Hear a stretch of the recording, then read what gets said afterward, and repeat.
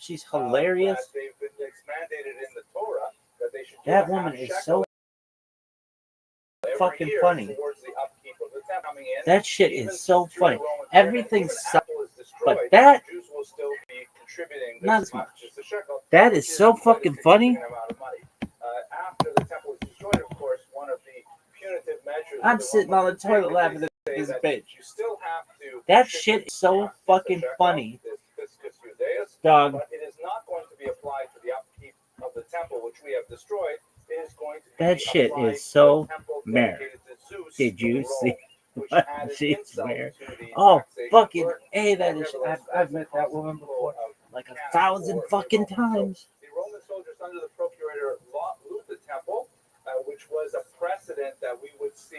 Dog. That shit.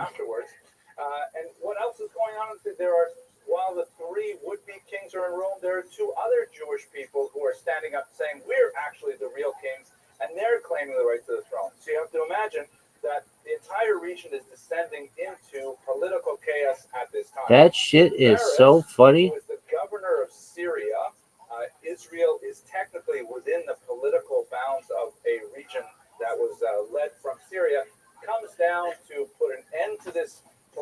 Dog.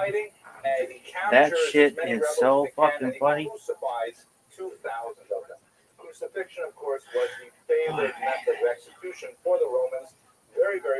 That shit was so fucking funny.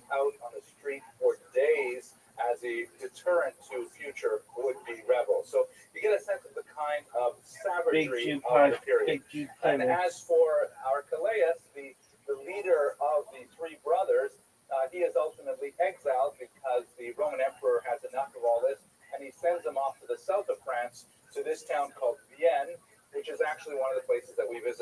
That shit was so fucking funny.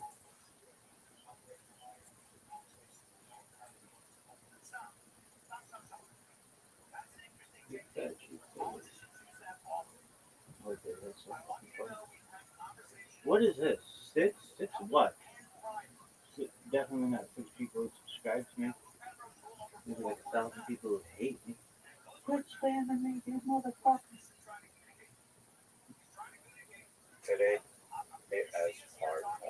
Boo! Wake up, Rabbbi. New subscriber, here's looking. Jacob Soto. Why sell promo? Why not, baby? I like your tie-dye. Thanks, baby. That shit is so fucking funny. Dog. Are they still talking about this shit? Dog. You shouldn't call it a camp. Camp's supposed to be fun. What would you call it, Rabbi? That bullshit?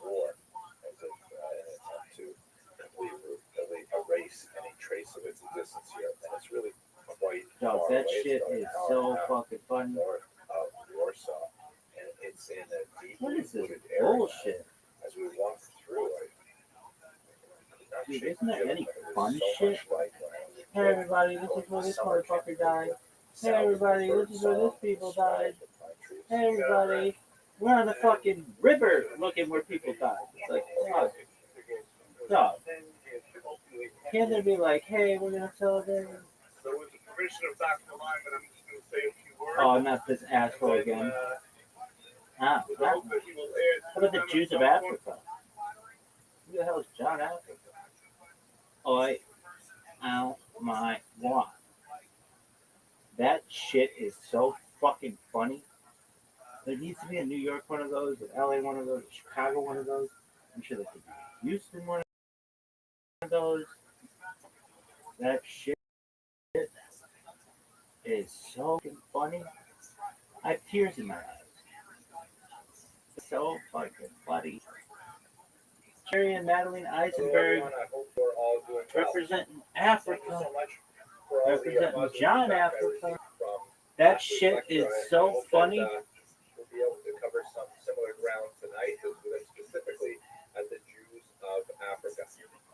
Oh, that shit.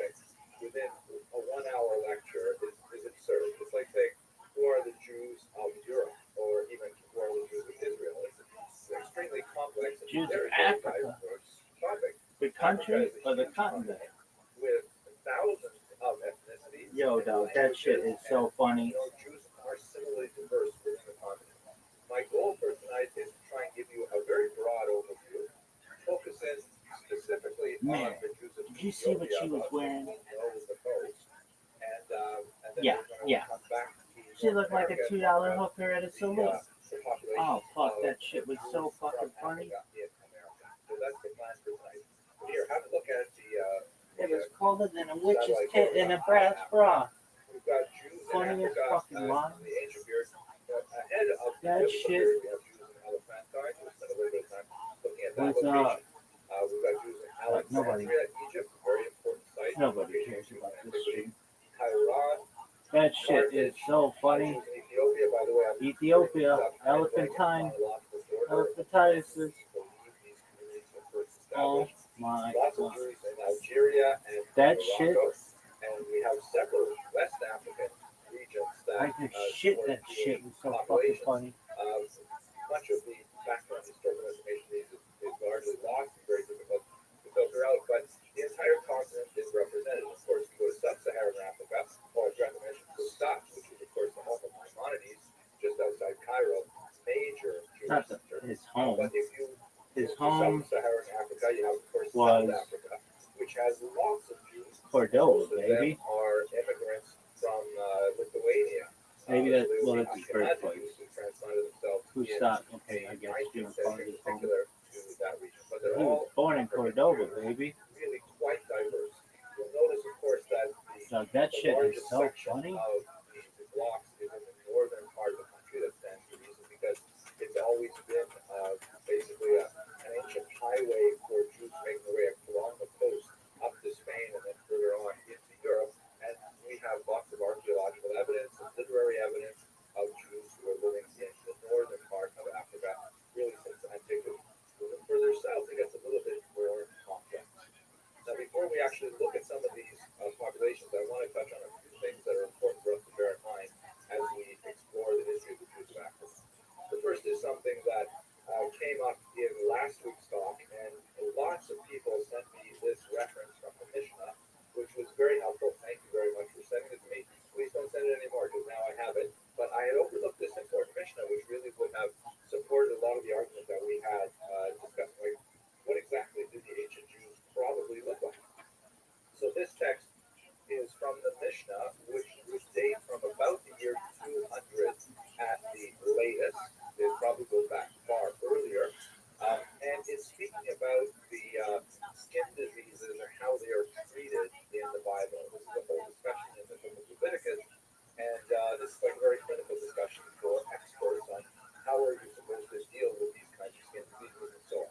And notice that in Jewish thought, these skin diseases are of a spiritual nature, and they specifically affect Jews for various transgressions like character assassination, things like that. So we're talking now about Jews. Look at the first line, look at the English here. The bright spot in a German appears as dull white. So the Hebrew term is Germani.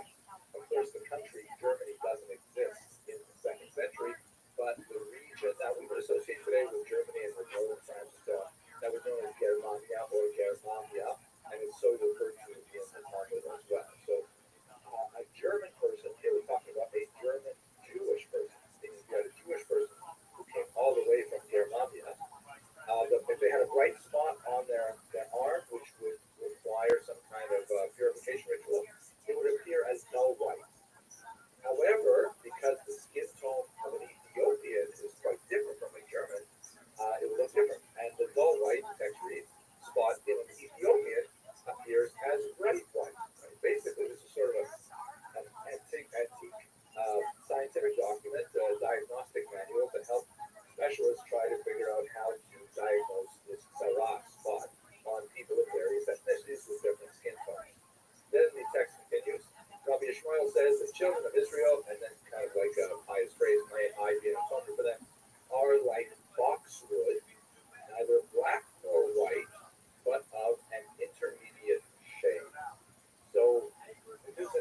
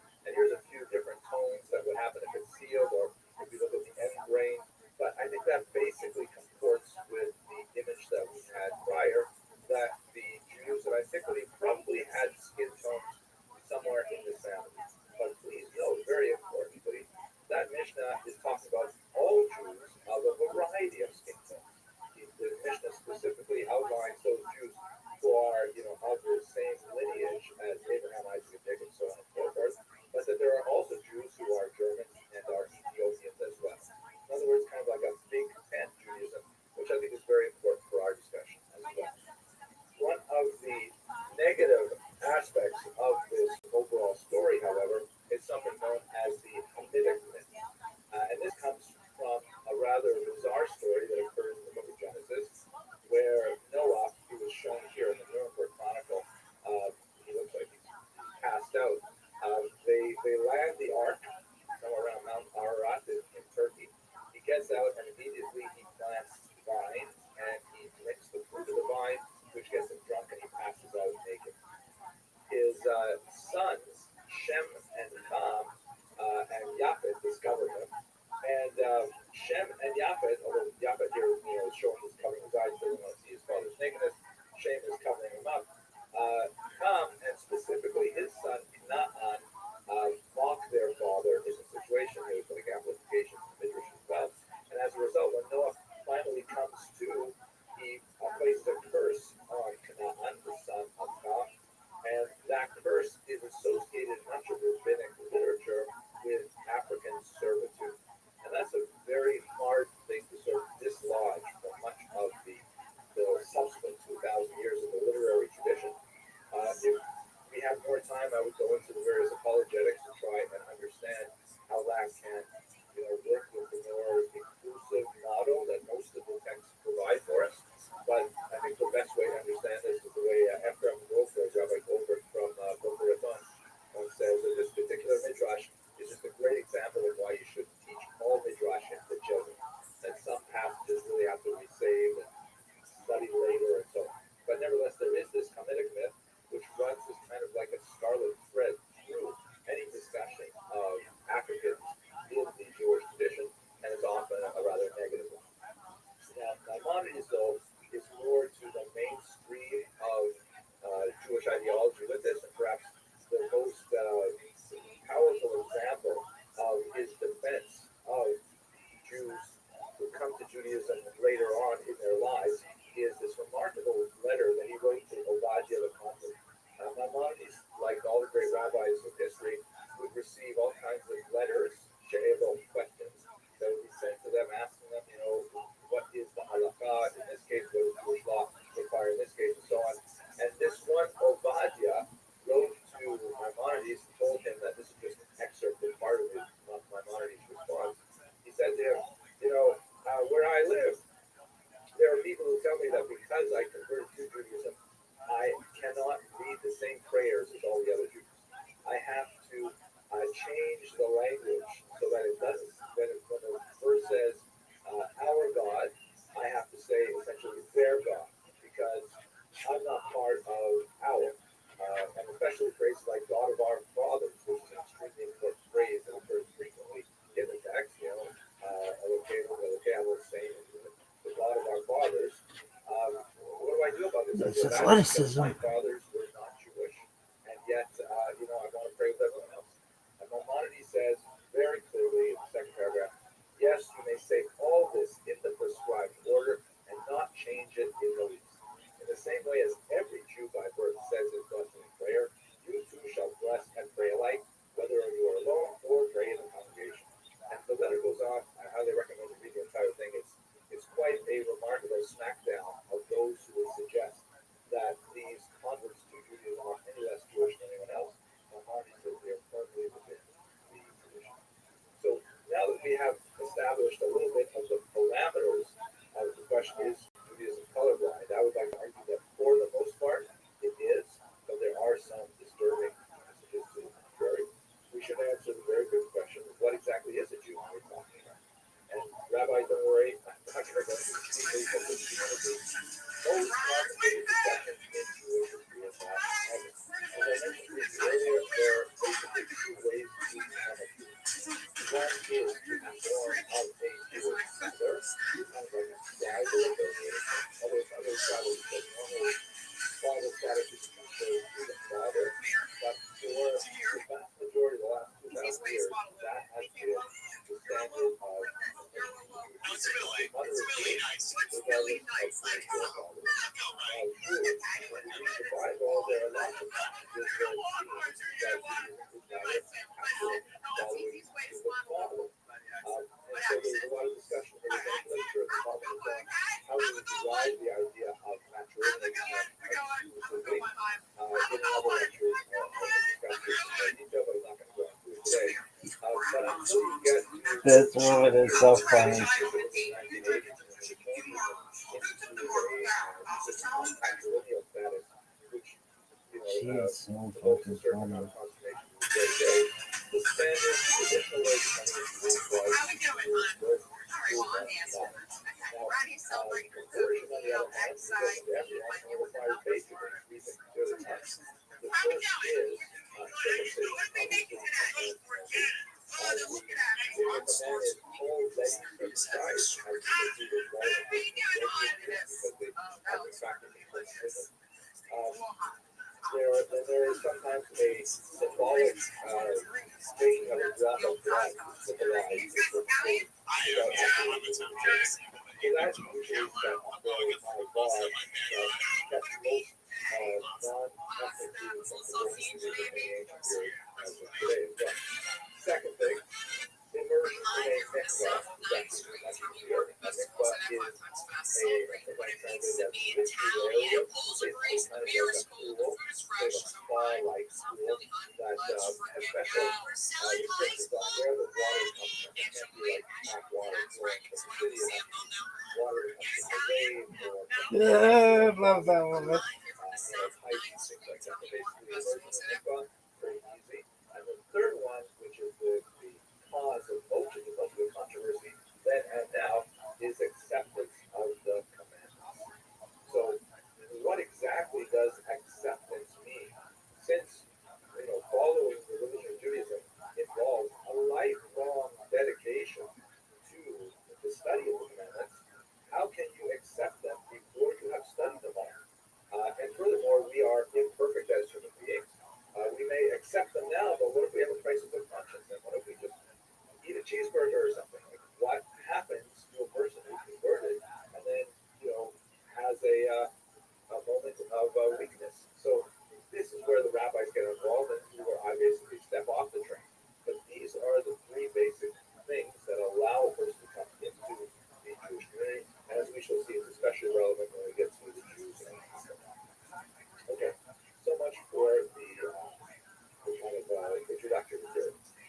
African Jews in antiquity. We actually have quite a few African communities in antiquity. What we can say with some confidence is that they are not based on the so-called lost tribes, which is in itself sort of a misnomer. The Bible describes the population transfer policy of both the Assyrians and later the Babylonians that wreaked havoc on ancient Israel. The Assyrians, in particular, in the 8th century, removed huge swaths of Jews from the northern part of Israel and shipped them off to regions within their large empire, largely as a way of trying to control popular dissent. It was like essentially a divide and rule strategy, where if you take away especially the young males and you remove them from their homeland and you send them very, very far away, then there won't be anyone to rebel in this territory, and it will act as a break as well on uprisings far away because they won't necessarily be able to have the same connection with the population where they would be. The Assyrians also moved other peoples into the land of Israel. That's a whole discussion of where the Samaritans come from, for example. So where, and by the way, the 10 tribes that moved primarily to the north, it's a misnomer to think that the north was completely denuded of Jews. There were still Jews who remained in the area. Many of them fled south to, bolster the population there. But it's not like a modern operation where you can actually conceive of something like a Judean environment. This was a heavy population loss, and it was so much so that it deserved mention in the Bible, but it certainly does not mean a complete evacuation of all the Jews on that. We know where those Jews went from the biblical description, specifically in the region of Hamat, Gozan, and the Median Empire. And I've shown here with these three circles, these three red circles. If you put that into a modern map, most of those 10 tribes, or the people that were displaced, were sent to what would be the borderland of Syria today, or northern Syria, perhaps the Kurdish areas, and then further east from Mesopotamia, north of Baghdad. And it's quite possibly I love this one. archaeological evidence of Jews in those areas, which is really quite fascinating. There was a long period where they tried to retain their Israelite identity and This so on, girl. but ultimately they just Yeah, this girl. This girl's amazing.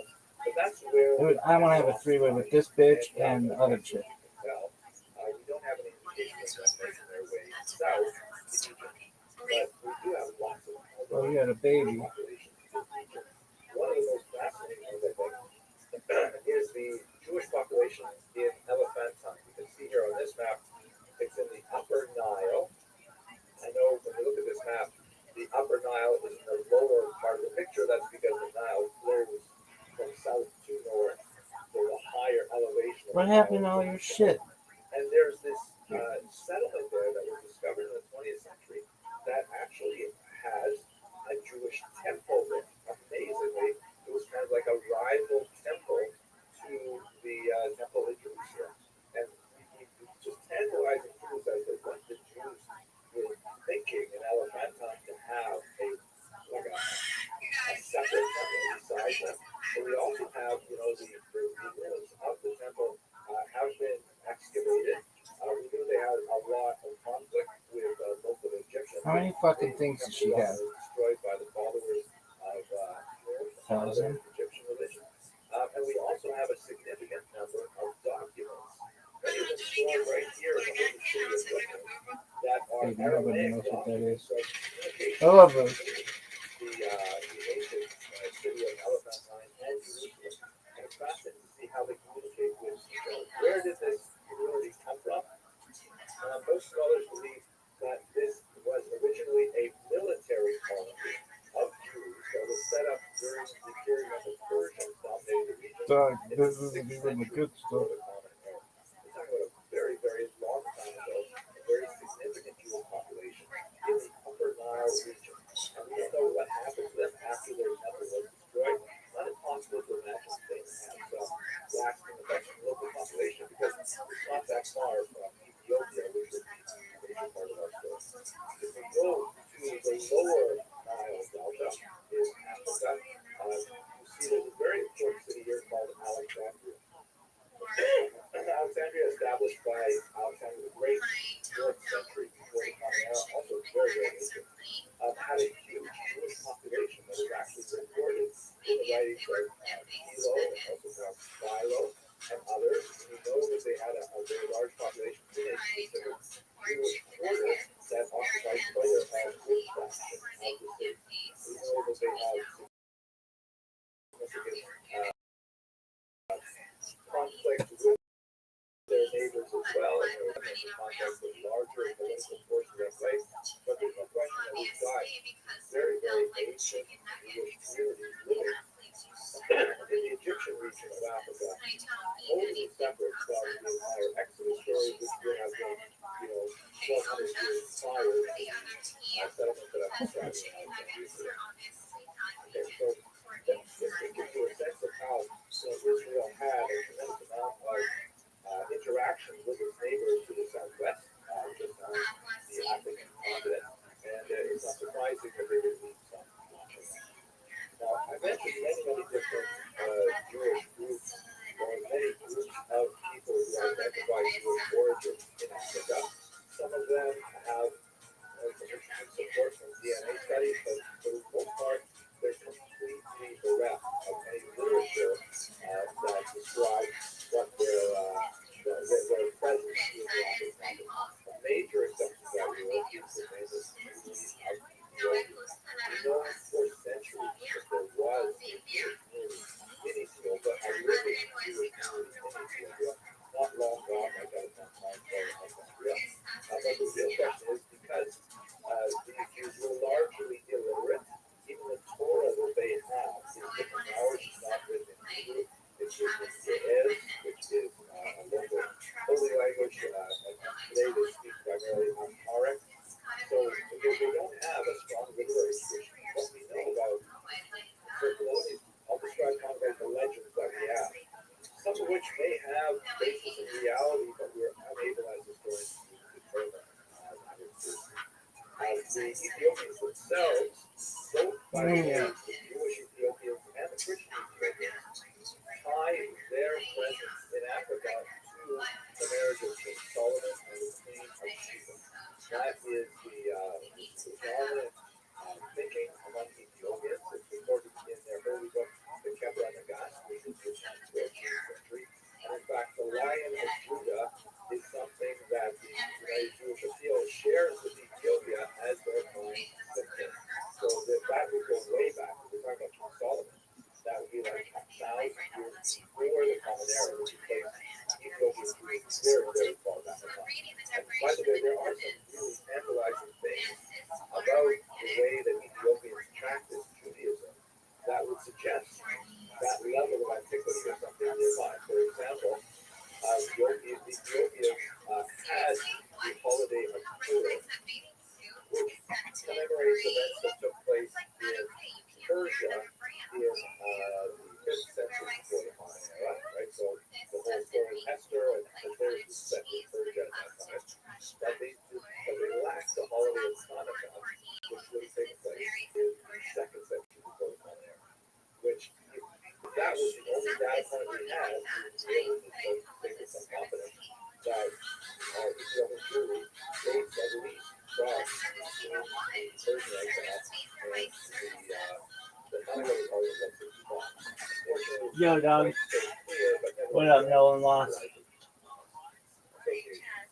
we also have a strange individual named Eldad Adnani. Eldad of the tribe of Dan, who traveled through the region in the 9th century and tells a rather amazing tale of an independent Jewish kingdom in Ethiopia. His account is widely disputed by historians, and it's not clear exactly why he's telling the story and if he can be trusted, but nevertheless, it is a fairly early suggestion that in the 9th century they had an independent kingdom run by a Jewish ruler. There are also legends of a Jewish queen named Judith or Judith, although historians largely do not ascribe to the history of that particular story, especially in connection with Jesus. What we do have more solid ground to stand on is regarding the country of Nimrod, which is here in the south of the Arabian Peninsula. That would be today Yemen, where there was a king named Yusuf who reigned in the early 6th century of the Common Era. Kind of an interesting figure who was Jewish, and also he was a very powerful ruler, and he actually waged war on Aksum, which you can see here on the left. Aksum is what the Jews would call Kush, or Ethiopia. Aksum is the city, the capital city of Ethiopia. And he waged war on Aksum, and there are many historians who would argue that it was at least in the 6th century that Judaism was introduced through Nimrod and his army into the region. Still, all of these things are largely apocryphal. We don't know how to evaluate the statements. The Ethiopians themselves have very little written records to help us figure these things out. So it's very difficult to actually verify the existence of a Jewish state. But we can say with great confidence that there was a native Jewish people in Ethiopia. They call themselves the Beta Israel. They used to call the Western literature the Halasha, but that is a derogatory term which they prefer not to use. So that's what people were talking about. Beta Israel means the house of Israel, as what they would call it. The rest of the Jewish world knows about them largely through various travelers who make their way around the Mediterranean basin and further south into Africa. One of them, non-Jewish travelers named Greece, covered this world in the 18th century that was extremely popular, and he really, gave voice to widespread awareness of the legends after ancient Jewish people living in Ethiopia. But we have many, many other stories besides the ancient Asia. We have Matthew Benjamin Stella. We have the great scholar Rabbi Ovadia of Bergamoro, that's a major commentator on the Mishnah known to be Abdallah, the rabbi, and in character, and he could use Ethiopian and so we belong to Alexander, for example, very much any other who attests to the fact that, yeah, there's a Jewish community living in Ethiopia. They're different from us in a lot of ways, but they are not there.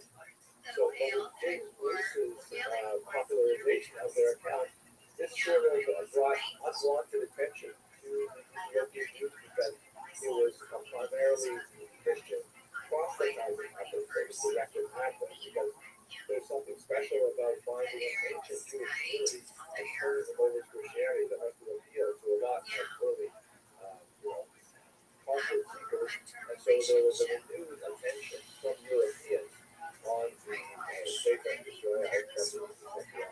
In the 19th century, the organized Jewish community is much more resolved, and they begin to have delegations going to the Ethiopian Jews, working with them, working to reintegrate them into the larger Jewish population.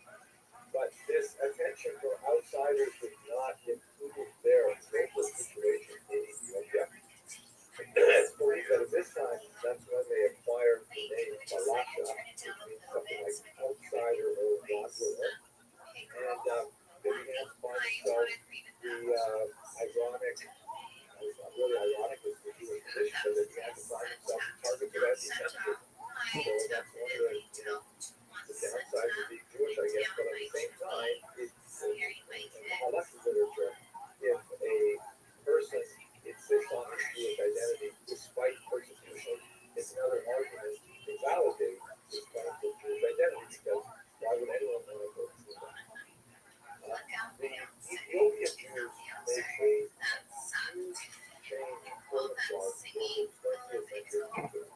Over the course of the 20th century, when some important figures like Joseph Halevi and basically come to the Ethiopian Jews and begin to give them Hebrew literacy, introduce them to many texts which they have never seen before the Jewish church, and many organized Jewish communities begin to form linkages with the Beta Israel, and especially after the establishment of the state in Israel, there's increasing demand that both from the Beta Israel themselves and also from the large Jewish world to bring this long-lost sibling of the Jewish world into Israel herself. That eventually happened to tremendous extent in the last decades of the 20th century. But let's understand the Arabian priesthood, determining with absolute clarity that in fact they are Jewish. Perhaps the most important figure in this debate is Rabbi David Ibn Sina, known as the Rabbbi, who was an extremely important rabbi who lived in Cairo at the turn of the 16th century. He interviewed Ethiopian Jews, again, Cairo is not that far from Ethiopia. He interviewed them and he laid down a very important chapter, a very important decision, which reads as follows. Those who come from the land of Cush, right, out of Ethiopia, are without doubt of the tribe of Dan. And because there are not among them scholars, masters of tradition, they seize unto themselves the literal meaning of Scripture. They are like children who were kidnapped and have been raised among non-Jews. So this is a huge statement that had tremendous ramifications for the Beta Israel, even though it's dated from like the 1500s, nevertheless, the influence was very broad as well. And many contemporary rabbis like Great Rabbi King the Sephardic rabbi was completely in conflict with this idea. But the Rabbis alludes to the fact that they have largely lost rabbinic tradition. Their holy books were limited to parts of the Tanakh, the scriptures, including parts that we did not include in our holy scriptures, apocryphal books. That is, books that if you go to a Christian Bible, you find a whole bunch of them at the end. These are works of antiquity that were translated to Ge'ez, and then they were incorporated into the Ethiopian Bible at some point or another. They also lacked widespread literacy and placed a tremendous amount of emphasis on their leaders, their rabbinic leaders, who they called Kohanim. And they were the repositories of all knowledge. But since they were operating without the basic tools of Jewish literacy, many of the customs and practices of Ethiopian Jews were quite foreign to modern Jews. So when the Rabbis was undoubtedly aware of this, and that's why we added this last part, that they are like children who were kidnapped. This is a technical term of the Talmud. It's not those Nishku, kidnapped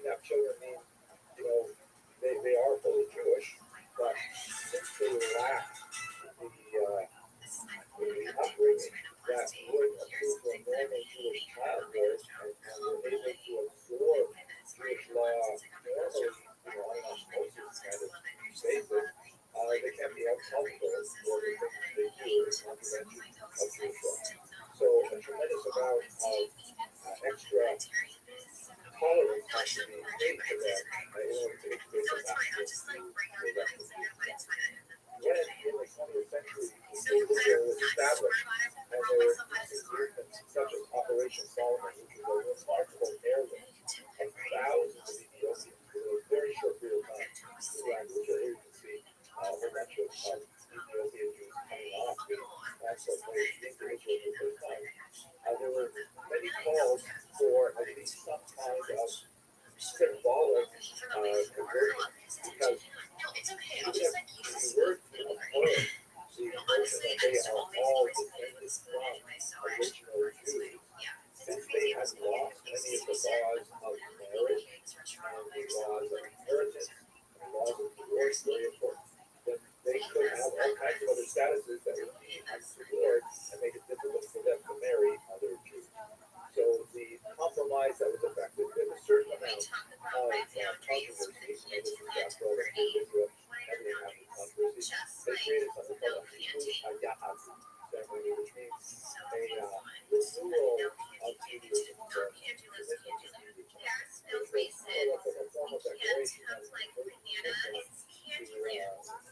Without a tremendous amount of effort, but nevertheless a focus on that Ethiopian Jews accepted at first.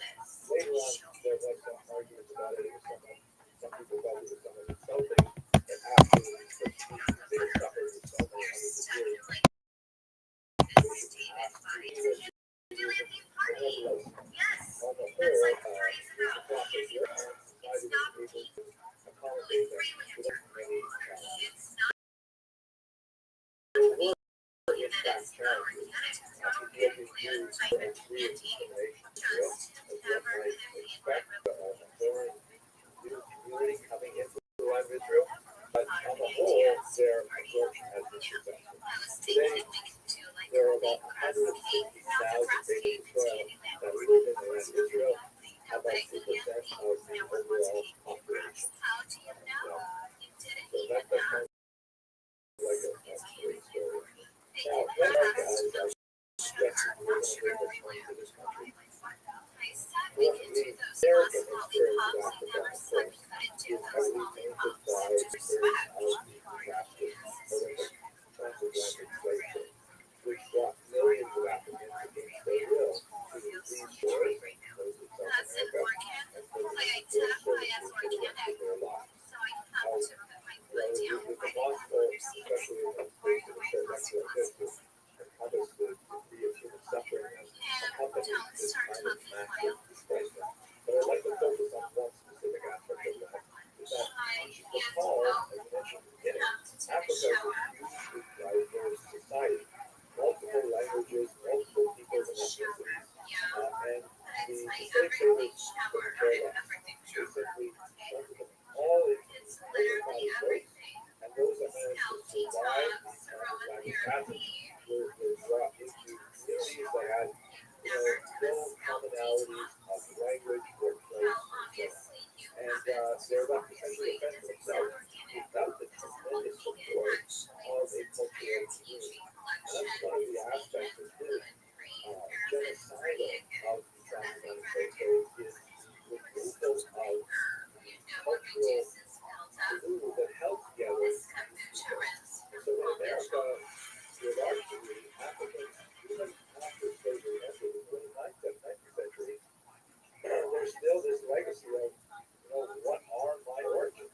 They can't trace themselves back to a particular place in Africa, a particular language, a particular culture. They're kind of like historically separated from their roots. A horrific kind of eventuality, which thankfully Jews never had to deal with. Now, what about the question of Jews involved in the slave trade? I wish I could say to you that Jews were completely innocent of this gross trafficking, but we should bear in mind, or put this other way, but we should bear in mind that in many ways it's not appropriate for us in the 21st century to expect people in the 16th, 17th, 18th century to have values that correspond to ours. Slavery was incredibly widespread, completely accepted, and to refuse to have slaves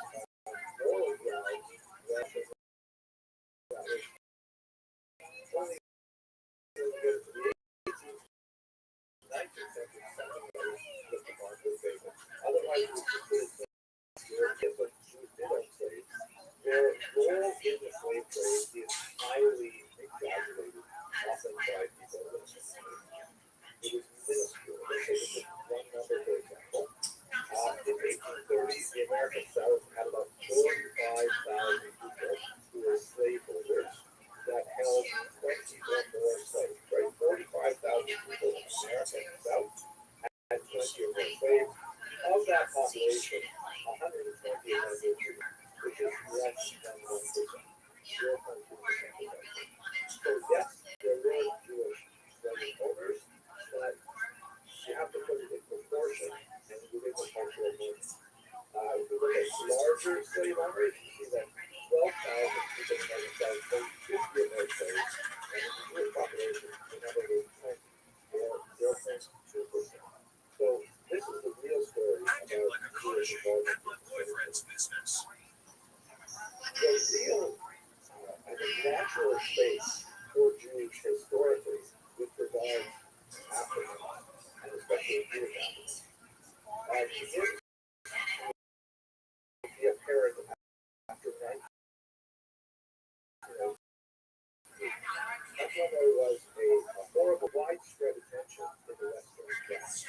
Many Jews were completely enraged that a pogrom of this nature, pogrom, by the way, is like it's a somewhat spontaneous, semi-spontaneous attack on a Jewish civilian population by a combination of sometimes people in arms, sometimes the protest, sometimes the local population rising up and sort of there, Russian forces to represent that kind of attack on a civilian population.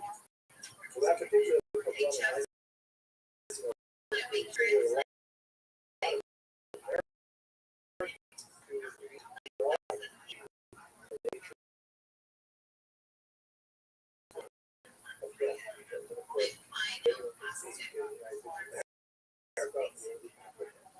So the Fed was founded largely with very strong early Jewish organizational support, and this is one of the many examples.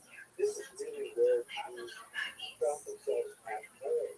They were much in the 20th century. Another example of this is the Abel Miracle, who was a poet who, after encountering the horrific cases of lynching in the American South, composed a poem that was later promptly rendered as Strange Fruit by Billie Holiday, which was able to capture the grotesque nature of the American cruelty to Africans in a way that was incredible for the completely Jewish, in fact, you also have the civil rights era. This is where Jews broadly wanted to join with their African neighbors in promoting their civil rights. The terrible story of three Northern teenagers who took Jews summits who went down in the Freedom Summit to protest segregation in the South, and they were kidnapped and then murdered by the Klan. Two of them were Jews from the Northern South, who took them a night on the corner, and they shared a grave with James Earl. This is where there's a whole iconic image that Jews often have of their relationship to the black struggle for equality in Egypt. And this is an iconic photo that I'm sure many of you will probably recognize. It shows Martin Luther King Jr. marching with Rabbi Abraham Joshua Heschel, a statement of solidarity that encompasses much of civil rights era. This is kind of like the honeymoon period of Black Jewish relations. Unfortunately, didn't necessarily heal as a very short period of time. One of the other aspects of this, which unfortunately has some of these darker implications, I mentioned earlier, in the transatlantic slave trade, one of the great challenges for Africans is that they were cut off from all of their ancestral culture. And to these shores, they often had the religion of the oppressor, Christianity, imposed upon them. For some of them, the church was a refuge, and they were able to transform it into an institution that was able to express their desire for freedom, largely through re-envisioning the Exodus narrative for themselves. But for some,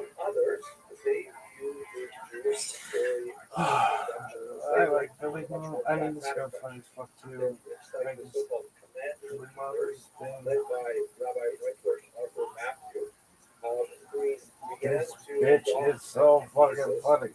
that the Africans were in fact the descendants of ancient Israelites.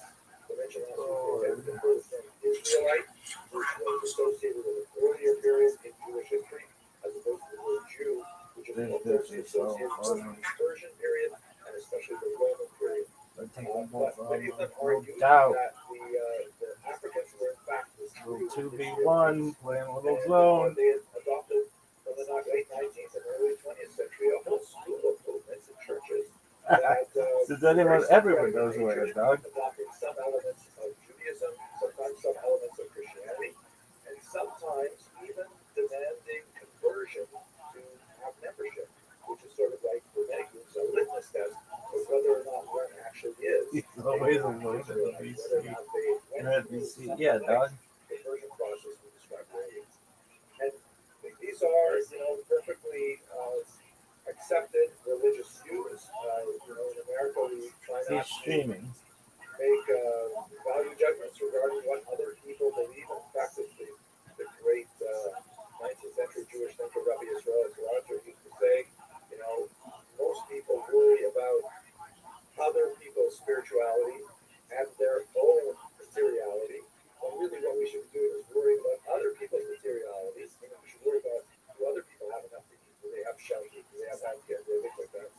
And worry about our Always own there. spirituality. Not worrying about For what money. they think in terms of their religious values. Rahaf, you're the man. Eat on their table instead.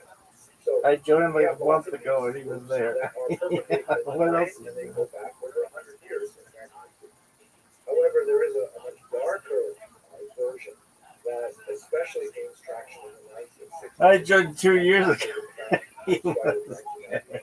This is a period when, the goals and ideals that were articulated in the civil rights movement of the 60s began to show some weakness as the slow pace of societal change began to exacerbate a lot of racist beliefs. Oh, that's like the longest thing I've ever seen.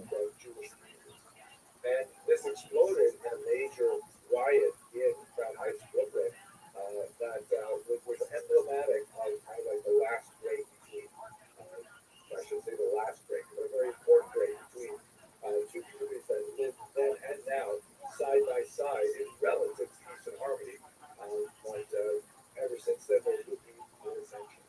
And one of the groups or a series of groups that contributes to that venture are groups that the Southern Poverty Law Center identifies as radical Hebrew Israelites. This is not a specific church, but the name of a movement. You can see in the text here, they're distinguished from other Black Israelite churches who do not espouse the dangerous beliefs.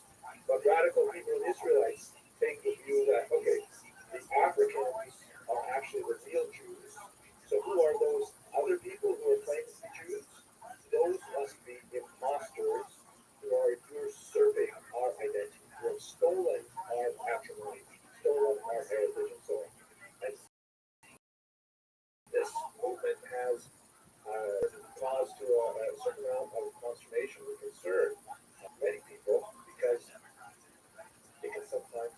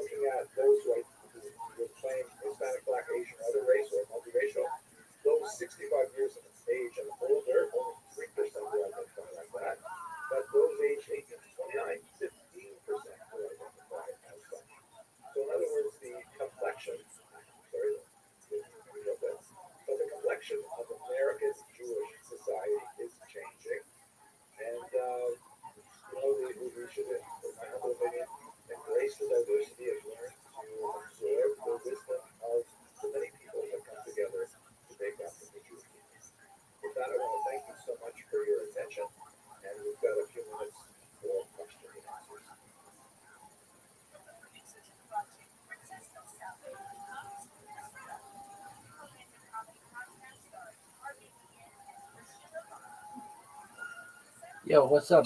How you, Zeno? What's good, son? Yes, you hear me? I've been asleep for hours and then I kind of just woke up now. That's amazing. Did you have a good dream? I didn't dream. I haven't dreamed in like years. Why is that? I don't know. All right. Did you What you been up to, bro? just living my life? I stream my life 24/7, 65. Yeah, I know that's, is it to bring you? I'm not sure. Word, dog. I broke it a long time ago. I've been doing this Still doing it. I've been doing this for 4 years. Oh yeah. Word, dog. 24/7. Word, dog. I'm live on 22 different uses. Oh yeah, for sure. Okay, so I won't say anything crazy. Well, I would hope you wouldn't. Yeah, and I'm live in a bunch of other Discords too, including Socialize and Aiden Ross's Discord and just a bunch of them. And of course, Ego World. And I don't normally talk in them because I don't want to come off as self promotion, but that's what I do. That's really cool, bro. Thanks, big man. That's actually Absolutely. If you ever need me or you want to talk with me, I have a server that I'm always in, my own server. Feel free to. Yo,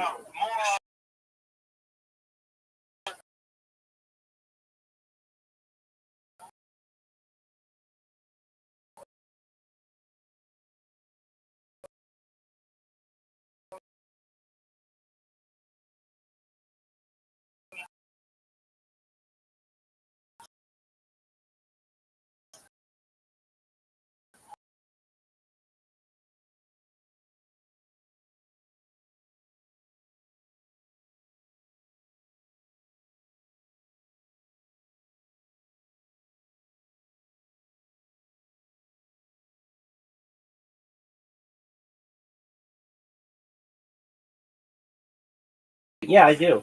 Yeah, I do. I do play Fortnite. Oh, wait.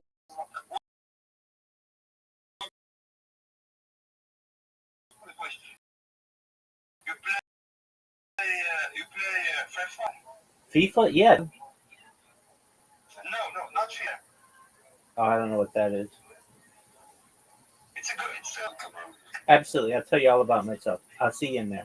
It's in my profile. I'll join it now. Excellent. Yeah, what up, Aaron? Who's good guy? How old are you, Zeno? Wait, am I in it now? Oh yeah, I'm in it.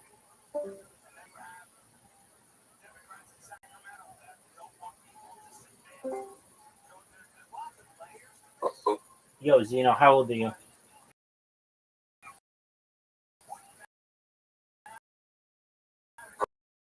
I'm 17, but like. All right, I'll keep it PG. I stream my life 24/7 for world peace. I've been doing so for more than 3.5 years. I have more data archived on the internet than ever. My streams, we've seen the death of a queen, the birth, the coronation of a king, and everything in between. The Economic Magazine stated in 2018 that data was its number one resource, more valuable than food, water, gold, air. Data overtook archived on the internet than any person ever, which may make an influential person someday. And if that happens, I'm going to make you, your friends, your family, all very wealthy. And I'm going to make sure that you become financially independent. I'm going to make, if you're not already, I'm going to make sure that you have. Does that sound? Sounds amazing. Which is agricultural drones, floating greenhouses, saltwater greenhouses, perhaps even hydroponics, vertical farming, cloud seeding. I want to help end world thirst.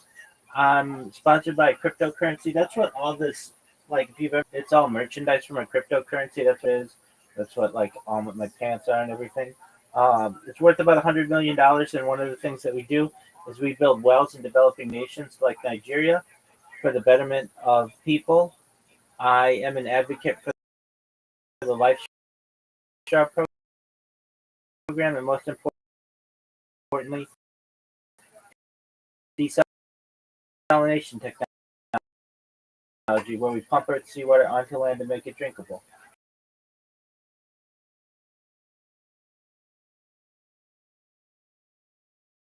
Doing a great thing. Things that are going to the world when I go viral, future such as anti-gravity, antimatter, things like space tourism, computing, cryptocurrency. I talk about de-extinction. People don't know this, but the first successful de-extinction took place in the year 2000. Within the next 3 years,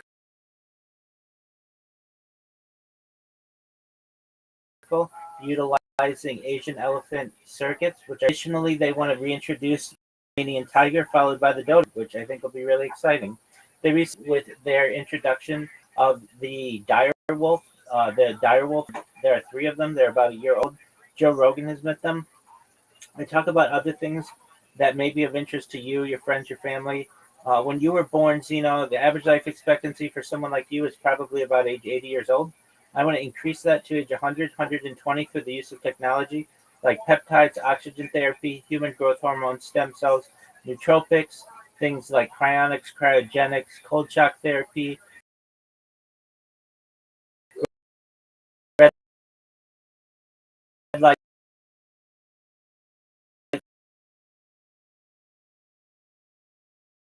therapy,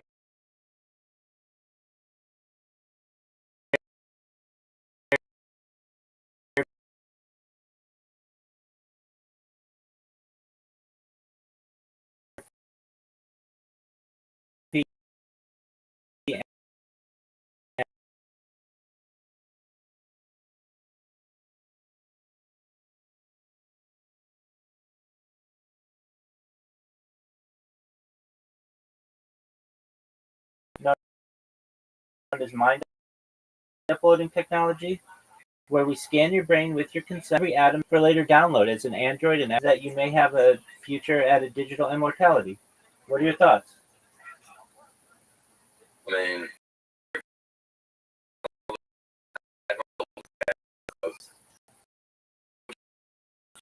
Yeah. would it not get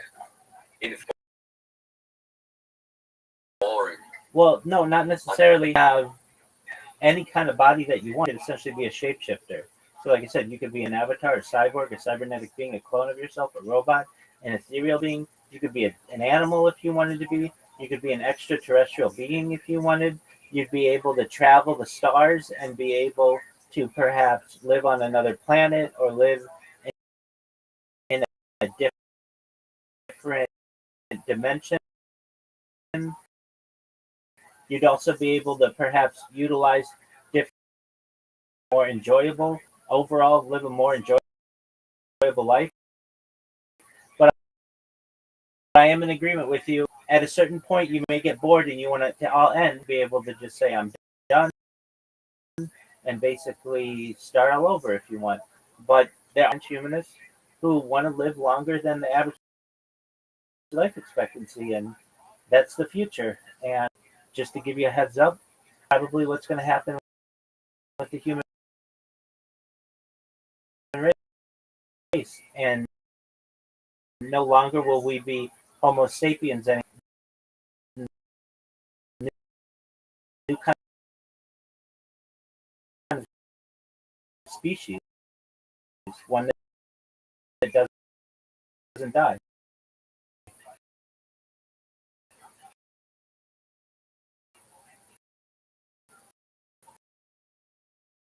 Well, what would the ethic be on actually like, oh,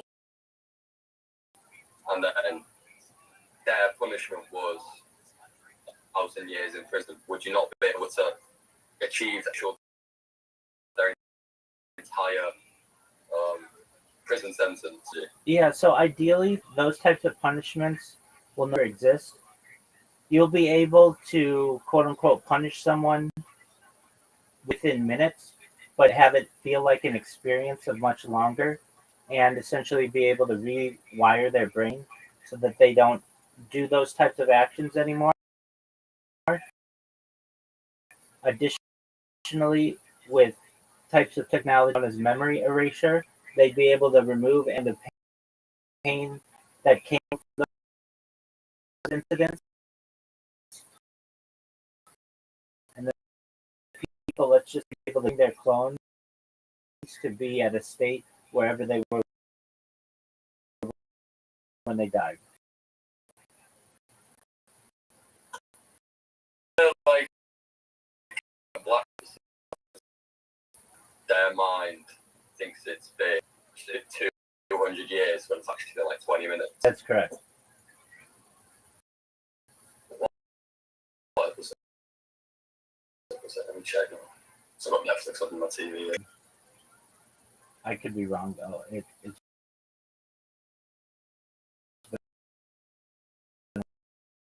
a long time since I've seen it. We're done.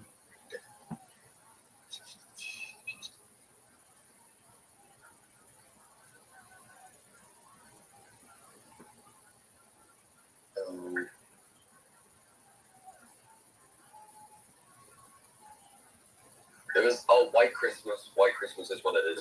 There you go. I've not watched a lot of the Black Mirror, but the ones I have watched were insane. I think my favorite episode was probably Plaything.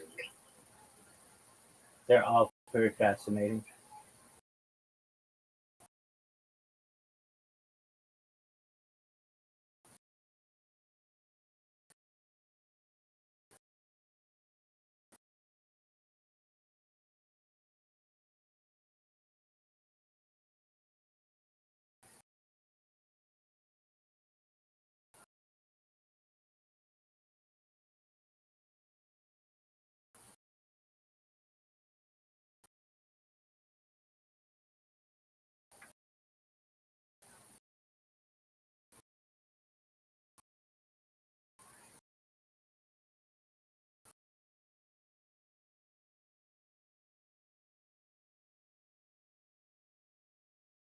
What would you like to talk? Well, what is your opinion on BP as a whole? And phones and better cameras. People are watching cameras when we didn't previously. We also have people who know they need to work and they can simply focus on themselves. We have plastic surgeons who are willing to perform procedures in order to make people look as perfect as they wish.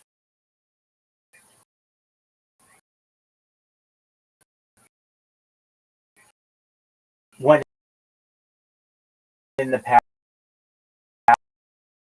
past, we as a civil be able to focus on ourselves, and in general, I would say that just in its infancy, we're going to get to a point where people want to literally look as perfect as. And then one thing that hasn't come into fruition yet, but will very soon, is a type of invention that basically, when you put it on your face or someone's face, it will show you all of their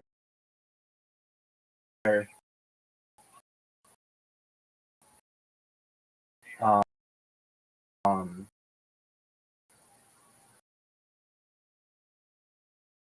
enlighten me. Okay, is the ideology that looks are everything. True love in order to be treated like an actual human. If you're not born good looking or you don't have the genetics to be good looking, then you should. I don't know if this is gonna keep it PG, but end your own existence and reincarnate as someone better looking.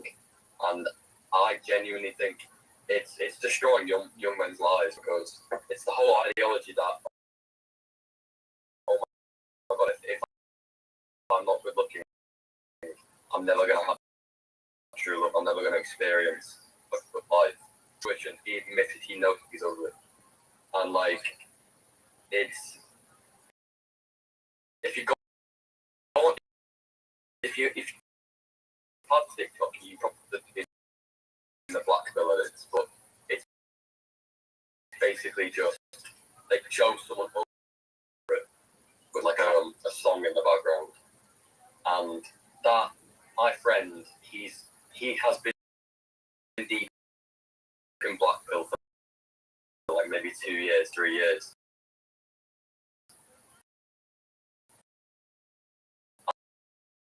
And it's got to the point where he thinks that man's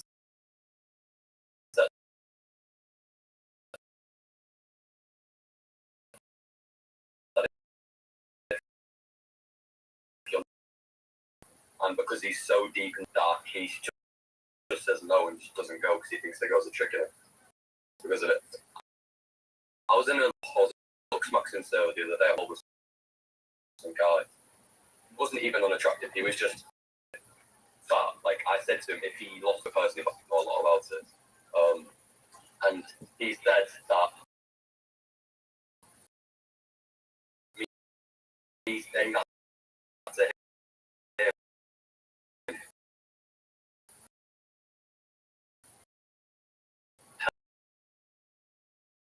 helped him not want to kill himself, because a few days before he was going to kill, like, look better physically if you do want to, but it's Absolutely, and I understand that, and you're 100% right. It's going to cause a lot of sadness in people's lives. However, what will happen is eventually people who are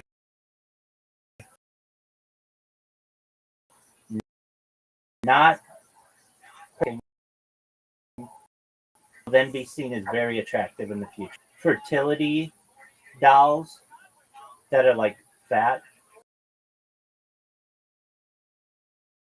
Syrian fertility doll, what was seen as extremely good looking, like 10,000 years ago, was basically like an overweight person.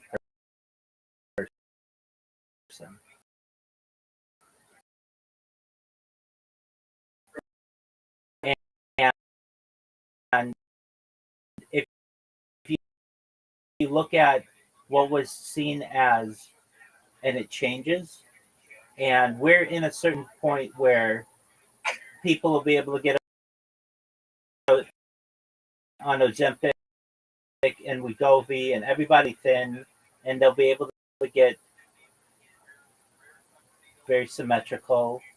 But then what those people who are outliers, who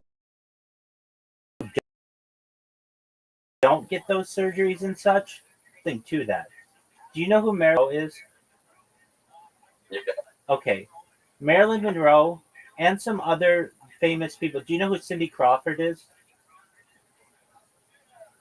I think so. Okay. I'm not very lucky. Look up Cindy Crawford right now.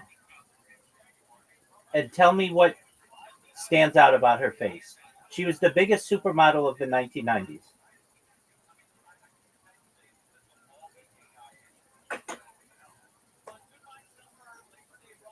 Images. I'd say probably her eyes.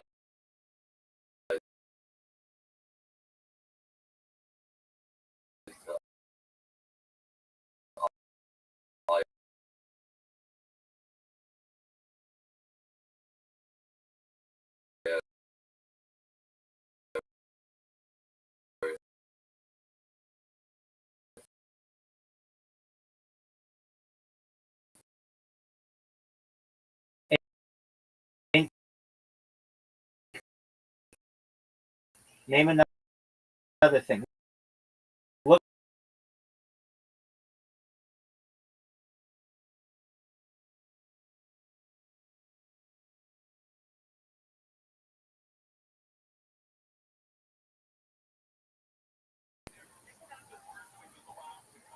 The mole on the top lip. exactly. About it. Wait, exactly. That mole is a sign of people together. It's that which makes them look different, which makes them more attractive. He's a supermodel, but he's very well known by the looks maxing community because he's good looking, but he got do you know what buccal fat is? It's like fat in your cheek. Yeah, and it's being removed a lot. Yeah. Yeah, he got buccal fat removal. And the thing is, before the surgery he got, because obviously he's had other surgeries before the buccal fat surgery, he looks really uncanny, like he looks kind of creepy because of the same. When you start to look so good, you start to look uncanny. That's why most women find men who have lots of good features but one big failure, like a bad eye area, bad lips, big ears, stuff like that. That's why women say in TikTok comment sections, I like my man a little bit because they like a really good face but a feature that's not right. That's that one from shame that women love. That's exactly right. And in 100 years, someone who's overweight to many people will be, because everybody will be thin and resources will be. So someone who was overweight or fertile and that had the means to have a lot of calories. So looking, that's how people viewed really attractive women, as like chubby girls, chubby women, because they were in the fields having to sow wheat or harvest a crop. They could be inside enjoying food and not having to do anything, and that was seen as very attractive. And the same is true 10,000 years ago with Assyrian fertility goddesses. If you look at even this is around the world, generally for the existence of humanity, people were seen as more attractive.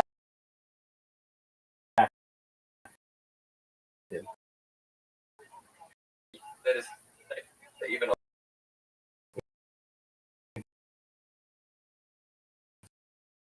Exactly. so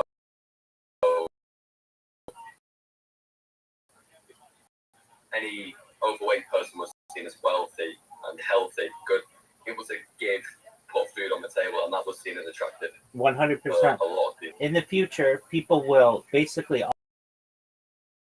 all look the same. Everyone will go for buccal fat removal, thick teeth, and we'll all probably have the same eye color by retinal corrections, basically the ability to remove top layers of colors of your eye, so that we can choose the color, our eye colors. Will all look very similar, and thus anyone who looks even slightly off will be seen as very unique and attractive to the mass of society. Yeah, I was thinking about that. Like, even just without surgery, I feel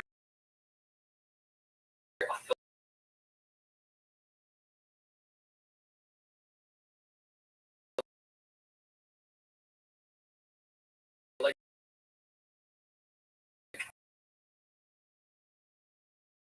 huge,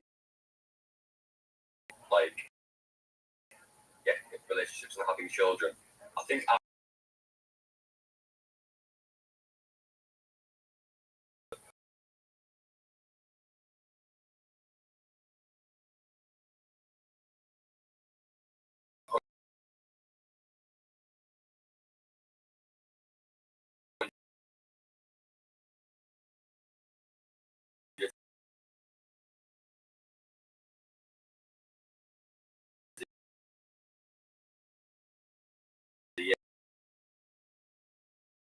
is the genetics and genes and features to be good looking. If you take any type of animal, be it polar bears or grizzly bears or giraffes, if you keep them in an area long enough, they will eventually inbreed, so to speak, and then all look the same. That's how we get individual species here on Earth. Except we would just do it on this planet.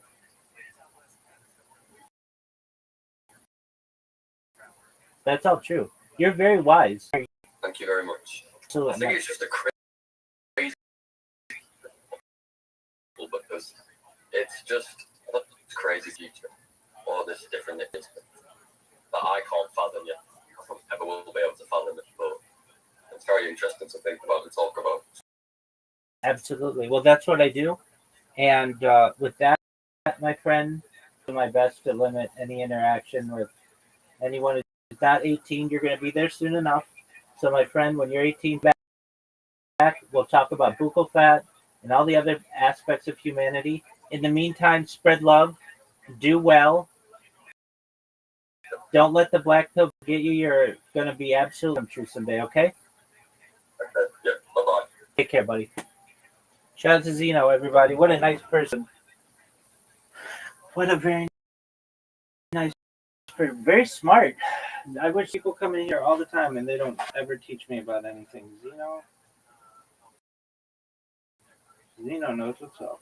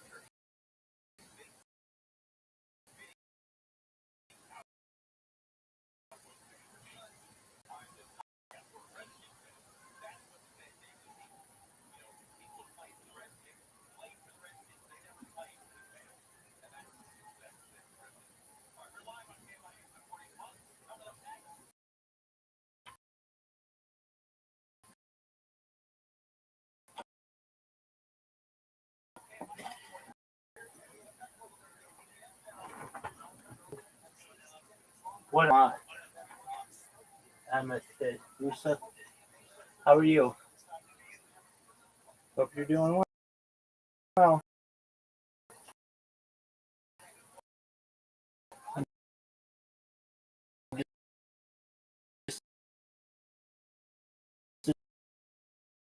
Just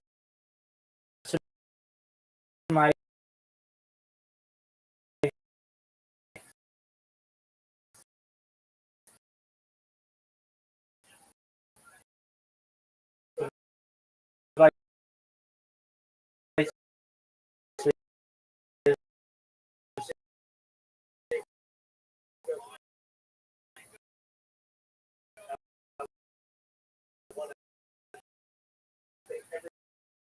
feel free to talk.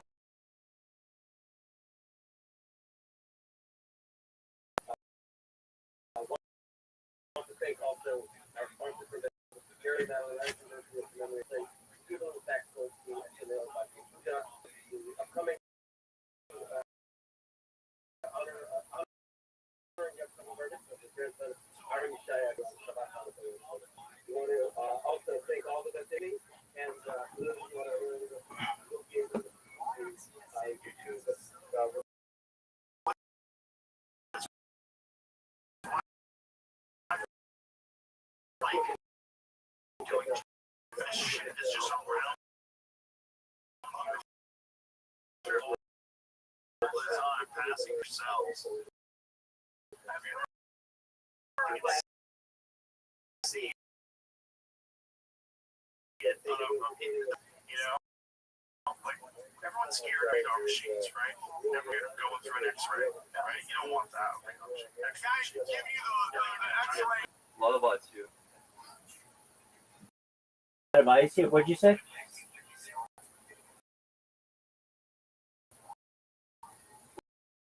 What about you? Oh, I'm doing okay. Excellent. How's your day going? Can I piano for you? Absolutely. How'd you find out about me?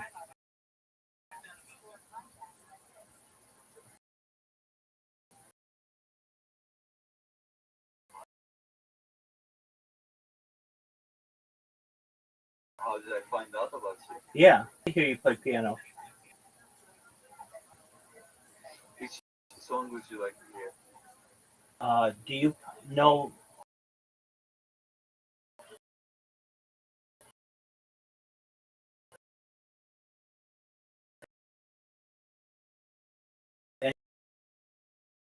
any rock and roll songs?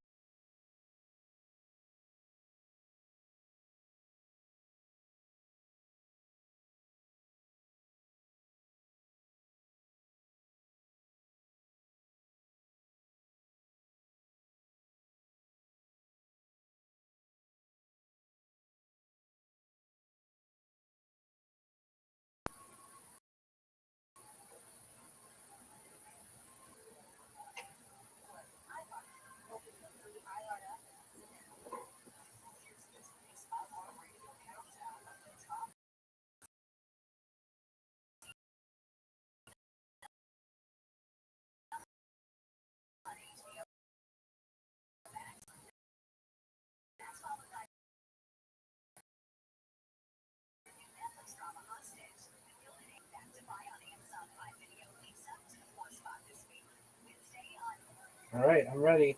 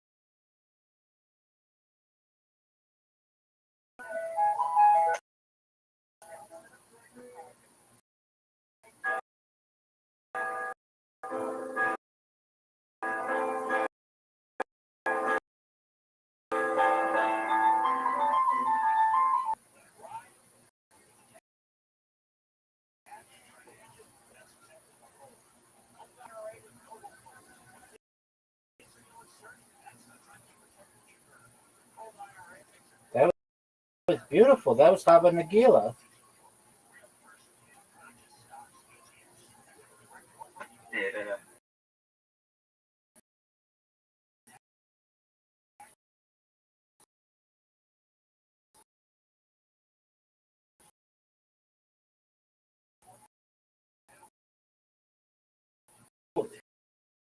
Piano Man.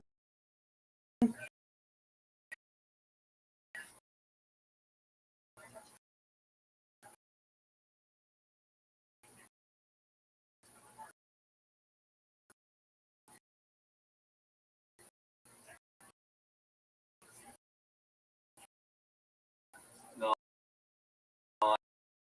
I don't think she's. Oh, that's okay. At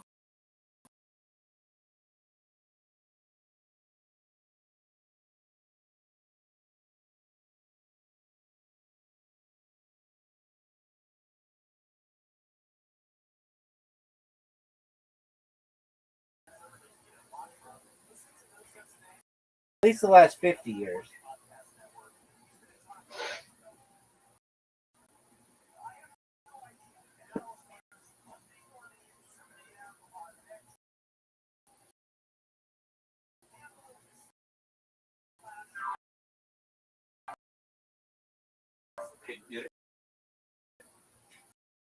Yes, sir.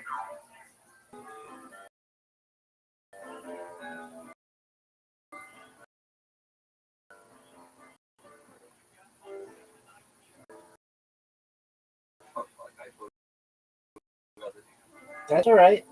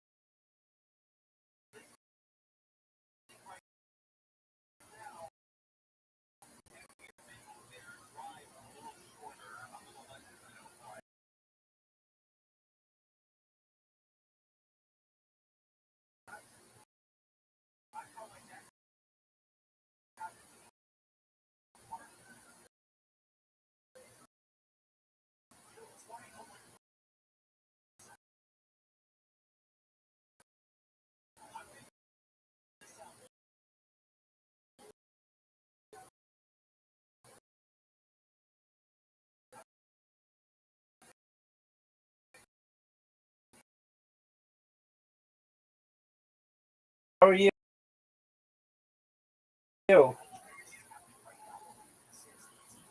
Yeah, what's good? Danger.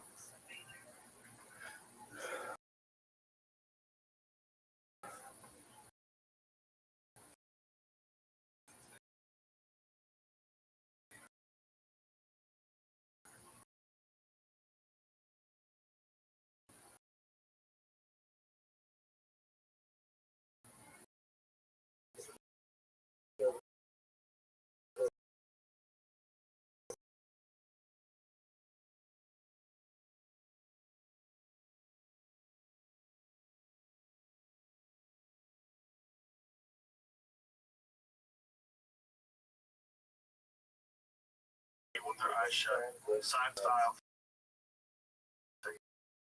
technology uses nanoparticles to convert infrared light that humans can see. Fucking yo. It's like right, they were doing it. They were They don't show up in that. That's too weird. The account of early night vision gone used in Vietnam War revealing alleged demonic entities.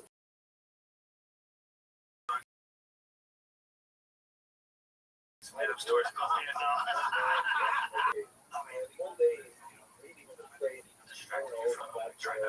Oh, yeah, that's right. Thank you.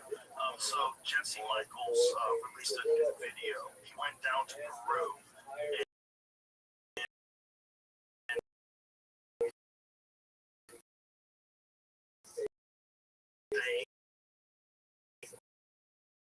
These people have been telling him about these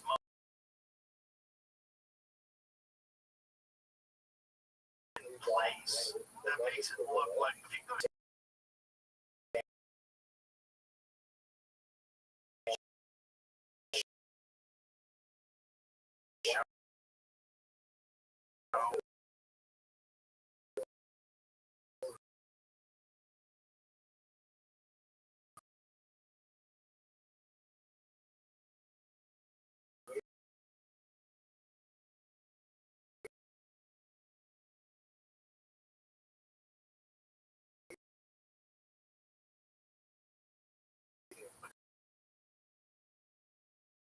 go to his YouTube channel because he's got videos of these in Peru in these ancient like carpets and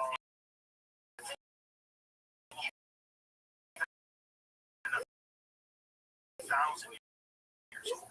So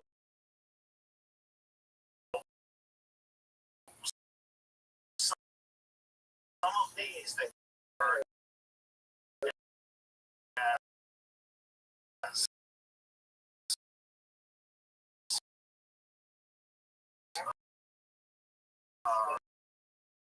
as recent as 4 or 5 years old. Look at this.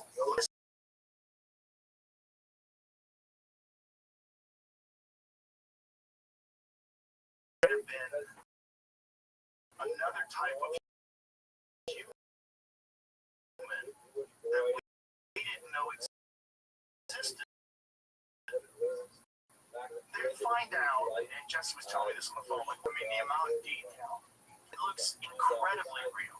I mean, this is incredibly real. Their head is very different than ours, very different than ours, elongated, but also matches up with so many descriptions that people have had in encounters with beings, including the James Fox movie, Moment of Contact, about Varginha, Brazil in the 1990s. They describe things that look exactly like this, very small, like 3 feet tall, 3 fingers, 3 toes. That's what, like, they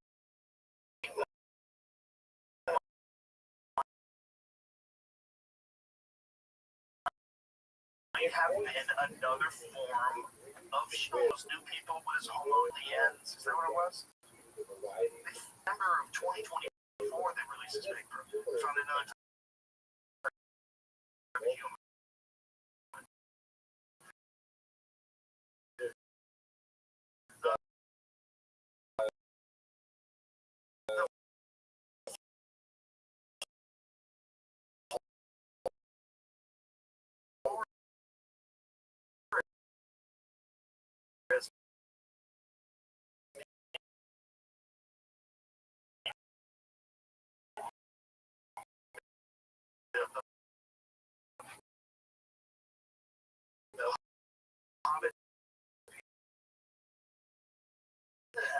They're really 1,700 years old.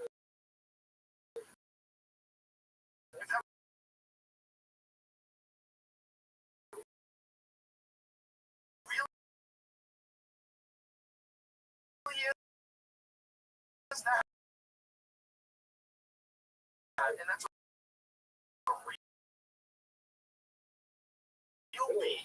And then yes, yeah. I can't recommend this episode enough. Alien mummies found in scam.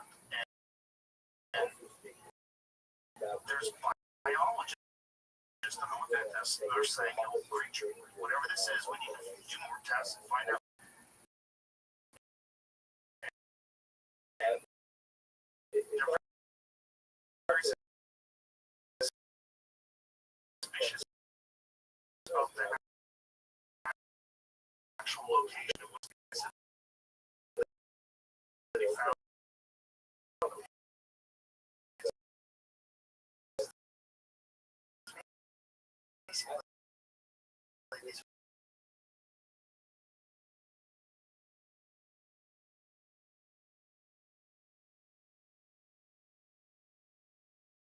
All in just episode 2. Just go watch that episode. Everything's real. He's hanging out at the campfire. It's very interesting. I agree with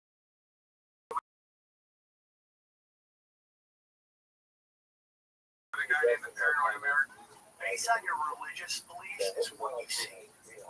So if you're religious, you see angels, and it goes down to cryptids and all that stuff. It's like, so it's like you only see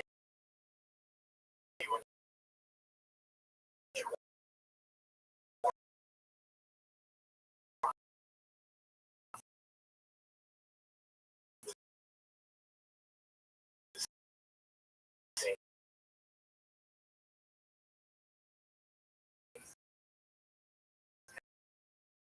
they should.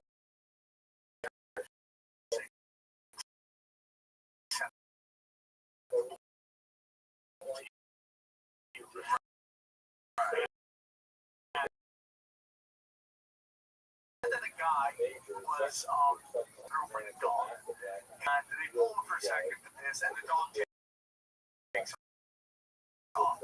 So he goes and chases him, and he looks at his dog's looking up. He looks up. There's like what seems to be a giant green screen with something crawling. Missing for one is that it's almost like Grand Theft Auto. You ever drive to Vegas and Grand Theft Auto? Forever. So the whole theory is that these people go missing. The simulation doesn't want to render for just one person, and that's why they disappear. That's possible. Let me give you another possibility.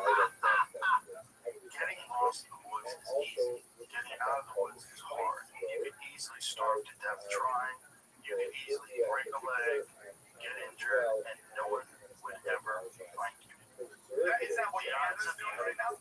No. Well, listen, the odds of you getting found if you die in deep wilderness are not very high. They might find you close, but your body will be scavenged. All kinds of animals will eat you. They'll drag your bones away. There'll be nothing left. If there's bears in the area, there might literally be nothing left. If there's pigs in the area, there'll be nothing left.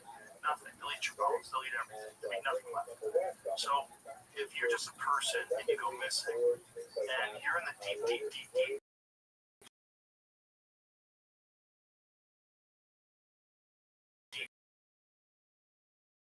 like miles in, you're acreage to look over. There's millions of acres of land that people could just go into, and people go in. Have you ever noticed kidnapped dog? Yeah. And how like these people disappear, and then they're found totally somewhere else. And I can't remember what just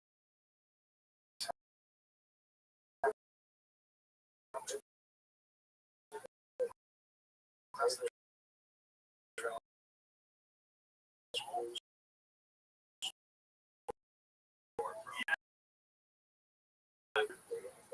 yeah, he was one of the more interesting people to talk to than that. This is gonna sound great. Making up a story. And then you go back and see him talking about it.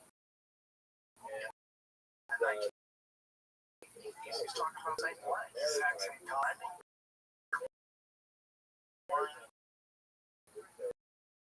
The more time goes on. So that's the meeting with Eisenhower where he makes you're from that, yeah, but supposedly these people disappear and then they're found a couple days later in a totally different camera. Just happened.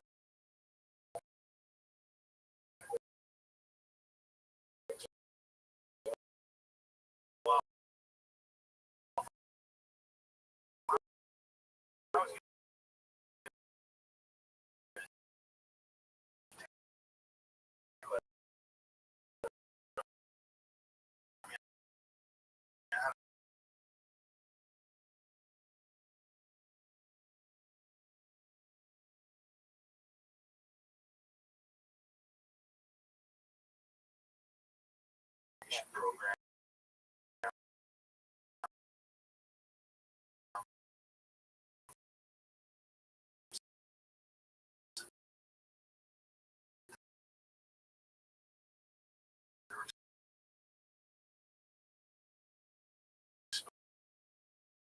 exposed to their children, their aliens. They're just a different kind of weird shit and crazy noodles.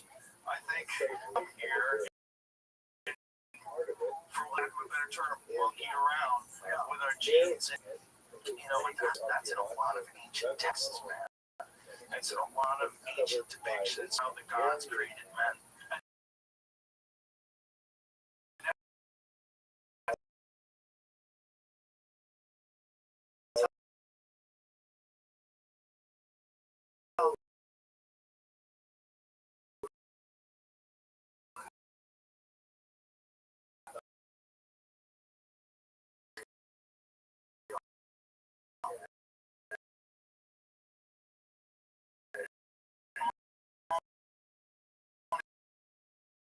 Angel.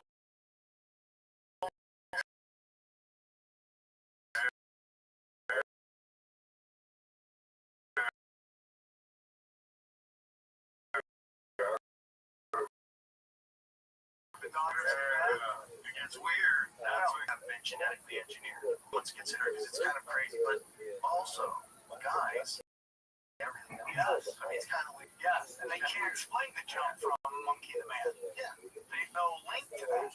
But there's links. I mean, there are transitionary processes, but you can see like Australopithecus. You can see that everyone's, but there's a lot of weirdness in here that it just like these mushrooms. Maybe it was also answer is, I mean, I'm not like one God, Jesus,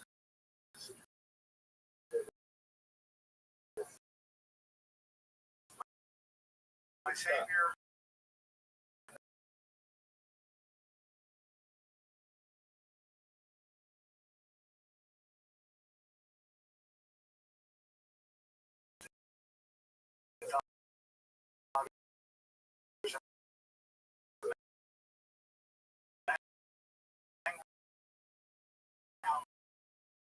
From, and that's where the original. And literally, she was like, "I don't need a man. Need a man." And she instantly knows she made a mistake. She sounds like every single mother to me, right? So she couldn't hire table of gods, and he thinks he is God. And a lot of people believe the first God of the Testament is the innovator.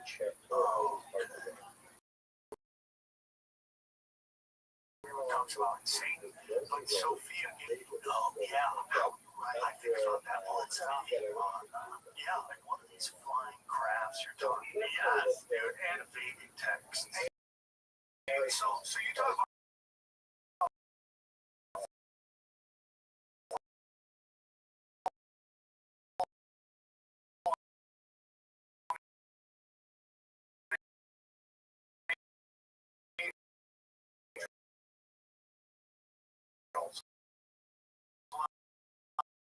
I think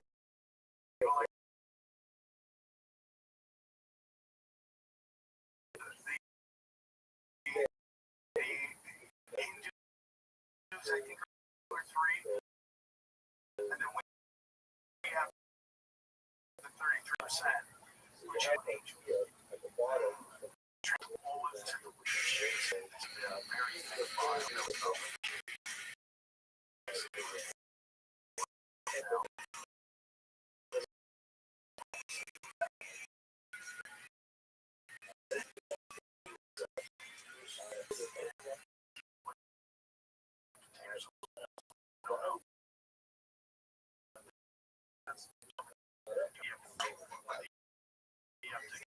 Extract oil from the earth. It's so you need to grow.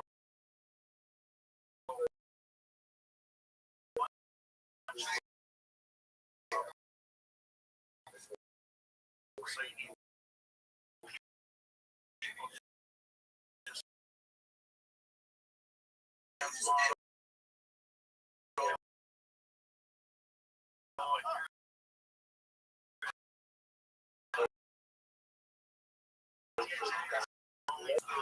you're a football player, you never comprehend think it doesn't have souls. Souls are. Yeah, that's a belief. You actually need a soul. Or the battery that runs the simulation. But why would it? Like, why is that weirder? You know, why is that weird? I was watching this thing on Twitter too.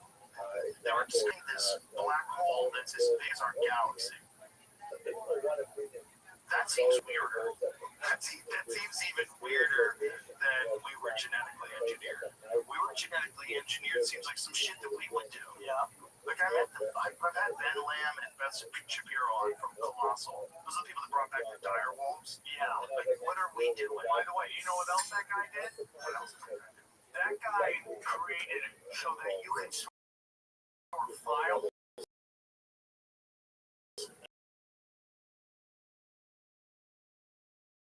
DNA. Files are. You can look it up, Jimmy. The guy literally created that you could put files in people's DNA.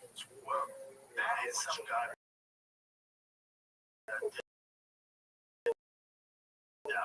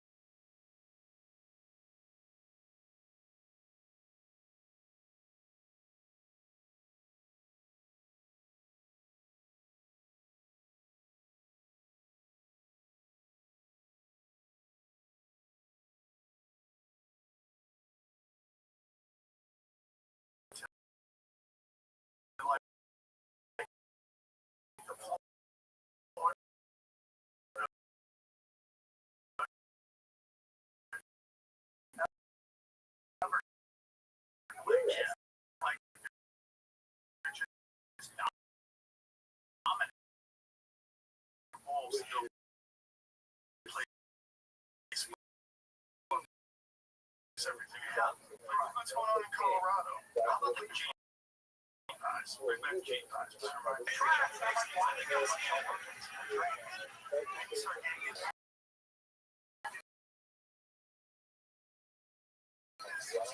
Other parts of the country, so they could do whatever they wanted to do in their large-scale social experiment in the United States were working for 1920.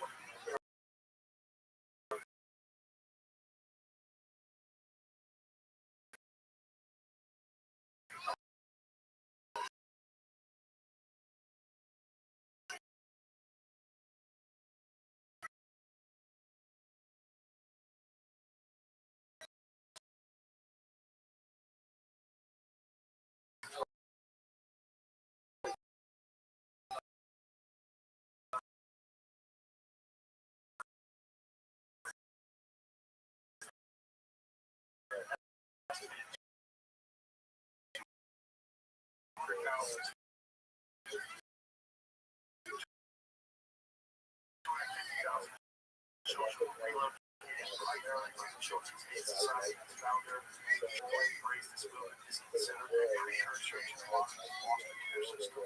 So I'm just going to throw a name out.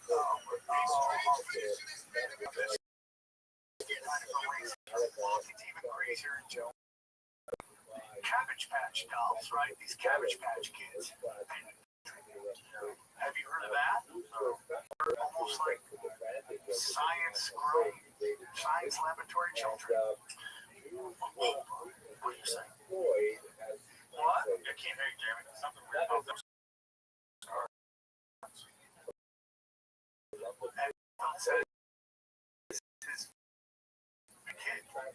Wait a minute, you mean his parents were, when you said his parents were made in a lab? Parents were either orphan trained kids or Cabbage Patch kids. A lot of people think that's where the NPCs come from, trained kids would mean that his parents were orphans. They were shipped off to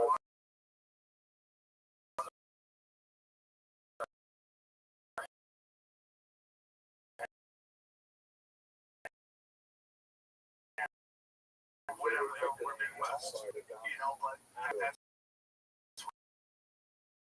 what he said.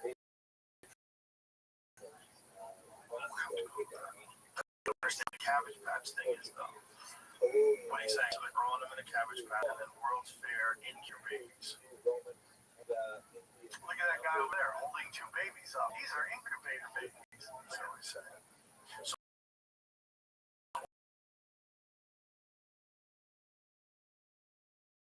what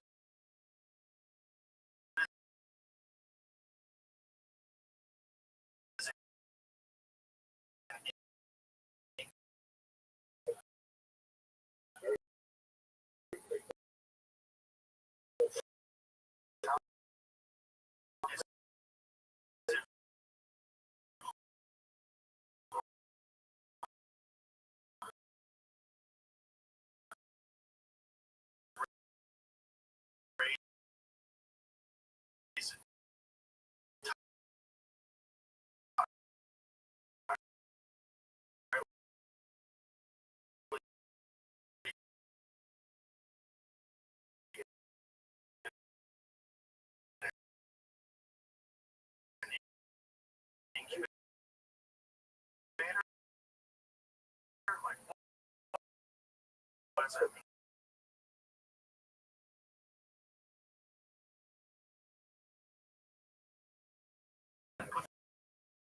Pick it up for sale? Maybe. I mean, that's what this is trying to tell us. I don't know if that whatever organization. I don't know. It was Trump's uncle over here. Trump's uncle got him. Oh, that's right. He went in there early, which I think is totally possible. I think time is in this. I think it's like if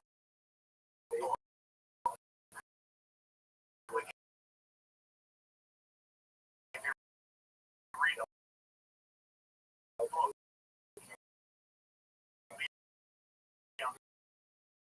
page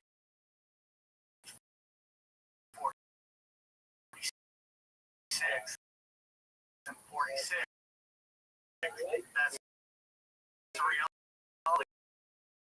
You can jump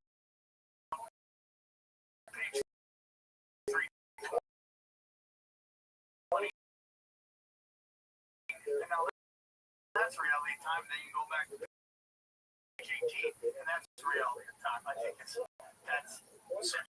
you think that you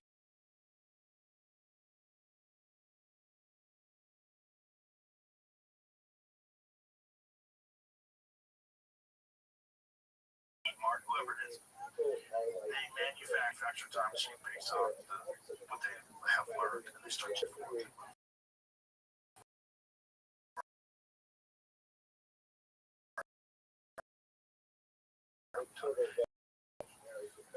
I think they know, you know, you keep a secret and do all that stuff.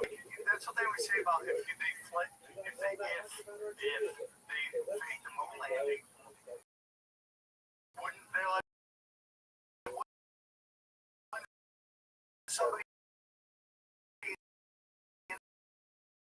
there say something?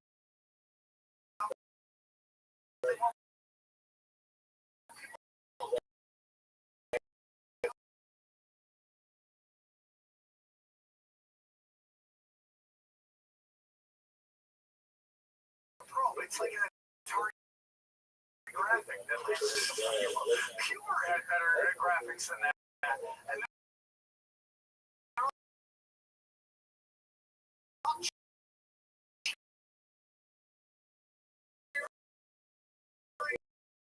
in the room, they're all high.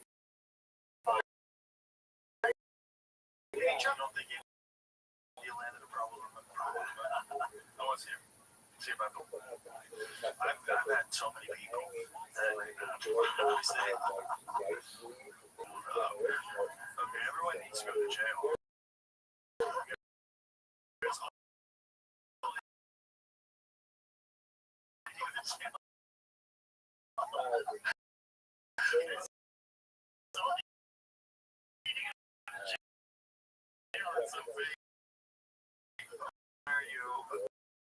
Imagine there was ways that broke. That's everybody in the room. So look at the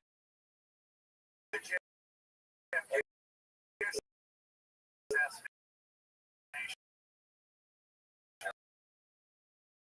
Right?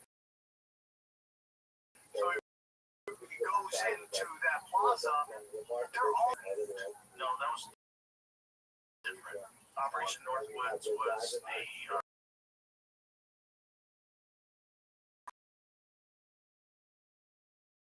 that was all part of how their whole queue into war. Right. And then they didn't get that air support. A bunch of people died, shouldn't have died. It's like those types of people you have gotten to kill Kennedy. Yep. Yep. Well, you got force check.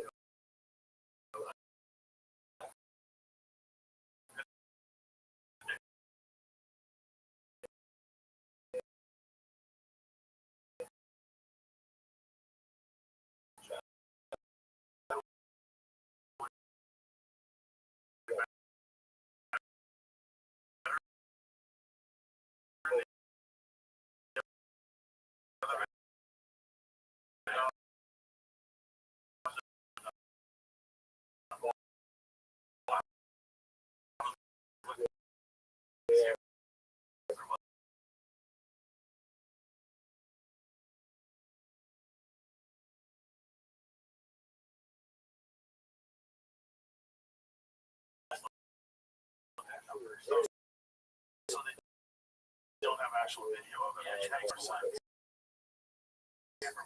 Right, which is power to get on and catch it. How'd you get the signal, the video footage from that camera and send it up into space in 1960?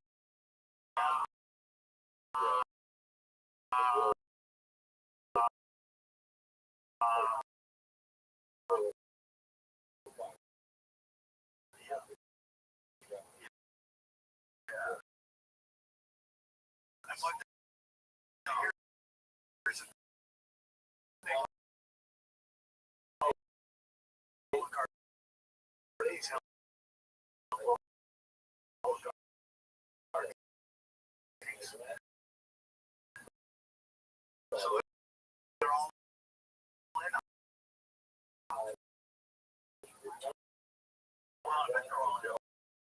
a lot of shit.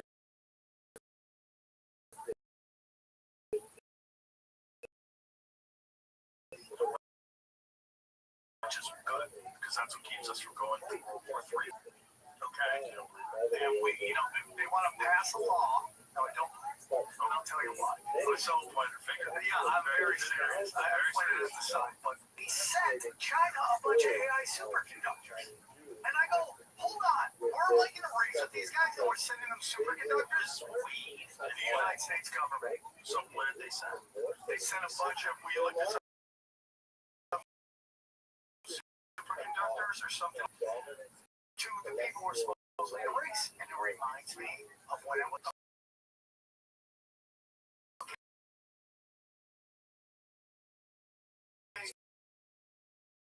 that's why Jamie's here. I'm just reminds you when you were a child. When I was a kid, and we were in the Cold War Russia. And I always go, why are we sending aid to these people if we're in a cold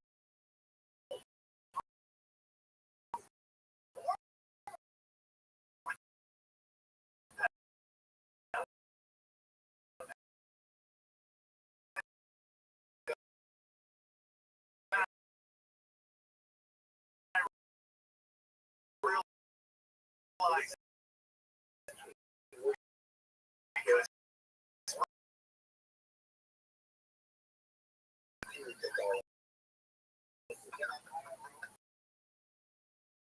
because first of all, how many people were even in the Taliban? How many more they were correct? Like that some people like you got to kind of give up their props. It's like, yeah, we're leaving all the weapons there. Ever seen the video of the you want to look at something that's just a joke where people are falling off of it or trying to hang on to something else. So watch when it makes no sense. There's a 9/11 on it or a 199.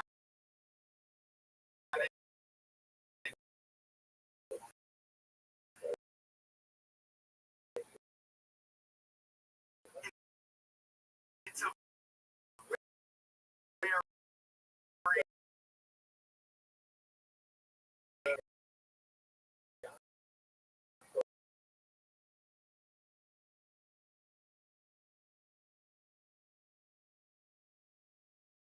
Have you ever seen that video? Yeah, this is one thing. Look at that. This is a cargo plane, right? So it's an enormous plane. It does trying to climb in.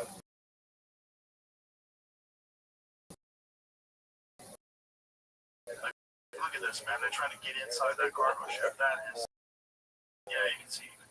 That's a regular, that's a giant military cargo ship. But it's weird. These guys are like laughing and cheering. Yes.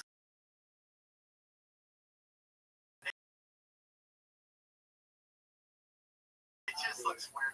But like the whole thing, they felt like they're out in America and sent them home. You know, so there was that, and then there was the fact that we left it. Were they parading all these people over a ship?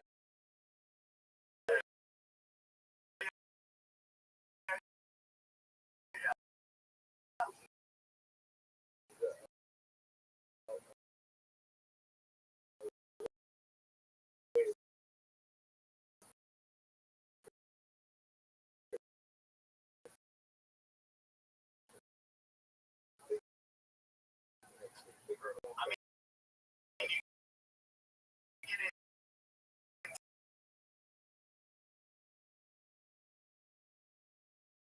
Poppy fields, Golden Triangle, transparent. And that was where Fox News had a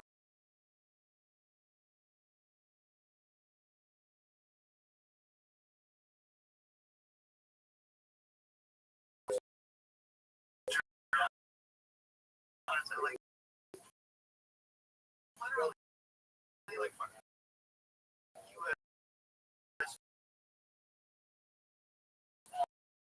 armed soldiers, and then the production, 84% of the world's heroin is produced. Or where are we going to Iraq? The first things we go to are the museums. So, we're grabbing artifacts.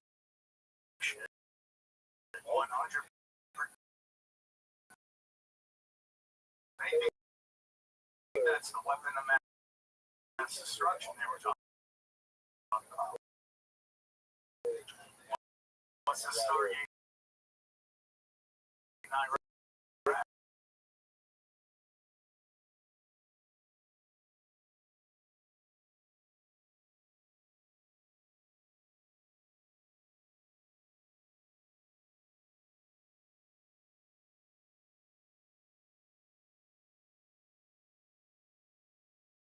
Yeah.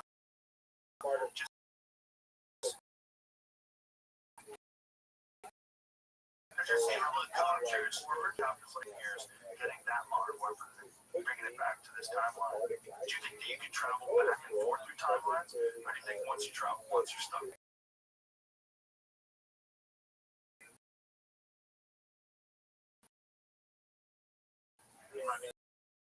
Yeah. It's all the time where like you gotta go exactly to the place. You gotta get it right, or you go to a dimension you don't even know what it is. They do it.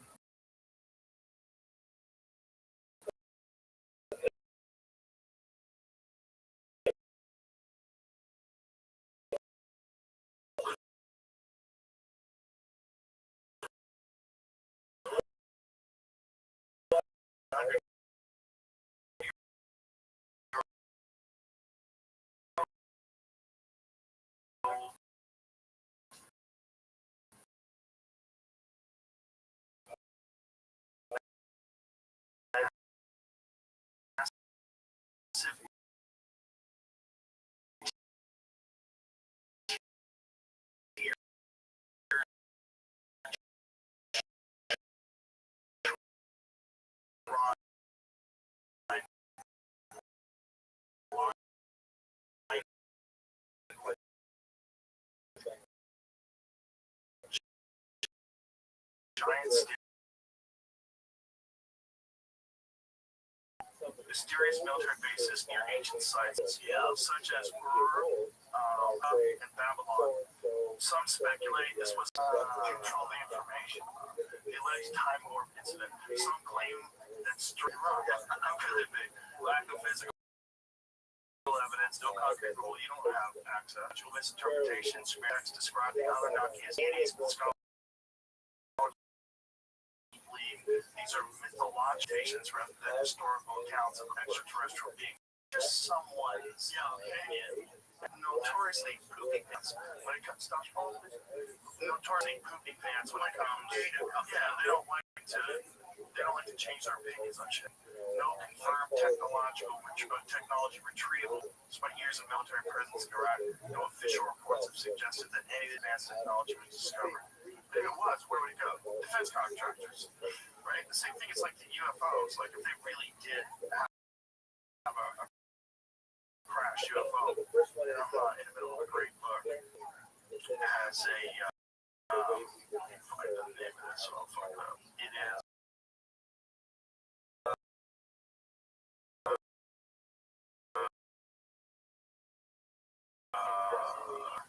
UFOs for the type I'd never considered before.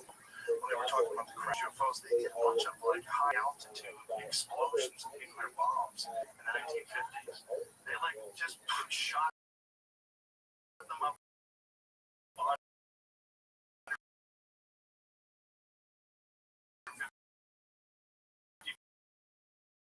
miles.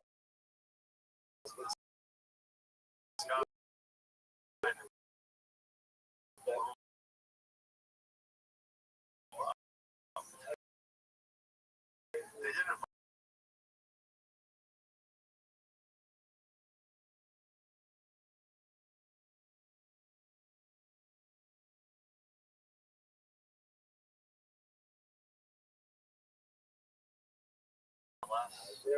Creation Day 2016. It's hard to read. It's weird. Which is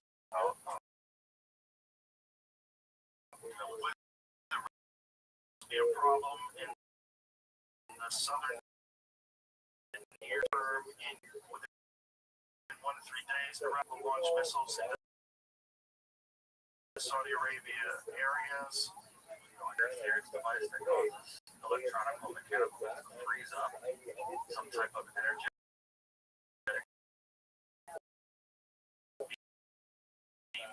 type of device that may be located in the sand areas. You figure once it's been until February 91, February time. Whatever energetic under the sand. Just like this is a straight who knows, right? This is a FOIA document that comes from the Stargate collection.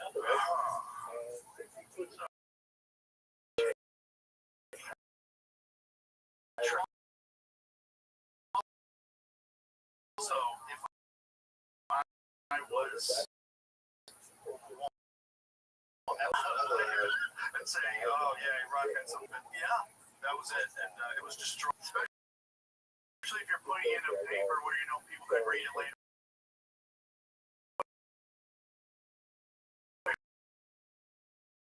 was, well, I put that right. But then on top of that, it's like, I mean, like, that was one of the things about it. It's like, they were always, like, kids had a joke about it. It's the fourth largest song in the world.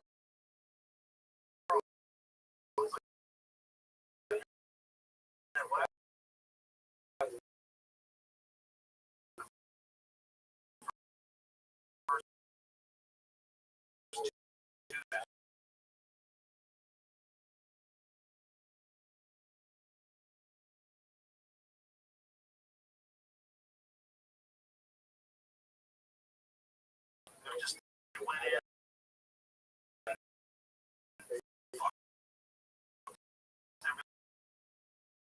Everything up. The war was over really quick.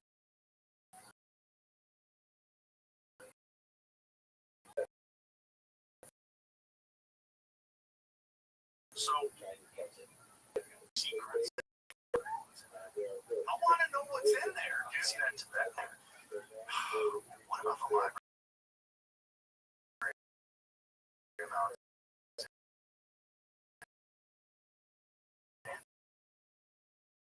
Which all the secrets. Depictions. How they built the pyramids, did it, when it happened. Erasing our whether or not they found them or rebuilt. That's a real possibility. Claim of 10,000 that library.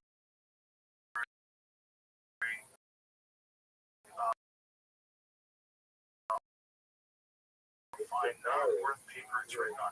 But to that library, good bullshit then. It might have been a different kind of bullshit, not AI. AI bullshit's gonna make everything impossible. Have you ever heard that most wars are about erasing history? Like most of them, like a lot of wars are about erasing our history, going in there, destroying everything. It's so good. I think this is exactly the video that I saw. It's so crazy. Okay, so this is a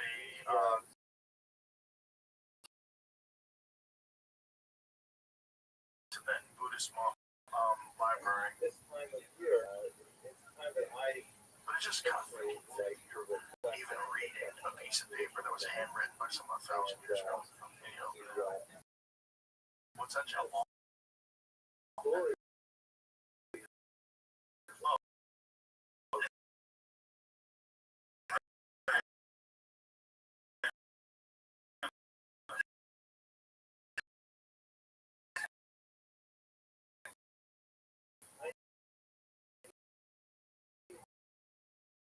Put it 10,000 books.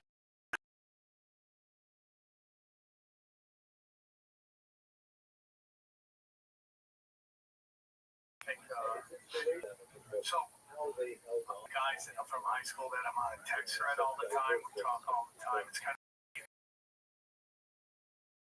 killing.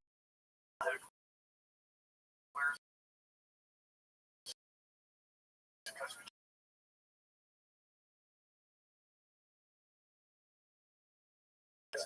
as an adult, so I got really drink that light me up and feel so good, right? So I go to college. My friend Tony, he goes to Alfred. He comes he wakes up. Talk spirituality. He goes tell me the things he learned. One time, like in the late 90s, they bring up to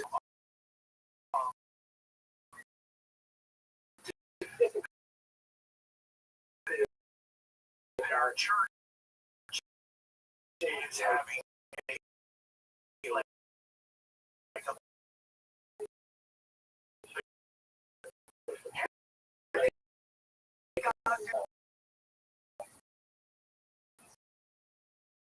they're singing songs about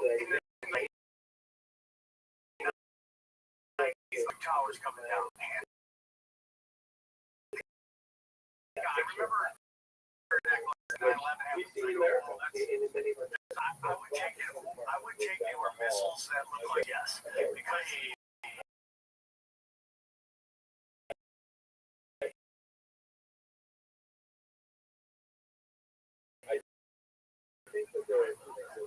so you think that they disguised a missile to make it look like a plane? Yeah, plane that low, that fast. It's just, and you talk to people who, you talk to pilots, they say they could never have done that. There is technology for them to take over the plane because to stop a hijack, they can take over the plane, the cockpit from the plane.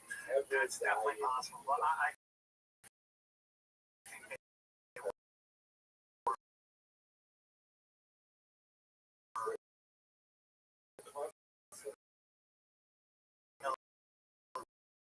military missile planes. They're of the team, you know, you should more this story. They want us to lie.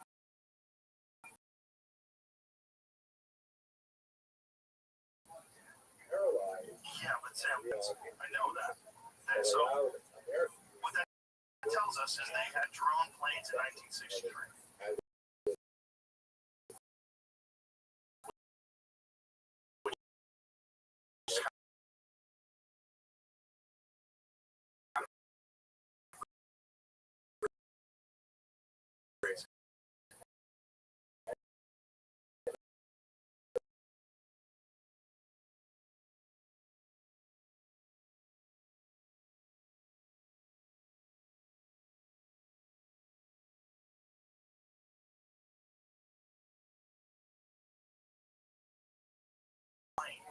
Like, what makes more sense to me is that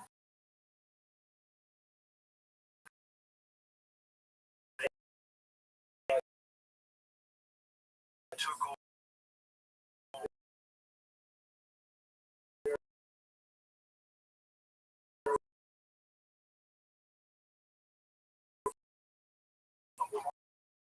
like and remote control whoever they is, whether it's a terrorist or people acting crazy.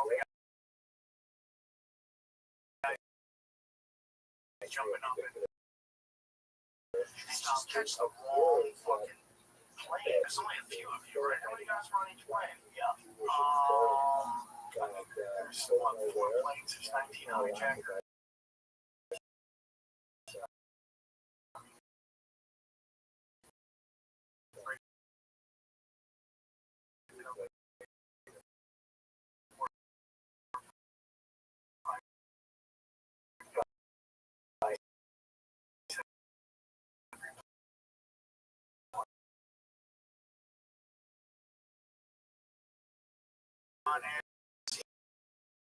You go deeper, also I like to go. I like to go like 3/4 the way down there. Yeah.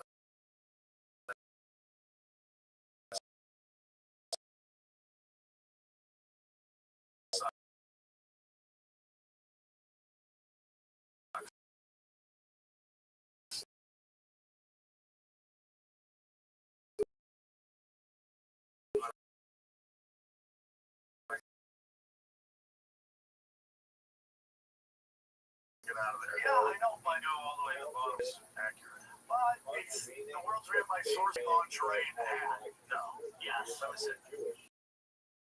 He's like, dude, it looks exactly like you're not gonna believe it, but I totally think that's him. Images that you found online, Team this one. He's in a Dick Cage. I think he's walking in a Dick Cage. Come here. That's not him. That's not what I'm saying.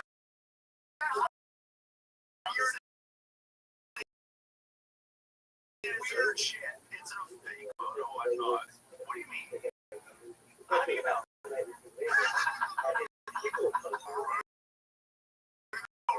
Check. The writer says. Okay, writer says because they evidence in a photo like that. That's pixelated, dude. You find a good picture of it, exactly. That guy is into the weird as shit. Yeah, but he's not gonna go out. Come on, dude. That looks like a young guy. You're telling me that guy could scroll back up the exact same guy.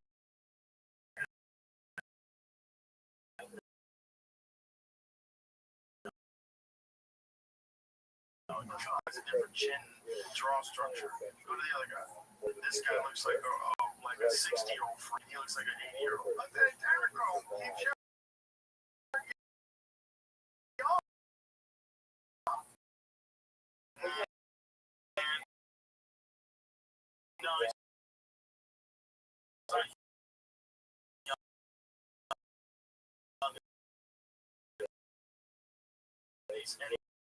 Is that photo?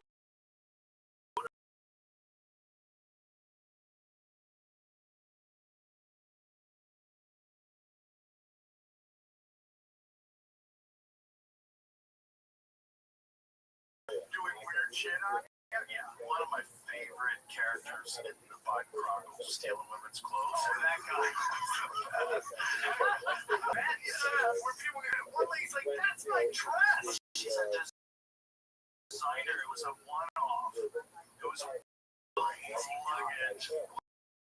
But imagine, like,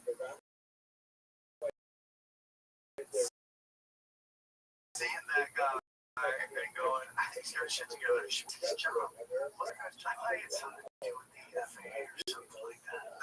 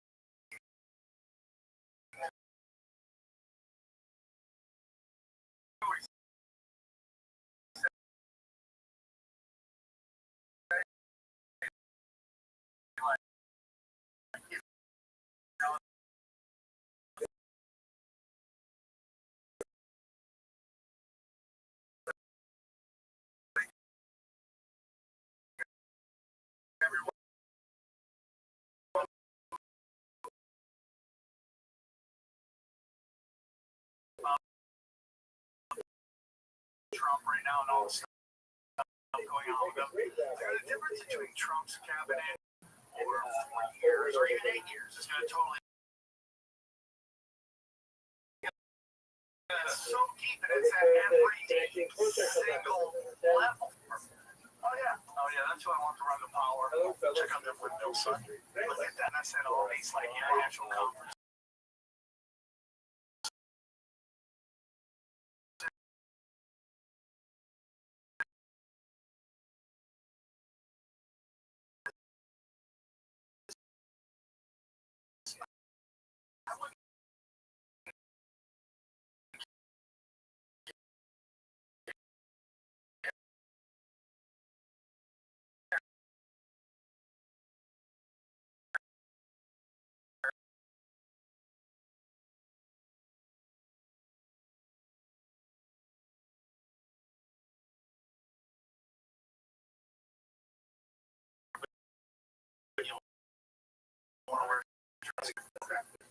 Dresses. I don't care.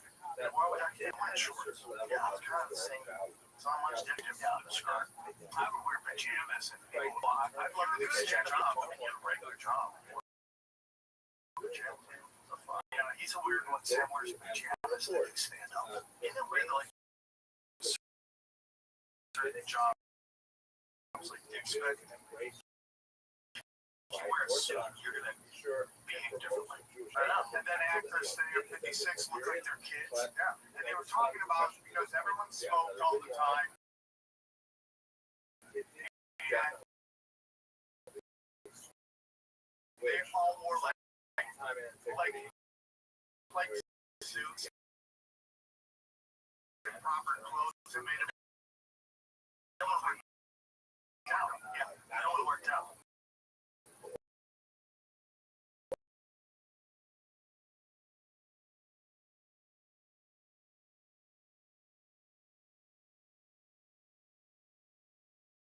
Bad people.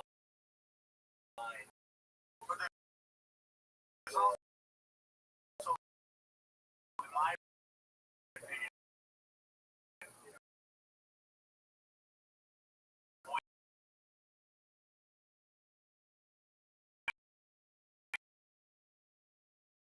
more in shape or nutrition. I thought, like, get in there and find out. I'm putting in the American diet. These companies have this grip on what they're making sure that you take every year. And how many, they're not responsible at all for the adverse effects. Like, this is crazy. Like, him getting in there and just trying to at least untangle some of that fucking evil octopus mess. Just all the different tacticals of control. The fact that they're telling you, oh, we know these dyes cause cancer, you can't use them anywhere else.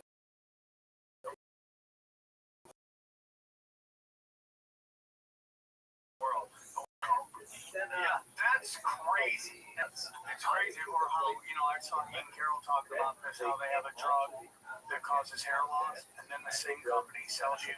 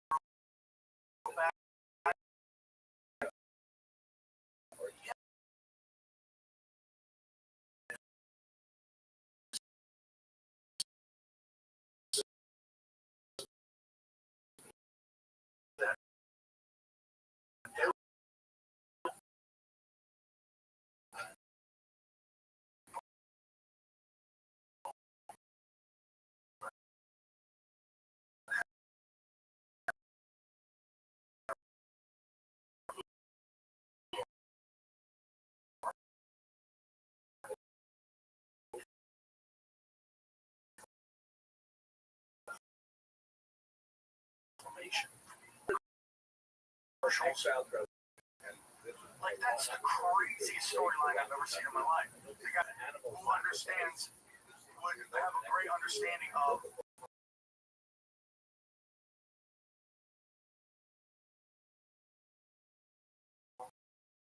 like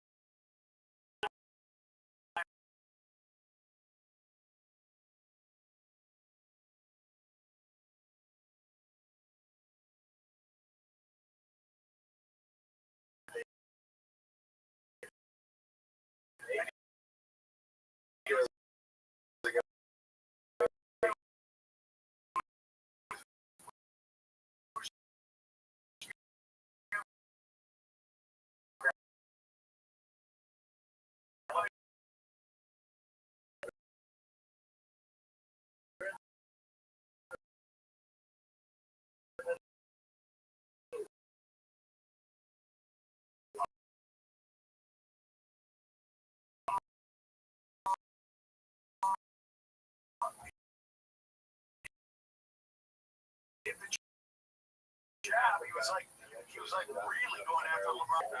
When COVID came around, I got real scared. He wanted to believe that the pharmaceutical drug companies had an answer. They didn't want everybody got COVID here until what? They got the jab, right? And then we started saying, God. Real time, the Heather McDonald video. But it's almost like the universe had a script, right? The Heather McDonald video.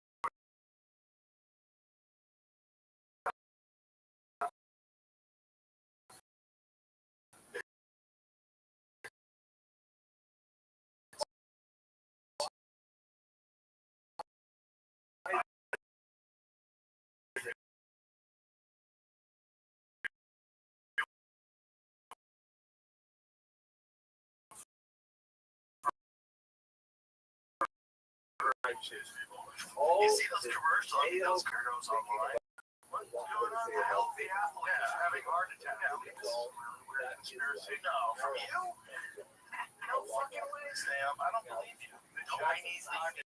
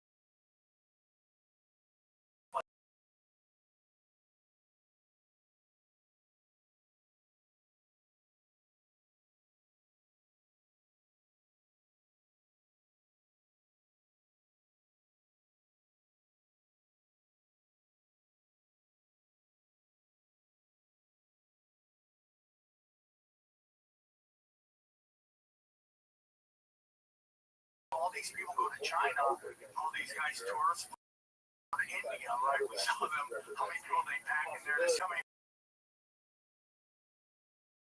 people are in there. You see this over and over again when people go to China, they're like, this conspiracy for me, China is the Great Wall. So, I'll wear faces, yeah, the turrets where they shoot arrows, it's the same thing with that. You see how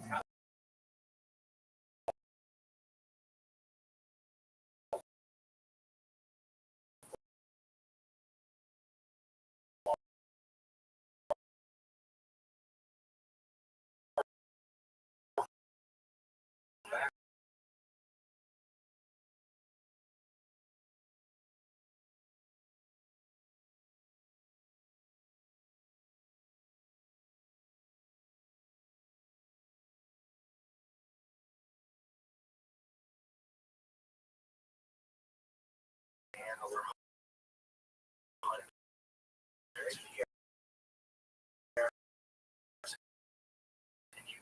have the openings for arrows pointed towards them. What? Yeah, I was talking about old drawings. Yeah, it's like, turrets,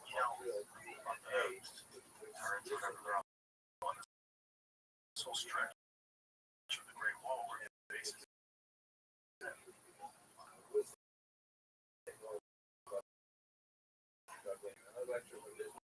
What's the thing on that one? It's everything like territories change, right. Sometimes, you see that kind of Armenian, I'm from several scholars of law. Russia. And at that time, it was in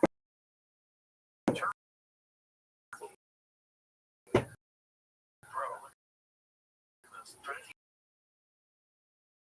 China. But if you do, you live forever. It's going to take you a long time, but once you're done, does it say how long forever? Yeah, do it. No, I don't want to live forever. No, I don't think we're meant to live forever. I think we're meant to come here, finish your test, and this whole thing about forever is technical or about to grasp the ability to do something that has never been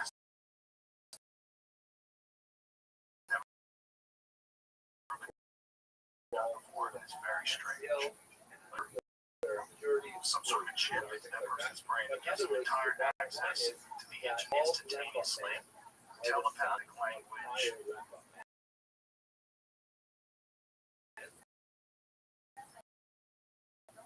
What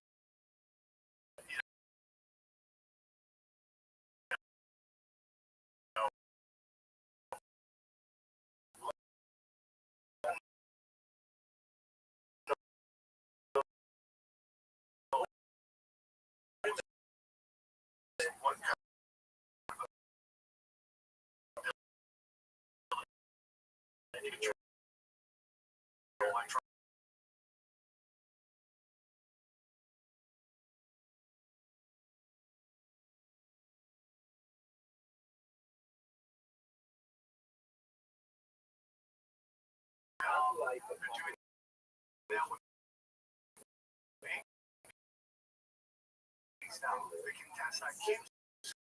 They're doing genetic tests. These really rich people want super smart kids at a super high level. Most in China, they did. They altered the babies' genes to genetically modify human beings. Initially, it'll be adopted by the rich, then it'll just be like in the beginning, you know, fucking like Douglas, stupid thing on the greed. Now that's a joke. With iPhones, everyone's phones. Almost iPhones. Like that's why they're never gonna have a revolution iPhones. And they have no money. And they're living the best life. That's how comfortable it is. We're just comfortable enough not to get upset. Sam Triplett, we're gonna wrap this up. I love you to death. Agree with everything you said, though. Come on, everybody. I'm always right. Last thing I want to tell you is that Gaza, Europe will go in and regulate it, and that is the prediction I want to give you. That is Europe's going to regulate Gaza. Yeah, that's probably. And then it's basically going to be into. It's been prophesized there will be a war.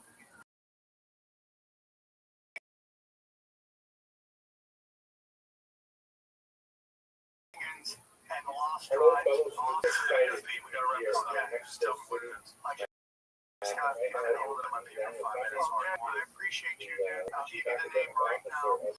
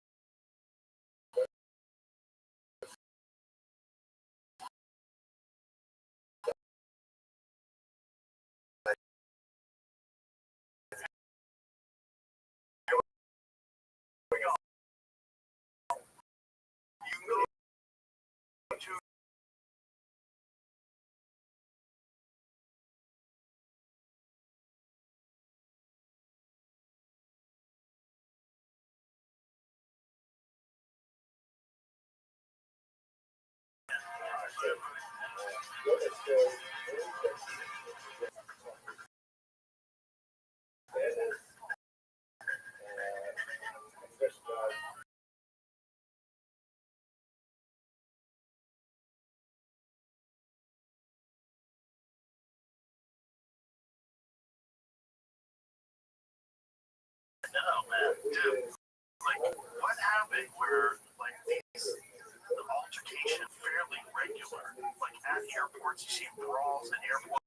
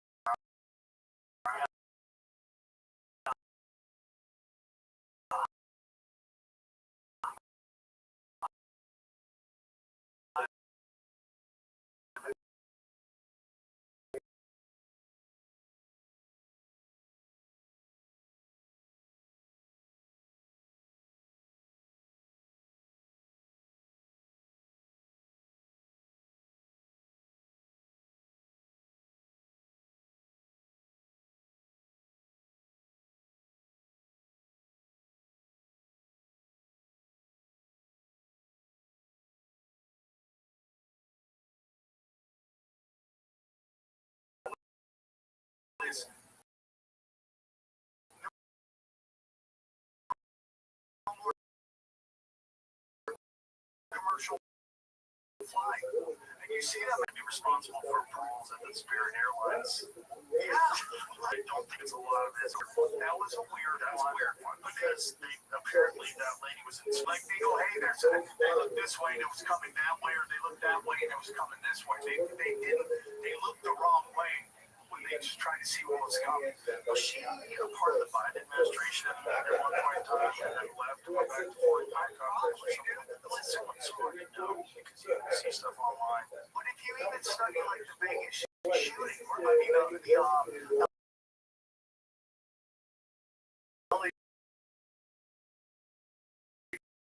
fires, they want you to blame DEI, get you, and you're too big, you're in the wrong place, wrong time. Yeah. Why would you say that? Why would you? It's hubris. I don't know, bro. It's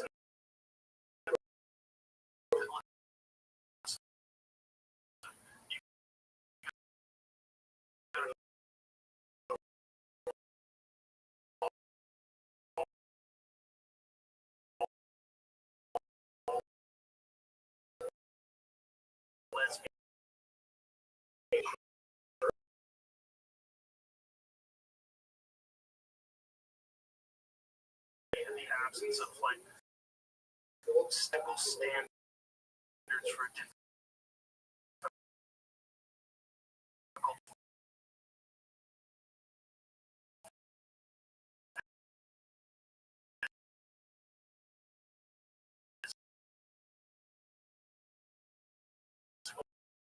jobs.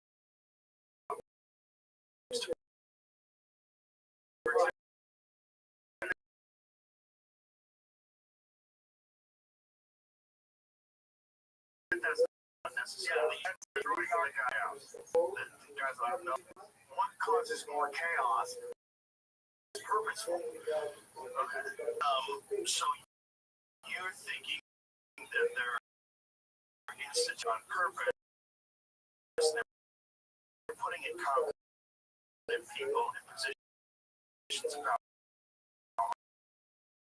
on purpose so that they'll fuck up, so that people will complain, so that it creates more chaos. Yeah, but I mean, when Karen Bass, here's the crazy thing about LA. Very people are calling out anyone. It's a city of and nobody wants to rock the boat because to get a job in LA, you need a 20 green lights. Yeah. All you got to catch is one red light and you're not working. Right. So you're not going, hey, dude, this is like, hey man, what's going on with this? This seems pretty purposeful. You're just not going to work. Hey, you can get mugged at a gas station pumping $7.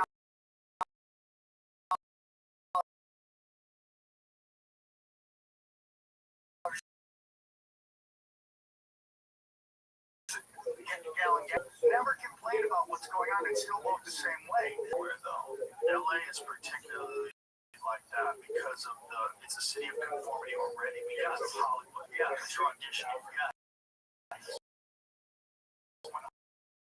100%.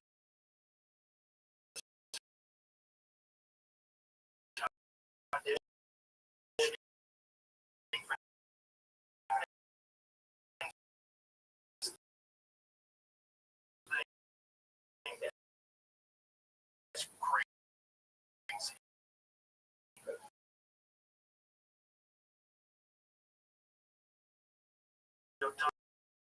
Dying his hair. Yeah.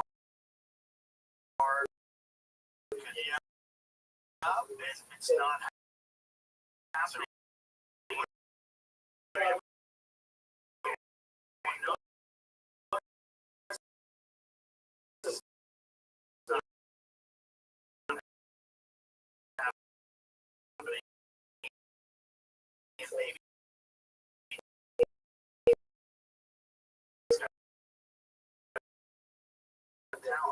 Before the whole reality star thing and everything else, but the kid was on audition. Yep. There's a term. It's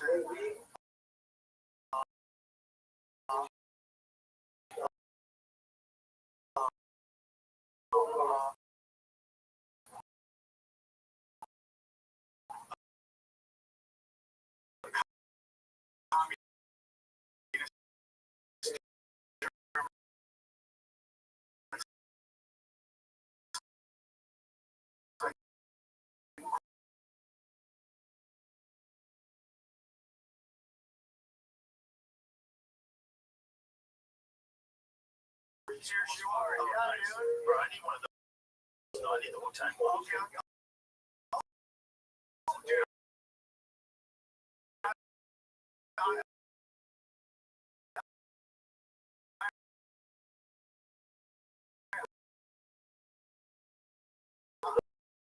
I don't get you one of that thing. No, that's well. I'm here, dude. Bro, I'm not older for fucking more than 20. Yeah, he's correct.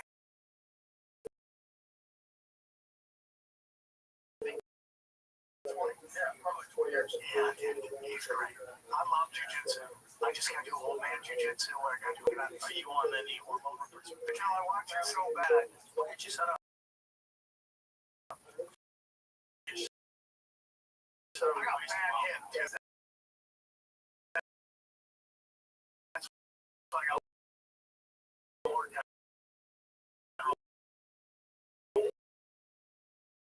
yeah. That's wrong.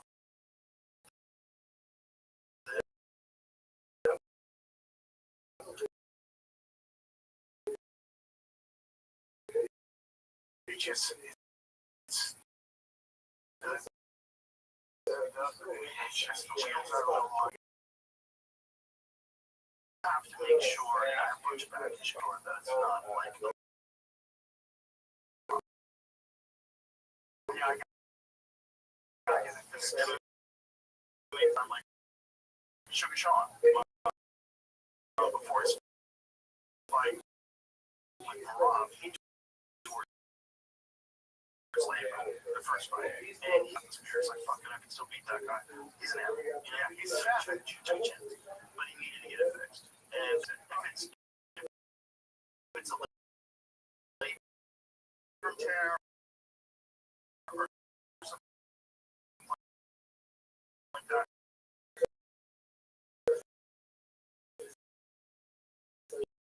you just don't want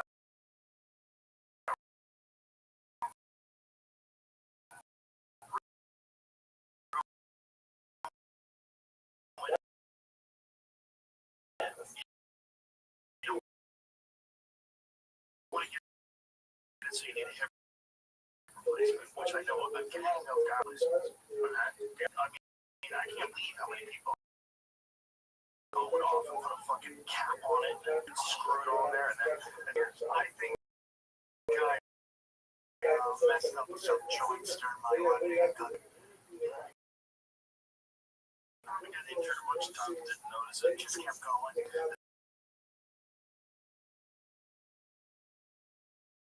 The thing about those hips, though, is that what they can do now in the past, if you had a chronically inflamed hip and arthritis, you are literally labor tears in your hips, you're crippled for life. Now they just give you an artificial one, and they say, well, it probably lasts about 20 years.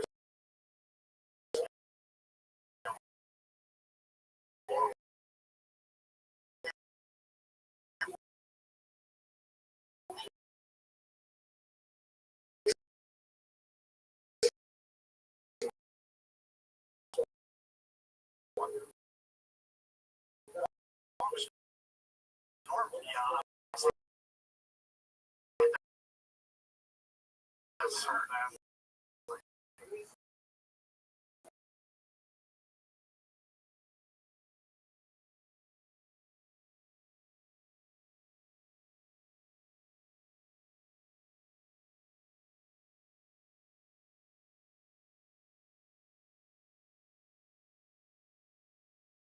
Because they need to find out exactly what's going on. So I'm paying $1 gazillion in health insurance. I better get what I said. It's just disgusting. They should be like, if they don't cover it, they should say no. How's that possible? That is an obvious catastrophic illness, right? Like, this is not, he's not like a chronic smoker. There's no terrible. And isn't that what health insurance is for? And 100, I wonder, like, ground. Can you deny something like that? That seems to break in. Right. And AI doesn't have any emotion or can't look at it going, well, it's very analytical about it. That's why I guess he was having this back and that's what happens, man. And that whole thing to counter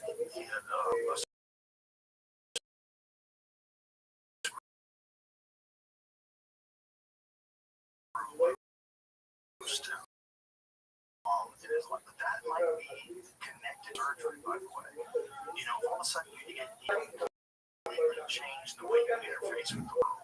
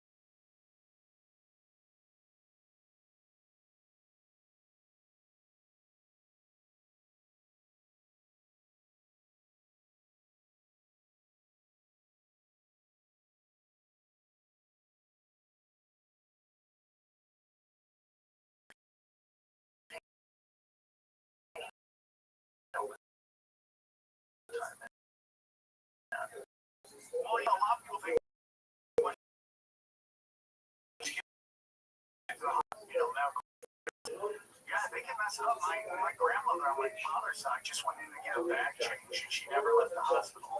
She passed away. Yeah, and then GoFundMe, which is absolutely ridiculous in America.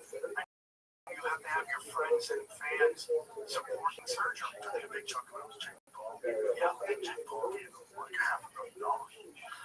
But it's kind of crazy that the insurance is allowed to not cover something like that. Did they have a response?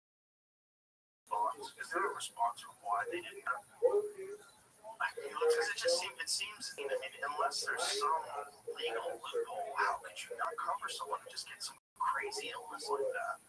You know, when Obama was, I think Obama was like, not the guy I thought it was. Obama's first term is the last time I voted for either Republican or Democrat. That was the last time. So, you know, everybody wanted change. I get into how they basically rigged that thing for them. You know, because America, after George Bush and Dick Cheney, hates old white neocons. And then who did they have run against the slick, good-looking young black guy who nobody knew was a Bush at the time? Who they have John McCain, who is the poster child or the mascot for the old white neocons, right? So they basically run everybody through Obama, and we're like, yeah, we're gonna have change. And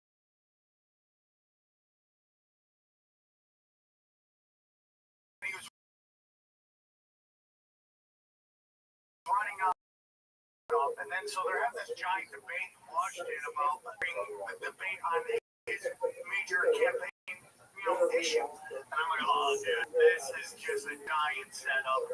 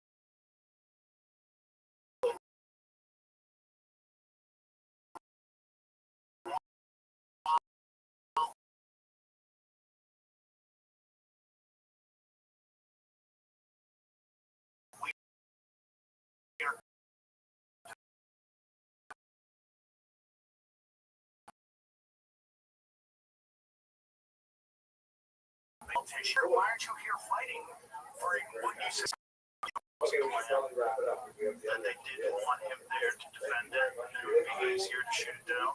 Yeah, of course, on purpose. Yes, on purpose. And when in fact they scheduled those meetings at a time where they knew that they were going to be doing the debate or no files. Yeah, they say there's no 10,000 hours of video. Actually, it's not true. Yes. I love how they shoot her just eating a salad and she's perfectly shot. You can hear her. My whole thing goes everything is pale body. She was in the salad. Yeah, so I know it was Veritas or it was like one of those Veritas. Yes. He's also the one who put out there.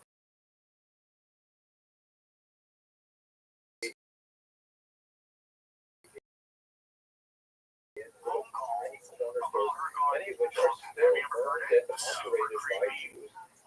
Brother said they'll give away all the secrets. So I didn't know that that was how that I read. And she said there was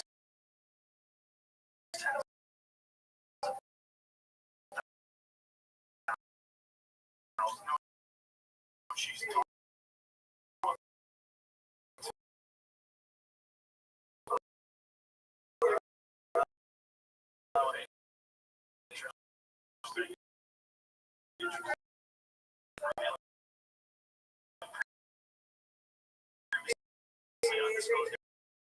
Information about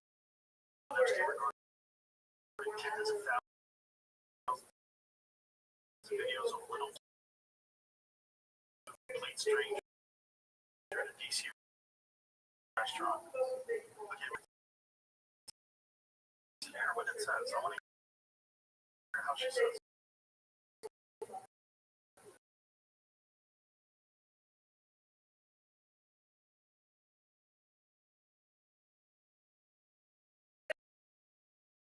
There were it's unbelievable.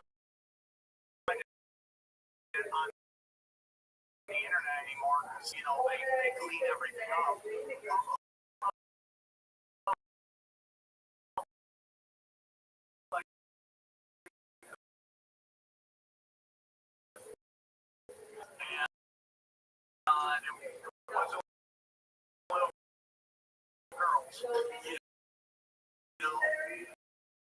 And I've always said,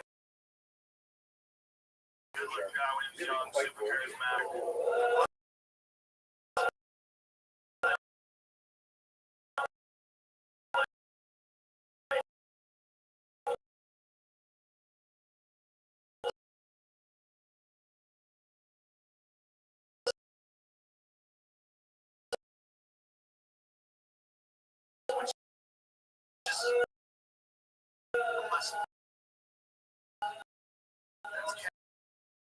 Kennedy, it's classic presidents.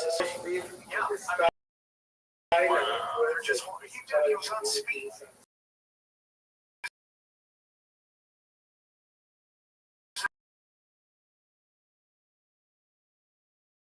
Clear history.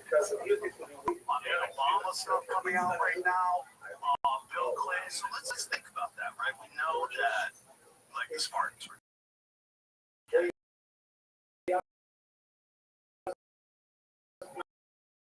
Right? We know that that's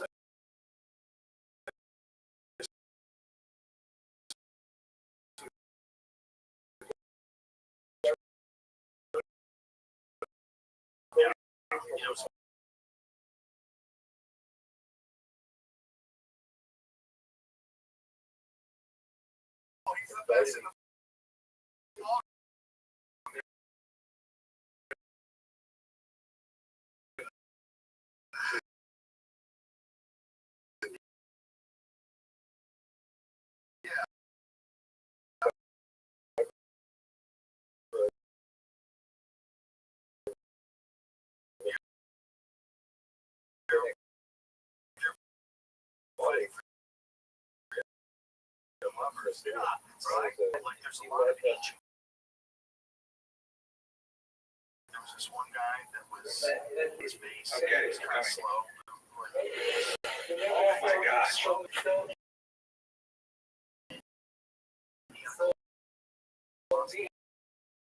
This I've never seen. These guys were.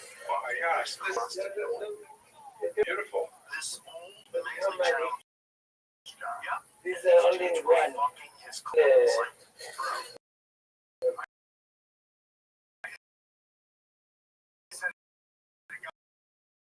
guy on right now. You wear one. He was talking about how really he interesting to has see a Mexican flag where normally we see it. But they're gorgeous and they're all over the city. We rounded out our visit by going to the archives, which is housed in a beautiful facility right next to our renovated synagogue. And the director gave us a personal tour, which was really amazing, and curated a few objects for us to see. Some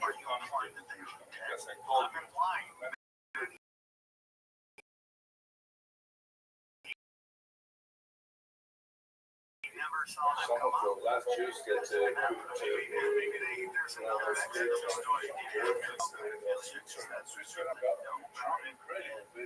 supposedly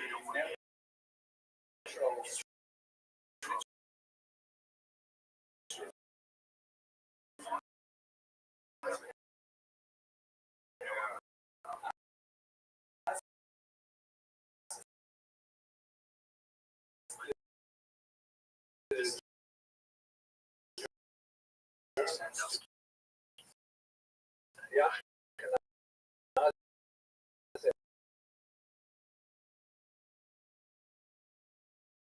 gonna get weird and weird. You know, back then we're around the same age. I mean, remember when we were typically Boy George was here or not, and they were like, there was like a real discussion on that. And he's like, no, dude, I found this.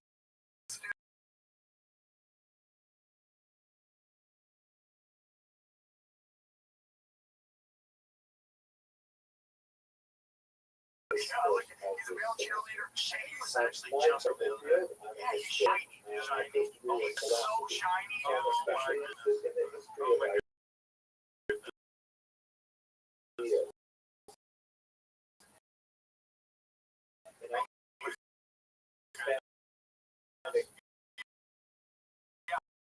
So, and you guys get the skirt. They wear the skirt. Yeah. Primarily front row. Issues.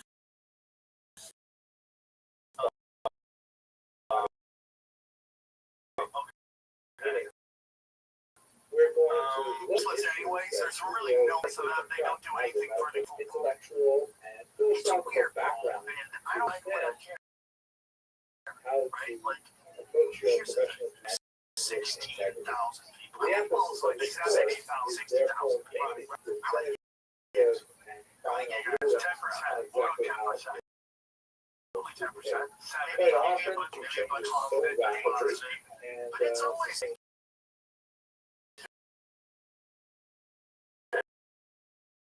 well, so the specifics of his here's what happens in cheerleading. There's only the fight. What is the point of cheerleading? Let's have an additional visual aspect to it. I like all the flips they do.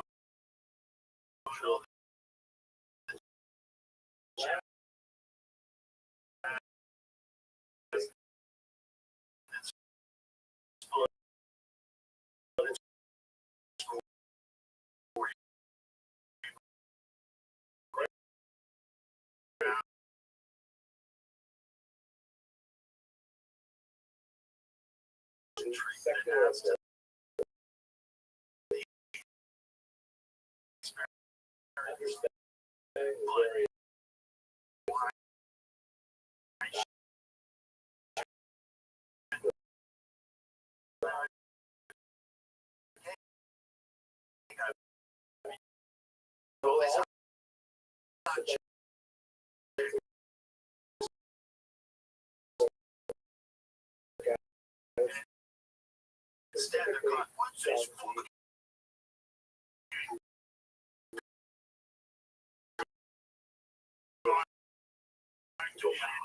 There's 16. There's a right and a left. I'm on nobody's side. Like, I'm like in the middle. It's weird that you want. God gave us free will to whatever you want.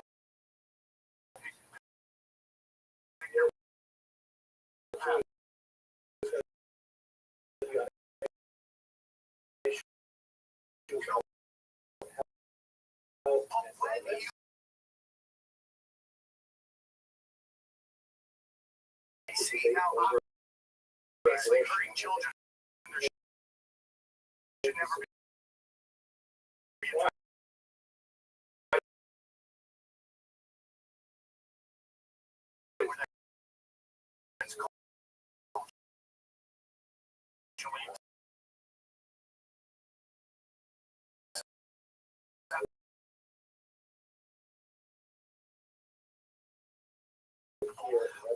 That's why it's had to get so dark. That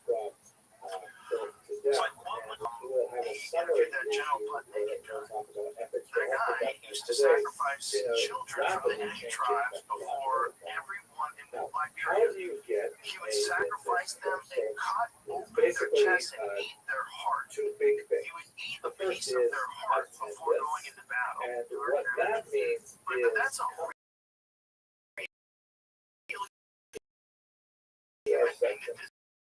that's what we know. He didn't invent that. No, I mean, it's in the Bible.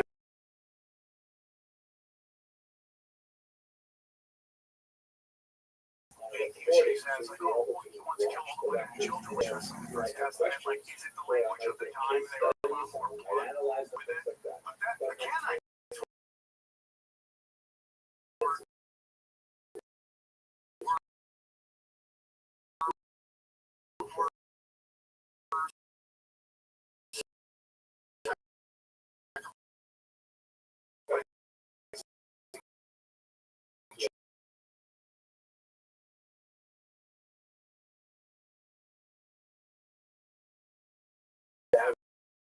children.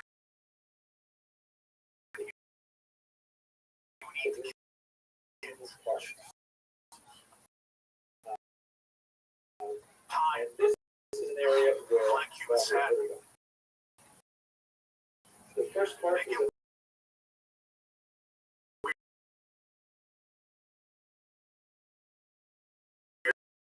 I wonder how they're going to look at drug companies and push the future and the impact it had on kids, for the rest of this. and whether or not they're going to Oh yes, this is a great topic.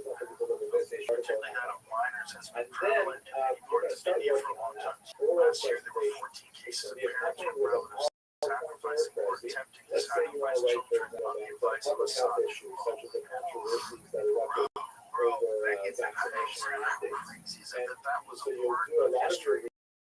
research. You're going to Still do happen your there.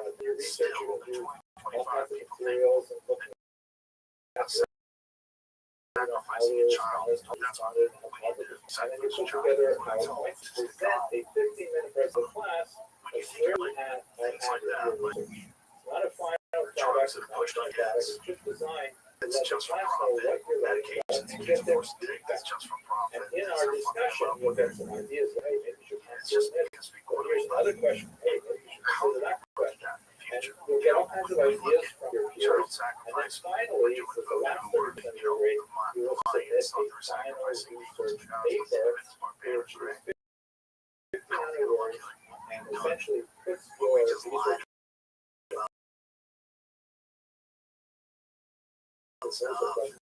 skirting around the truth. If you notice that in this course, Would have just more attacks. It would have having cancer. It's probably directly related to this medication. research of And progress, no one wants to take credit for it. No one wants to take credit. And everyone's making money. Everything's programmed. Even those people in India. I'm going to stop here.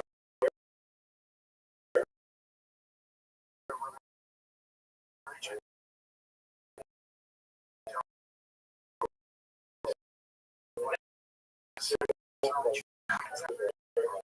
you're at 1,000 times, right? But now you have people like, and that's powerful. So my whole theory is that the anxiety, depression, and anger and all that stuff comes from when your programming and your reality clash and they don't meet up. You're programming from generational trauma, you're programming from school, all that stuff meets reality, and you start to just go a little crazy. And I think a lot of that to get us on pharmaceuticals for life. I think it's terrible.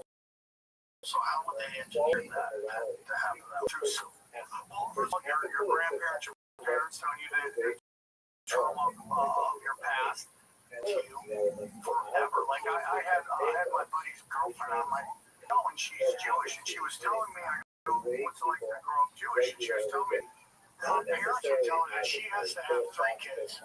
One for each parent, and then one kid lost to the Holocaust. For someone lost in the Holocaust. And like, think about that programming. Think about what that over and over and over again, to the point now where you're like, well, you know, these kids in Gaza are terrorists. I mean, newborn babies are terrorists. I mean, that is heavy stuff. I mean, I've heard about the Armenian genocide my whole life to the point I got a tattoo right here about it. You know, like that is, you know, that is your program. Then you go to school and it's been infiltrated.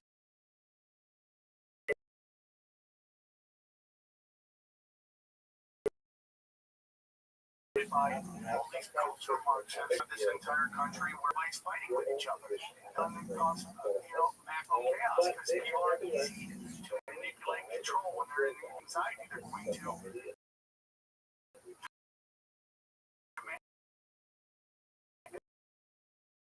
like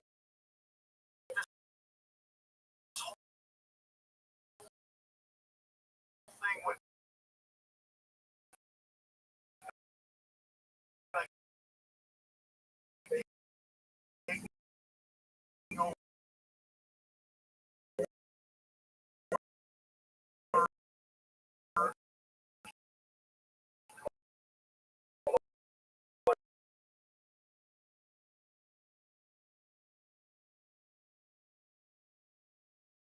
completely and utterly lost, and you're just demanding that that's what they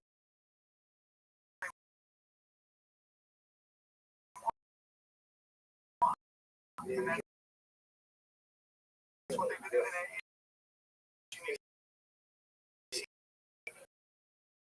January 6th, that's what you show. Then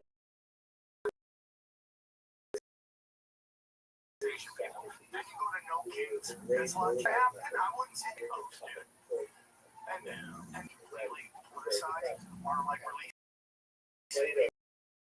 or hurting kids or murdering people.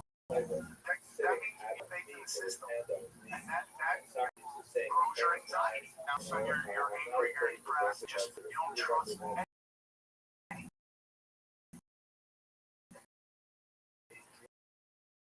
Because now you want to basically give up your needs.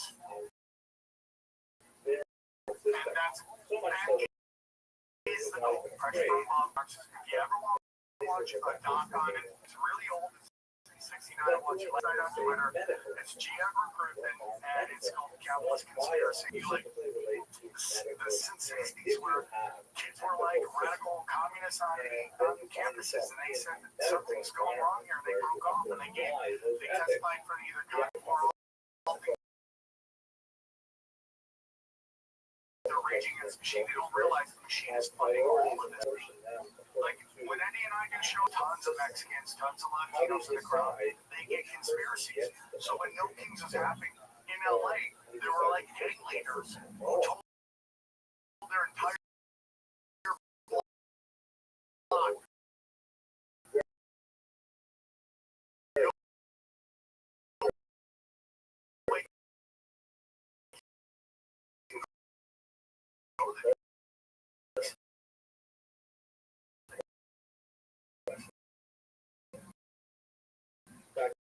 because they all funded by the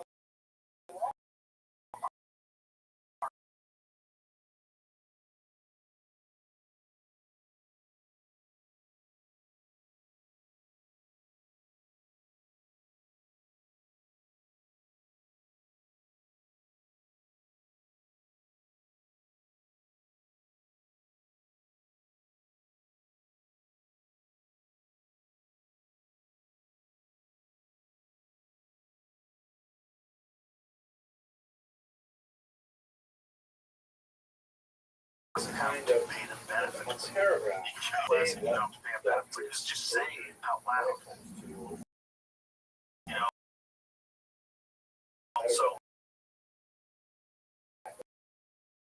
that was part of the people that do the construction jobs and the, you know,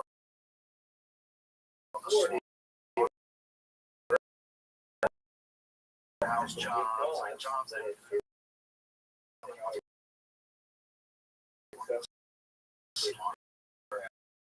you know, we hear them always say it's a work at his job, and that ass is going to fucking Wendy's at 11 p.m. in the morning. That's a whole psyop to do some sort of it. Those jobs are brutal, backbreaking labor. Or, you know, you're working in a slaughterhouse, dude. That's a brutal, rotten people. Yeah, it's freezing cold. You're cutting things up, you're covered in blood. You're just around death in the sky.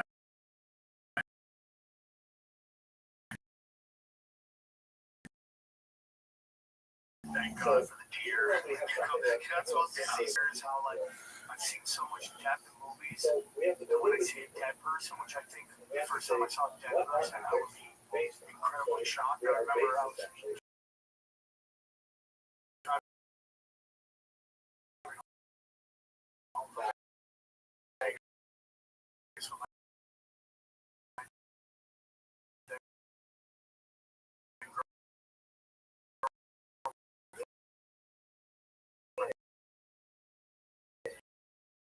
car crash. A giant car. I mean, it was nasty. Please don't get out of the car. I'm like, I'm a hero.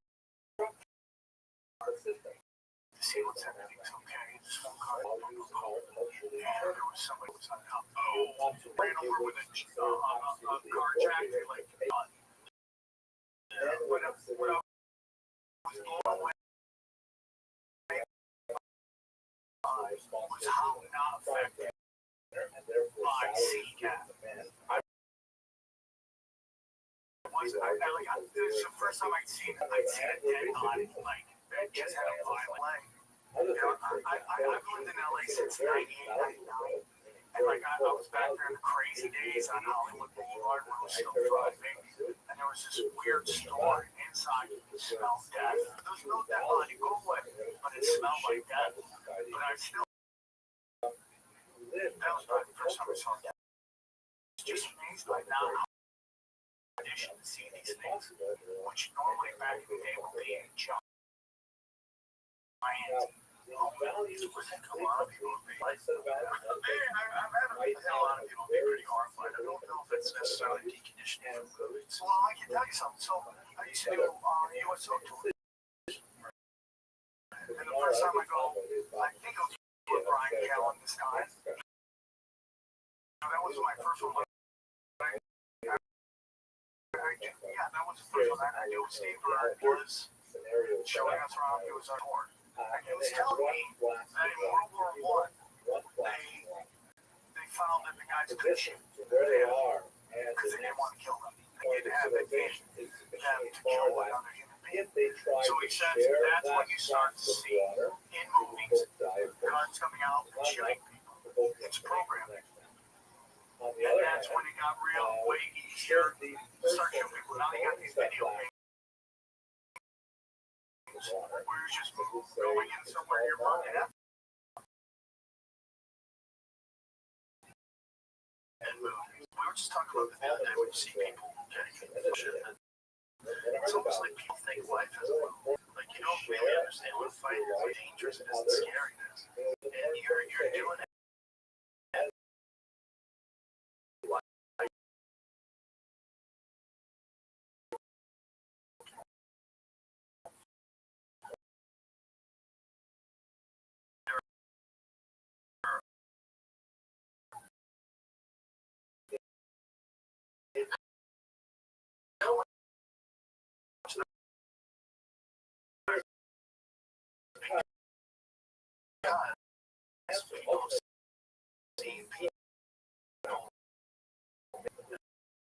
They just don't understand how with no rules and so this guy fights forced it. You have no idea.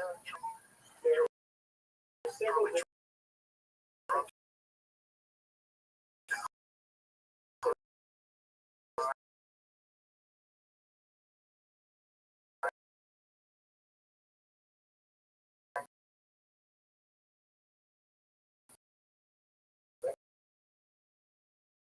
What about having all the weather in a movie? I hear that every movie is a way model beat the shit out of a fucking 300-pound Russian. Oh, yeah. Everything's wrong with you. I was watching.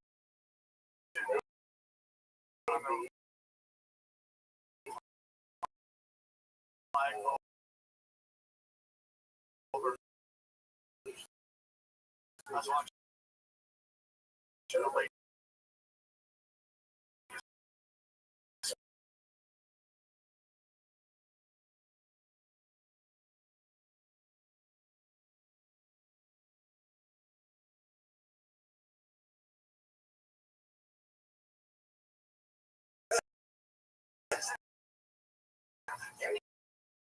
cyborg type chick. Right. And have somebody like Bill,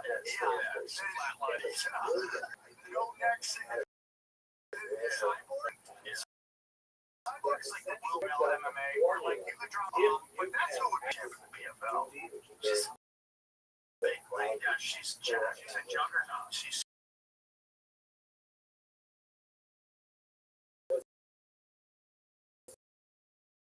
I like that. All these ladies, it's like the difference. I remember it totally. If I was a henchman, I'd be like, I'm just picturing some supermodel wave 15 and she all this fucking throwing side kicks that are perfect. Like, you know,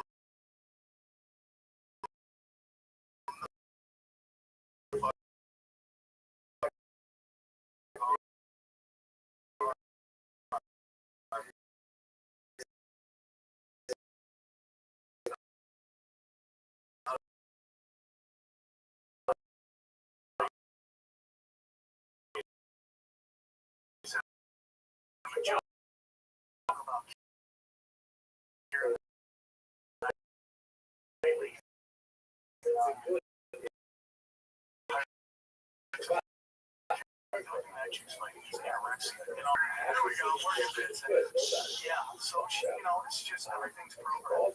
Well, we like that stuff because and like Joseph Campbell's a hero's journey, and you go through trials. We ever used to do it, but there was something where you believed it. You're like, that's bitch, and she fuck people up. In the greatest science fiction movie of all time, she did it. No one can make deals, and Gordy gave her finally a woman takes the lead role.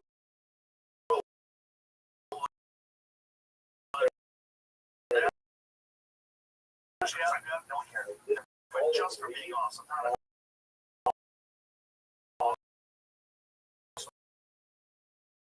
Yeah.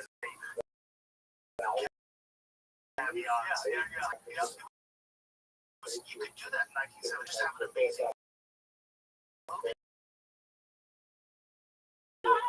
Trading on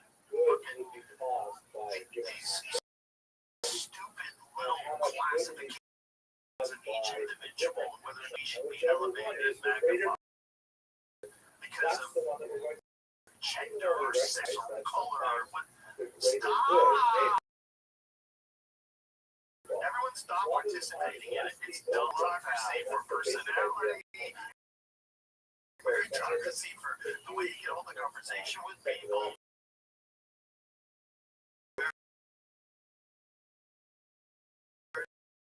Democracy for being a better musician. Even playing field in terms of acceptance of what you do. And that's rise everywhere. I don't know, because maybe we didn't know as much about it. Right when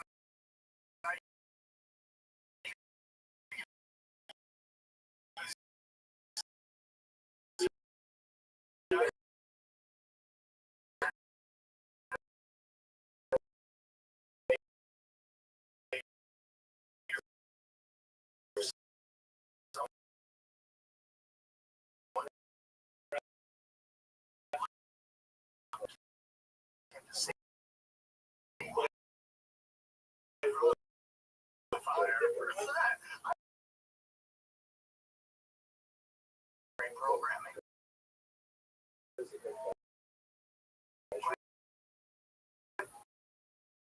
You don't realize how it is until you're already captured, right?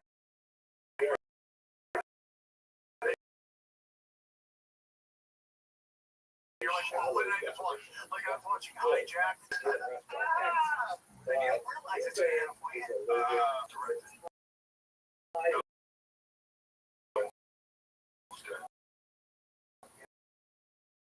Just famous.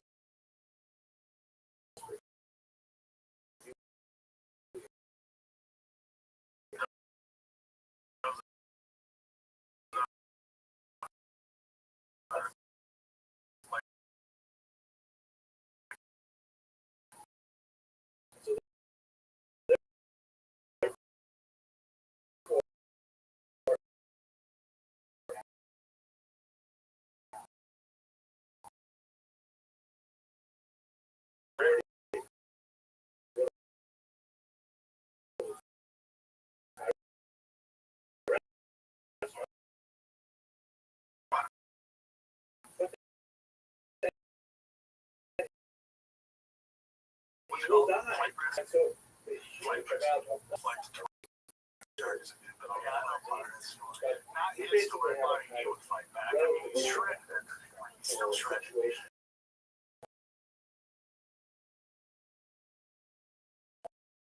Well, now you're getting into that for sure, but the actual hijacking itself, do you think that we found, luckily, it was like an amazing coincidence that even though every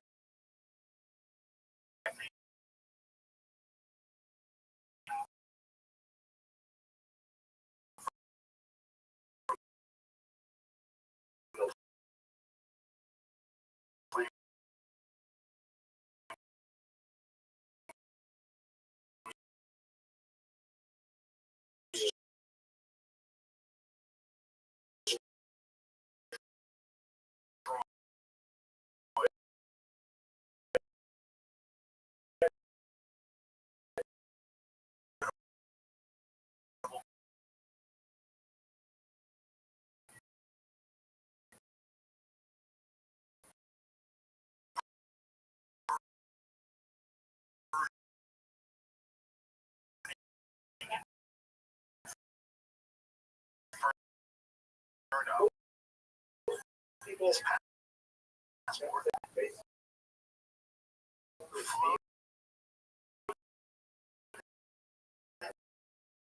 safely to the ground. Was it singed? Yeah, even singed. I have a show called Doom Scrolling where we just watch all these, all those like American citizens with passports.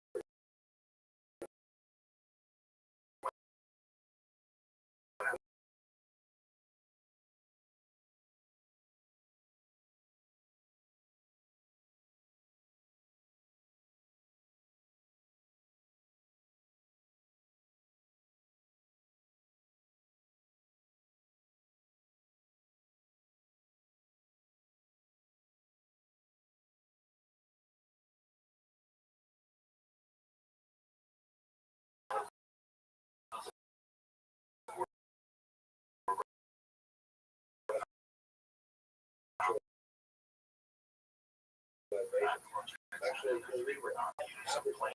It's on the plane. Look at this. Okay, that one flew into the backside of it, so you couldn't see it from there. But yeah, that one where it's kind of like here. From below. That's his passport. This may get through that. First of all, there's nothing like that's just good incineration, fire, jet fuel, and then the jets had just. Yes.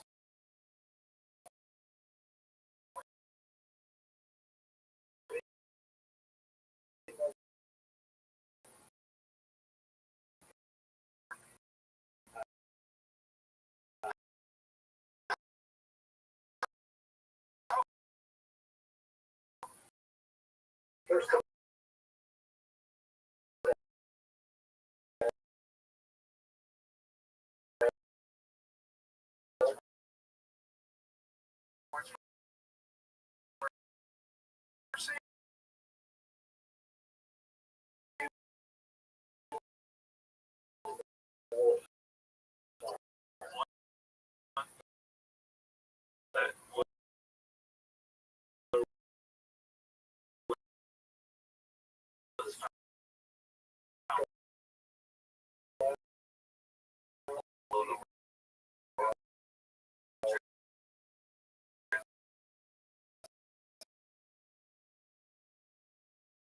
Center two were found in the crash site. Well, that's retro. That higher is the big one. Did they actually have the photo of it? It's pretty dark, but how weird is that Neo's driver's license? Why would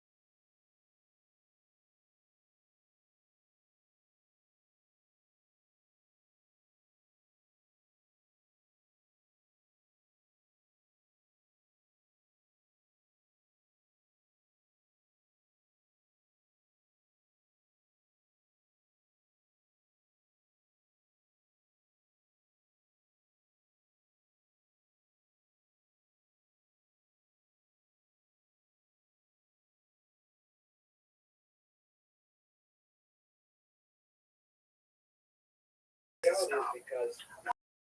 All that good face. How about all these fires? Big debate on the tinfoil hat. We debate it all the time. You have all these operated, and then there's all these fine. So then you get into the debate, like what causes to get struck down. Okay, Sacramento. PG, they're the ones who run Bakersfield. A bunch of guys who look like. And I remember this very well because it was the last night I ever drank alcohol ever in my life. There was some hot blonde with a fat rack in a row. We have people show up to our show from this company that everybody says could be behind them. Could be behind it with these smart meters, okay? So I ask you a question before you go on. How big are kids? This is here in Bakersfield, is that what you're saying? The first show is Bakersfield. That's what the second show, Sacramento. So where do these people work? Like where?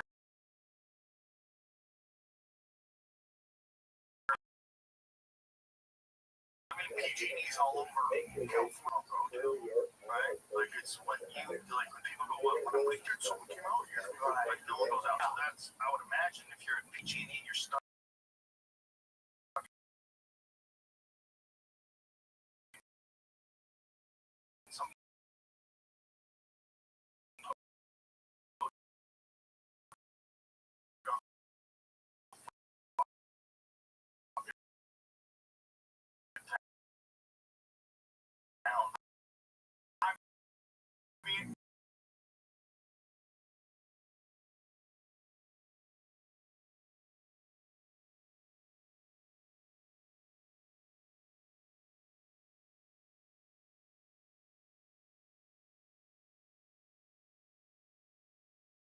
Okay, so Wednesday Pacific Gas Line judge as utility equipment issuers in some kind.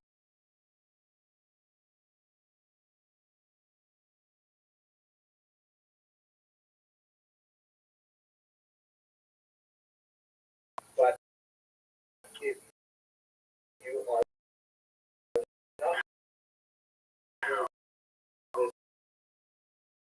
So I had time and they were talking. Your house catch on fire. Yeah. And fire insurance, stuff like that.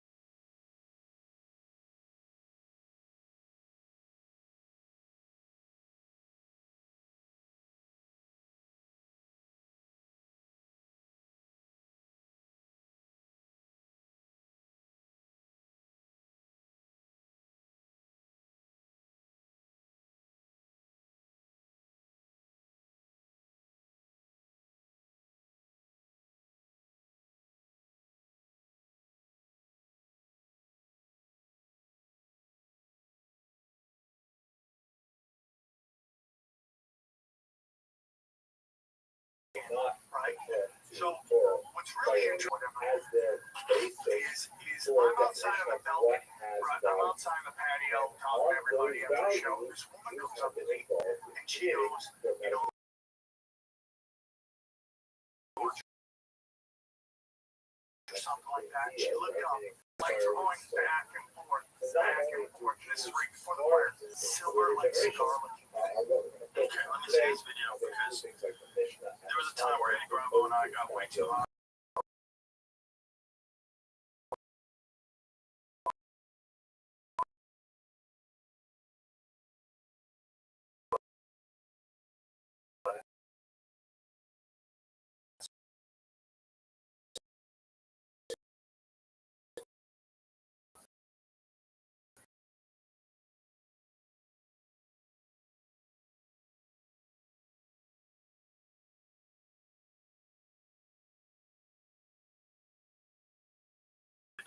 So there's these things.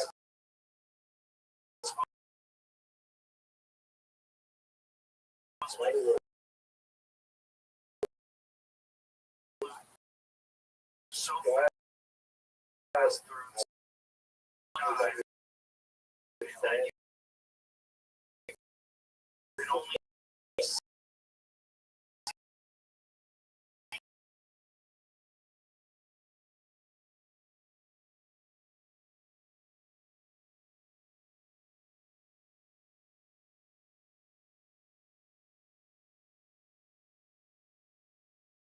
down. It doesn't look like a problem. Let's see. We tend not to.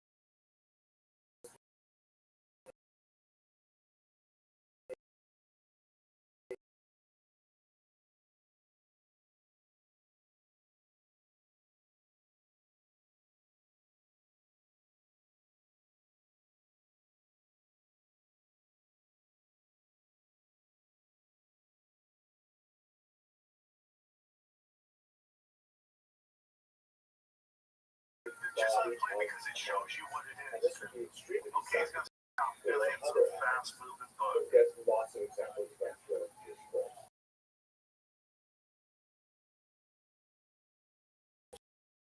Shit, we can catch it at high speed filming. Right? That's really So it's stretched out as a video artifact, just like the rocks that regulation. And that far away, you're going to see it as far away. Little. It's so little that it hasn't passed.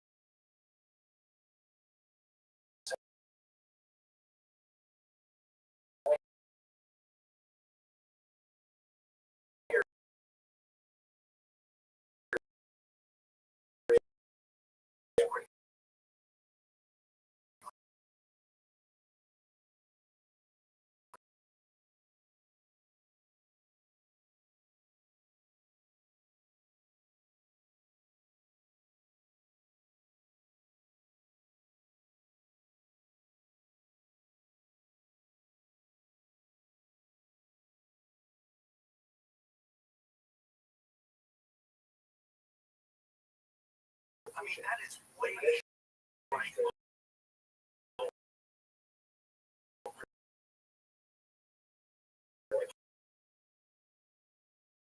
Yeah.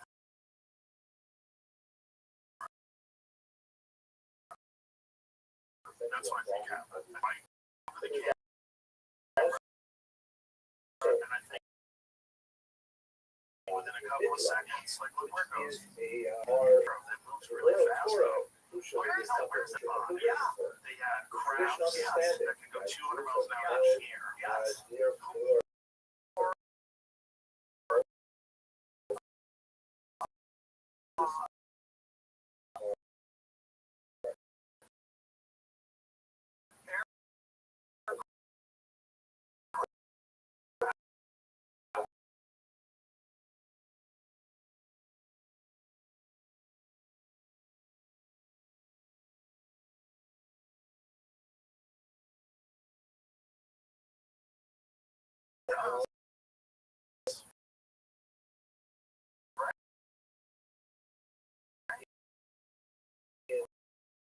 Listen.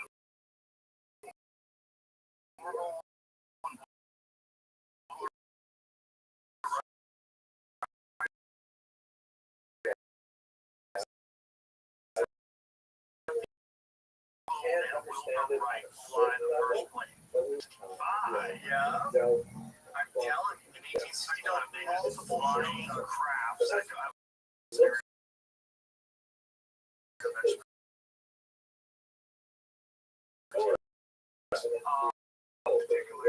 he's self-taught.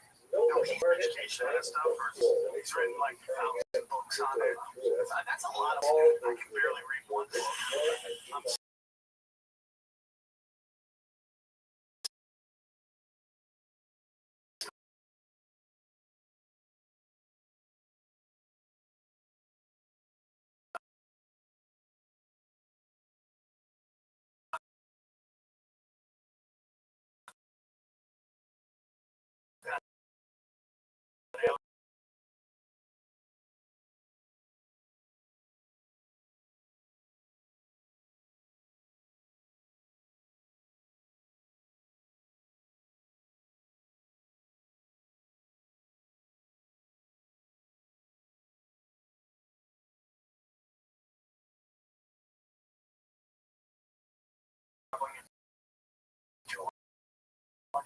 now. Okay. And all those drawings, dude. Someone took these drawings. Come on. Hang on. Yeah, shut up.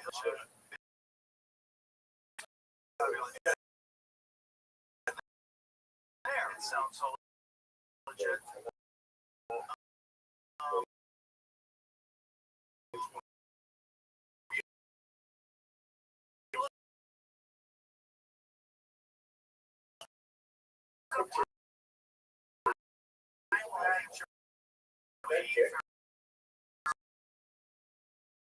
So many years before they credit those guys with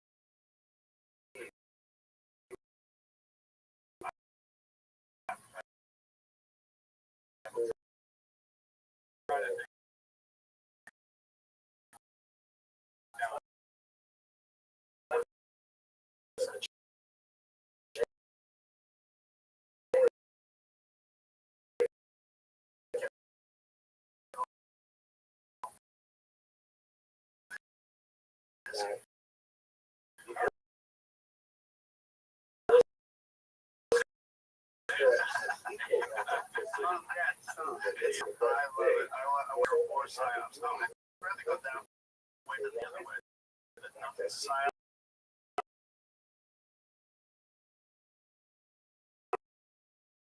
I want to hear that trusting the pharmaceutical drug. It's really what happened. Got water and just going yellow. What happened? What happened? And everybody's like, inject me. Sometimes the brush has a And then, you know.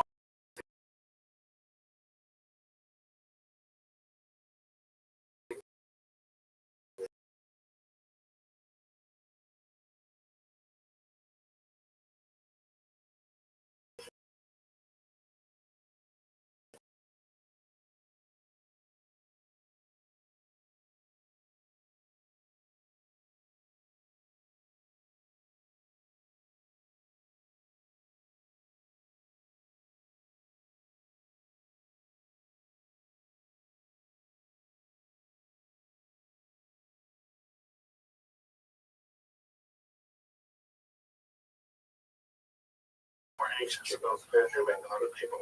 Those people just, the problem is, most of those people never kind of owned up to what they did. Almost everything in that.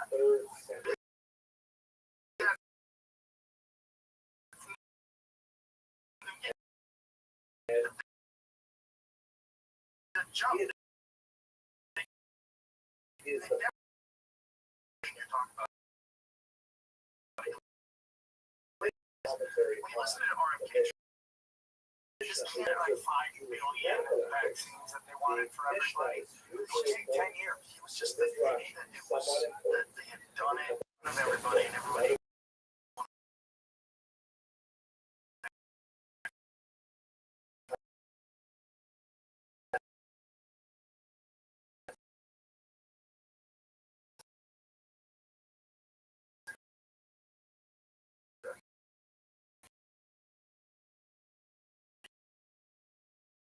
Yeah.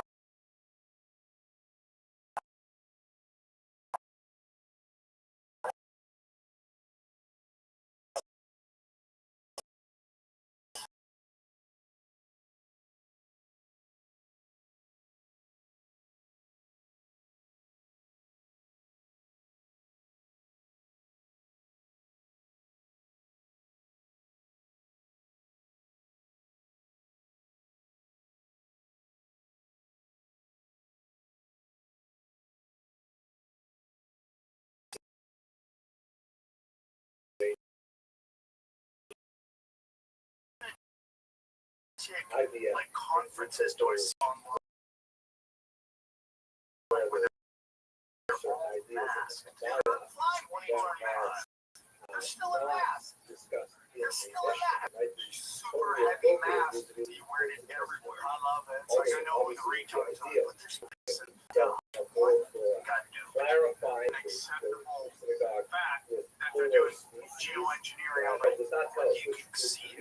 you can make it rain, but like, What is the politically tree? exactly. Pineapples? Yeah, how would you know what I mean? Like, what happens if you cause floods like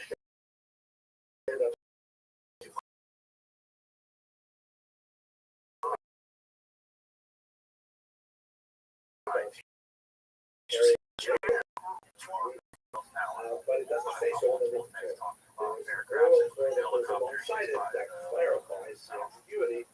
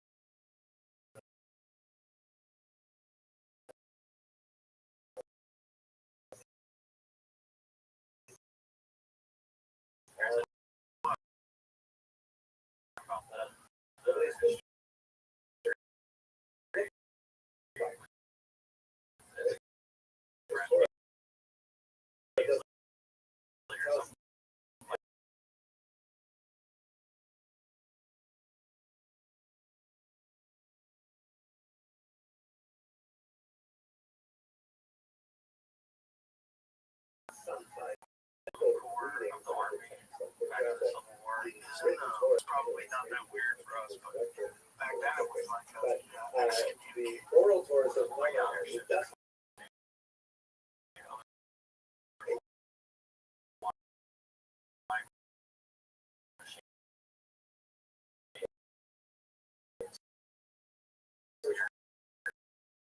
okay, so what that would is like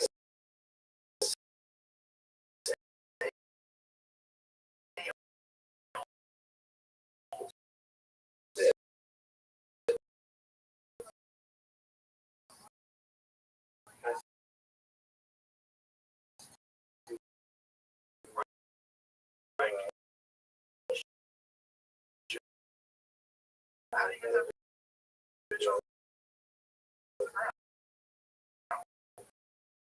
One of them has describing the simple reading of the written javelin went along with it, so I can keep refueling. scriptures. Like aircrafts that are going 200 miles an hour. What it is. So the reason I bring that up is because if we go, they got these silver cigar things. Like, think about how long ago that was. Like, you know what? Listen, that's what they had in 2000. And then three civil wars. Other boats, like you might talk about it. That's it.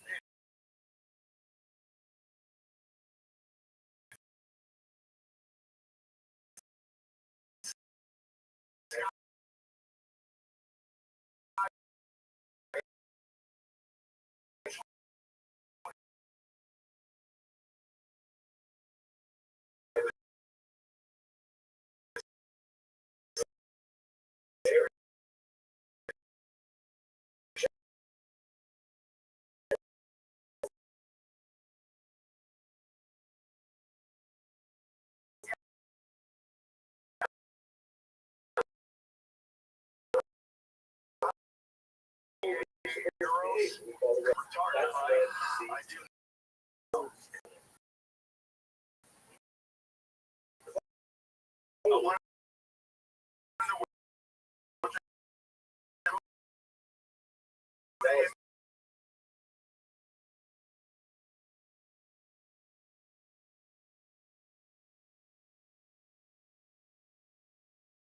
I don't think like 200 miles an hour. I think something went that fast. You were gonna. Yeah, these things that well, they thought that. But again,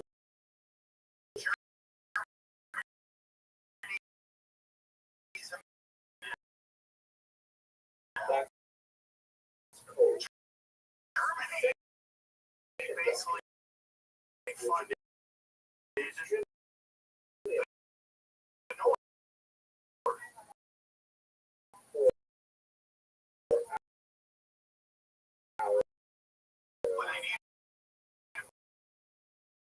It's pretty sweet. where I a forgot how much specific I paid for it, but question yeah, it's like one of my favorite things I will be have. sent to a But rabbi. what is this, Jeremy? Rabbi will read that question, and then the written Torah, Sacrificing a child, discussion of abortion, very important discussion, especially that whole thing when it was Eisenhower.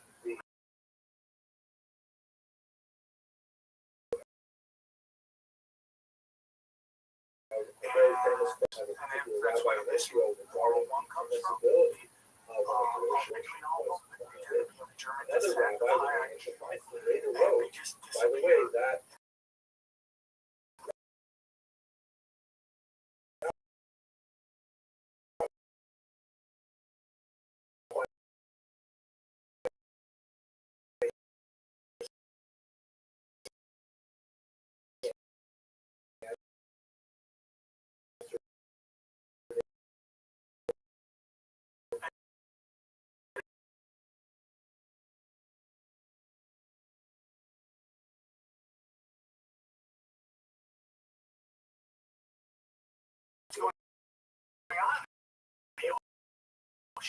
We see stuff coming out of the ocean all the time. What's going on? Fear the ocean very much. Jaws makes this thing boom right in your face, right? When before that, nobody was thinking about sharks. Well, Jaws makes a real bad, right? I mean, it's so weird. So there apparently was something. This guy, that was shit. The guy was with the drawings. He was in something called the Sonora Hero Club. He also had.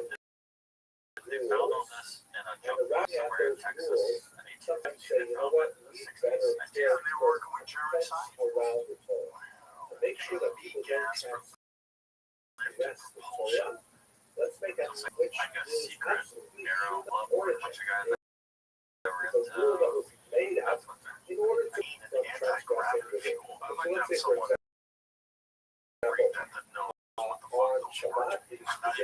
It doesn't sound like Turkish. We can base Rabbi our told thoughts us, in this notion that we just to make sure that people don't come close to writing, I we're going to think make there's a been new multiple rule, society, civilizations that which just means keep that you're not allowed to touch reset. a pen. I think that's You true. can't like pick up a pen. I agree with that. It's true that the I think Torah there's a lot of doesn't say really picking good up with a that. pen. But the rabbis say because writing is forbidden, that's a He's serious got a thing. video on those Transgressive trifactal with the first mummies two in letters you Peru, write. where he went down there and had them CAT scanned and had them. Now, if a person dies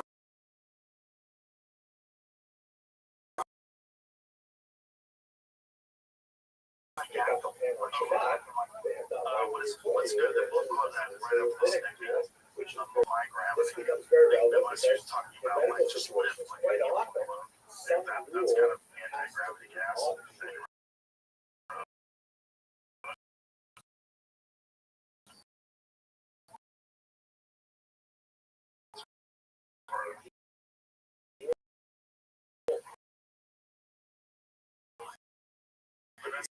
So what I think of when I think of anti-gravity, obviously like you hear about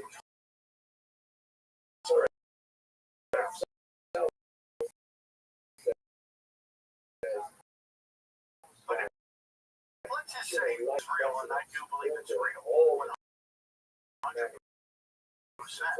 Like what do they have now? I mean, it's so far down the line. Of course. I mean, that's so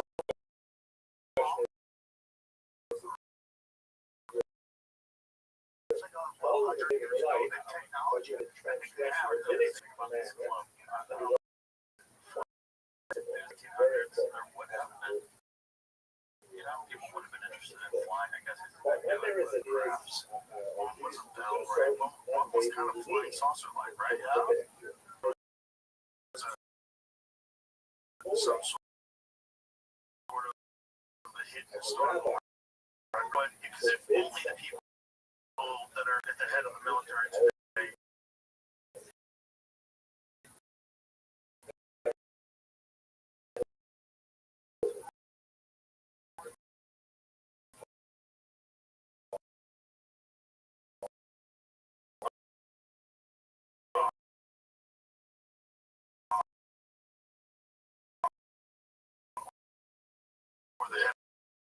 these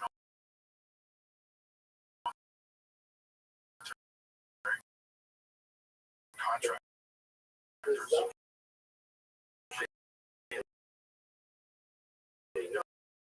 know whether or not they package UFOs. If there are, they have the idea. and if they don't know The box behind which can the kind of provide that makes a device transmedia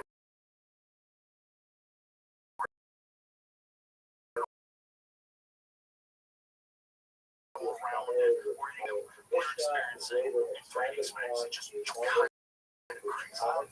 See, I'm not saying you got an idea what I'm saying by that. It's like you hear stories of people whose fathers were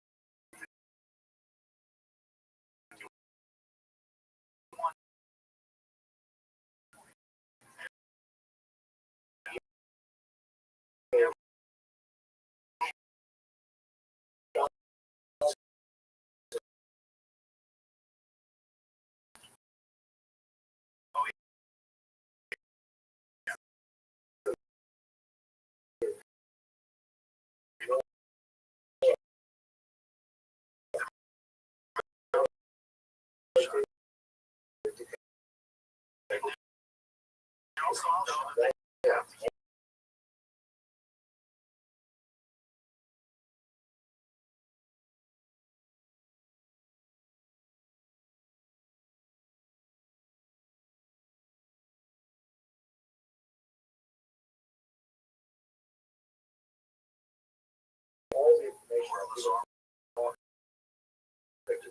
or you did to NASA, right? Everyone thinks it's NASA. It's in Huntsville, Alabama. So this is a funny story. So Eddie and I are doing stand-ups until we go to the comedy club, and they'll fly.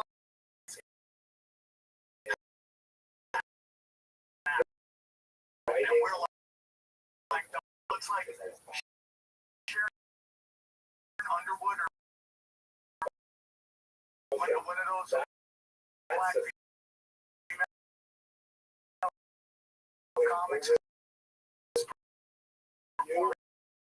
there, and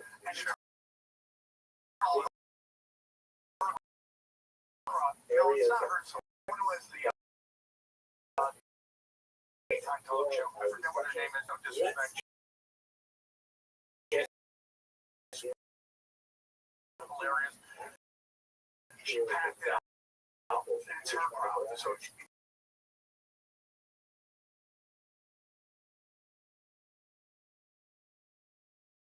when he came to America, and in Huntsville in the late 80s, you were not allowed to talk about how Nazi, because they had all convinced themselves that he was forced to do it against his own will, even though he was a horrible, horrible person. If you hear stories about the real Nazis, they convinced themselves that he did it against his own will.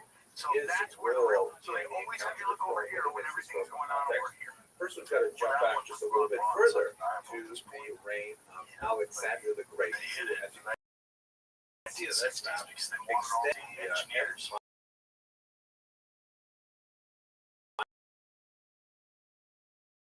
Created from that zone, which is on the left, all the way out through the Egypt, and then all the way to northern India, Afghanistan.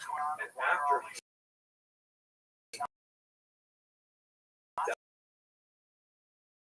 died,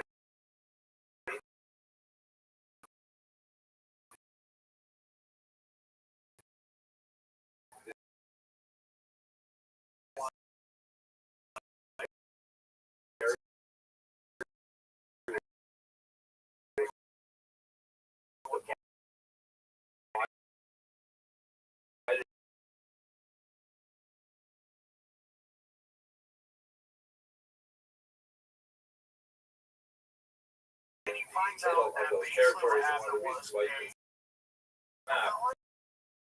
that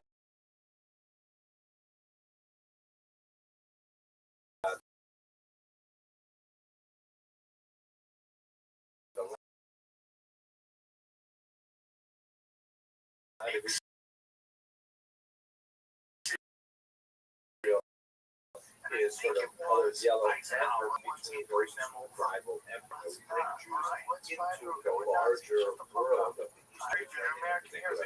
And traditionalists argued against it, beginning with Yahu, who was Judah's father, and this created a kind of a traditionalist against those Hellenizing. Please feel free to have a look at some other lectures to get a better sense of how that conflict progressed.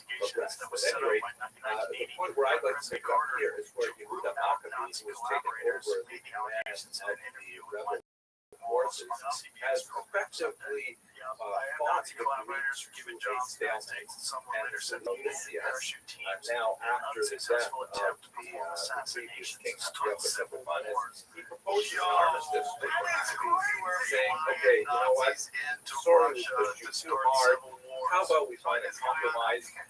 We'll let you, for example, choose your own high priest, which was a major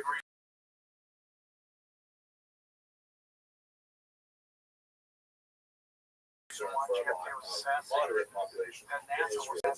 They liked the idea, they wanted to end the war, not attendance from the Seleucid kingdom, because they were going to have to pay taxes anyways. As long as they were left alone, they had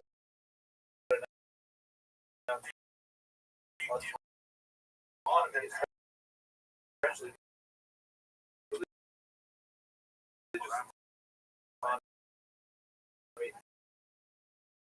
that was enough.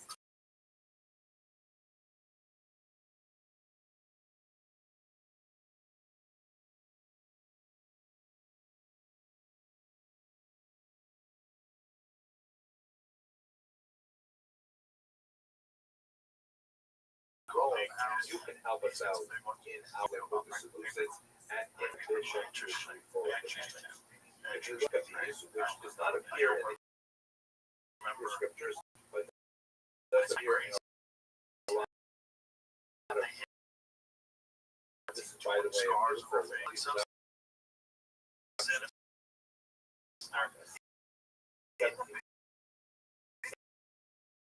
they interview Nazis who still defended everything they did. It was written out of passage.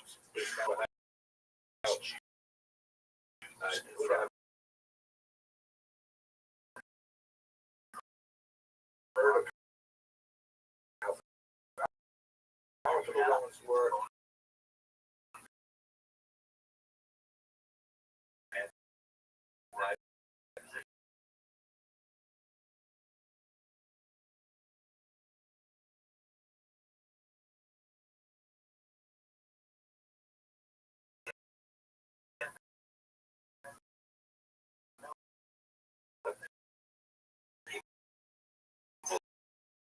Of the Jews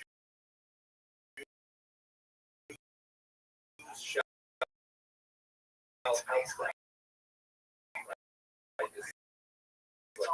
society.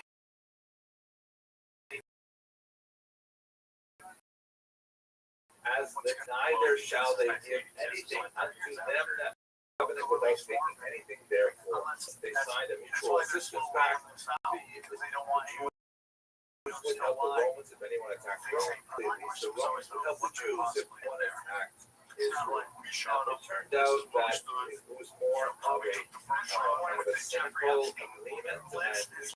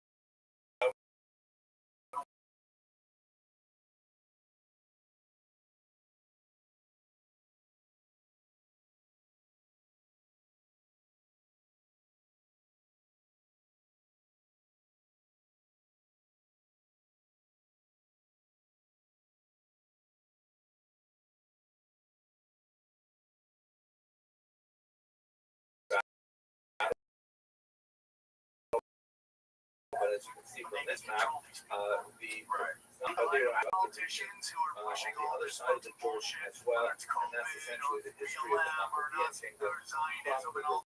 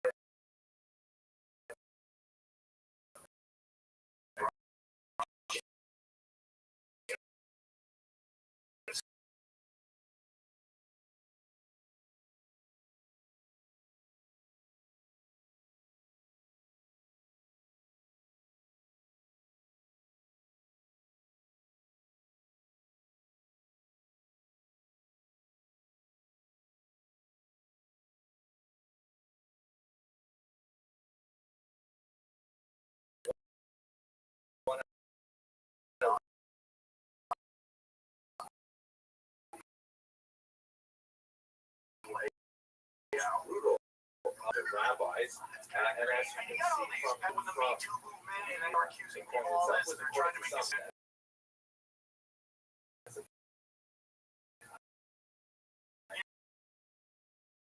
if you're 17-year-old going to a comedy concert, his widow, Salome Alexandra, known the first encounter with the land of Israel proper. The civil war that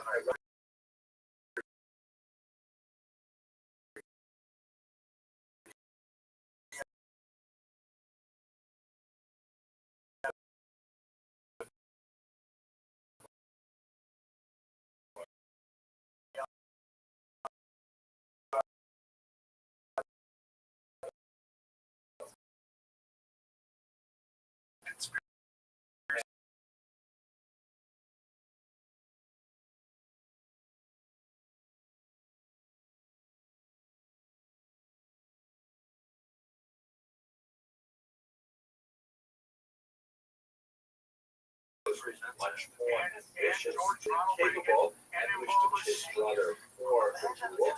Among other things, the idea that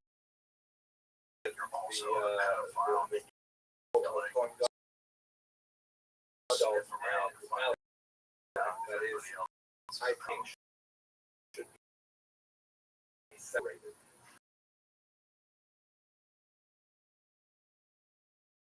Would ultimately be imposed, mutilated him in such a way that he was no longer fit to serve as the Kohen Gadol on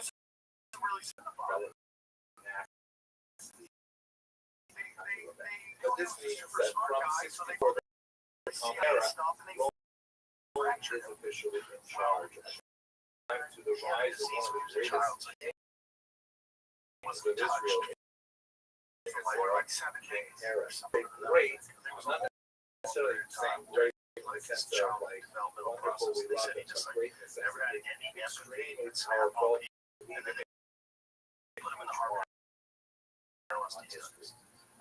Best known in the West as being the author called Massacre of the Innocents, which all of these children in an attempt to off the eventual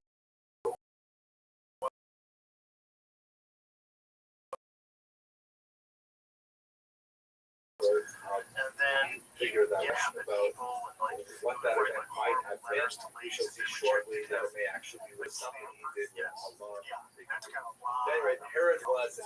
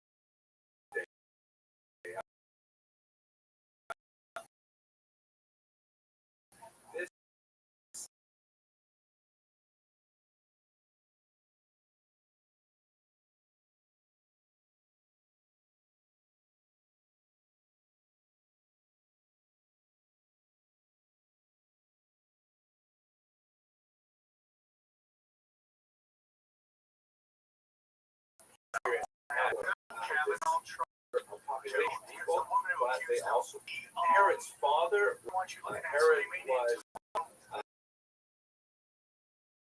of his attachment to him.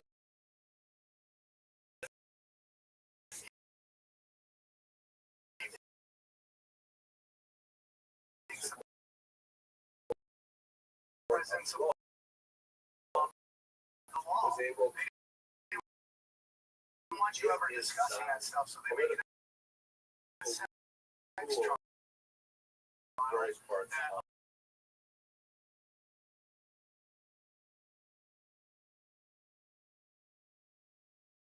trouble and not focus on. we have parallel descriptions, a rather unusual event. It's mentioned this was, of course, on the video. They also have the same story with some significant differences in the title as well. According to the version that Josephus offers, Herod appears before this event had been fully armed, which was considered a great act of nerve. All these like female comics in LA are commenting on it. Insolence to appear before the great court wearing armor.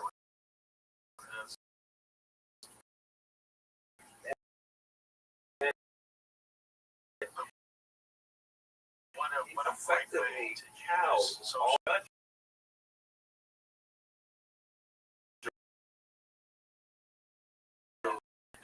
in the Talmudic version, which it is Shimon ben Sheshet, who is the great rabbi who stands up Alexander Yonai the king and challenges his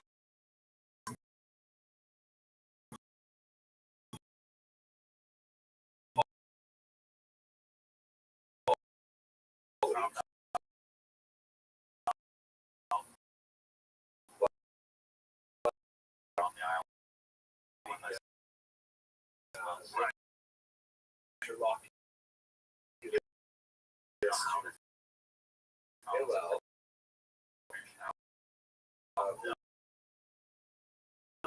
the only rabbi who has the courage to stand up to Herod, but unfortunately is not supported by the rest of the Sanhedrin, and Herod walks.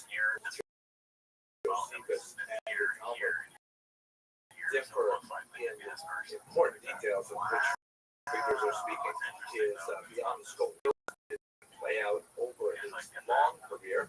The first is that in the Rothschild that he was certainly to provide for the tax and series of public building works that were designed quite often for public combination of being very brutal, at the same time very generous. Rather help the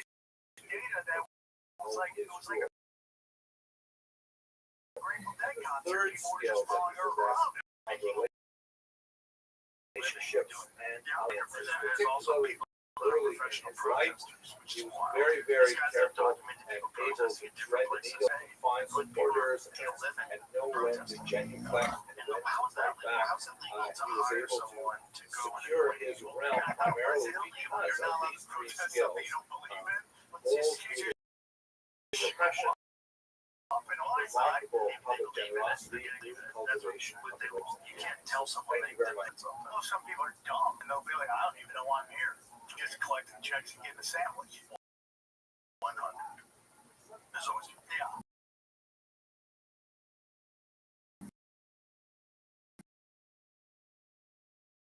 Give away secrets. It's always going to be like, just common sense isn't that common. Hello, fellow Not students. just that. I think some The previous brains lecture don't function series, we well. looked at the first encounter of Yeah, I just think there's more than that.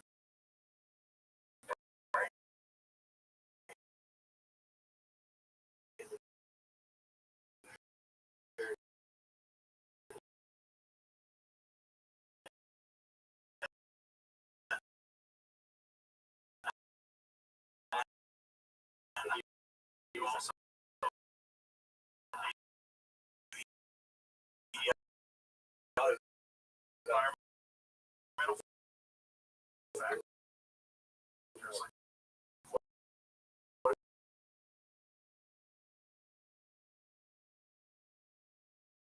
We talked about that the other day. They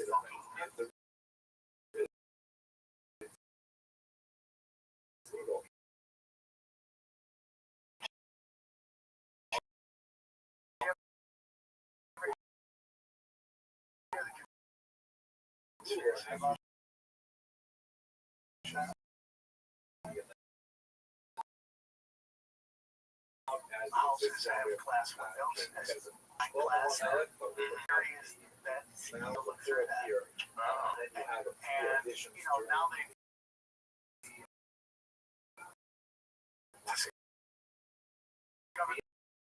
these street vans driving around. They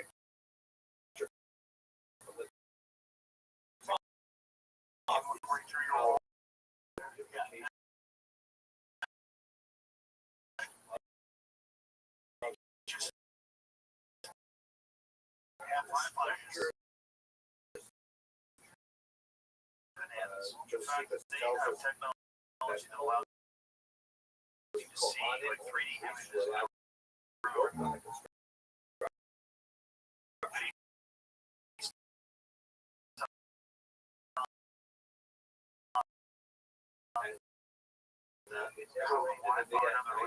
Sending it back to them. Like, what is Wi-Fi? It's just a everyone's scared of radar machines, right? Everyone's scared of going through an X-ray. Right? You don't want that. And the guy can give you the X-ray machine for your behind a giant wall protected. Wi-Fi. Just right.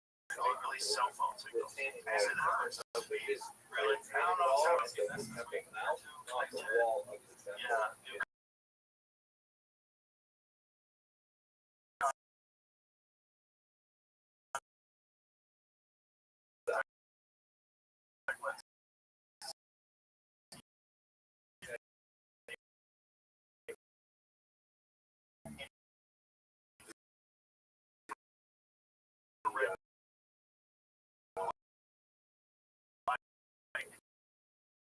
Invisible life.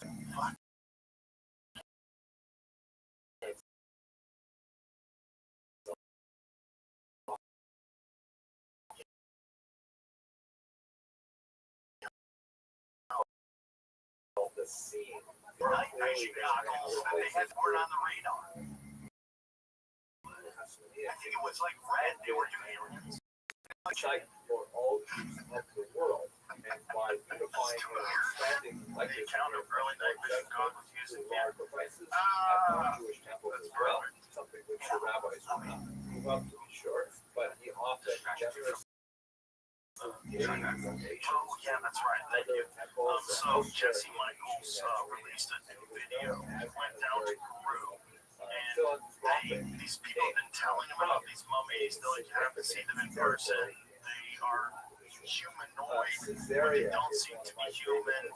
They have a different amount of ribs, but they have like all the cartilage and all the ligaments and all the bones and everything is in. That makes it look like if you go to Jesse's show, go to his YouTube channel because he's got some video footage of the actual CAT scans that show you the tissue. Look at those skulls, bananas. So this is Jesse's take. I'm paraphrasing. I'll fuck this up, but some of these things are forgeries. Some of these things are just fake stuff, just like an art piece that's all created. But they actually have some of that appear to be a real creature. And this real creature has 3 toes and 3 fingers, and there's depictions of these in Peru in these ancient like carpets and ancient weaves that are hundreds of years old. So some think are 1,700 years old. Some of these are as recent as 400 or 500 years old. Look at this tissue, elongated scope. Like, look at how everything is in. Like, if this is a piece of art from 1,700 years ago, somebody created this. That's nuts, man. That's an amazing piece of work if it's really just art. And if it's not art, they've managed to find some kind of creature that might have been another type of human that we didn't know existed. There might be, look, they'll find out, and Jesse was telling me this before, look, this is the scan of this thing's bone structure. This is the actual thing. Like, how nuts is that, man? If that's fake, that's fucking extraordinary, because it looks like a real creature. I mean, the amount of detail. It looks incredibly real. I mean, this is incredibly real. The head is very different than ours. Very different than ours. Elongated, but also matches up with so many descriptions that people have had of characters and beings, including the James Fox movie, Moment of Contact, about Varginha, Brazil, in the 1990s. They described things that look exactly like this. Very small, like 3 feet tall, 3 fingers, 3 toes. That's what these things are. Like, they might have been another form of human that we just don't have any evidence for. Like, Denisovans they just found recently. I think it was in the last decade, right? And then there's those new people. What is Homo juliens? Is that what it was? December of 2024, they released this paper. Found another type of human. The Flores people, the Hobbit people of Flores, it's like, I think the 90s. You know, it's interesting. All of it's interesting. It's like, there's a bunch of stuff that we're just now finding out, but we want to be rigid and pretend that we know the entire landscape as far as, like, what different type of humanoid timelines is. What the fuck is that? If that really is 1,700 years old, that's 700 years old. If that really is that, and that's a real being, and then there's more than one of them has a fetus inside of it, they think also has 3 fingers and 3 toes. So they're trying to get better scans on this thing, but it has a fetus inside of it. Like, that's a hoax. Like, I want to know who created it. What's the result? How many ones? Okay, do we know for sure how old it is? Yeah, one of them has like an implant on the back of its head. Yeah. I can't recommend this episode enough. Alien Mummies Found in Peru, and it's on just American Alchemy. Great fucking show. And he goes deep, and he actually went to Peru to see these things and get them studied and scanned. And there's biologists that are looking at this. They're saying this is a real creature. Whatever this is, we need to do more tests and find out more. And they're very suspicious about the actual location at which the guy said he found them. It's basically these are like grave robbers that find these things, man. Yeah, they found more than one. But the crazy thing is, show them the ancient art from Peru that shows 3-fingered, 3-toed beings. Because they look just like an animal. 100%. This art is hundreds of years old. Man. Like, they all have fucking 3 toes and 3 fingers. This is all in Jesse's episode 2. Just go watch that episode if you're interested. My theory on our reality is every movie you've ever watched in your life, all going on at the same time. All of these movies just tell you what's going on. Aliens, Harry and the Hendersons. Everything's real. He's hanging out the camp. It's very interesting. I had an interview with a guy named Paranoid American, and he came on my show, and he was talking about how based on your religious beliefs is what you see. So, like, if you're atheist, you see aliens. If you're religious, you see angels, and it goes down to cryptids and all that stuff. It's like, so it's like you only see what you want to see, and it shows up in a form that is acceptable to you. Right. And so I think, yeah, so you 100%. 100%. One of the craziest stories ever told me was by a guy I met at a show, and he was telling me he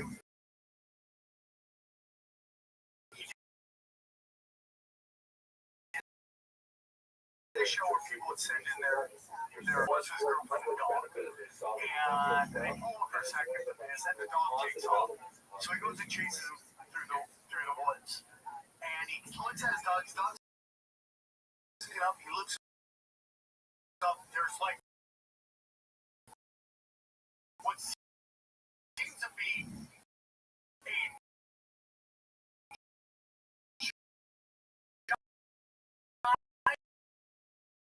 a green screen.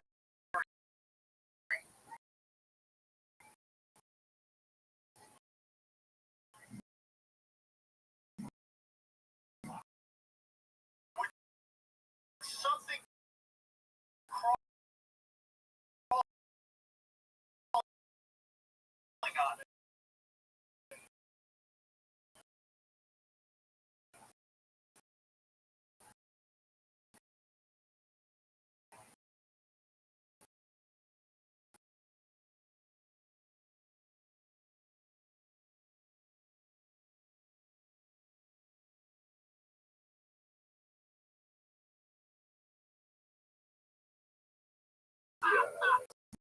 Also known as Maria or Mariana, that was ring a Hasmonean princess who was able to attach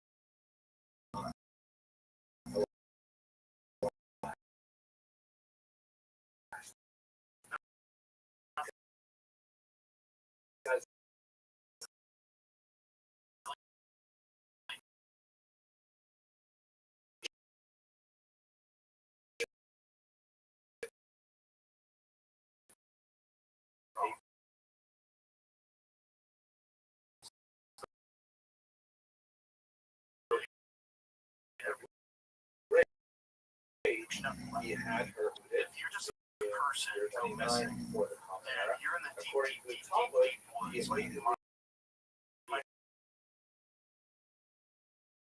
had her body not in, That's too but much rather acreage to look over. in a vat of honey. Yeah, I just found that one. And what I'd like to do is to outline the family members who were killed by Herod and give you a sense of Because he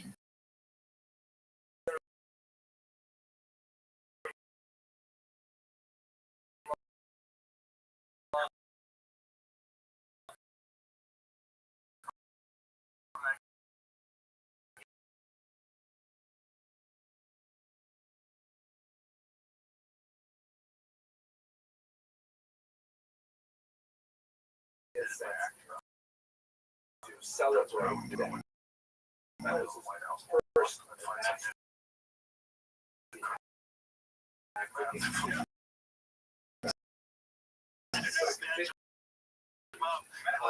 obviously, as you see towards the bottom left, his sister celebrated.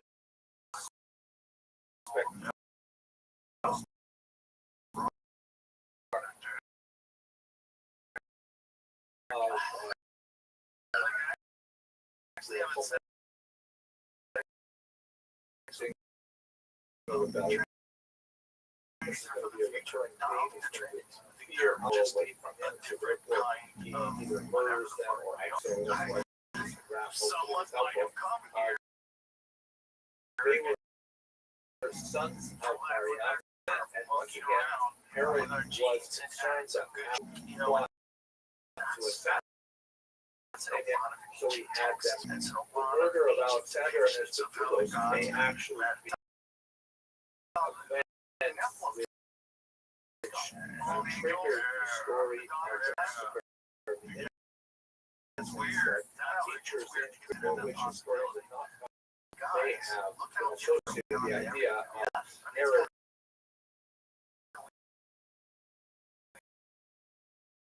during a possible usurper to his throne, and that folded into the larger his sons Alexander and Petros in their kindness rather than killing him. Again, to the possibility that his brother was plotting to overthrow him, and he also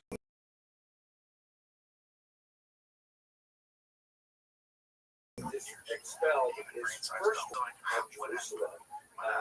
He had actually expelled her once earlier, so this is the second expulsion. Jailed his own son Antipater.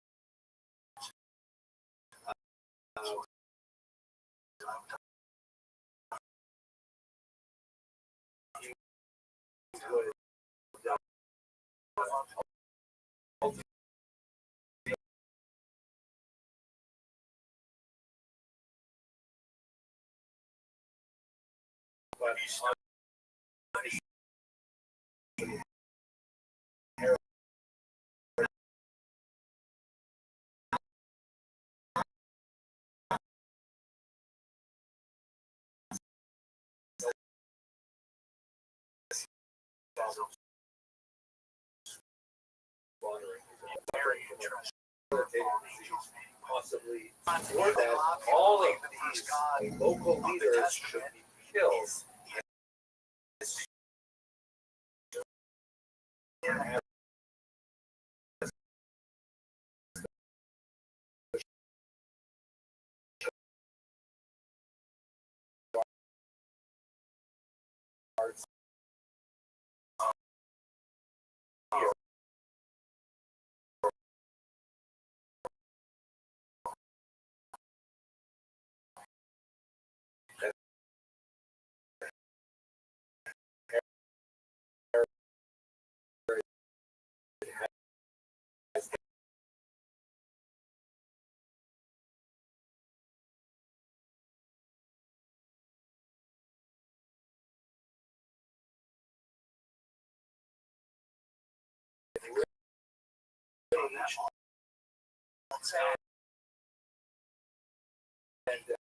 And he decided at this point to order killing off his beneficiaries.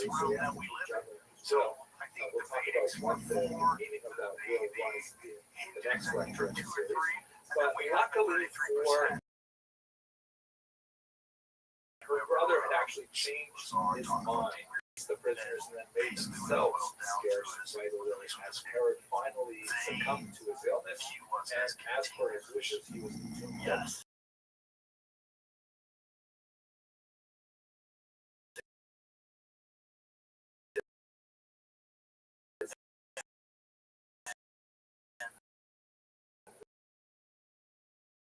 Great.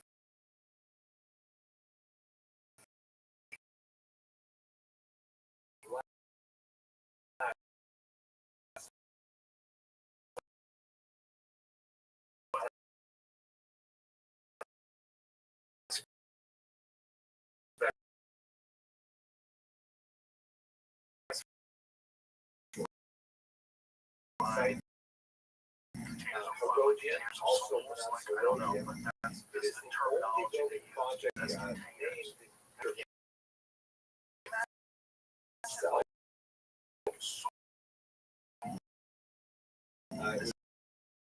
Designed as a usual great palace, but also his final resting place.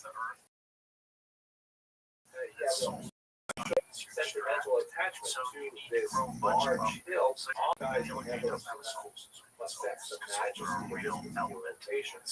And here is the archaeologist Edward Mensa, who spent much of his life searching for Herod's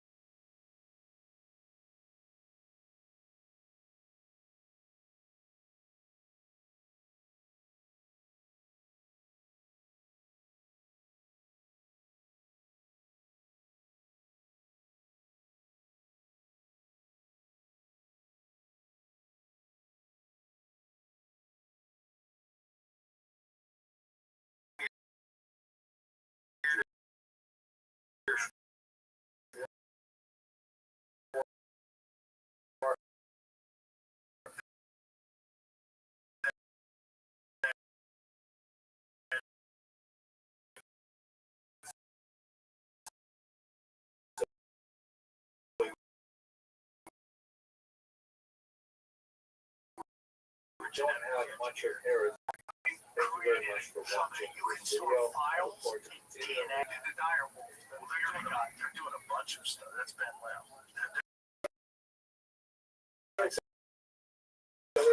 Jewish hardship. history. Where we left But off what is is especially is the it? first What half is the purpose of of the first what's your century. thought? We're going to social You and made a mistake. economic and Regular wolves are religious hard enough to deal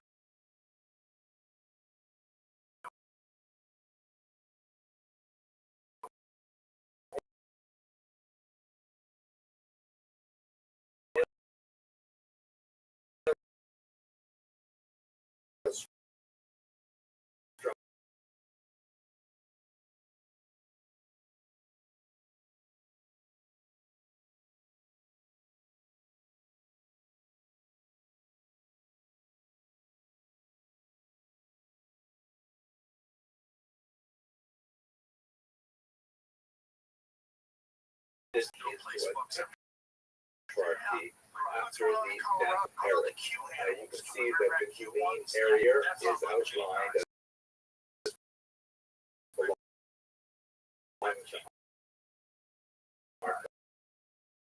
away. It's sort of You're gonna have to correlate let color go, is and then given something's to gonna find Antipas, Fred. and the yellow area is given to Philip. By the way, on Herod, that they are it's hard to keep them all straight. So Herod are to put on some major decisions and other decisions he was way too hasty. But several other delegations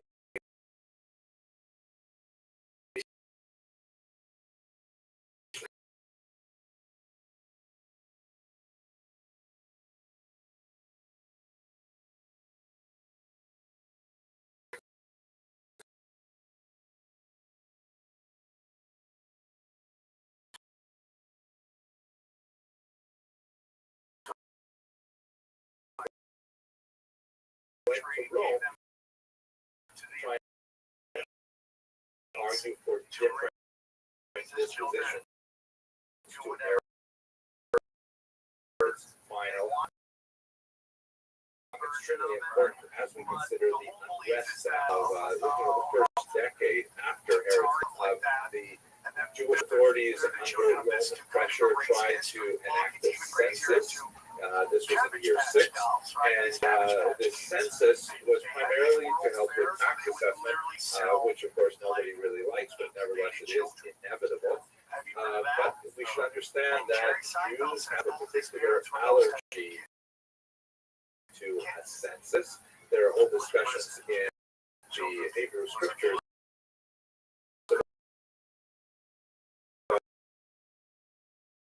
counting people in activity unless it's specifically permitted by God. So this means in practice that tokens of individuals, like for example, giving the half shekel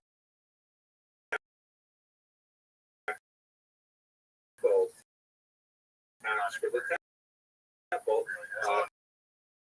if everyone gives a half shekel and so on, and even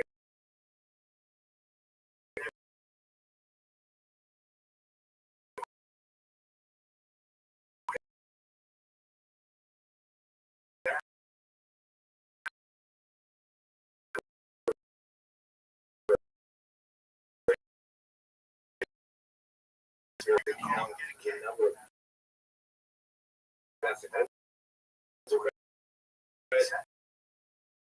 or their particular person.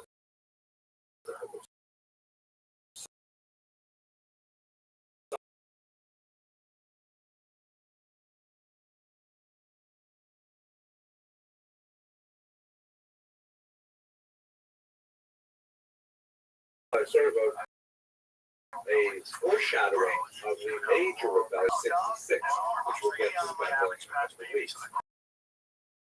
The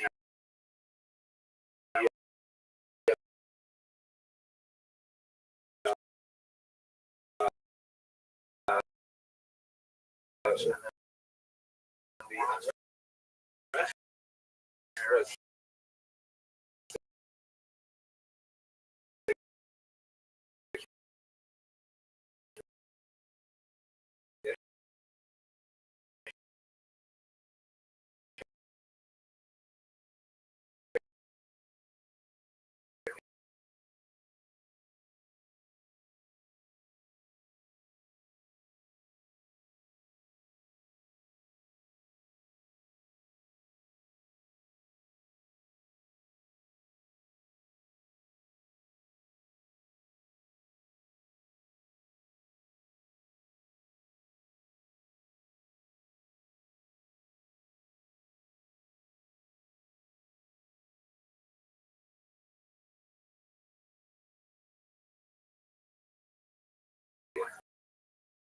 entire area.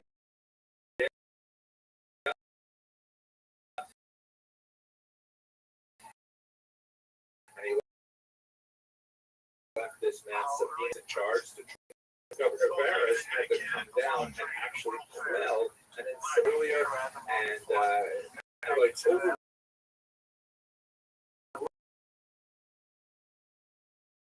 over the Tetrarchs themselves, these were essential types of governors who would rule over the land, really keep order and keep the taxes.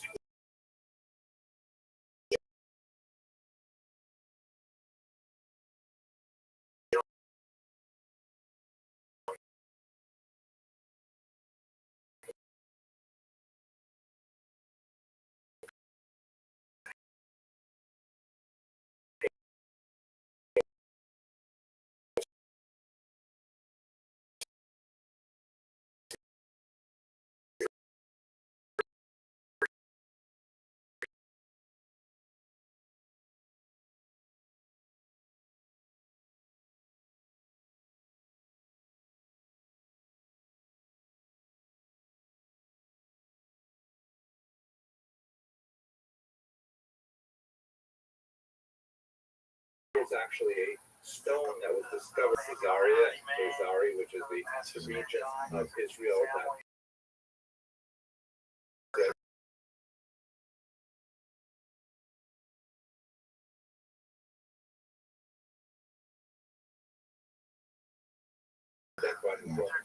and it actually mentions Pilate's name. In the second line there, you just see the context of this massive political and external forces brought in from Syria, whether it will be quelled, and the Jewish leader, the internal turmoil that we have to understand. One that's hugely important, I'm just going to touch on it, is issues of class and urbanization in Israel. We should recall that the land of Israel really had, then and to a certain degree even now, two really big different types of populations. You had the aristocracy, tended to be more learned elite living in the big cities, in particular in Jerusalem. And there are, of course, very different characteristics of urbanized Jews living in Jerusalem as opposed to, let's say, Caesarea. But in Jerusalem, you have the gravitational center of people because the temple is there. So the aristocracy, the high priesthood is going to be invested in Jerusalem. So that will attract the wealthier classes, the wealth tends to correspond to a pro-Hellenistic viewpoint. The wealthier classes tend to be much more concerned with preserving their wealth and that meant alliances with the Roman authorities, and that also meant alliances with Roman and larger Hellenistic countries. So you have Jerusalem, where you have an aristocratic elite that may be less traditional, ironically, in their observance, but at the same time, very dedicated and close to the temple. The city of Jerusalem, of course, is the center, not only spiritually of the Jewish people, but also demographically, and it would attract massive tens of thousands, hundreds of thousands of pilgrims to its boundaries during the 3 pilgrimage holidays. As we shall see over the next few weeks, these tend to be flashpoints for uprising with violence, especially around Passover, as we shall see. The second major element that I really want to touch on before we go any deeper is the fact that we are relying quite heavily for much of this period on Josephus. And we have to always be aware of that reliance. Now, I've spoken in much greater detail about who Josephus was, his relationship to Jewish history, his relationship to Jewish tradition, the Romans, to Christianity. We've discussed this all in many other contexts, and I don't want to belabor that point. But it bears repeating that Josephus is one of our most valuable sources for the first century, and he is one of the most complex and problematic.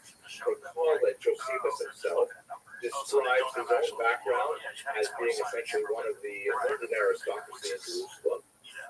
He also describes himself, albeit without too much enthusiasm, as being basically a Pharisee, although he was quite a spiritual seeker, and he had, from his time in Jerusalem, association with Sadducees, from his youth and his exploration of different modalities of spirituality. He seems to have had some connection with the Qumran community and so on, as we shall discuss shortly.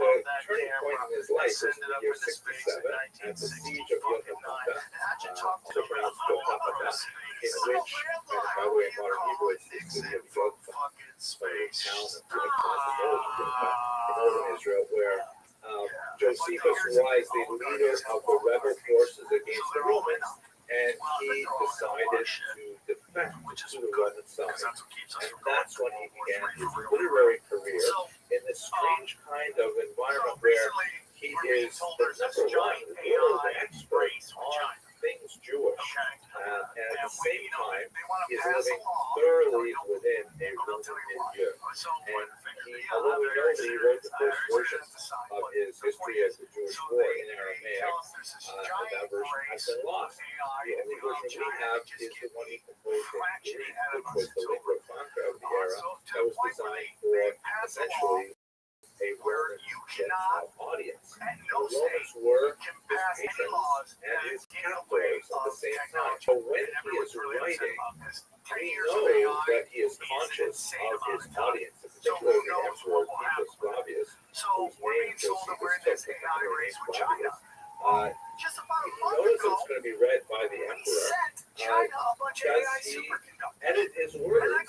And how does he edit his words in order to meet the favor of that very important audience? So everything we know about this first century, quite a bit that we know about this first century comes from Josephus, and he himself is writing for a very specific kind of audience in a very careful kind of way, and so it's difficult to unpack everything he says. We will from time to time have some doubts, maybe even some aspersions, but certainly no asparagus at Josephus as we go through this history. Okay, let us continue then with the discussion of the main ideological groups as Josephus describes them, specifically the Sadducees, the Pharisees, and then let's spend some time on the fourth philosophy. Let's get to it. Thank you very much for watching this first part of this lecture. 20 mil what a week. First of all, how many people are even in the Taliban, and how many more they're recruiting because they're making 20 million a week? I remember when Joe Biden pulled out of Afghanistan, I was like, oh, dude, great, he ended, and I wasn't a Biden fan, but when somebody does something you like, you got to kind of give them their props. And he's like, yeah, we're leaving all the weapons there. Have you ever seen the video of the plane leaving? You want to look at something that's just a complete joke. Let's continue with our discussion on Judaism and Jewish sectarianism. Watch when it's coming out on the runway. Perhaps the most important of the groups, at least important in terms of their temporal power, their association with the Romans, and their control of the temporal cult are the Sadducees. It's the weirdest video I've ever seen. It makes no sense. There's a 9/11 on it or a 119 on it. The word divides It's a most very likely from the weird, followers but it did of happen. Sado. People did take off in the last planes. They People were did. I'm not the saying group that that didn't was happen, but I'm saying especially that video known is for super its weird. production of the various Sometimes types video just looks like shit. Have you ever seen As the we shall animation see, crash? this became Have a you ever seen that revolving video? door where Yeah, this is one countries thing. were It's not funded one thing. and Okay, well, this is imposed a cargo all plane, kinds of right? So it's an enormous plane. they went through very, very Looks, high it doesn't rates have of churn. windows, so there's that. The other. Well, the windows at the top. Here's the an black interesting ones. picture, Well, by the way, pilots, bro. from But the Independence rest Day of 1 the BC, rest of the plane and is all it is the title of the solid. Spanish It's a cargo. Sumo Looks like a Sanke giant cargo ship. the And these people are high trying to climb priest, in. of course, Like, the look at this, man. high They're trying to get priesthood inside that cargo ship. descends That from is Moses' nuts, man. brother And the Aaron. thing is It moving descends along on the through ground. the males Yeah, you can of see. the It's a regular cargo such ship. that actually some It's a jump ship. done on the It's weird how these genetic guys are like components of laughing. day Jews Yes. who It just claim looks weird. But Kohen like the whole status, thing's who crazy. often have First that of all, as a last they name or felt cats, like but there's that art in a lot of America. different names as Sent well. home. That in fact You know, so there was they that. do And then there was there's It tanks just consists where they parade of down a single male ancestor 3,000 years ago. I mean, you get into Our topic.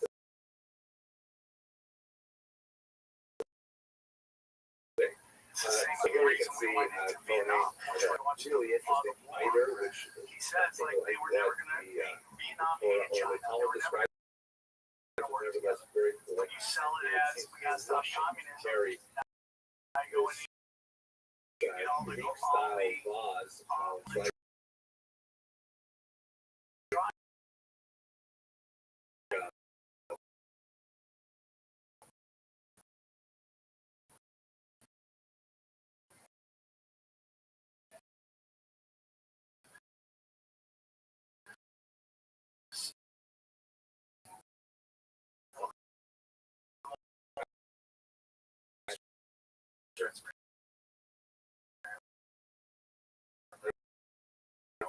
doing Fox like things that is and then the production goes through the museum. Suzuki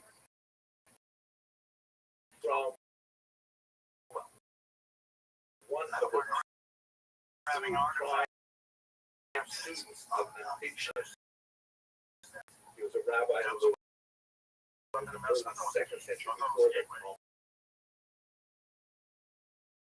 And he had students, Sadok and Boethus. Now, he showed us that quite fascinating, in which he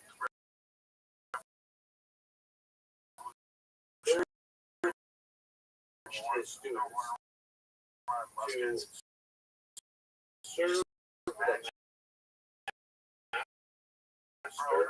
not for the sake of the in other words, serve God just without any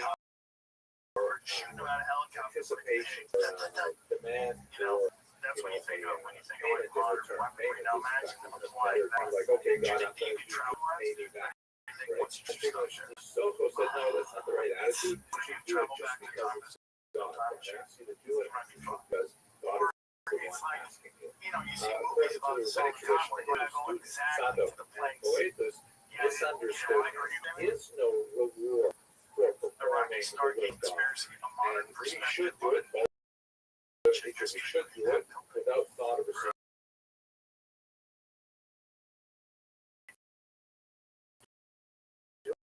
Why? Because there is no reward. So the Saducean relation here was, Dude, I'm telling you, interesting. this is one of the prime It really is. kind of It really is. delineations It's ancient history. between Yeah. the It's Pharisees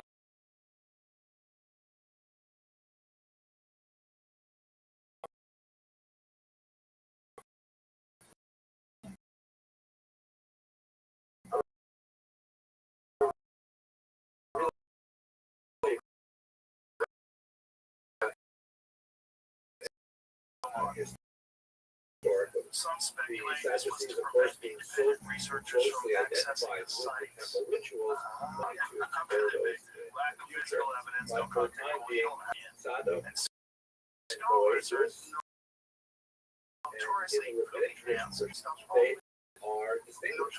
They don't like to what change their exactly is opinions the on difference between No Saducean confirmed and technological Boethus. trade. Despite years of military Turns no out the official difference reports have between suggested Saducean that any and advanced technology was discovered. that it's also difficult to try and It's like the what the UFOs, like they Sadducees really could did. because the era of In the middle of the heavy Great church censorship Richard of the Talmud, in the has 13th a century, especially with printing evolving in it is 16th century. UFOs, There's a lot of just 21st century text to try to avoid pushers up until their own accord and to avoid getting into trouble. And one of the techniques was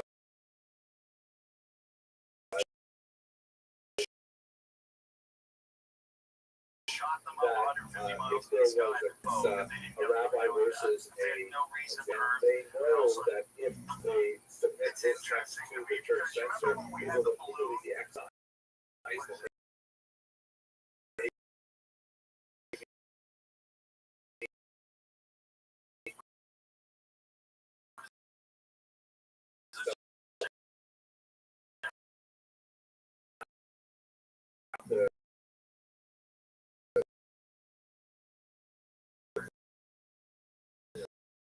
Distracted.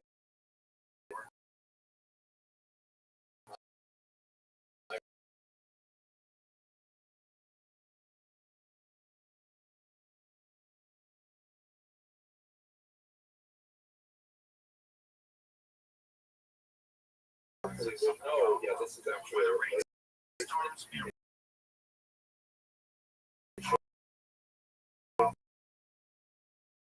early a Christian southern area in 305 is anticipated in and near so it's Turkey. relying on Talmud.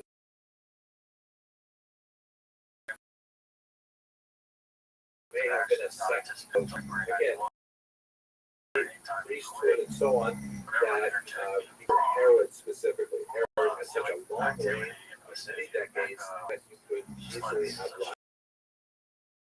rivalries the aristocracy, same for the Cornetto, so that may be an ideological but kind of organizational difference between the Snoopin and the so otherwise don't know ideologically how different. Some shit that's like super So tough. let Say you rock let us now so talk we can about use it on how and say, oh yeah, Iraq had some beating weapon. Yeah, that was it, and it was destroyed. We destroyed it. Especially if you're putting in a paper where you know people could read it later on because of the FOIA request. Well, I probably didn't anticipate that, right? But then on top of that, it's like, I mean, everything says this, right? Like the things about it. Like the real like kids have a joke about it. That's the fourth largest army in the world. It's like they're after the first two, there's a real big drop. Salvation Army's number three. And now I'd like to kind of provide sort of a catch-all to some of the other groups that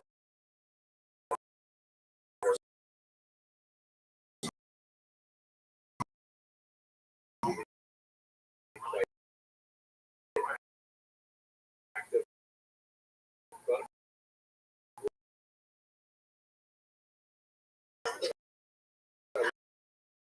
lump them all together in the answer. And Josephus' work. There really know exactly what that philosophy is. Never stop. If you it's just report, however, but the Josephus in his attempt to try to make Judaism understand speaking Gentile audience, he used a term that probably refers who are a group of Jews who essentially separated from society through the manuscripts.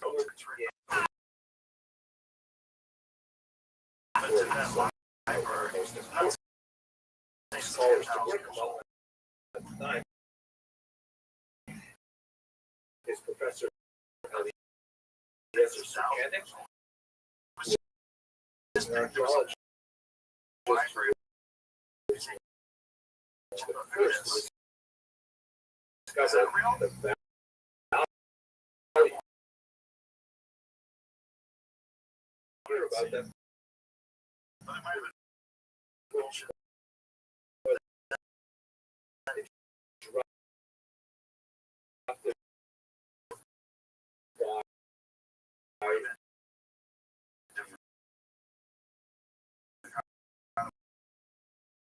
first not AI. Arab Israeli war, the War of Independence, has divided the territories.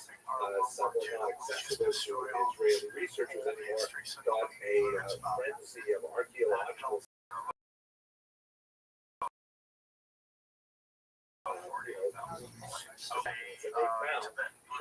some of them appear to be scriptorium, where it would be used as kind of read rooms, like tables, chairs, or benches at any rate, and others where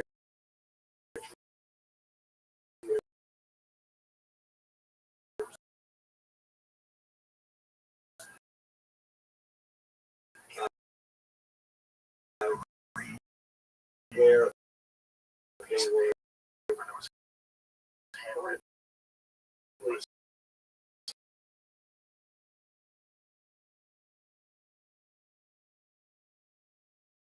It's crazy how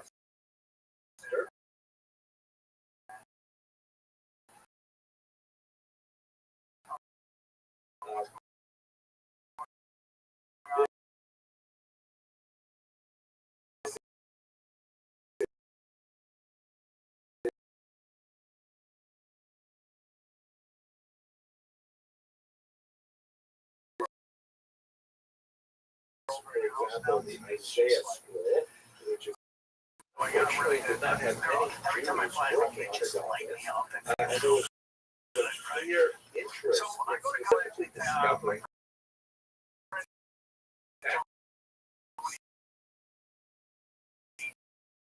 that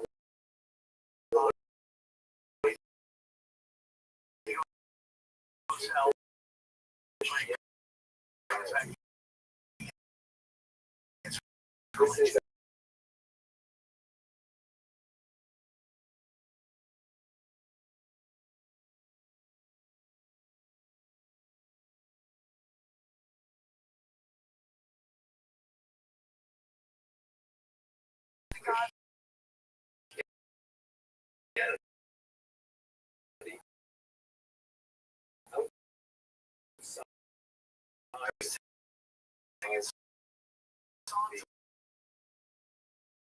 Christian scriptures.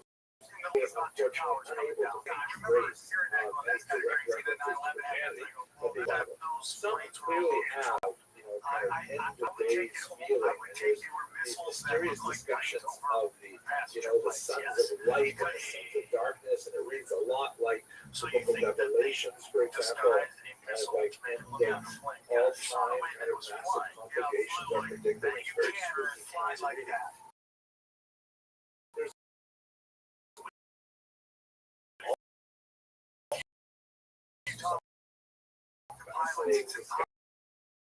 Like discipline that seems to select these documents are known possibly as the DNA. Hopefully, there are lots of different theories. As one says that this is even a Sadducee break-off.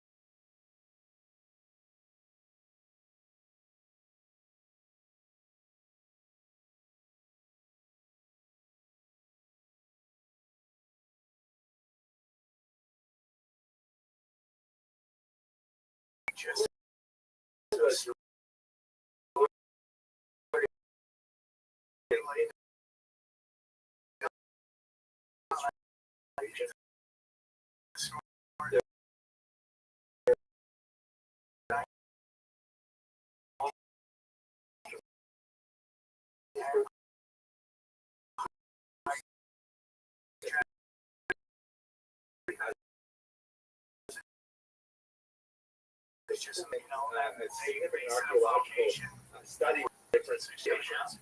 So rather than design Sadducees, of course, the high priests and priests in general have to maintain a very high level of ritual purity.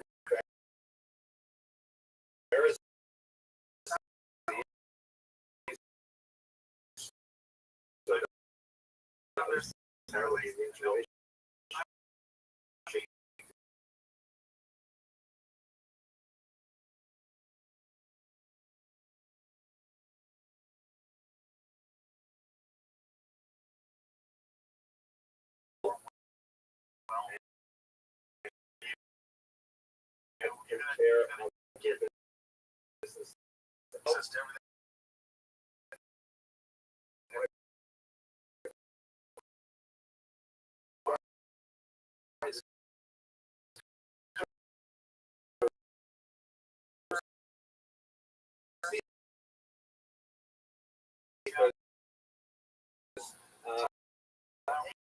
Defecation was forbidden on the right plane. Hard to imagine the surprise how he himself went into a period of several years of living in a kind of monastic kind of environment like this, maybe with the Qumran community itself. We really don't know. This community, which seems to have basically abandoned the first century, how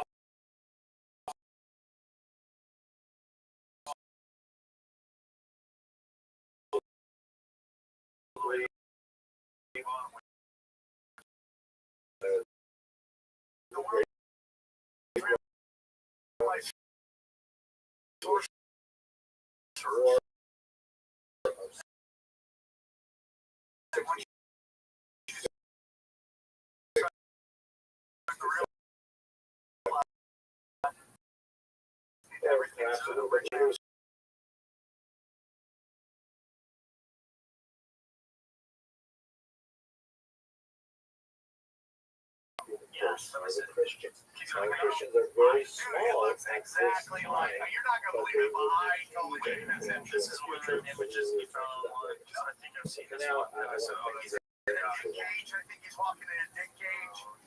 Come on, look at it. Tell me that's not. That's not him. Not what I'm saying. You're that weird shit. It's a fake photo. I thought. What? What do you mean? How do you know?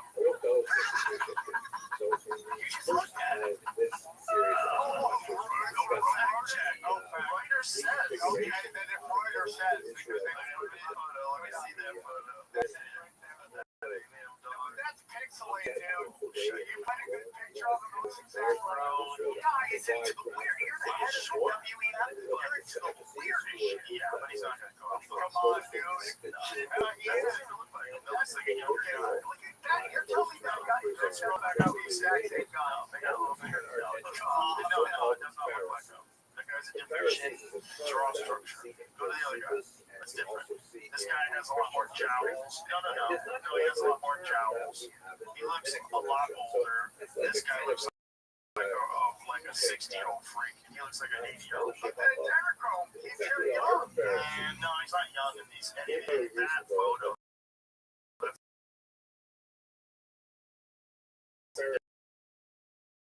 Are essentially sages. Like that ain't it either. That weird. And there's just pictures of him doing weird shit on here. Yeah, one of my favorite characters in the Five Chronicles.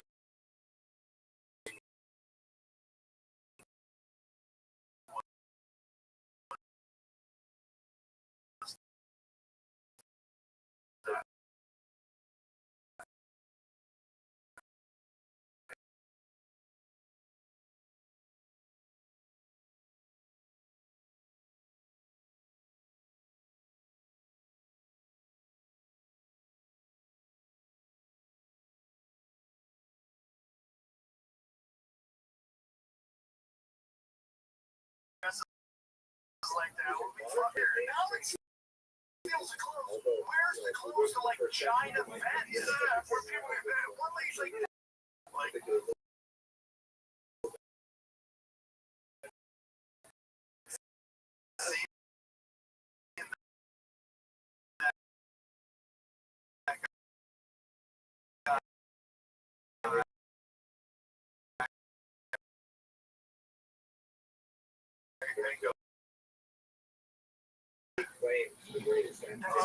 that's some crazy shit. I think everyone about Trump right now and all the stuff going on with him. Are you ready for me?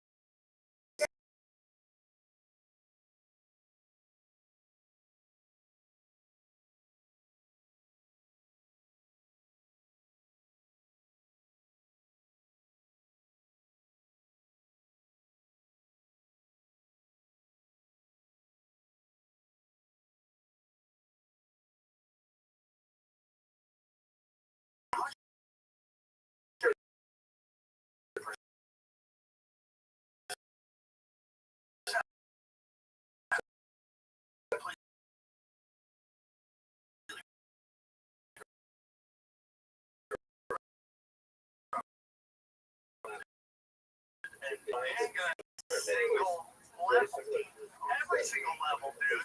Oh yeah, that's why I want Rabbbi to represent us at all.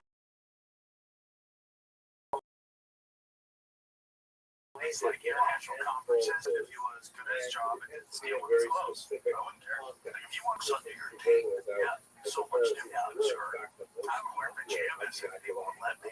I'll go out on the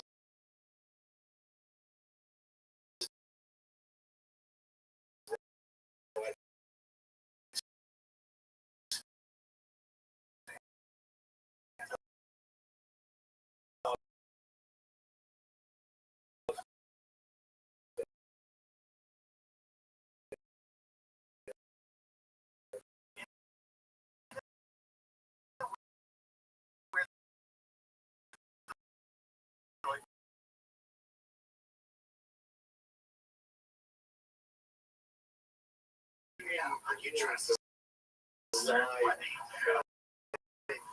you as a different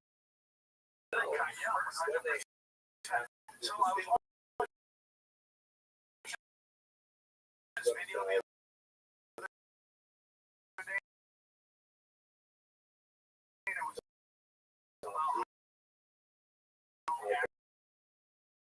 way back in So that may be what it is. But there's also, in my opinion, way more in shape too. Because it's just more.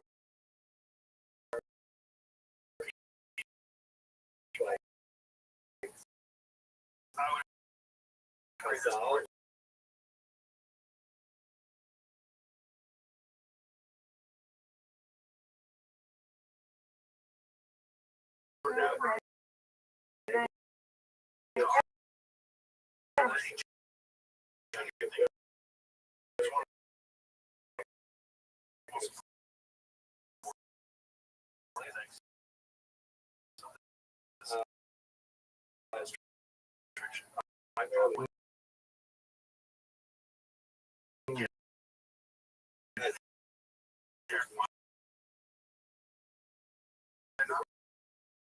Responsible to all for reality and crazy. It's crazy. That's the same company. Right. Canada. It's nuts.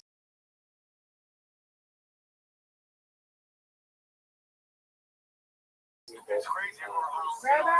Carol talking about this, how it is right now that are working on drugs that kill people that have heart inflammation. And we see that time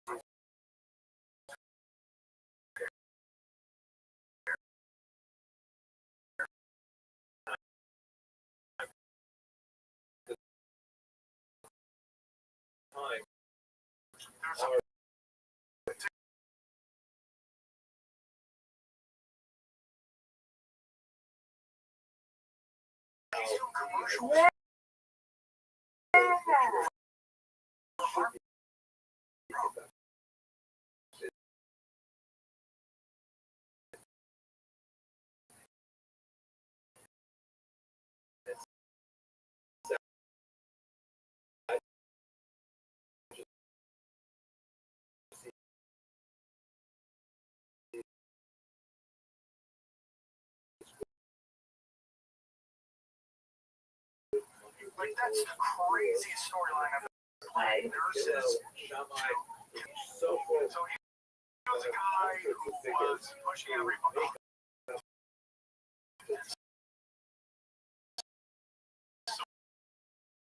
So crazy.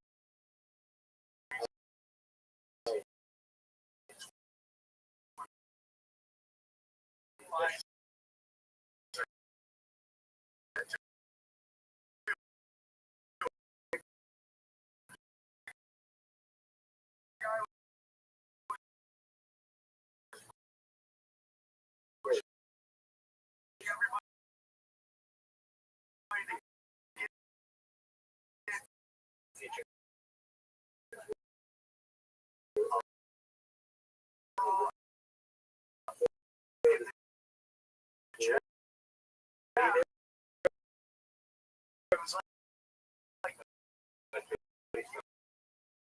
was like really going after LeBron James, who did want to do it. And that was I never heard of that. It's possible. I never heard of it. How about when they see something and they freak out and they fall down? That's the weirdest thing when they fall. It's all weird. It's weird that we all watched it in real time. The Heather McDonald video. I mean, it's almost like the universe have a script, right? The Heather McDonald video in particular. She's like, I got all the jab. Yeah, hello. But I mean, it was nuts. It was like the perfect punchline at the right time. You know, if you want evidence of a simulation like that seems fake. That's so crazy.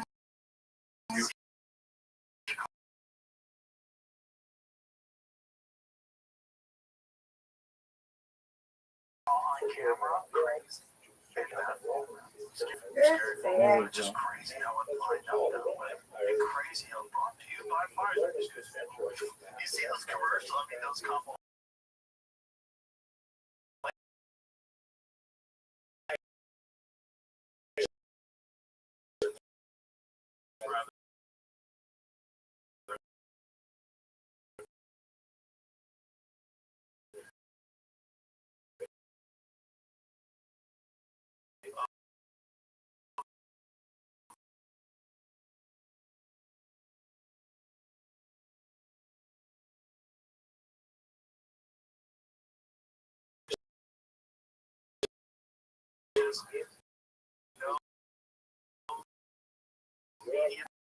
That's suspicious. Times it gets suspicious. What's going on? Having heart people are just having heart attacks. They're 18 years old. They're having before. What's going on? And no one wants to admit that they made a terrible mistake.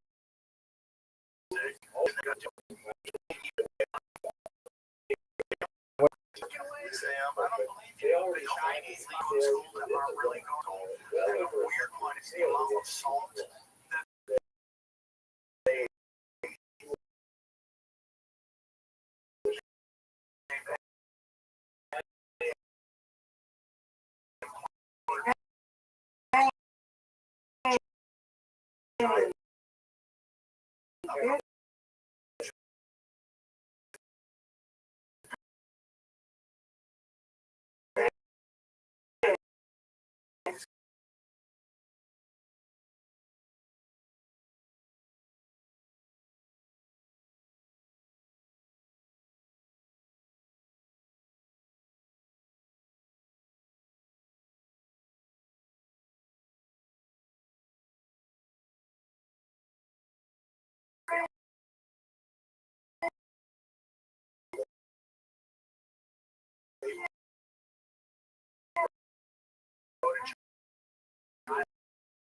Hey, sweet dreams. Sweet dreams. Thank you. Oh, weird faces. Yeah, the turrets where they shoot. So they're like giant. Yeah, that doesn't even make any sense. Or prison. The people that want to. What is the full length? I think it's 14,000 miles. That's miles of stone wall built by hand.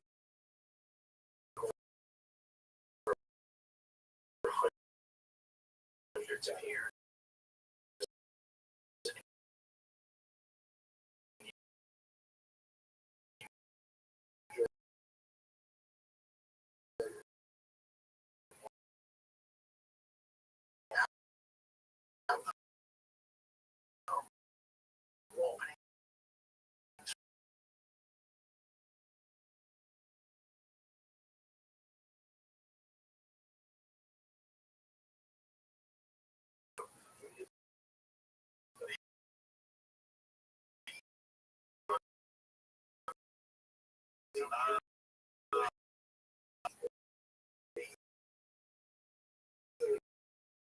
Great Wall China being built. It's almost being built like YouTubers.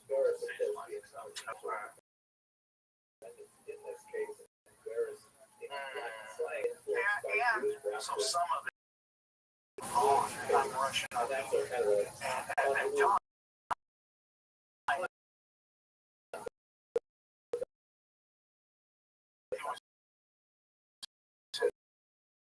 Turkey, Turkey.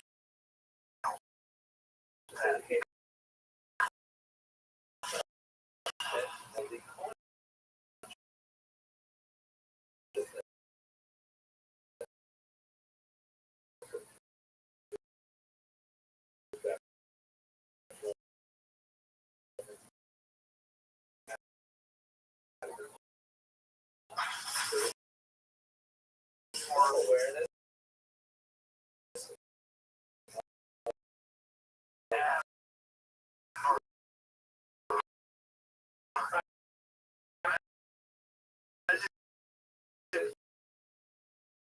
You live forever, and like Sam, you don't worry, you live forever.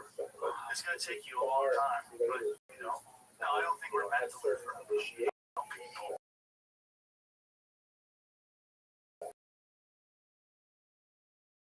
People are about to grasp if you can change the human body and you can enter some sort of a chip into that person's brain that gives them entire access to the internet instantaneously. Tell them whether or not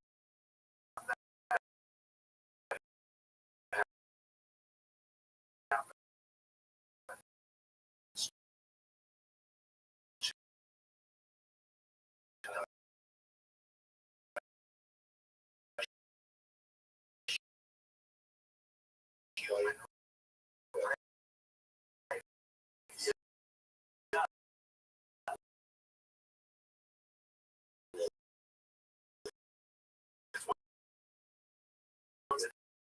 happen. Yes, these really rich people want smart kids.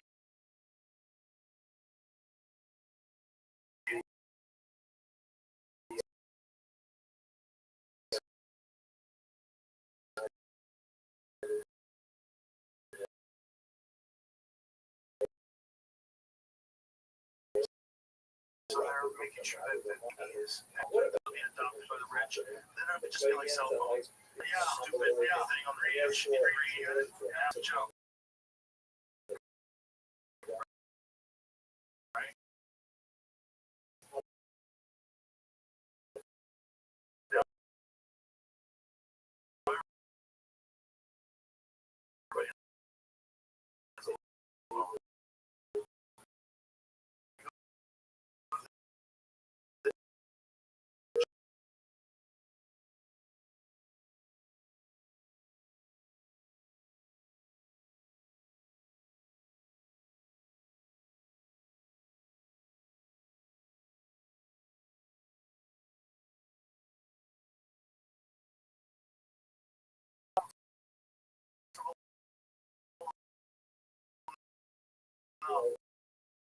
Now you get upset.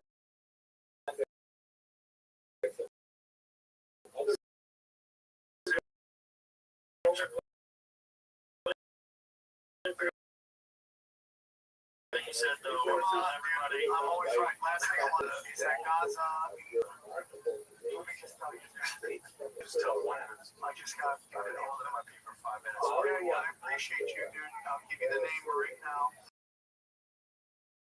Here we go. You can go to the Living Church of God and through. I'll bring that. That will be my third prediction. I love you so much. Thank you so much. Always been seeing. Always doing it.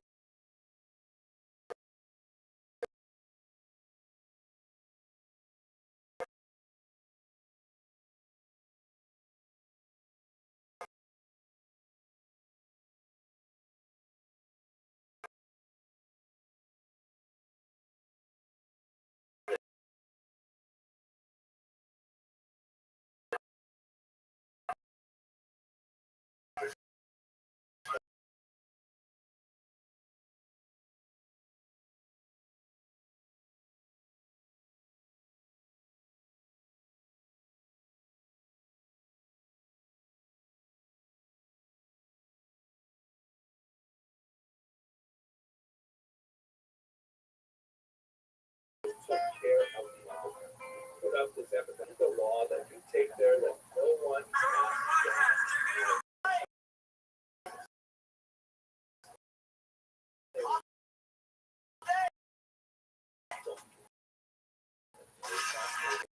But no, man, dude, like, what happened where, like, these commercial flying, and you see them at all these, like, WEFs and all this stuff, that's literally the plan, for real. They can't be responsible for brawls at the Spirit Airlines. Yeah, I mean, dude, they send in all these people all the time. I mean, it's crazy to me. Planes are always late. Right. Planes are almost hitting. I'm telling you, dude. If they want you in a 15-minute city, why do they want you flying? Okay. I see what you're saying about the 15-minute city, and I think that's true. But I don't think there's this grand plan to make planes slam into each other. I think it's a lot of it is incompetence. Whatever. I'm not saying it's not Black Hawk. Yeah. In DC, that was a weird one. That's a weird one. Because apparently that lady was instructed to not go in the direction that she was going. Right. What was the specifics of it? Well, they looked the wrong way. Like they looked this way and it was coming that way, or they looked that way and it was towards. They looked the wrong way.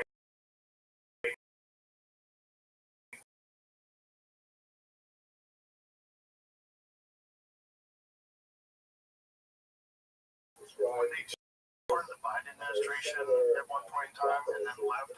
I mean, the fires. They want you to play D. Like you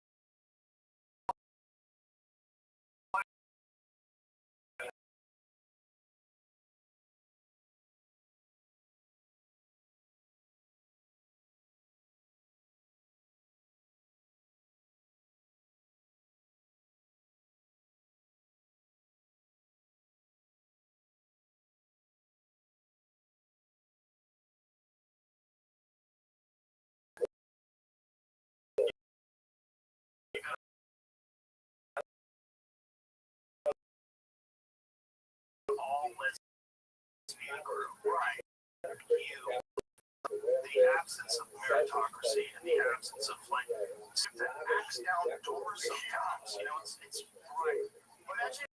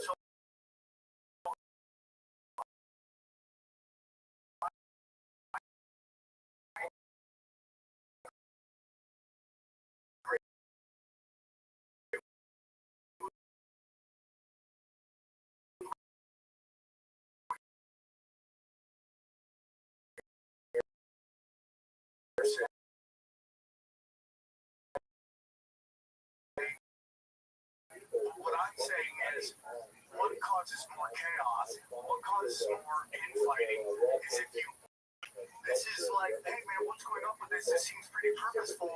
It's a fourth conformity. Don't think it's like that everywhere though. LA is particularly like that because of it's a city of conformity already because of Hollywood. Yeah, because you're auditioning. Yeah, 100% auditioning for things is crazy because it's really the only way to find out if someone's really good at acting. You have a chance, right? But the way it's set up is like people choose people. They choose you. You go on to have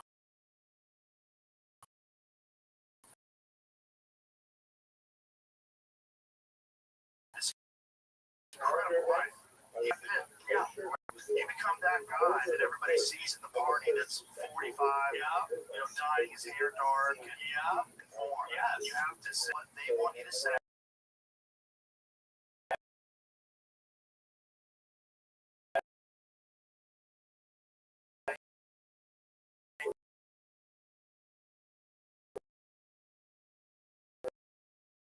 Whether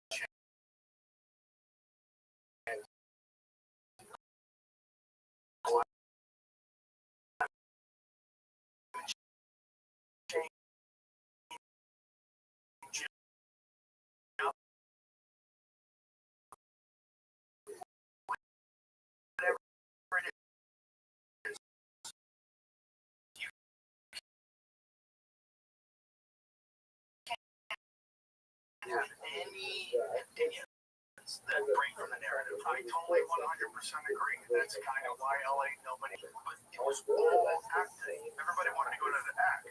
So it was like the prime.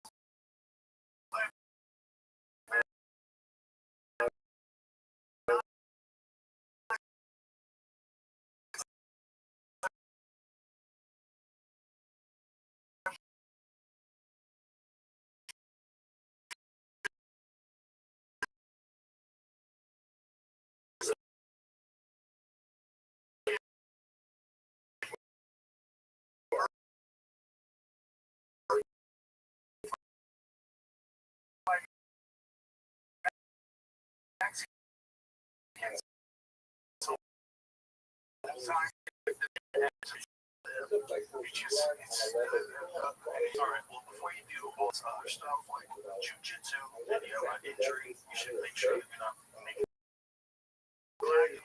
but just listen to data.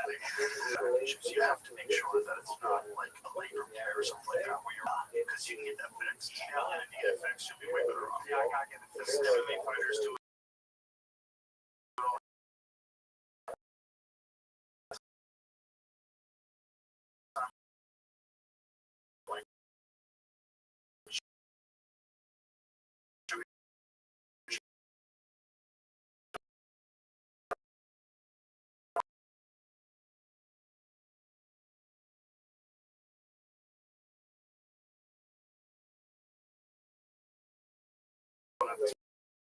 It's like, fuck it. I can still beat that guy. He's an yeah, he's sad.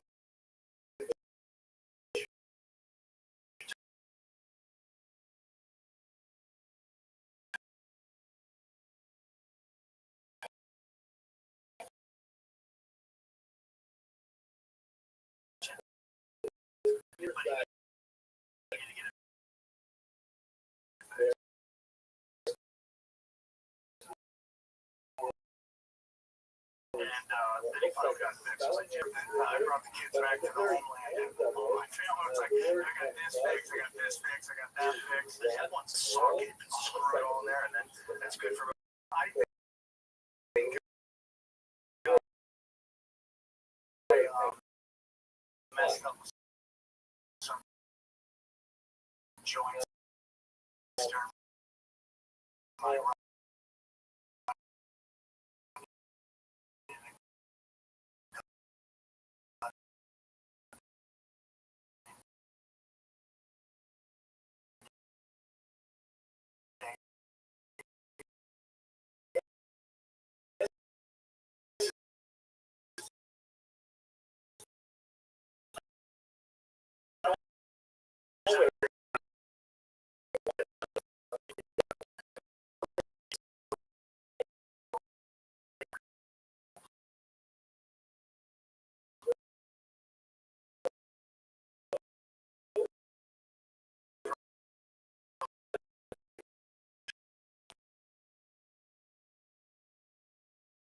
20 years, you can, like, everyone I know that has one, when I go, no, we get it like that way here. Really? It's not easier. I'm here, I'm leaving tomorrow. What time tomorrow?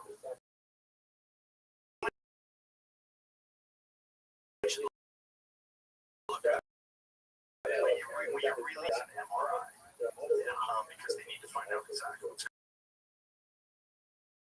pneumonia.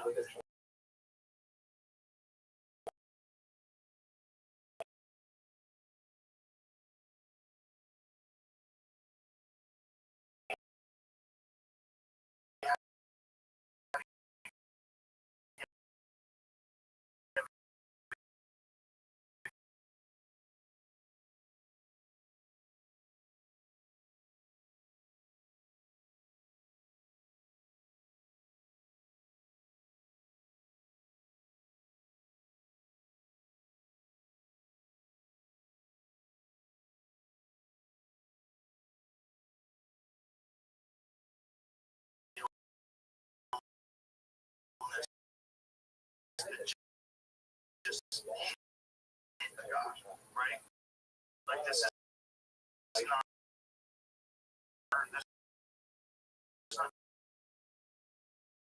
There's something. There's no terrible thing that he did. He just got sick. Yep. And isn't that what health insurance is for? Why would you deny something like that? That's see. That thing was weird too. Yeah, I heard he had a screw loose too. Though his friends were saying that there's like he had a break, like something went wrong in his life. But that might be connected to the surgery, by the way. You know, all of a sudden.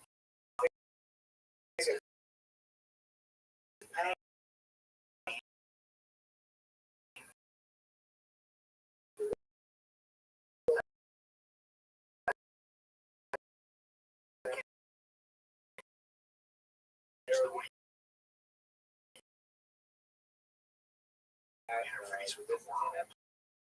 Well, you know, a lot of people think once you get to the hospital, you're sick. You know, medical malpractice is one that causes death out there. And the back chick, she never left the hospital. She pays. Yeah. I noticed like clearly the largest and most important bad kidney with the kidney. They took out her bad kidney.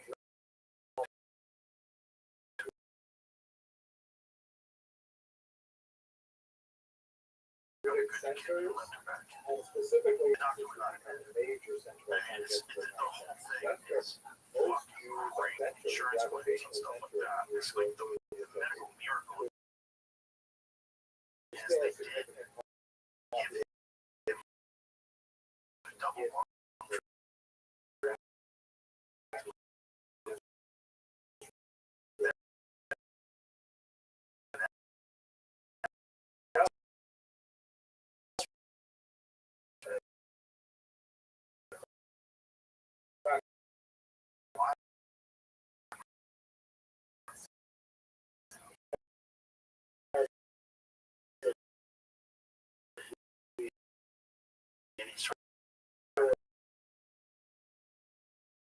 Did they have or is there a reason why they didn't cover that?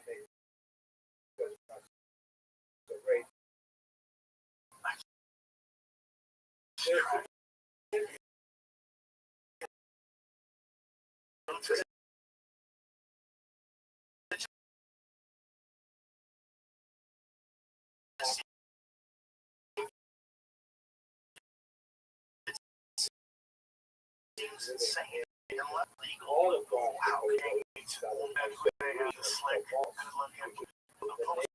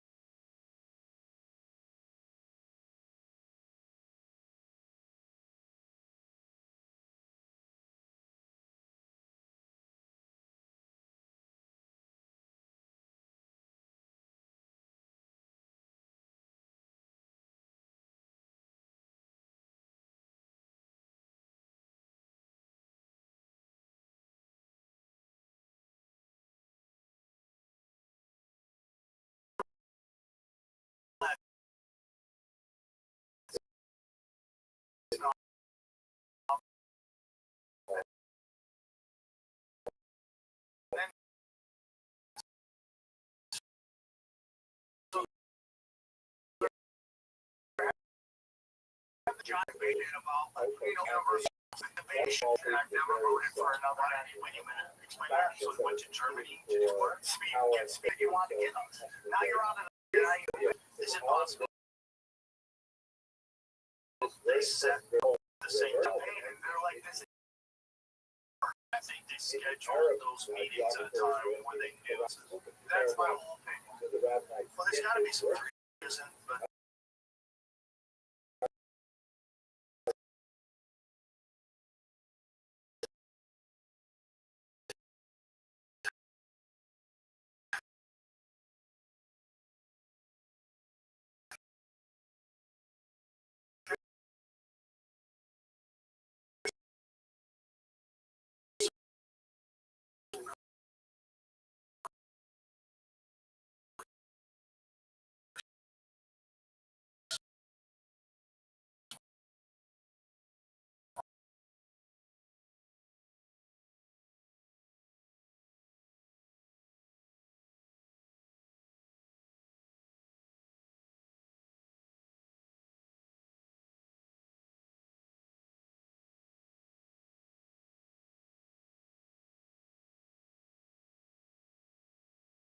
And someone says, listen, here's how we get out of it.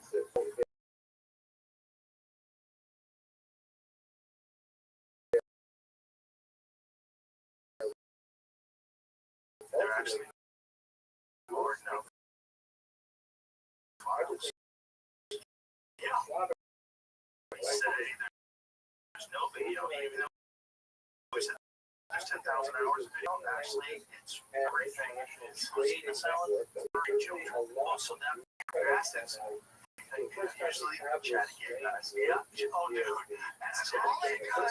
Listen, send in some ads and they'll give away all the secrets. So I didn't know that that was how that. I almost.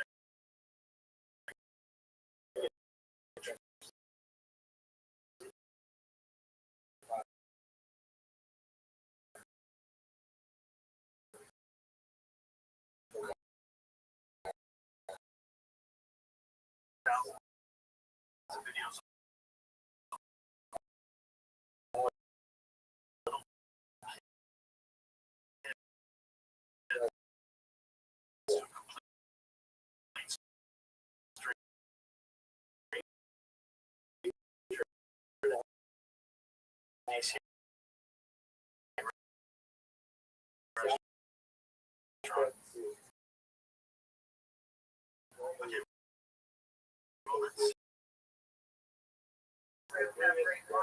In the past, girls just a little kid. Yeah. And that's a big part. I said this a long time ago. Is that they're just trying to set it up. People talking about like what Bill Clinton was fooling around with. And with the little girls, you know. And I've always said this, you know, it's like Bill Clinton is the AD in the White House. Agencies hold you once they hit them, right? Oh my God. You know, you can't say that if you don't know it's true, though. I just did. You know, he likes to fuck. He's a good looking guy when he was young.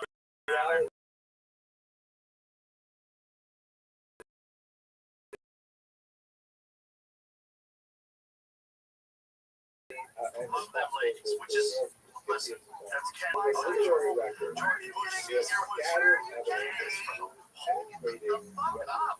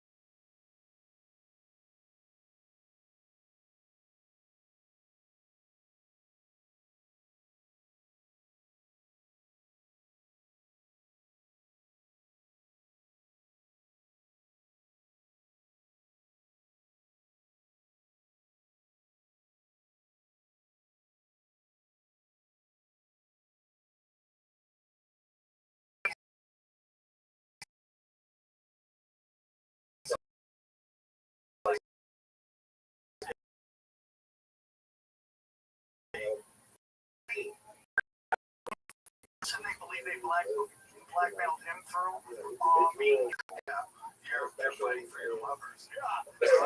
But it's also like there's a lot of ancient cultures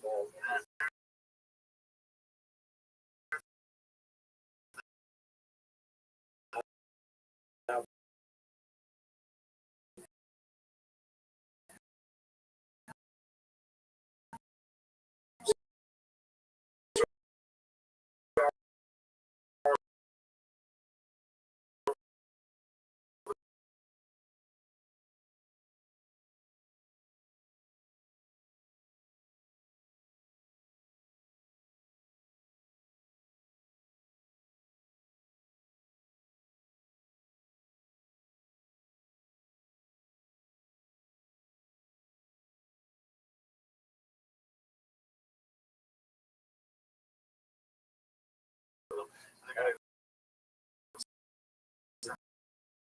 it's not a son.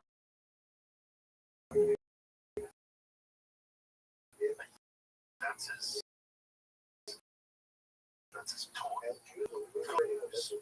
Mentally slow me back, and he heard a bunch of noise and saw a bunch of dudes. I just had a guy on right now. It's gonna get weird, but just came on and he talking about how he has a mentor. He also works with and so they were told like don't interfere with the whole customs.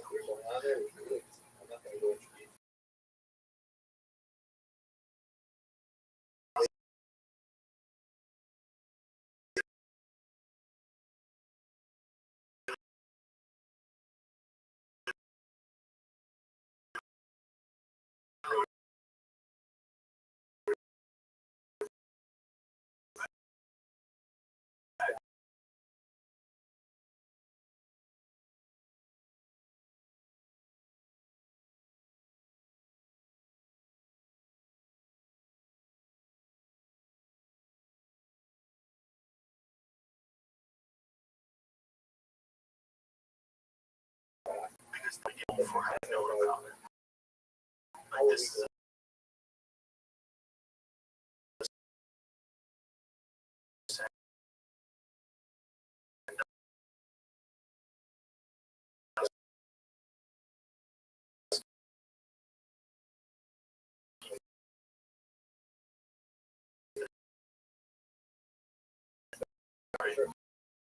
I mean that's essentially so amazing. That guy's just gotta be super. The male cheerleader, Shane was actually just talking about this. Shane was talking about this thing.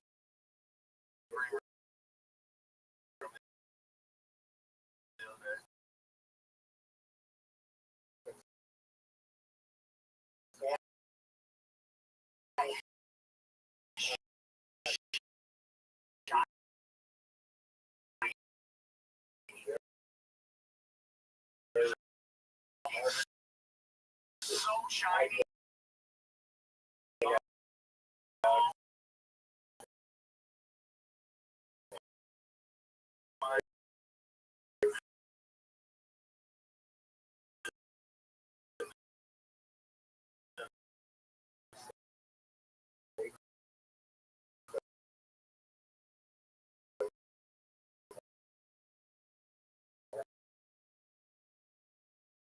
Oh my goodness. With a gay guy doing that. Well, here's my opinion, right? If you're in a football stadium,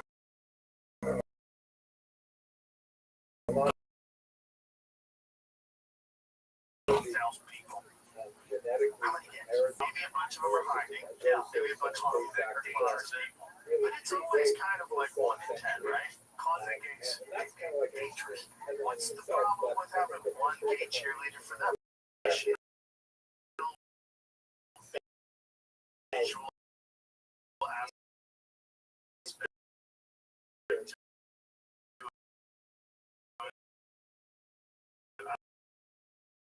Like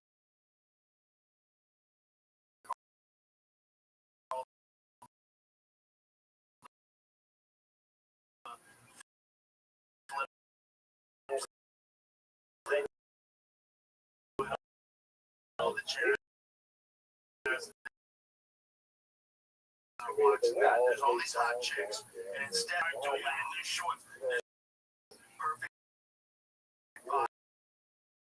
bodies, you can be paying attention to. What you're focused on the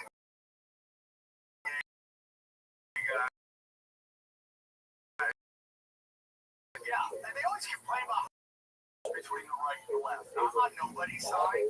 Like, I'm not trying to hurt people, particularly children. You'll never hear anything from me. I don't care what you do.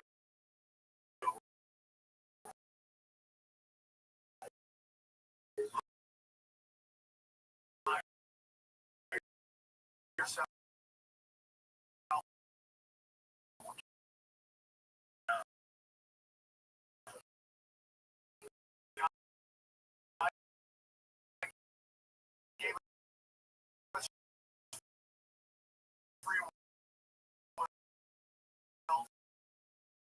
So, whatever you want.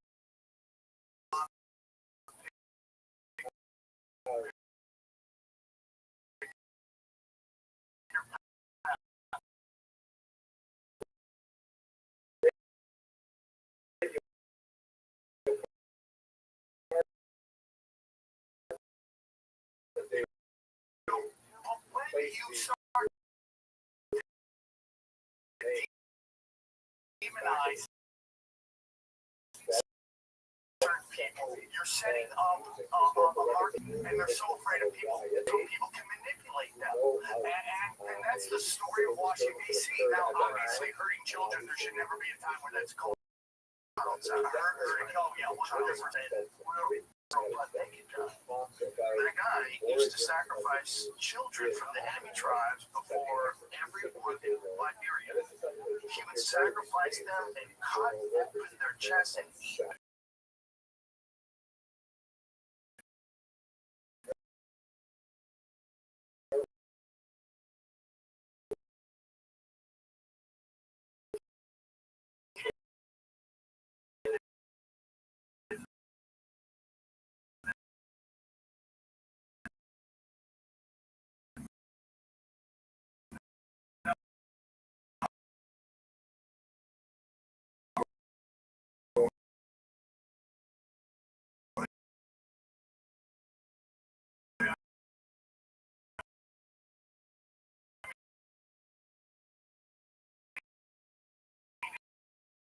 It's in the Bible too, like when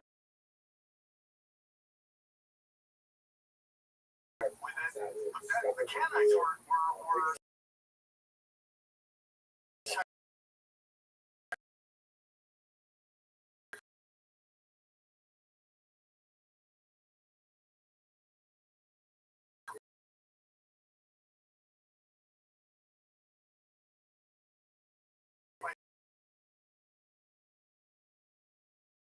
raising children. I mean, that's a big part of it. Goes all the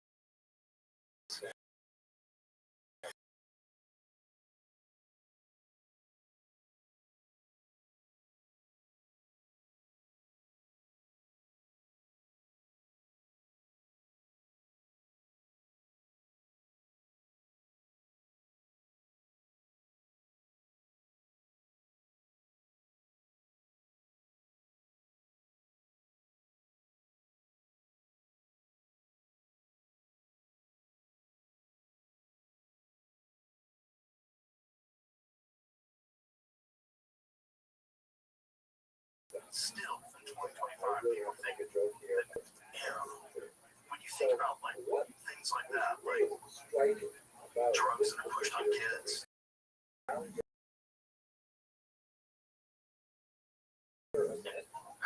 future we don't know, or we think of it as barbaric, right? How many kids would have died? One of them having heart attacks, and one of them having cancer, is admitted, and everyone's making money.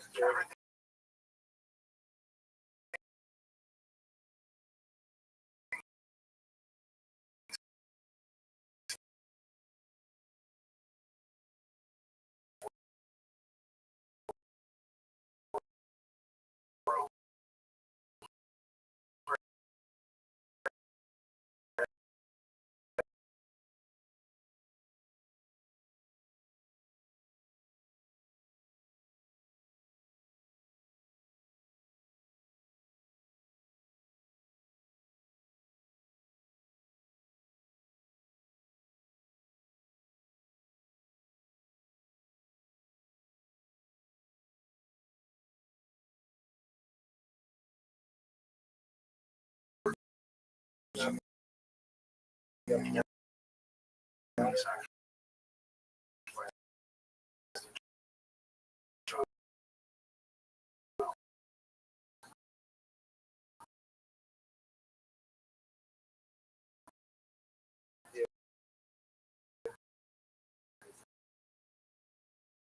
I mean, if you're a kid's not to be your kid, you're on they clash and they don't meet up. You're programming from generational trauma. Your parents tell you that the trauma of your past being that into you forever. Like I had a girlfriend.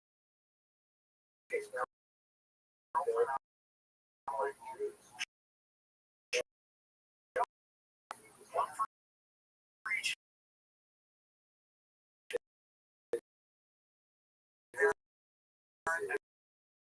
And one for each kids. Lost the Holocaust.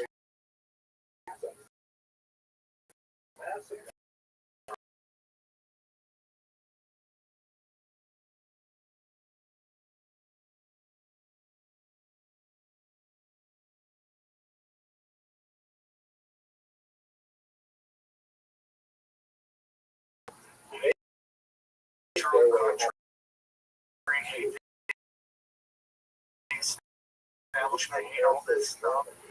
And they all the names to manipulate, control, and anxiety. They're going to like this whole thing with like taking over Washington D.C. right now. Everyone acts like this is just started. This started way back with BLM. The fund of gods. This has always been the goal. It's called pressure from above, pressure from below. You're afraid to go on the streets, and you have no faith that your politicians are going to save you. So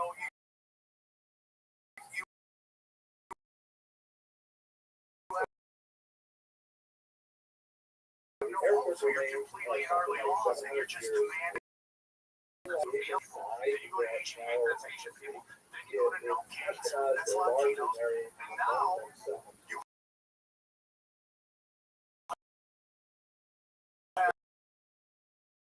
have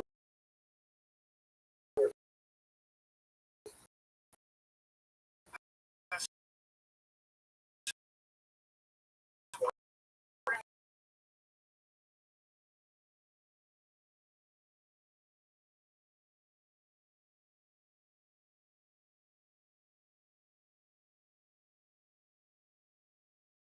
going to be burning rainbows.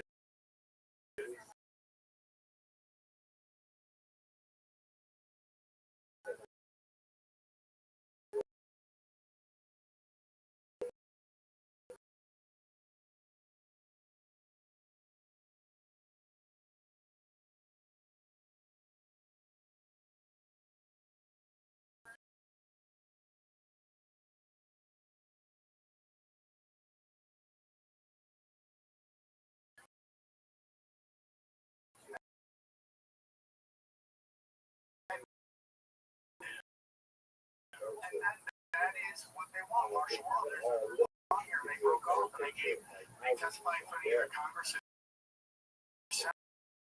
And they basically said the goal is to basically bring in martial law and these kids, like the no kids.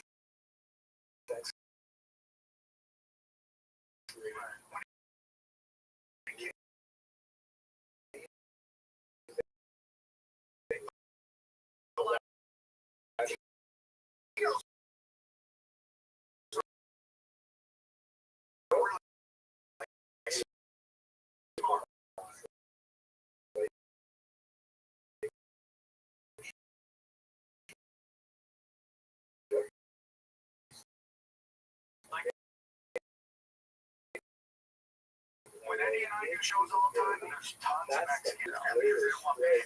Well, there's that, and they're already hiring their businesses.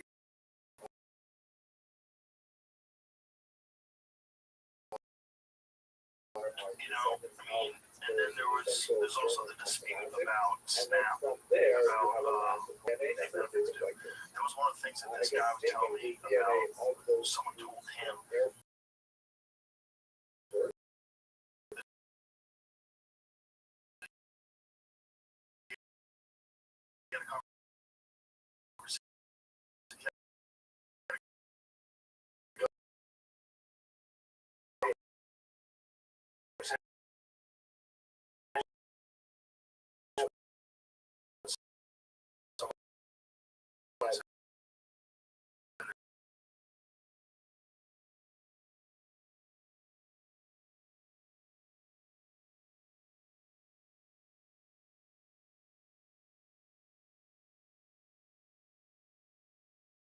that was hard.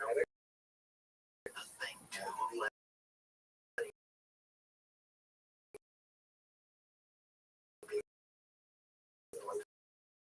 their country.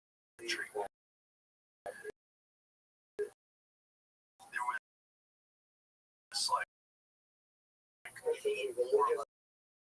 yeah, it's freezing cold. You're cutting things up. You're covered in blood. You're just around death all day.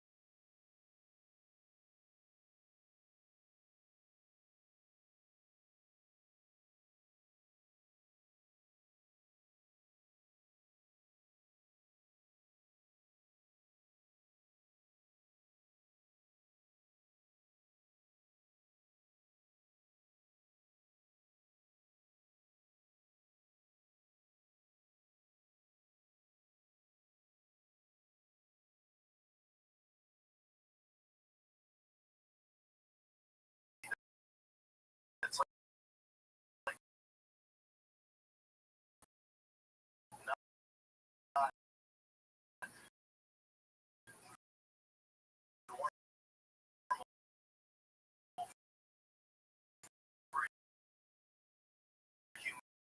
dead person. Giant car crash. Like a giant car. I mean, it was nasty. It's like it's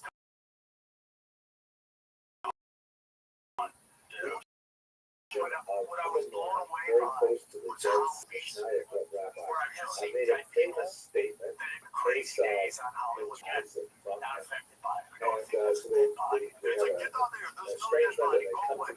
But it smelled like that.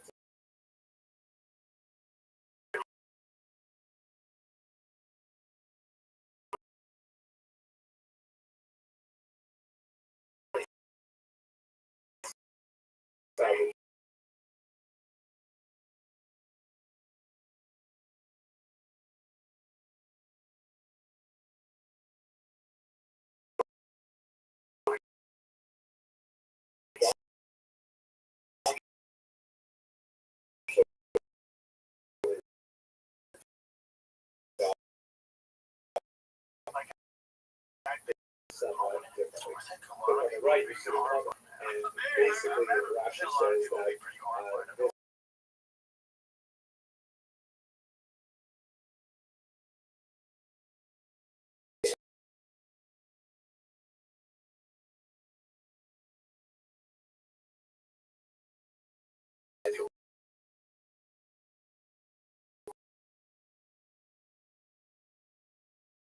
as you might imagine, after all, because he's one of the religions that's offers before Jacob has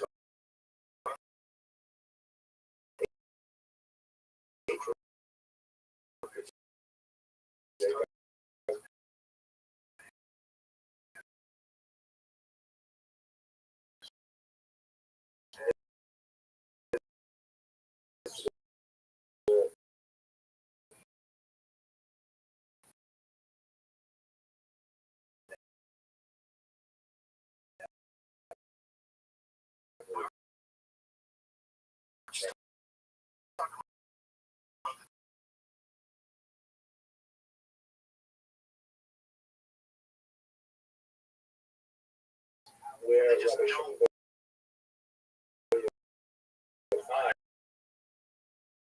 had to hide that cave for 12 years, And you're just iron raids, really horrific type of violence. So Rabbi Shimon spent 12 years hiding in a cave, and his statement on the was that But when we come to the history of anti-Semitism, that they 90-pound are portion basically with a smaller negative identified. waste.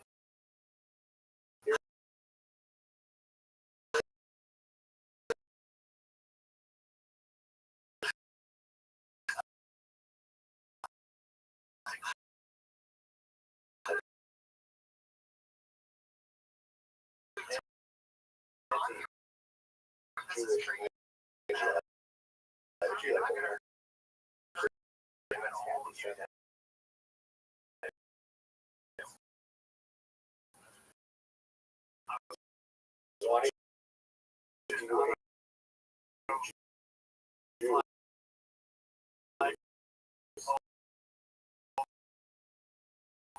they will be a very this is a term that was invented in the 1880s by am against the fictitious philosophy of Semitism that argues that the world is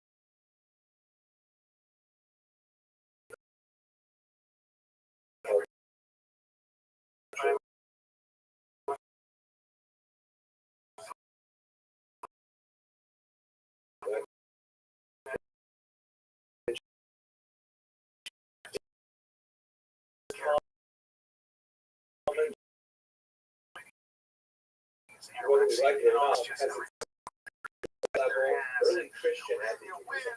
That's when anti-Semitism begins to be qualitatively different, because as we shall see in this lecture, it is one culture find itself in opposition when we're not going to discuss these terms today, but basically in the middle of conspiracy and reckless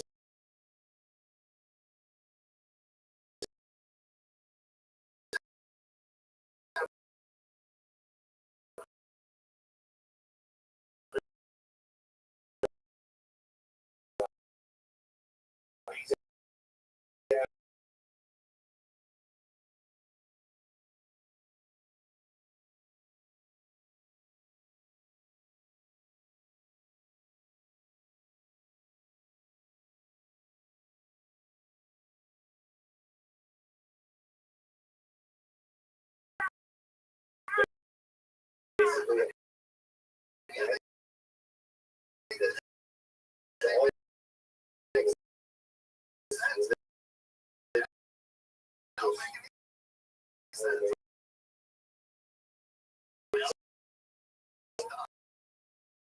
Whether or not control they the should be banks, elevated the media, the control government, because of things like that. All events are their sex or color or what. society. Stop! These are the four basic Everyone's not phases of participating in it. It's anti-Semitic dumb. thought as we experience Meritocracy for the way you get all the conversation with people. Meritocracy for being a better recently musician. was very fortunate to Meritocracy for spend being a a few friend. incredibly important book called Constantine It's crazy. Sword, Like the Church Apple and the TV Jews. is putting out And the reason we were invited together is that we were to give a you're our already Jews, Christians, and you're like, well, what did I Christians, just want? Like I was was watching very Hijack and I forget the name of the experience actor. specifically And it was the British, Black British. James Carroll, of course, comes to the stories which are very background as well. He was actually a Catholic But I'm priest. watching this show. And in this context of growing consciousness this is a story of of a the black man challenge the church has anti-Semitism, and the issues like a strong time before after this, he ultimately left the church. And I shouldn't say that priesthood. He still remains a member of the church, but kind of like on the reformist flank, as it is. And Constantine's sword is a remarkable book, very worth reading, that essentially takes you through both the history of the church and the Jews, but also the history of James Carroll and his own personal role, which is fascinating. And let's return to his specific thought on how he understands the early period immediately after the death of Jesus and after the destruction of the temple as well.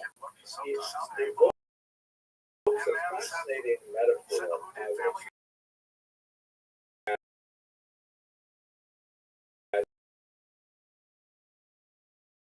with the loss of a close family friend, and that friend of a group of friends who would come together in a kind of a wake sort of environment, and they would discuss the life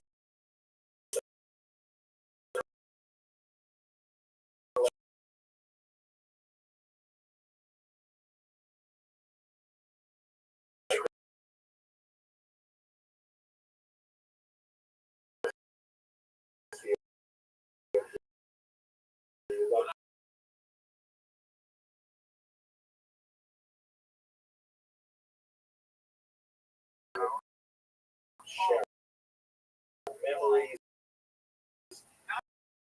and together they would support each other in their faith. But at the same time,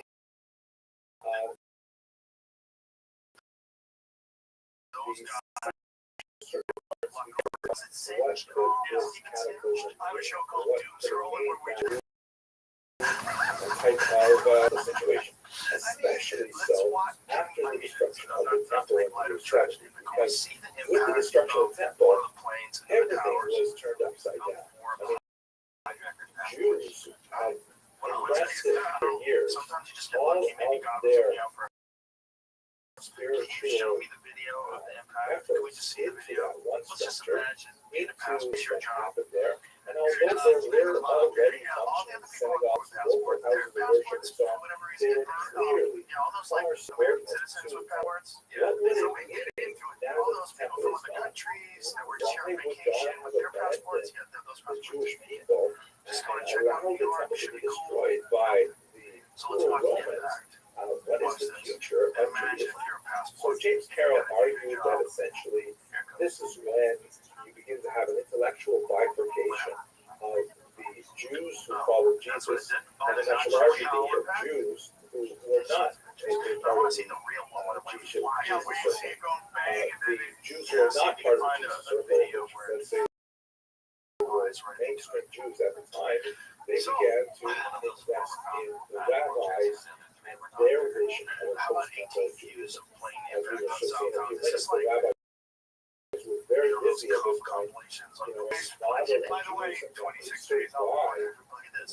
temple, finding alternate post-temple ways for Jews to express their religious yearnings to God, and ultimately that would become the Judaism that Jews have enjoyed for the last 2,000 years. On the other hand, the followers of Jesus say no, the destruction of the temple means all of that is over. We have to create a totally new type of environment that is centered on the figure of Jesus, teachings of Jesus. So, this was all happening within a Jewish framework, with Jews discussing these ideas with other Jews, and things changed dramatically only after the first three Gospels were written. Let us recall that the Gospels as we have them today, the first four books of the Christian Bible, the first three were written probably within the first 20 years or so after the destruction of the temple, between 70 to maybe 90, perhaps a little bit later.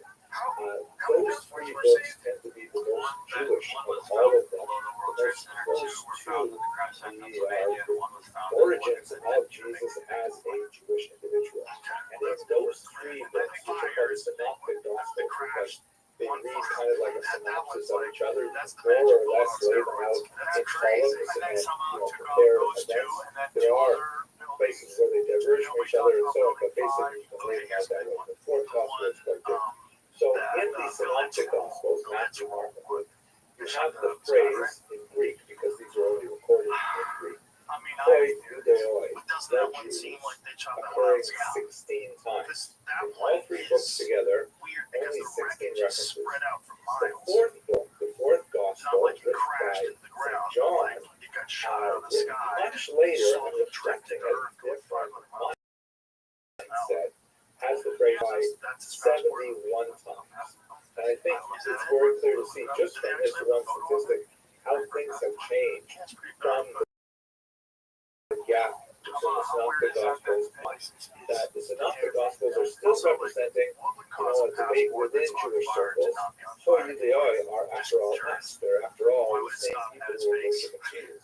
So by the time you get to John, and the increasing number of they don't stop being the on fire increasing until it's number nothing else to burn. of non-ethnic Jews joining the Christian movement, that's when the Jews become other.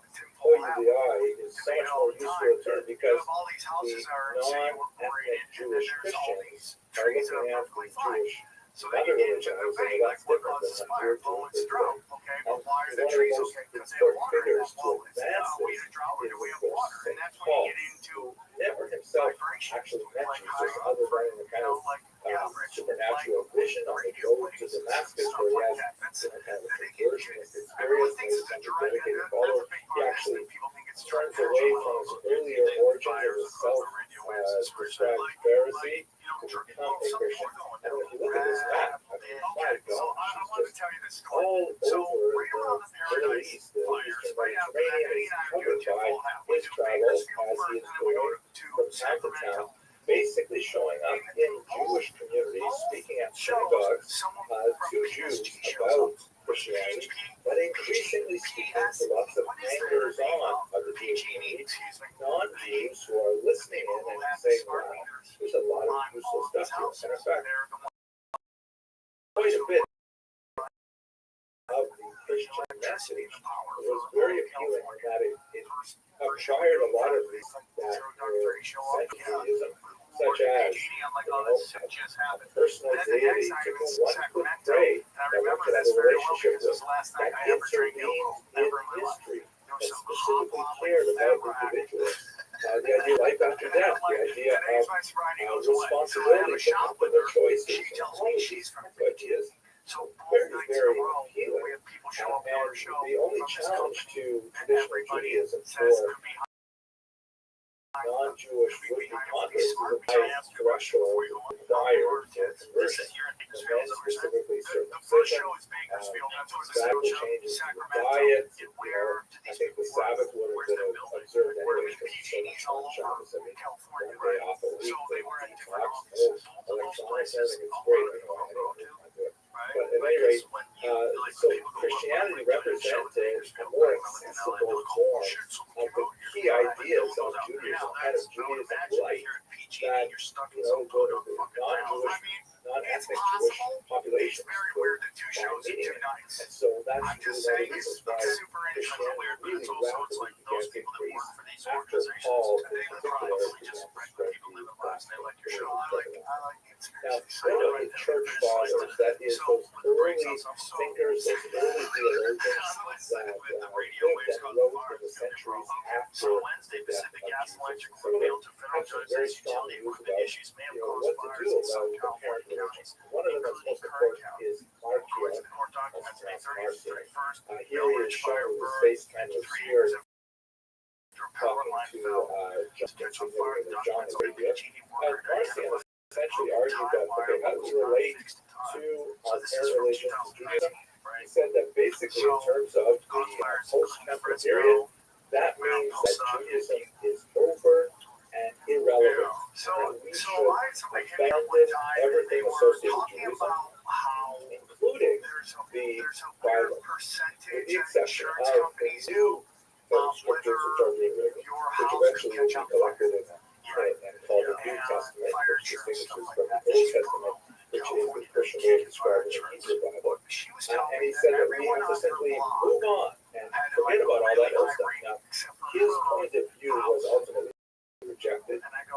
opposed by many other church fathers, including Justin Martyr, who we're going to discuss in a second. Nevertheless, it represents a strong step towards supersessionism. The notion that Christianity supersedes Judaism and makes Judaism irrelevant. We turn to Justin Martyr, who was himself martyred by the Romans, and Justin Martyr. He also lived around the same time, and he recorded his thoughts on Christianity and Judaism in a document called Dialogues with Trippo. There are some scholars, including the great 19th century Jewish historian Thomas West, who argue that this made him a remarkable Rabbi Archon, very important rabbi in the Jewish tradition. But it's analyzed the dates kind of like not exactly right. Other reasons why it's probably some other person named Trippo. At any rate, Justin Martyr articulated without doubt that Christianity supersedes Judaism, and Judaism should only be maintained in order to provide context for the way in which Judaism is superseded. How so? Let me give you one example. This was also taken from James Carroll's work on a very, very powerful and personal description. So here's a famous movie, The 30th Cinemascope, right? Which I think is color. I don't exactly know what this is from modern Europe, but you can see what the glass is. The robe basically refers to a relic. The church will become deeply invested in a collection of holy relics, that is, kind of like religious souvenirs, and I don't even mean like souvenirs of famous church figures and events, such as wood from the true cross, or in some places actually bones, So there was a show, I forget the show, something Finding Monsters or something like that, on the History Channel, one of those shows, you know those shows? And they were trying to find out what rods were, so they set up cameras to try to see if they could capture them on film, and then they set up a super high-speed camera in the same location, and they did it over like a little campfire, so the bugs would be flying around. An explicit supersession. Here's the passage in chapter 19. They said, this is referring to the Roman soldiers who were crucified Jesus. Therefore, among themselves, let us not rend it. Let's not destroy this robe. It's a really nice robe. But cast lots for it. Right? Let's have a lot for it. Let's play cards for it. It shall be. And then he adds here, that this which saith, they parted my raiment among them, and formed my vesture with this.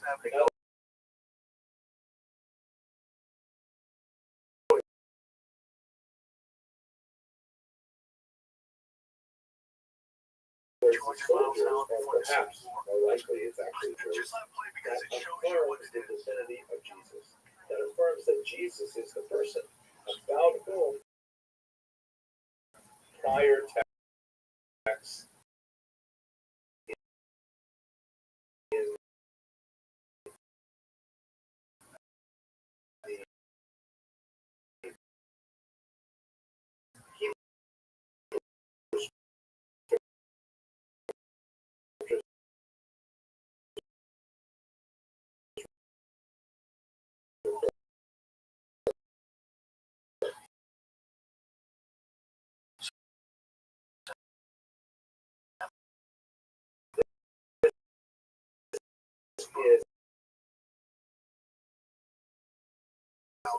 as an important theological statement. It says, his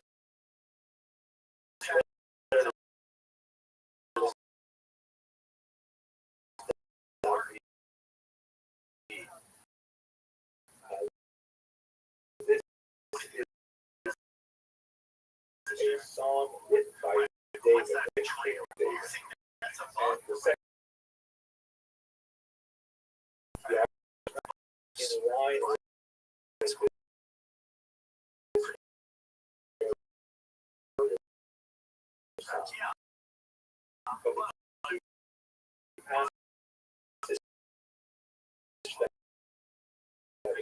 John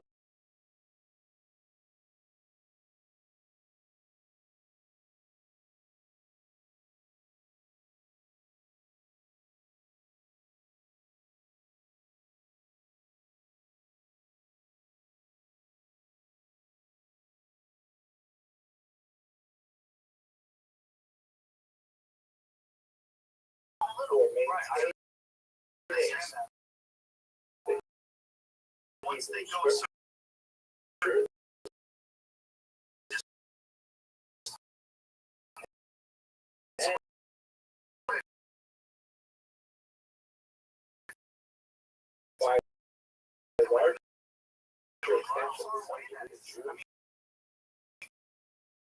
because their presence, the presence of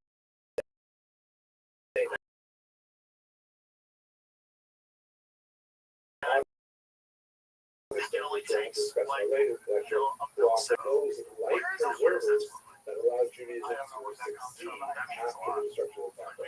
Where The rice which allowed Jews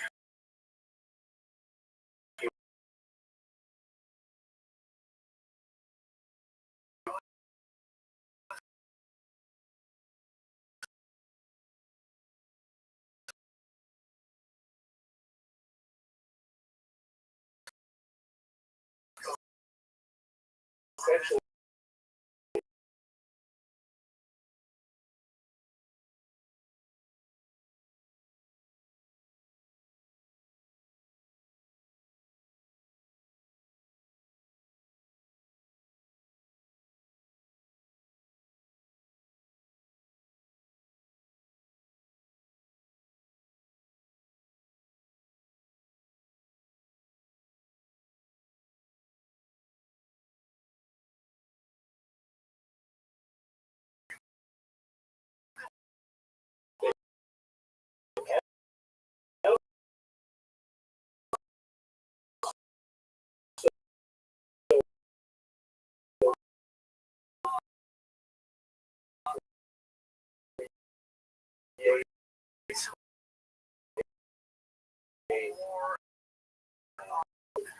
drawing a line there between Jews who are part of this Jesus movement, how they insert another text in the central prayer known as the Amidah, the standard prayer, and it's a blessing.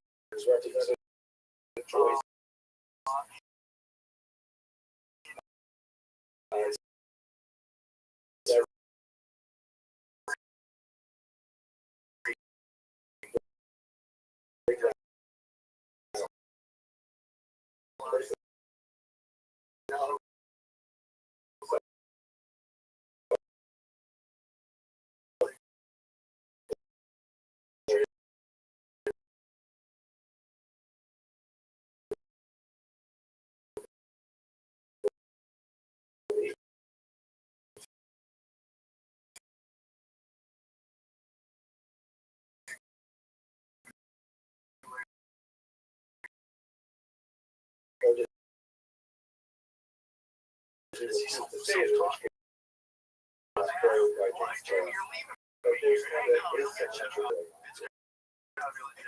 Jews during the late first and early second century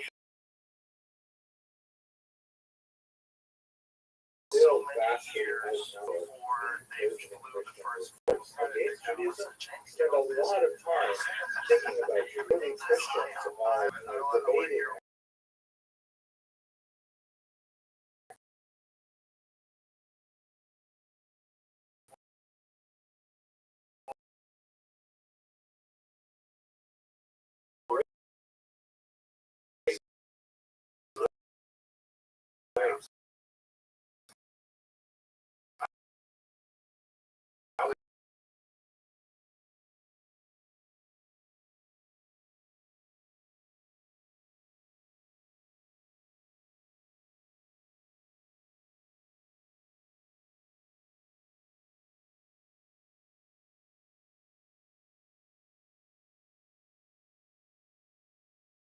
SNBC does that. How would you or she's like dug in and that's deep.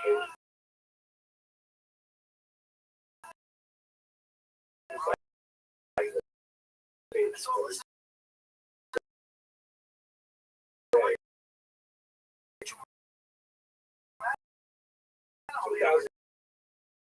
talking about like demonizing our kids. Well, maybe a dozen all the trying time. We didn't know. How did I know? I'm a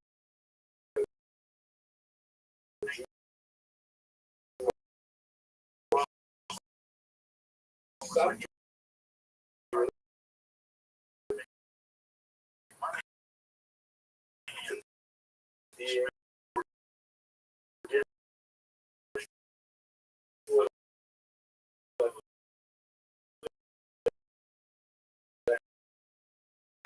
Religion.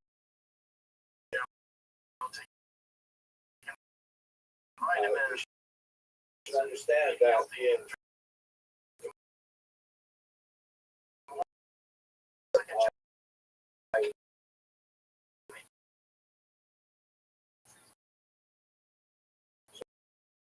sort of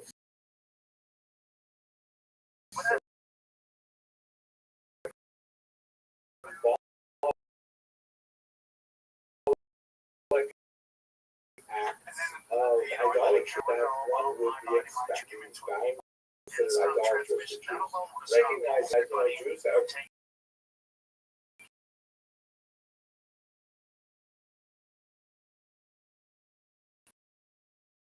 nothing against Rome, nothing against Roman empires, things like that. The Jews say, hey, come, have a look at our temple. You see there's not a single statue anywhere in our temple. We just don't do that statue thing. So the Jews had an exemption.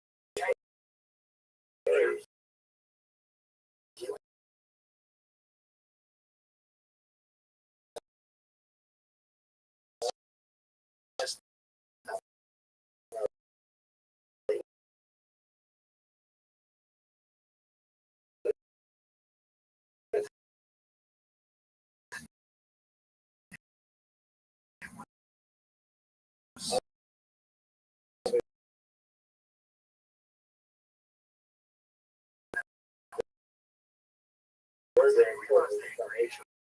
Less extent of exemptions that we give Jews than given to Christians as well, which represents actually become the state religion of Rome, and the society we give the Christians the upper hand, which represents,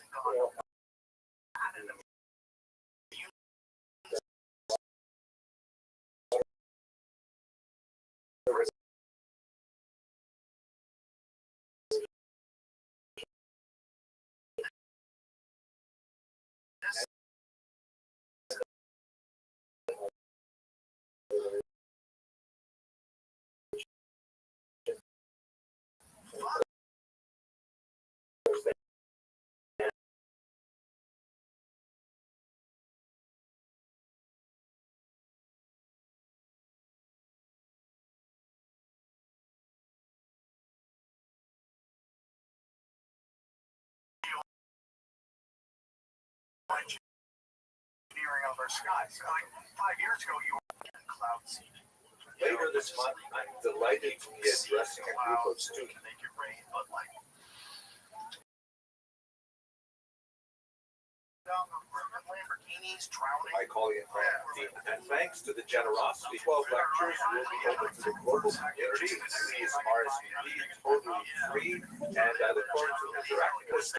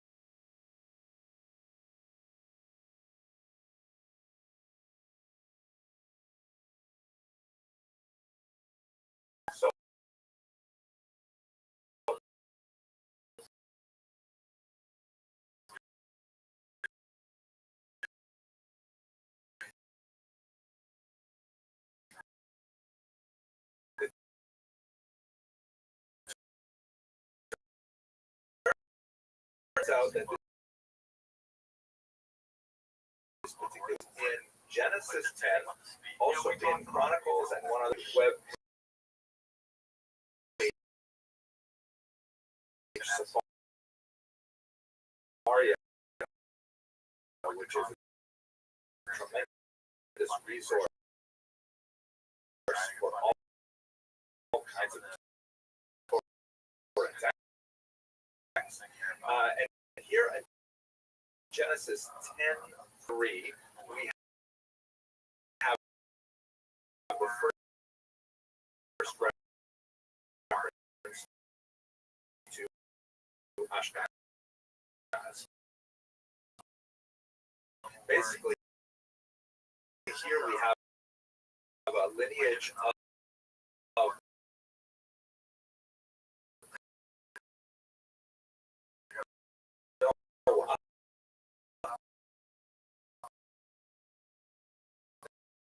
That is Noah of the flood. He has a son, Japheth, in the Ashkenaz, Gomer, and then Gomer has a son named Ashkenaz. This is through the line. That's the way that we have it described. Basically, Ashkenaz it will be associated with a particular place. We're going to look at that in just a second. 100. By the time we got to the there are about 12 million of them on the cusp of the disastrous World War II. And that represented about 80% of world Jewry at the time. In other words, if you ran into a Jew in the first half of the 20th century,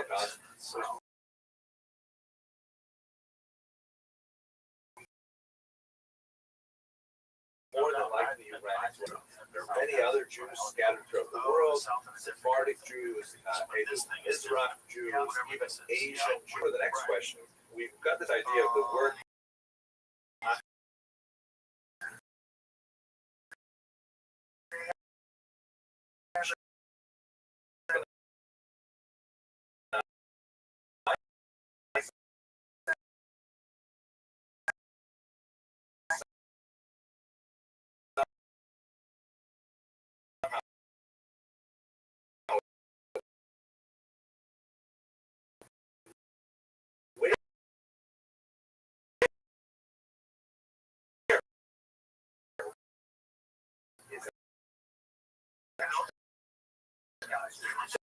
So one of the hints we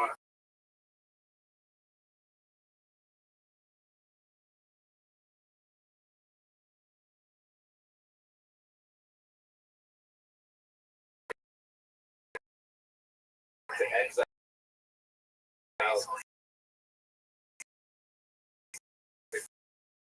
century before the common era, and he talks about vengeance that would one day be meted out. Ashkenaz will somehow converge to destroy Babylonia. So,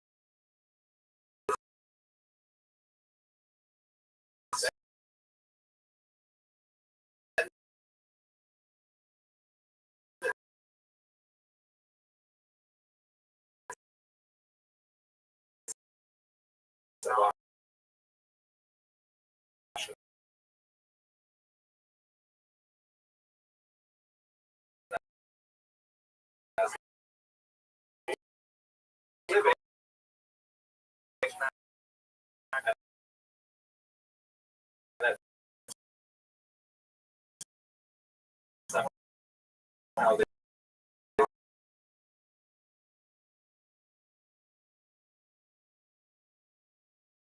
you can see right in the center is, and then looking to the northeast in this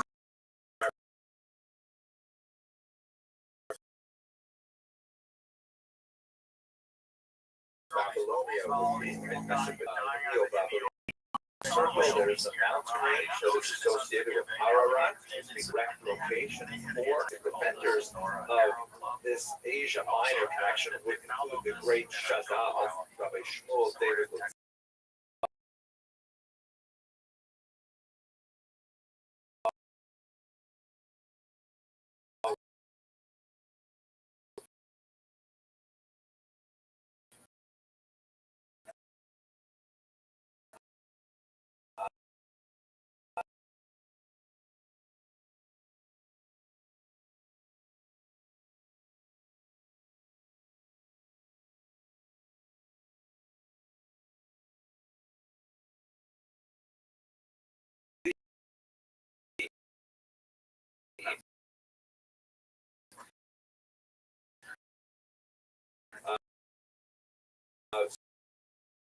somewhere between the interesting and followed up on this, but it also suggests that perhaps associated with the remark Khazar people, for other reasons, totally blew up in the first full lecture.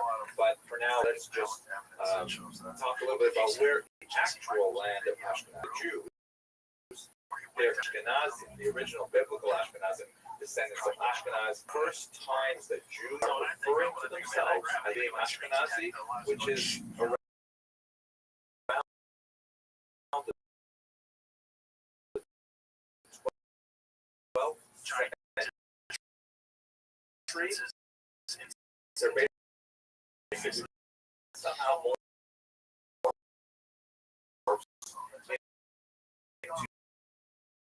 Ashkenaz Jews, perhaps borrow the idea that children of Ashkenaz this is somewhere north connection between the name Ashkenaz in the Bible and this region. What happened to those Ashkenazi Jews? They basically spread out to the eastern regions, especially from about the 13th and 14th century onwards. You get a much population of these Rhineland Jews living in Ashkenaz. And then in the late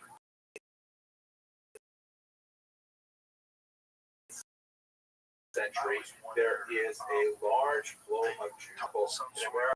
About 3/4 of the Jews who moved to America at the beginning of the 20th century are Ashkenazic, and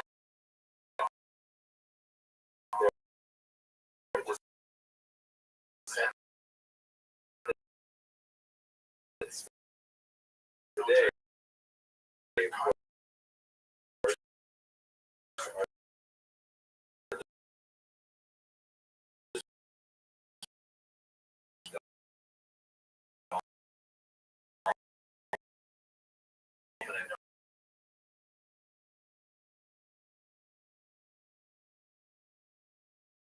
whole population of students in a live lecture like this. But let us recall that we're speaking about Ashkenaz, we're really talking about two different things. Most people use the term Ashkenaz to really Noah. The secret seems kind of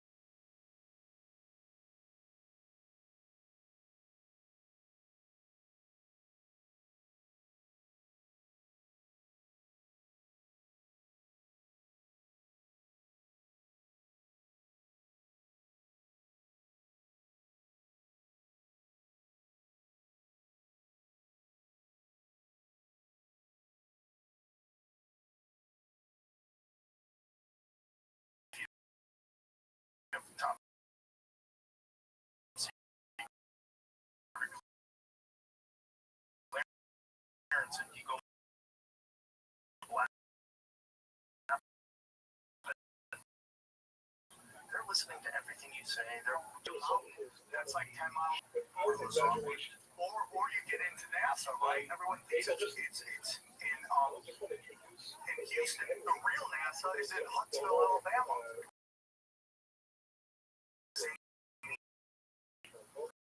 Yeah, man, we're gonna be stamping Alabama. This is gonna be great. Let's go. So we drive Wood or one of those black female cops is performing there, and it's all her crop. You know, it's not.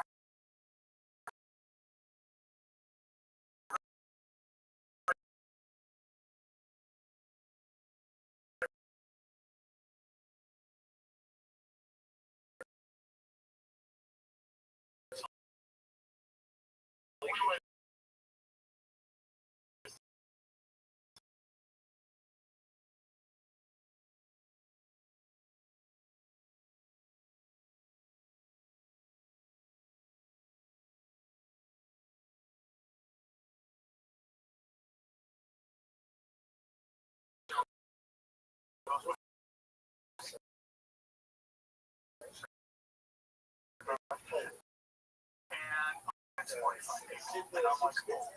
And he's going,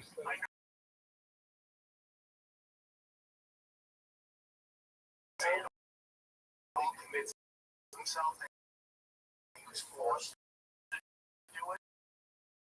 Or worse, they hear stories about real nuts. Yeah. They convince themselves he did a wrong law. You know, they hit it in the 1960s because they want to make amazing engineers.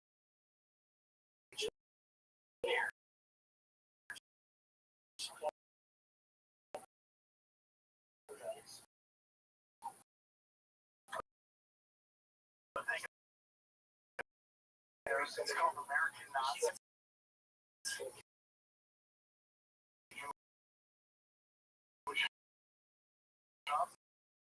It's basically what 60 minutes really did work. And they it's their lawyer who's like trying to get down to what was going on, why are all these here? Why is anyone getting them? And so he's pressing, he's doing like pressing them, and one day they got agreed to it. So the CIA gets yeah, so you got all these operations. This is part of it. Like if you're going in hiding, dude, your name.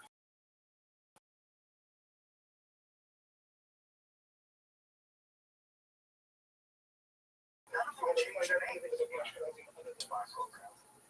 Minutes. Eisenhower, yeah. Things at Rockville and Eisenhower was in 60 minutes doing that today. Nope.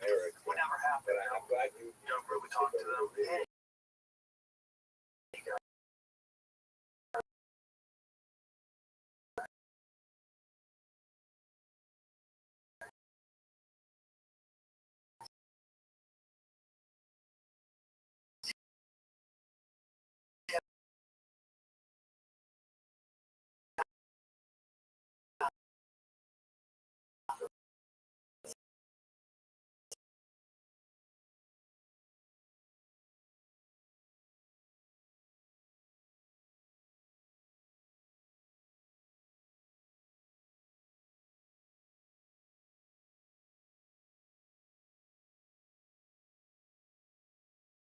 Like if you don't know my World War II, live peacefully in our Carter.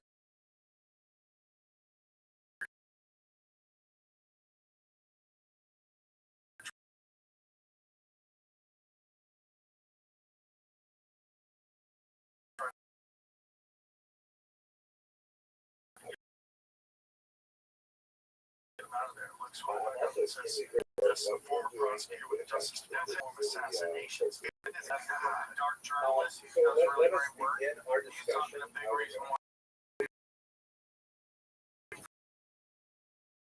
Information they had.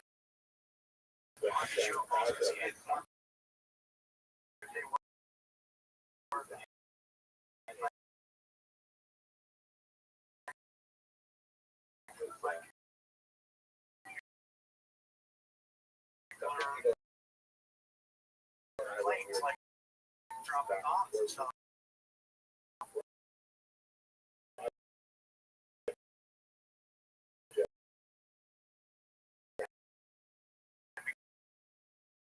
Because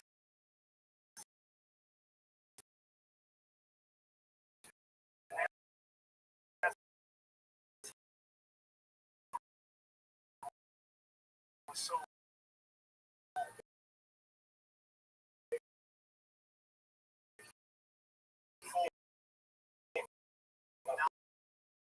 Nazis, and they still hated the Russians.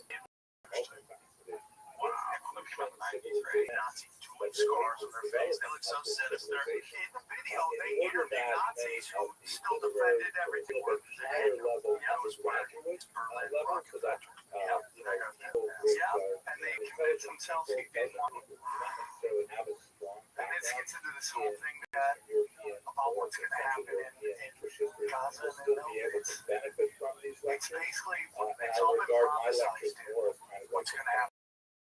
foundation What's this say, for Joe? much more advanced research. This is like 30 years after. It's complex crazy. It says we never got one of intelligence pilots and we're not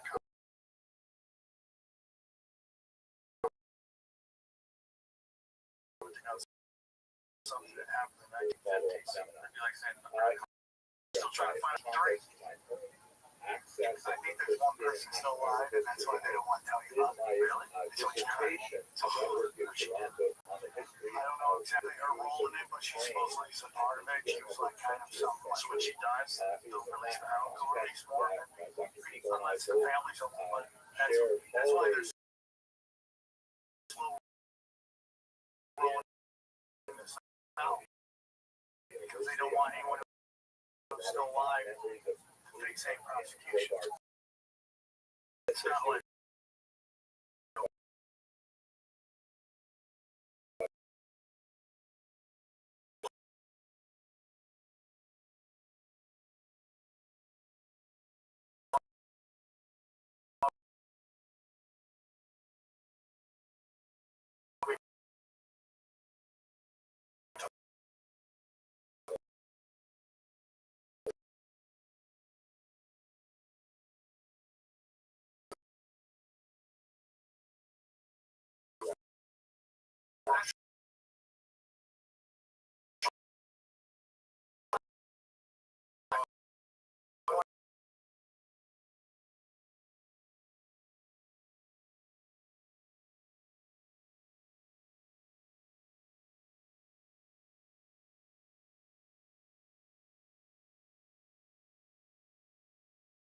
trial was that it was really about names.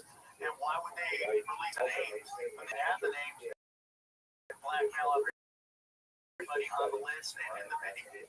They give that away. Why would the intelligence agencies do that? They can control these people. Rather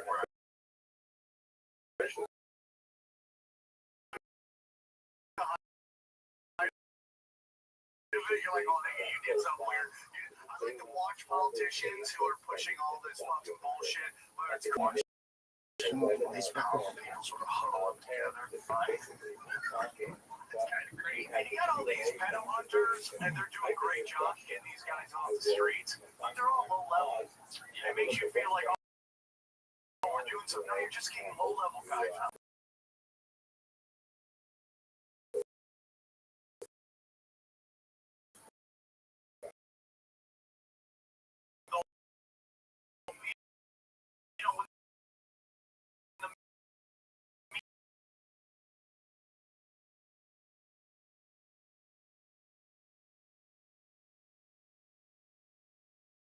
You're not part of that. But, you know, it's like 80%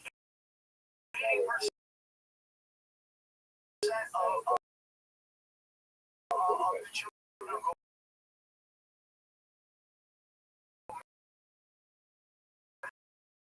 missing are from fostering sex trafficking with politicians. So, TV show that baby kids whine.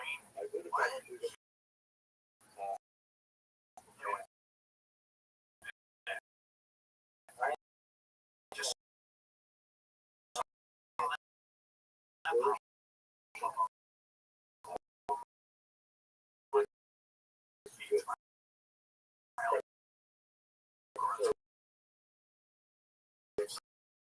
like, wasn't it? There was some sort of a God, I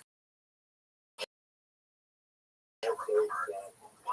That's it. And George, it involves Ronald Reagan, and it involves George Bush Senior. Imagine if you are a government official and you're also a pedophile and you have to like pedophile.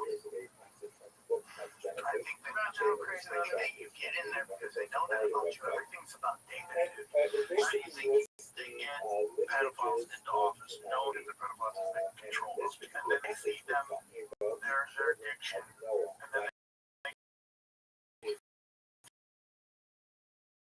control.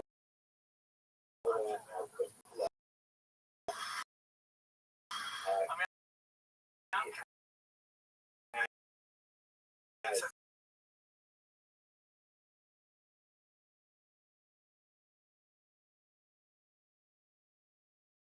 he was just trying to recruit politicians.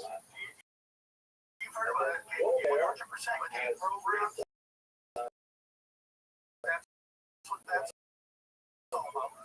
Psychopaths. And before they had all that, they were that's what they did with the universe. They knew he was a super smart guy, so they put him through all this CIA stuff. They fractured him. Well, you know the story. Yeah, the first documentary. He had a disease when he was a child, so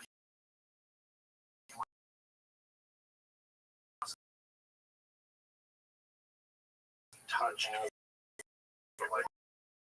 Like Seneca's childhood developmental process, and they said he just like never had any empathy, he would snap on people, and a lot of crazy shit, but they never deprogrammed him. It's that famous.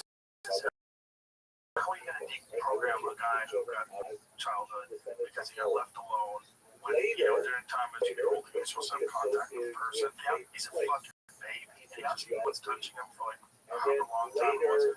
And then you get involved in these LSD studies because his brother said that he would like snap at people and like he would write like horrible letters to ladies if they rejected him. Like he was already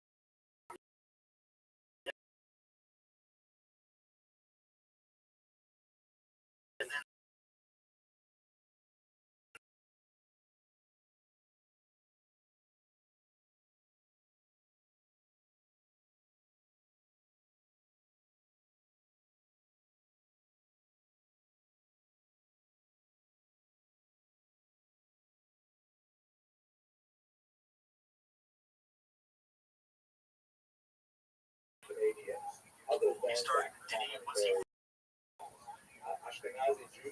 Yeah, that whole area where all the loonies were. That whole Kavanaugh to get you to not actually look at it. And they didn't want you to look into that Kavanaugh. I mean, they didn't want you looking at it, so they made it into that.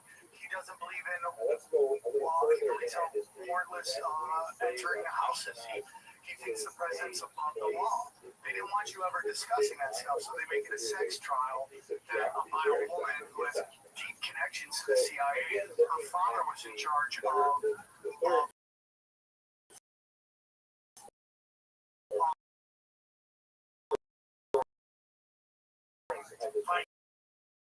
funding for black operation.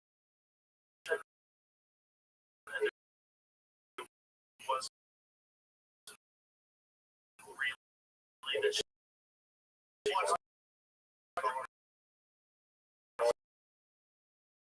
it was just to get you to concentrate on that and not for people's time 100%.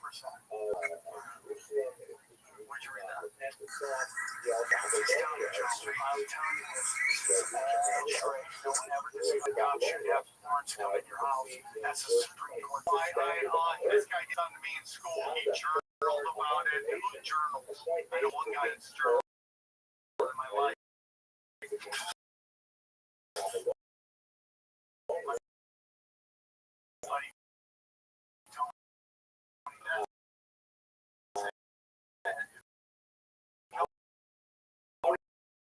And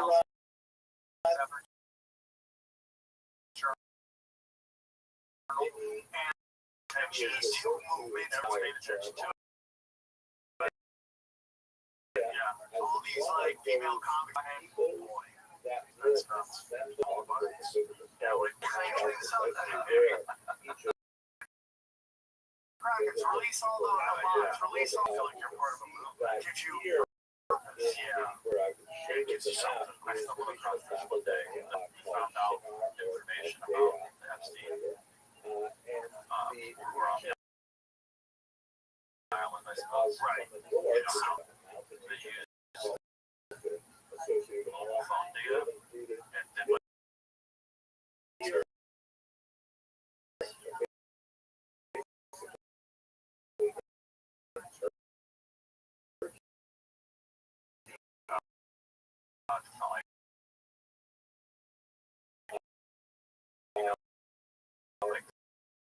this person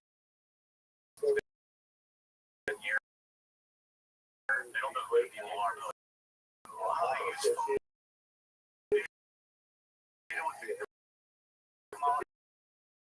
On arena shows. People go, $1 billion filling arena. Yeah. They try to manufacture like big grassroots movement behind it because they know that's what killed Hillary. You know, Bernie Sanders is doing arenas and Hillary's putting Sam Tripoli numbers in the cafeteria.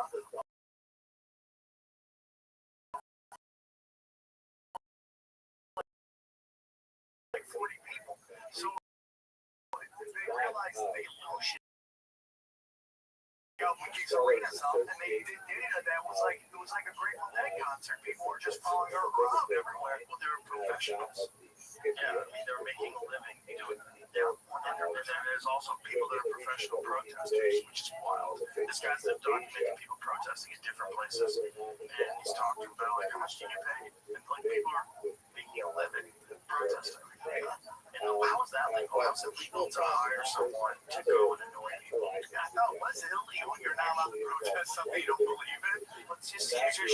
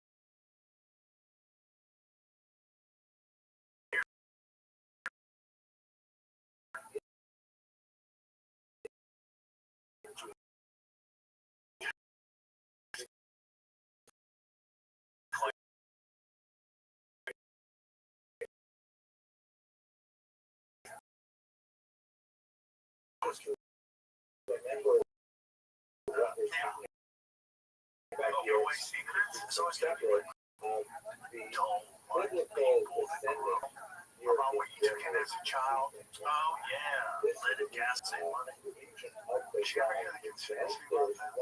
About what? Leaded gas and about that? No, that is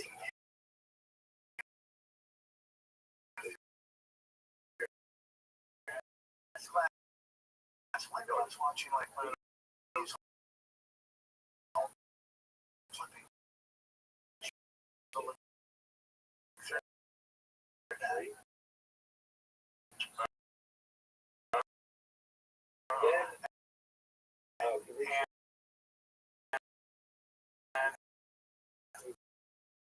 You know, now they've discovered that there's these mystery vans driving around, right through the walls.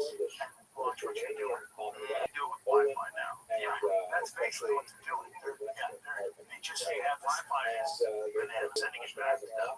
Like, what is even, what is real? What is on?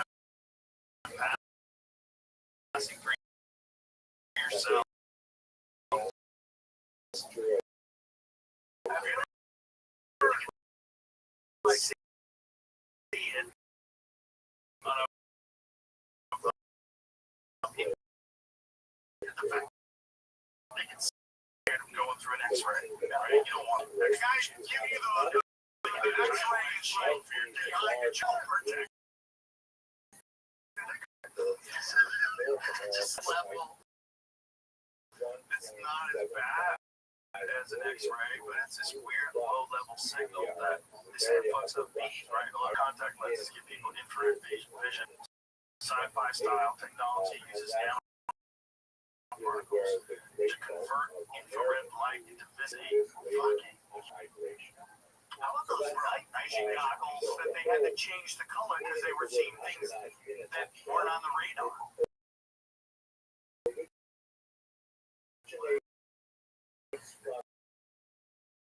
I think it was like red. They were seeing things flying around. Malaysia, later by the Jews. Vision goggles used in Vietnam were revealing alleged demonic entities. Just like Canadian, but there's very like My dad did drugs and made up stories about about that's perfect. what is astronaut about where is Oh, yeah, that's right. Thank you. So, Jesse Michaels released a new video. He went down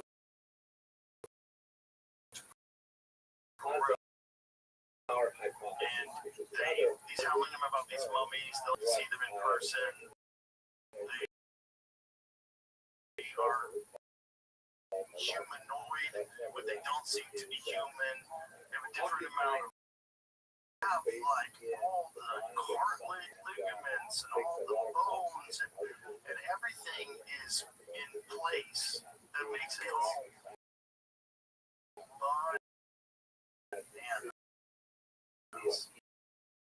So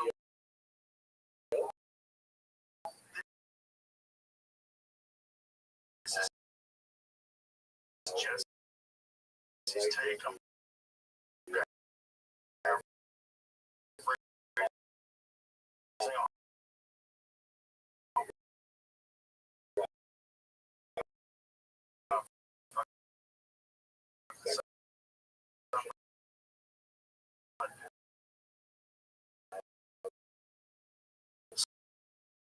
some of these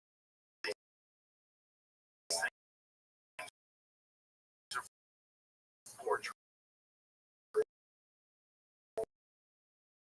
Some of these things are just fake stuff. It's just like an art piece. It's a piece of art from 1700 years ago. Somebody created this. That's nuts, man. That's an amazing piece of work. If it's really just art. And if it's not art, well, they've managed to find kind of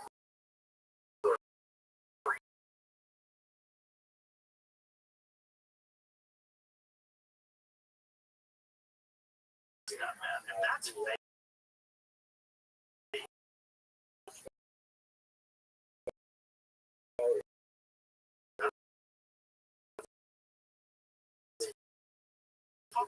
that's extraordinary because it looks like a really the amount of deep, but also it matches up with so many descriptions of people have.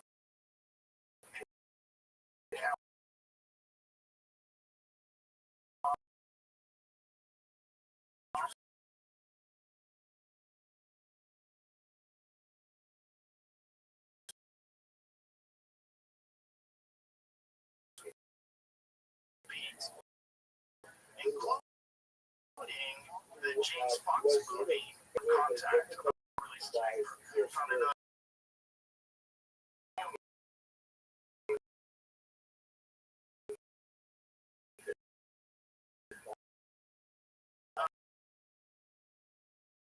fluorescent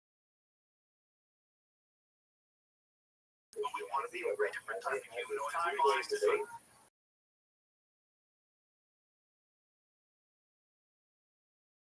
What the fuck is that?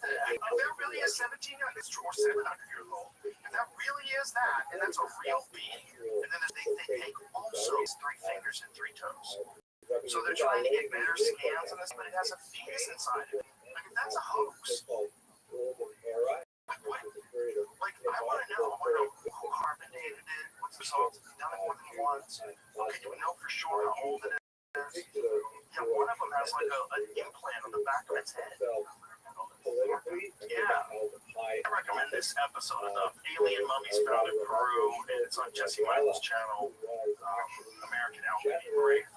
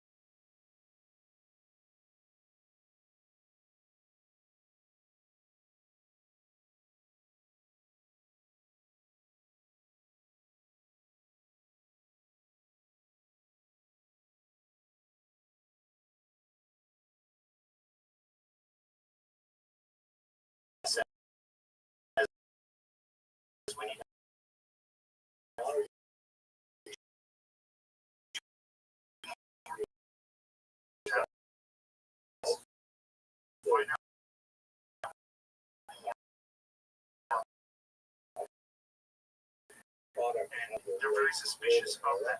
Like, look, 3 fingers. This is all in Jesse's religious beliefs, is what you see. So, like, if you curate the that is acceptable to you. And so I think, yeah, so you Bigfoot 100%. 100%. One of the greatest stories ever told to me was by a guy I met at a show.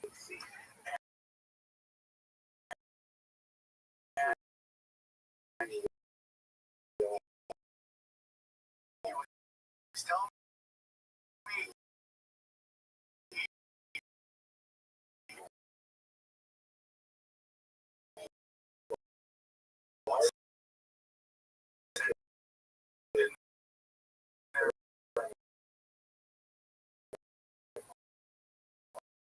there are high witness stories. And he said that a guy was driving to the dog, swings up, there's like, and they're just staring at it, and then the thing stops, noses them there, camouflage stuff. He looks down his dog, and what he ran for one is that it's almost like Grand Theft Auto. You ever drive to Vegas and Grand Theft Auto?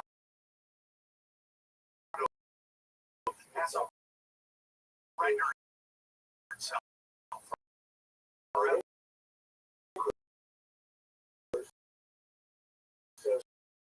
So the whole theory is that these people are missing because simulation doesn't want to render for just one person, and that's why they disappeared. The odds of you getting found if you die in deep wilderness are not very high. They might find you close, but your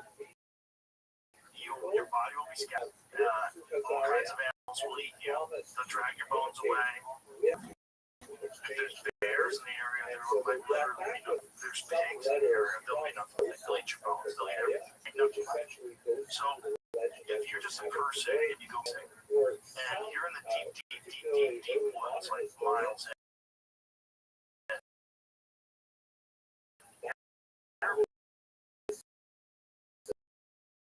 you're in a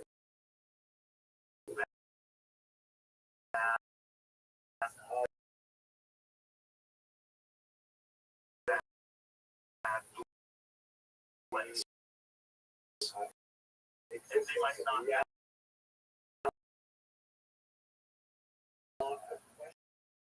Yeah. That is a crazy story. Yeah, he was one of the more interesting experiences because he, Lazar seemed like he was telling me. It's gonna sound crazy, but here's a story. That's what it seemed like God making a story, and then you go back.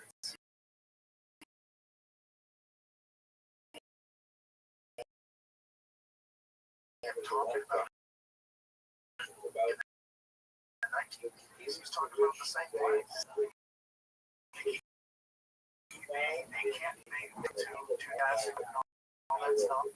Like makes it feel that you can only do it in the forest. You can't just fly. Go missing in the forest. Now, obviously, bad things happen. You never get here from that. Yeah, but so these people disappear, and then they're found a couple days later in a totally different place. They can't remember what job I was going to do. I had to do it by accident. That's what I would do with my own White House. I wanted to go find some dude cooking right up. Snatch him up. Like, go tell somebody. You're not going to know they'll believe me.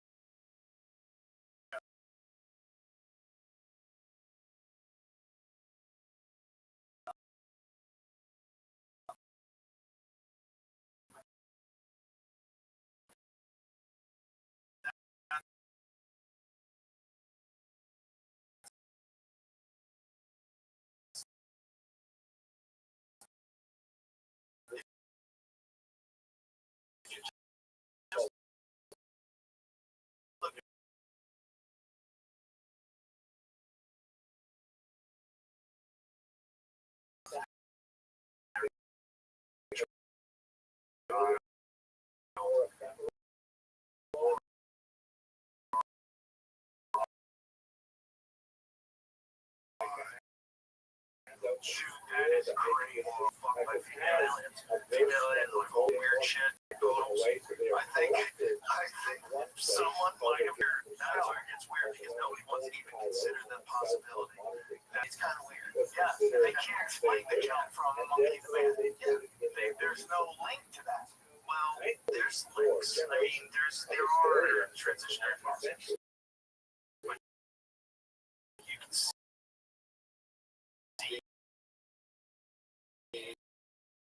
Like,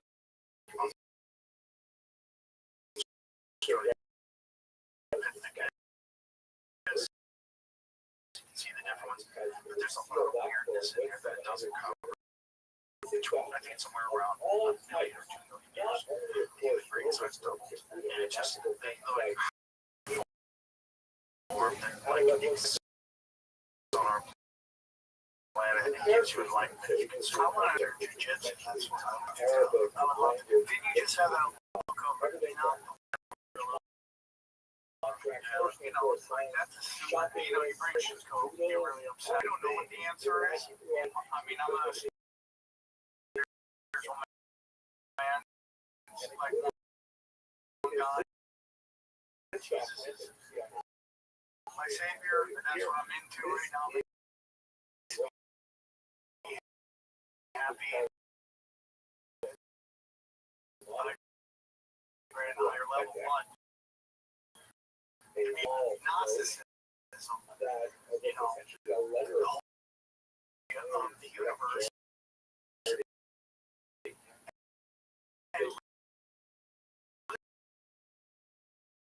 Literally, she was like, I don't need a man. I don't need a man. And she creates life. And she can understand about the hierarchy of God. He thinks he is God. And a lot of people believe the first God, Testament, is the giving.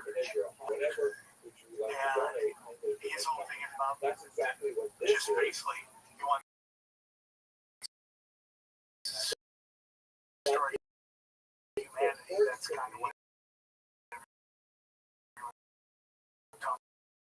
it's about. Satan.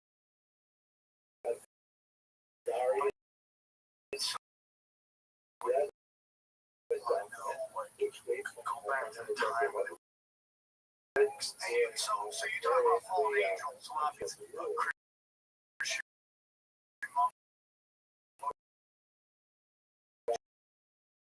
I don't believe it is at all. Because the Vedics talk about it in this realm that we live in. So I think the Vedics are saying, which is the fallen angel. And then they go, they get trapped here, and that's all about transhumanism. Talk about the leadership, very thick file that was about religion. And basically what it boiled down to is, at least what this file was saying, was that they was as containers. Yes, and containers of what, like containers of souls, like I don't know, that's the terminology they use. They view us as containers. Can you imagine if like a soul is an energy that you have to farm, where you have to extract, just like we extract oil from the earth, that souls are things you extract, and so you need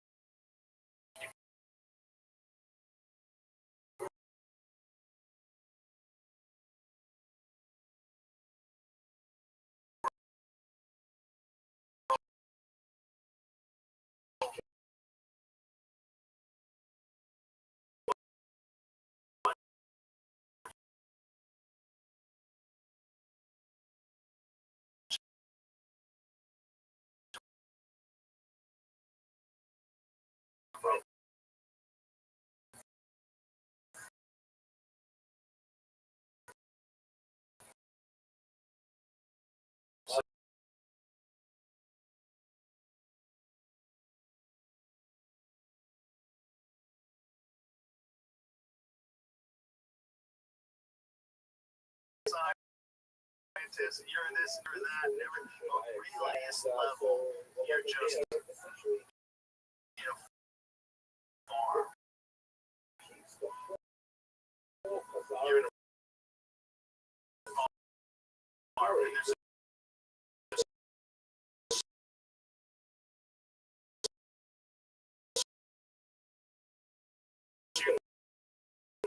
intelligent entity that's above and beyond anything we ever comprehend. And the only thing it doesn't have is souls. So that you can store files in DNA. You can actually store files. So I had a guy on, he's like, you know where the Epstein files are? They're in somebody's DNA. That's big. You can look it up, Jimmy. The guy literally created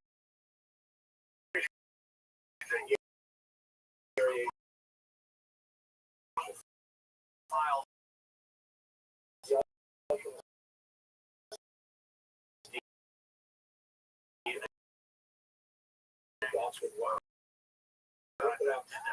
one who did the dialogue, they're doing a bunch of stuff. They're doing a bunch of stuff. And, they're eventually going to bring back the lamp. It seems like some Jurassic Park shit where it gets, that's what I said to him. I said, it's kind of weird shit you're bringing. What's the purpose of it?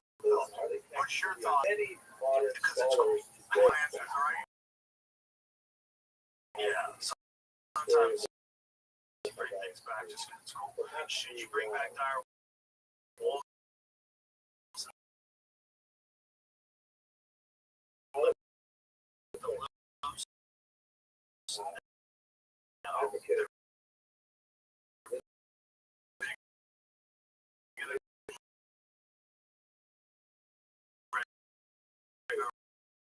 Super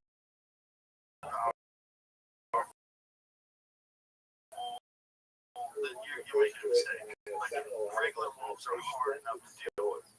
Dire wolves might very well turn people.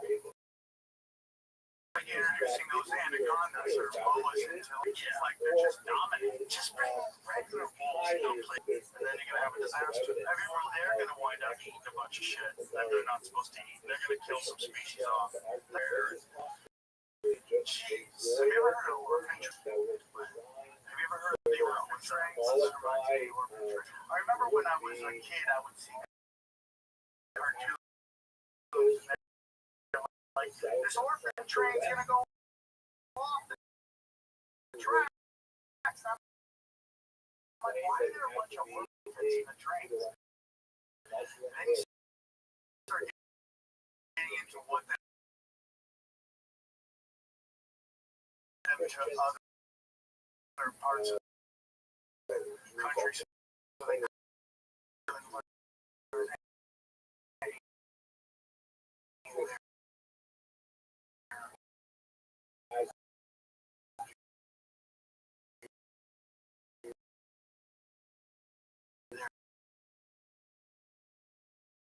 culture. And basically the thought is that either large-scale social experiment in the United States where orphaned, abandoned, or homeless children were transported from crowded eastern cities between 1854 and 1929.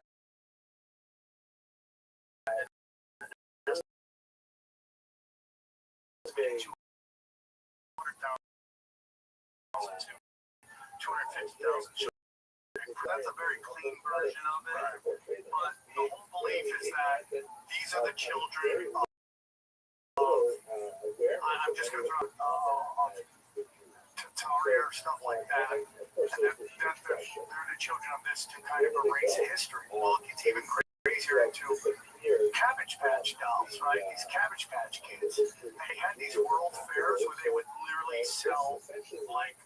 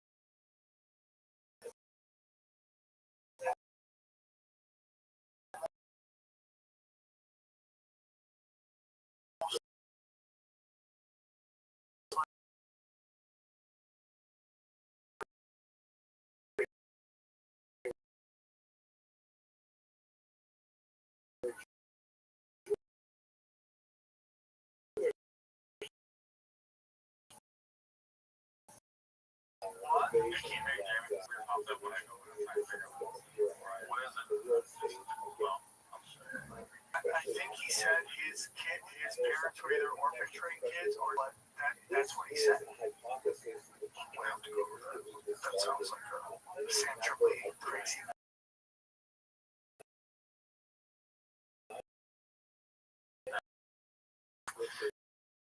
Bro,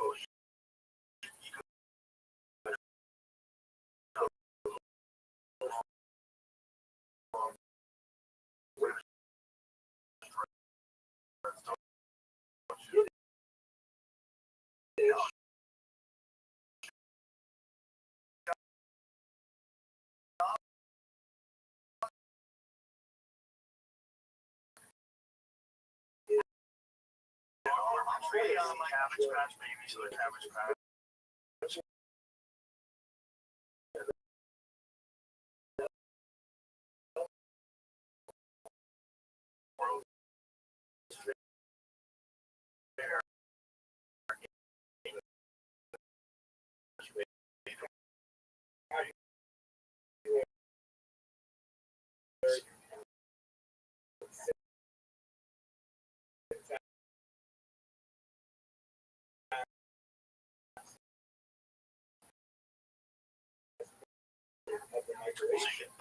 Yeah.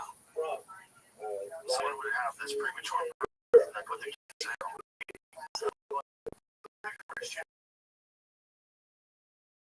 You went in there early. Yeah. And then they grabbed there, Trump. Yeah, totally possible. Now that's reality. I'm going to go back to page 18, and that's reality. I think that's. So do you think that will eventually be able to manipulate that, or we can't? We already can. Who's we though?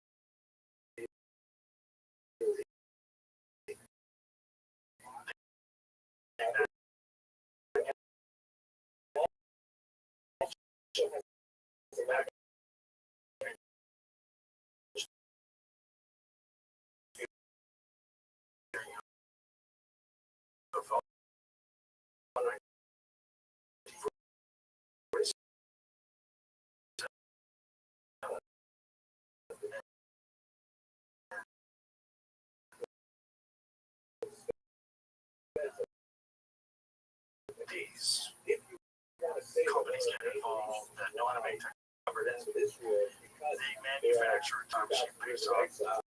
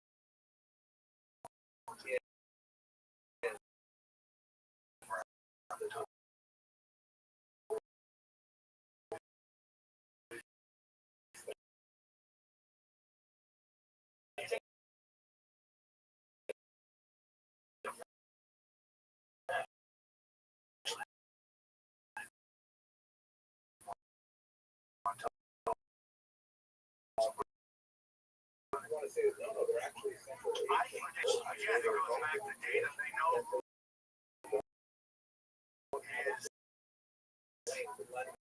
is crazy enough.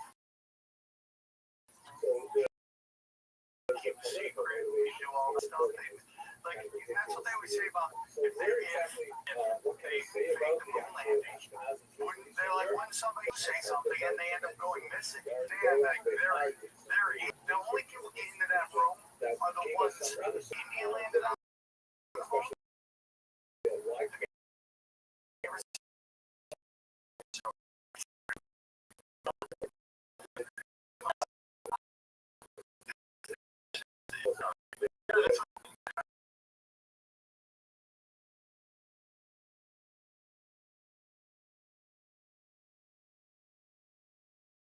Yeah.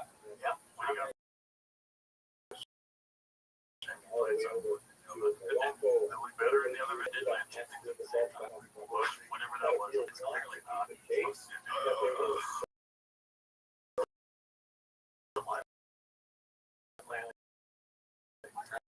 no way. And the guy standing up and he's like, well, I just I don't think that's what it's supposed to be a description of the show now. They don't have actual video of a camera with like a third figure. Moon landing from the 60s when it did it, you only saw it from inside the module, that beautiful aluminum foil craft with a golf cart that's like almost twice as big as that golf cart that big. How did you get enough power to get off the Earth, or get off the moon rather? Yeah, and they were saying they can perfect perfectly and catch it. How'd you get the signal from that camera and set up into space in 1969? And how'd you talk Nixon on the phone from space?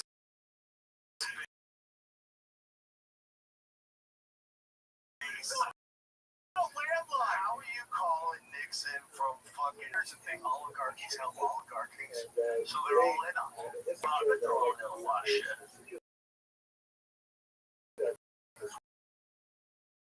Which is good because that's what keeps us from going for real. So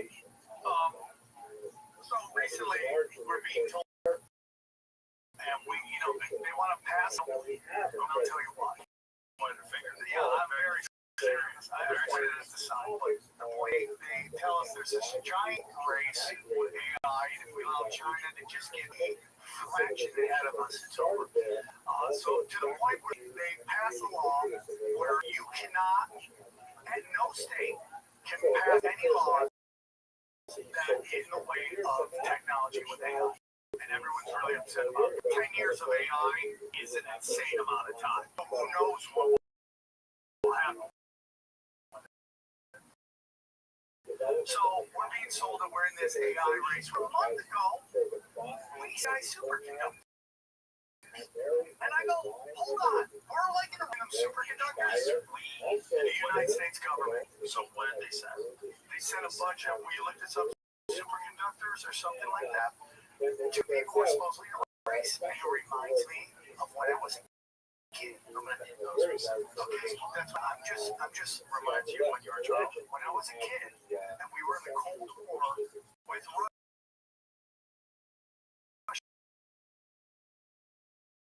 And we were in a nuclear arms race. I remember seeing on the news that we were sending aid to Russia. We're in a Cold War with them. And then I realized because Russia was never going to be able to keep up with us. That was just used as a smoke screen to get us to be, hey man, spend all the money you need to build all these weapons because we have to be in the lead. This isn't we were paying off the Taliban. 20 mil in a week. First of all, how many people are even in the Taliban, and how many more they're recruiting because they're making 20 million a week? I remember when Joe Biden pulled out of Afghanistan, I was like,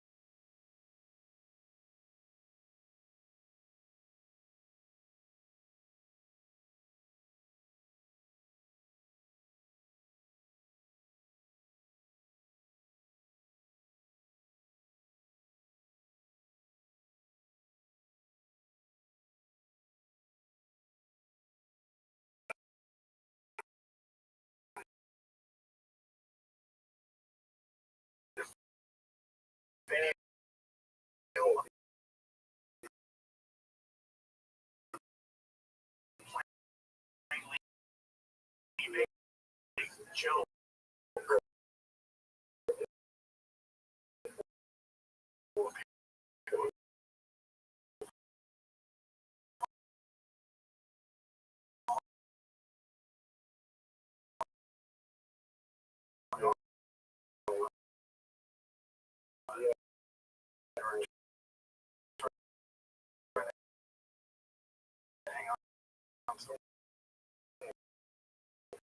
Now watch when it's coming out.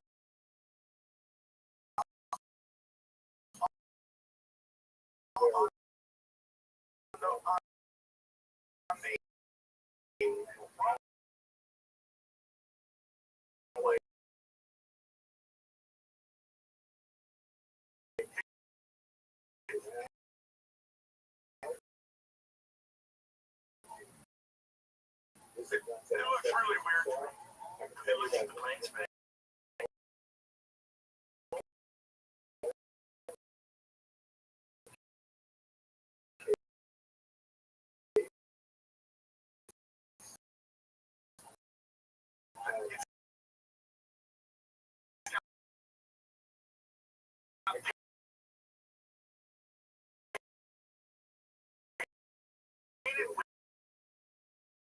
windows.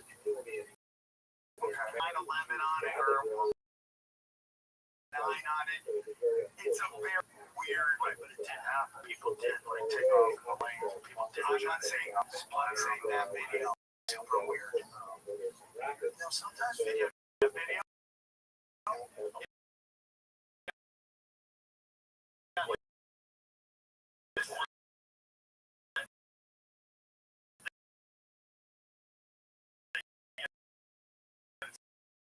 Look at that. Okay, well, this cargo.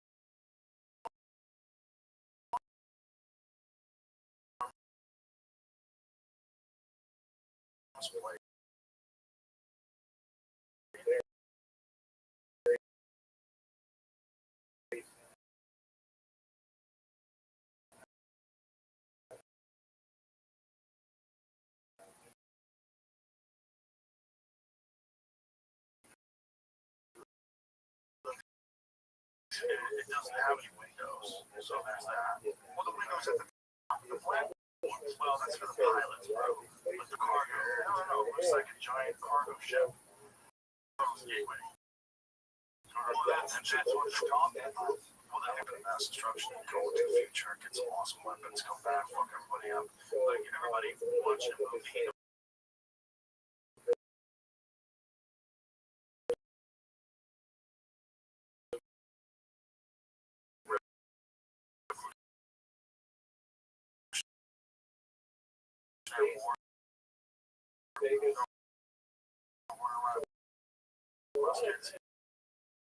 Just imagine. Bro, that's just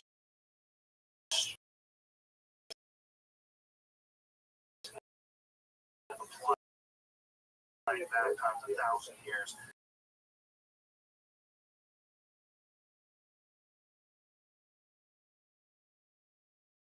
Getting that bringing it back to this timeline. Do you think they can travel back and forth through timelines? Or do you think once you travel, once you're stuck? But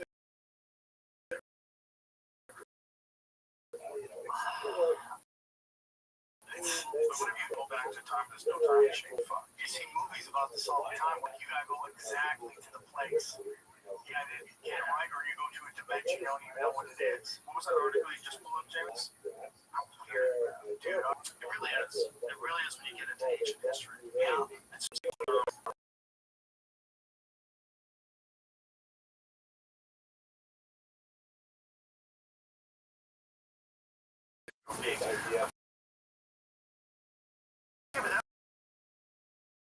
it's just someone's opinion.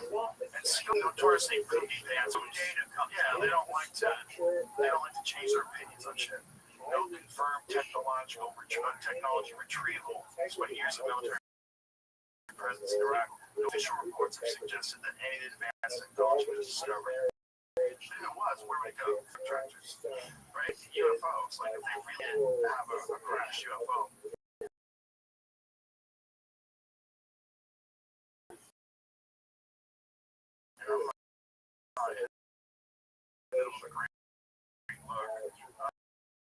Richard goes for the 21st century mind. There's a lot of stuff that I never considered before. One of them, we're talking about the crashed UFOs. They did a bunch of like high altitude explosions of nuclear bombs. And then they like just put them up 150 miles into the sky and then blow them up. They did it a bunch of times. Like, you could have easily fucked up a UFO if they didn't know you were doing that. If they had no reason to believe, they're just hovering there watching Earth, and all of a sudden, it's it's interesting to me because you remember when we had the balloon? What is this chick? I don't know how accurate they are, but it's a report nonetheless. 2016, Dodge barely gets 98. Read the first paragraph. It's hard to wait. It's weird. Where should I read it from? Third line, weather. Problem once. Someone about weather. Rainstorms will be a problem in the southern area in 45 days. Some heavy movement is anticipated in near term. Within 1 to 3 days, Iraq will launch missiles into Saudi Arabia areas. Frontline troops will not advance. Future potential strikes occur in areas being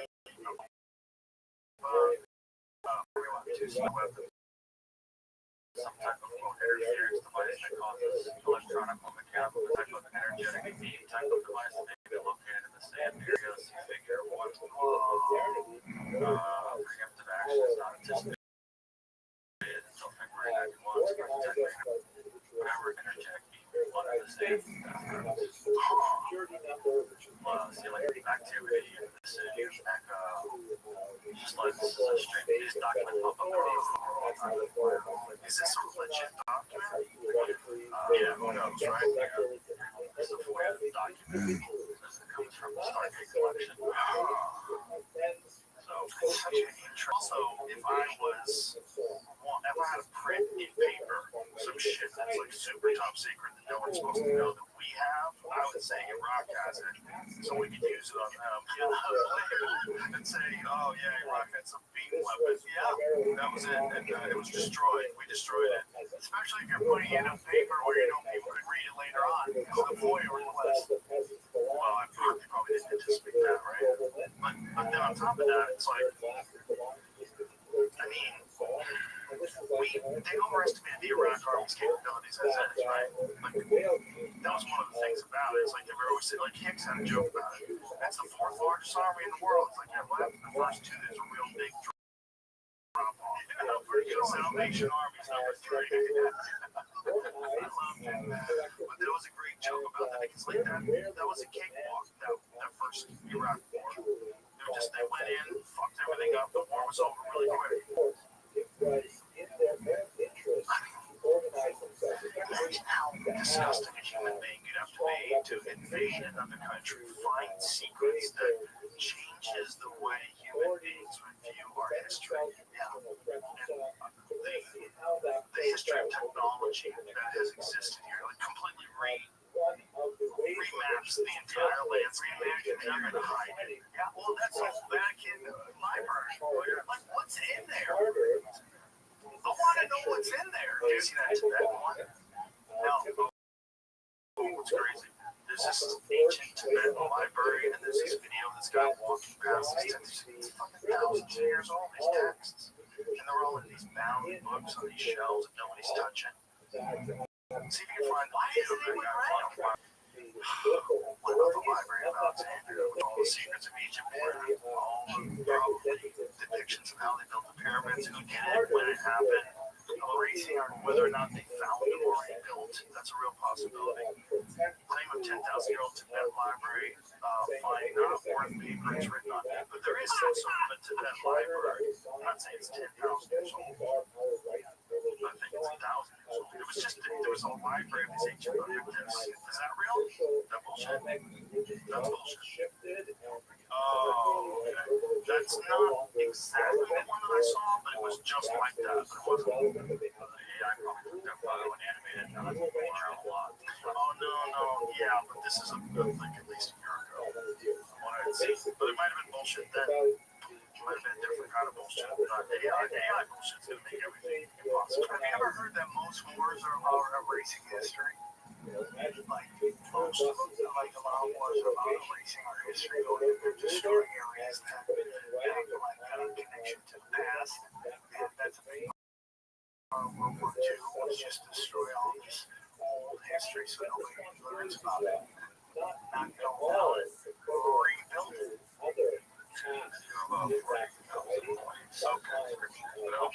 I think this is exactly the video that I saw.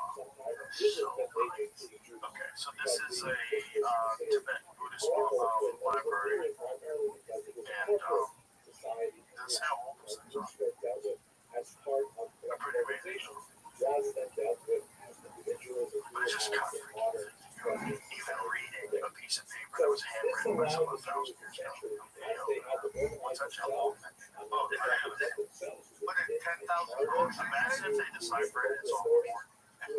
So then she took on 5 guys. It's all just like 50 Shades of Grey, written over and over and over again.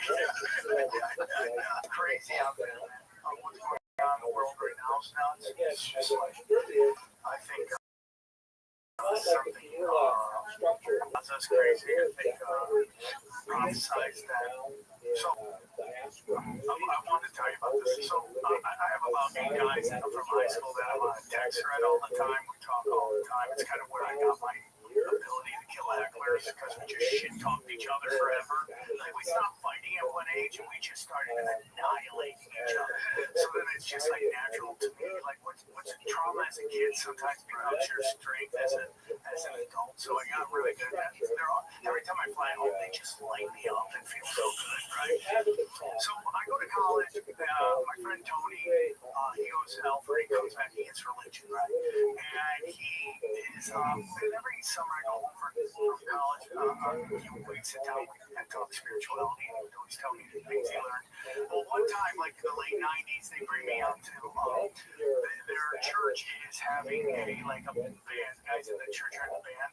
And God, dude, they're singing songs about in the late '90s about 2 towers coming down. And I remember hearing that going, that's kind of crazy. And then 9/11 happens. I go, oh, that's some prophecy. So Tony always tells me we'll build the World Trade Center towers. It took a long time. When would they officially open? 60s. And dude, there's a great video I have on Instagram that breaks down the whole 9/11. It's this animation. It's so fucking good. So do you think that those planes were remote controlled?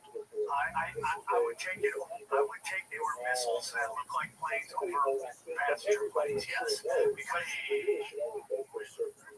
so you think that they disguised a missile to make it look like a plane? Yeah, you saw the way that it was flying. Yeah, it flew like that. You can't fly like that. But if you talk to pilots, it's impossible to go at that speed in a passenger plane that low, that fast. It's just, and you talk to people who, you talk to the pilots, they say they could never have done that. There is technology for them to take over the plane because it's supposed to stop a hijack. They can take over the plane and cockpit from the flight. That's definitely possible. I think they were military missile planes, if that's what hit the planes. If that's what hit. So what happens to the actual planes themselves under your theory? I mean, everything could be just a story laid down. I think the story of the 19 hijackers is just another layer of deceit. You know, that they set a foundation for this story they want us to buy. Yeah, but still, the people didn't die and the planes didn't crash. I'm not saying they did. I mean, it doesn't make any sense because it looks like a plane. It flies like a plane. It leaves the exact airport. They track it. They know where it's going. It flies to the town. Operation Northwood, they literally tell you what they're going to do. I know that, which is why they fly to know that Operation Northwood, they had a drone plane and they were going to blow it up and blame the Cubans. I know that. And so what that tells us is they had drone planes in 1963, which is kind of crazy. Right? That is kind of crazy. And that was signed by the Joint Chiefs of Staff and vetoed by Kennedy. Yeah. Why would you think it's a missile and not just a drone plane? It's possible it's a drone flying like a plane. Like, what makes more sense to me is that they took over a plane and remote control whoever they is, whether it's a terrorist or whatever demonic entities, took over the remote control plane and flew that motherfucker into those towers. I don't necessarily know. I mean, yeah, that's definitely possible. That makes more sense. The thing that didn't make sense to me was like the box cutter thing is weird. It's just a mass of people. You're gonna take a chance. There's not some big guys on the plane that are gonna overwhelm you. You're gonna get access to everything with box cutters. Yeah. Maybe if with the right plane, you know, with the wrong plane, I could see getting fucked up with a group of hard men. Yeah, you know. You see that on the planes now? Yeah, like crazy old guys jumping up and just catch the wrong fucking planes like that. They are planning on being able to get a plane. Yeah. planes, he's 19 hijacked, like, you know, 4 or 5 guys every plane.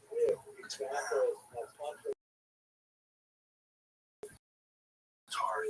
And then, like, there's just the numerology, 9/11, it's all Elster probably.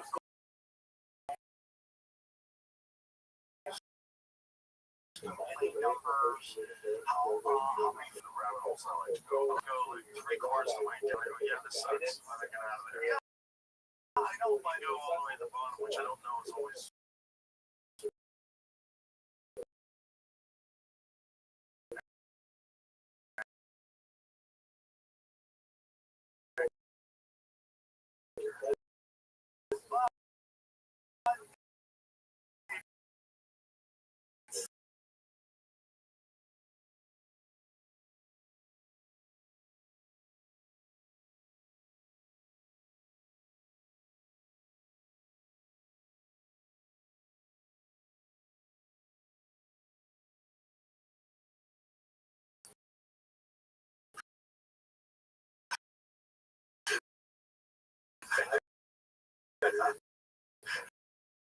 Just because he's in the dark, studying Michael dresses exactly like I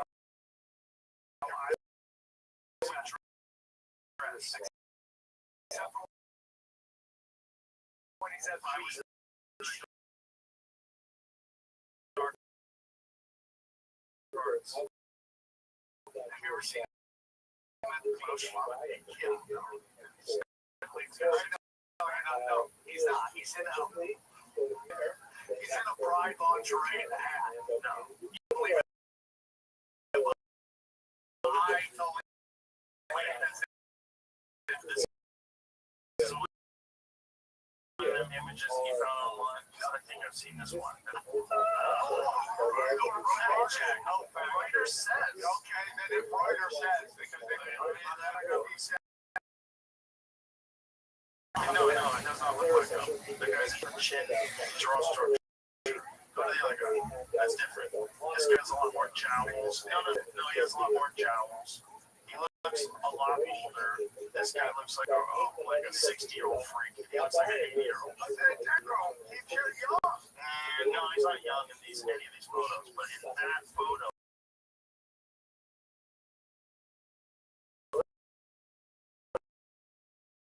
That's a different guy. That's a different human. Someone just being funny. That weird.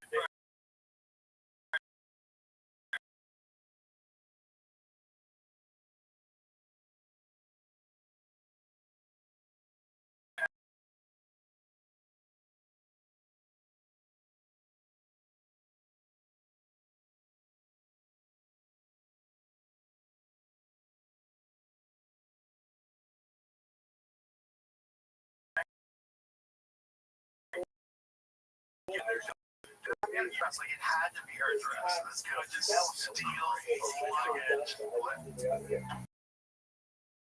But imagine, like, seeing that guy and going, he's got shit together, should be in front of the government.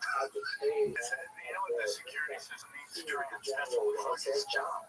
I think it's something to do with the FAA or something like that.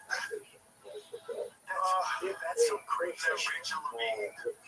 Oh, she's another one. Like, what? Yeah, craziness. That's what I always say. Like, you know, it's like everyone loves Trump right now and all the stuff going on with him. Like, the difference between Trump's cabinet and Kamala Harris's cabinet is Trump's all constant neo-cons, and Kamala's would be BLM, the fat feminists, and trans. That would be the difference between the standing behind them. It's all the same shit. It's two wings of the same bird. Now, I like Trump more than I like Kamala. He's absolutely ridiculous. Thinking it would be anything different. It's a completely corrupted system. It's 100% completely corrupted. And no one in the fight for 6 months, whatever Trump's been by now, or 4 years, or even 8 years, is going to totally untangle it. No, it's so deep in every single level. Every single level. And that's what the internet did. Took our eyes off the whole thing. That'd be a great podcast. That guy should be in the U.S. government.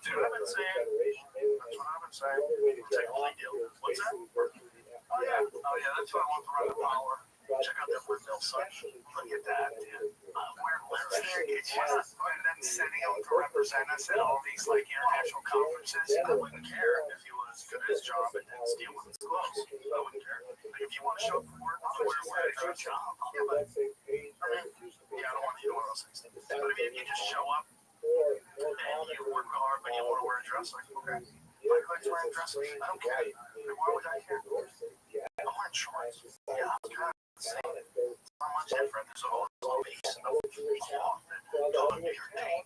Yeah, so much to be on the skirt. I would wear pajamas if you would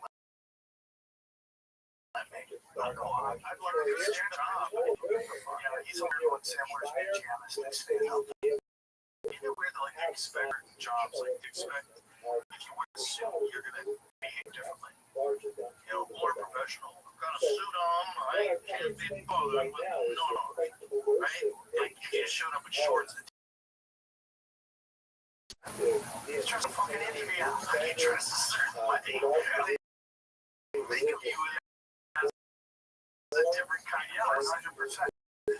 So I was watching this video.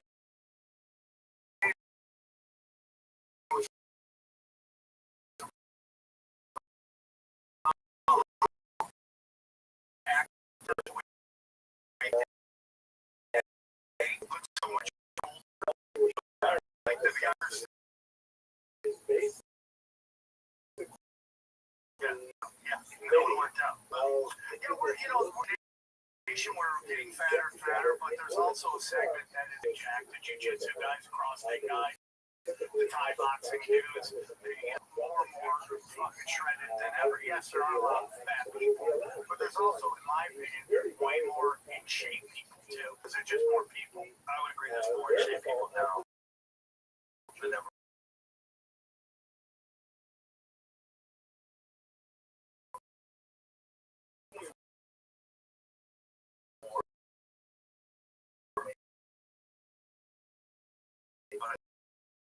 I think the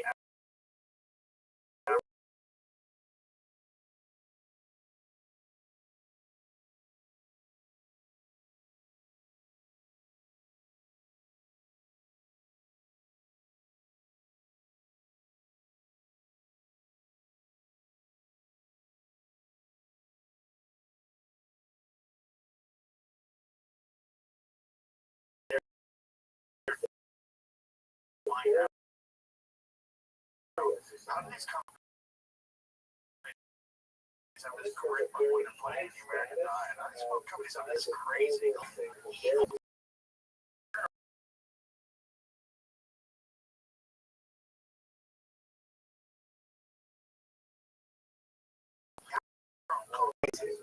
that's how they have a drug hair loss, and then the same company sells you stuff that'll help your hair grow back. Yeah, most companies right now that are working with drugs that help people have heart inflammation, myocarditis, issues with heart repair. There's a particular NBA legend, Kareem Abdul-Jabbar, who during the whole COVID stuff was like he was going after LeBron James really hard about not getting the shot. And now when I listen, because I still listen to sports talk radio, you know, he's doing commercials for heartbroken. Like that's the craziest storyline I've ever seen in my life. The guy who was guilting everybody. And this was the guy who was a civil rights leader doing commercials for heartbroken. Commercials. Heart figure. Can you look up what Kareem Abdul-Jabbar heart commercials? He's talking about how he's A-Fit. Yes. But this was a guy who was full on in the civil rights movement, who understands, would have a great understanding of black community's relationship with pharmaceuticals. You know, that famous thing where they let everybody have syphilis ever, and then they sent like black nurses to commit. So he was a guy who was pushing everyone. Oh, dude, that's so crazy. It's with blacks there too. And he was a guy who was pushing everybody to get the jab. He was like really going after LeBron James, who didn't want to do it. And now he's doing these commercials, which is so crazy to me. But did he have that before he got the jab? I never heard that. It's possible. I never heard it. But it's crazy. is kind of crazy, but a lot of older people it happened. A lot of old people when COVID came around got real scared of it. They wanted to believe that the pharmaceutical drug companies had the answer. They didn't want to hear anything else from the anti-vaxxers. Well, you saw they rolled it out, right? You like it started in China, and we saw these videos of people falling down, and everybody got COVID here in one. They got the jab, right? And then we started seeing people, God, you know? So, you watch how they were slow rules, these psyops, how crazy things watch the compilation of all the newscasters fake. How about doing that?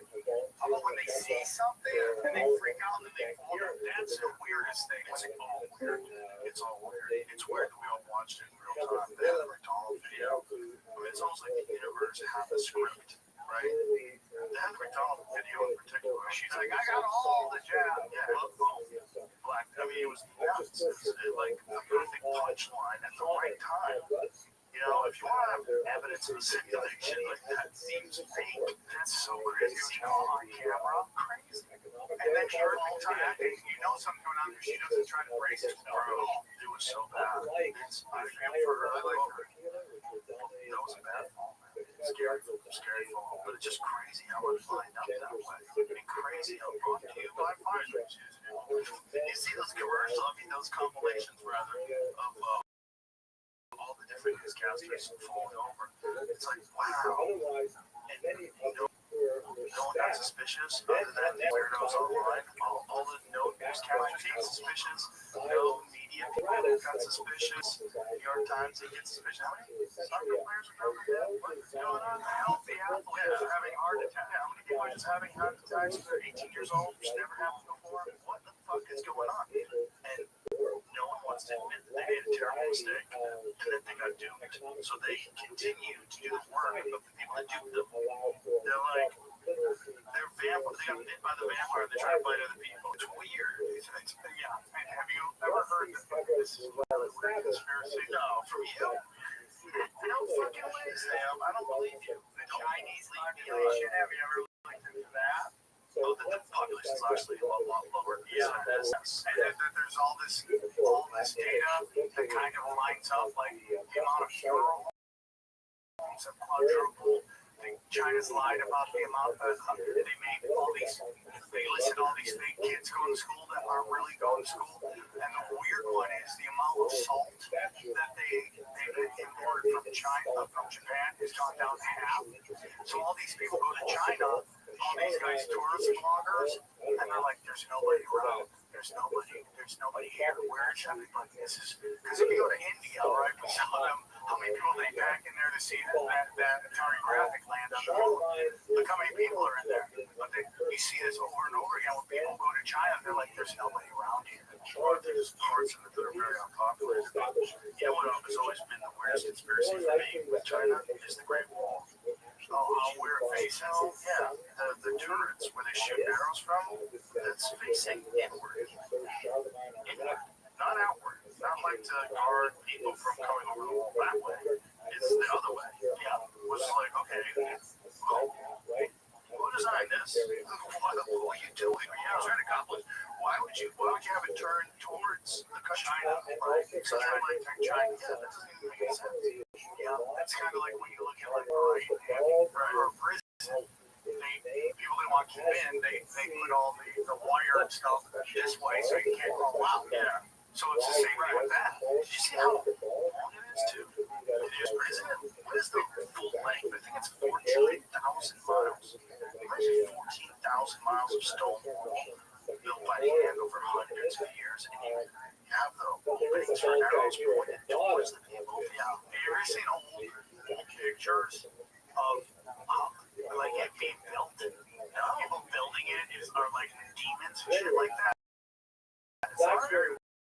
What? Yeah, I was talking about little drawings. Yeah, I'm drawing some trying to be built. It's almost being built like by demons. You know, on the turrets from all sides. All sides,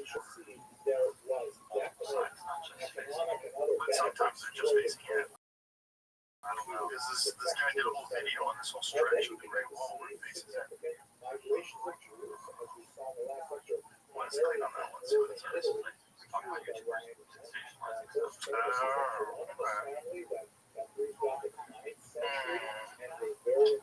Well, the thing is, it's also, again, 14,000 miles, right? And so some of it territories change. Right. Sometimes, you see that because, like, I'm Armenian, I'm from the village of Ron. I'm Russian Armenian. And then Turkey, bro, look at this, 13,170 miles.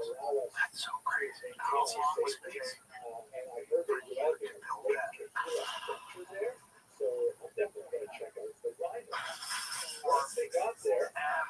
Imagine if you live forever, and like Sam, you can live forever, but you have to rebuild the Great Wall of China. But if you do, don't worry, you'll live forever.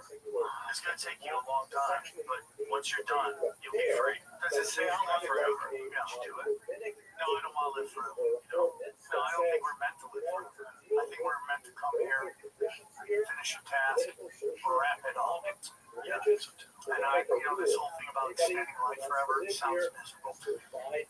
It is weird how these techno people are about to grasp the ability to do something that has never been done before, and is very strange. Like, if you can change a human body, you can enter some sort of chip in that person's brain that gives them entire access to the internet instantaneously, telepathic language. Who knows what kind of ability to control electronic devices and all kinds of different things. And someone gets to decide whether or not that happens to the human legs. Yeah, because once it happens, you're not putting that cork back on the bottle. It's out. It's going to give an advantage to people.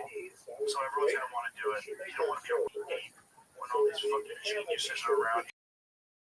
You're reading your PIN number from your mind. They're doing that with babies now. They can test IQ.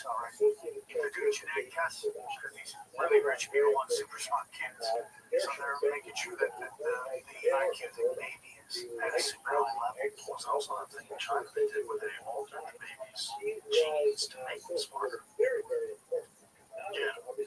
We're going to have genetically modified human beings for sure in the next, not right here, but I mean, they're going to be like Thor. Everyone's going to look like Thor. Everyone's going to look like, fill the blank. Whatever you're into. Too much into that. It's going to be amazing. It's going to be such a good time. There's going to be no sixes. It's just going to be, initially it'll be adopted by the rich. Then it would just be like cell phones. I'm getting, fucking Mike Douglas had that thing out, this fucking stupid thing on the beach in Green.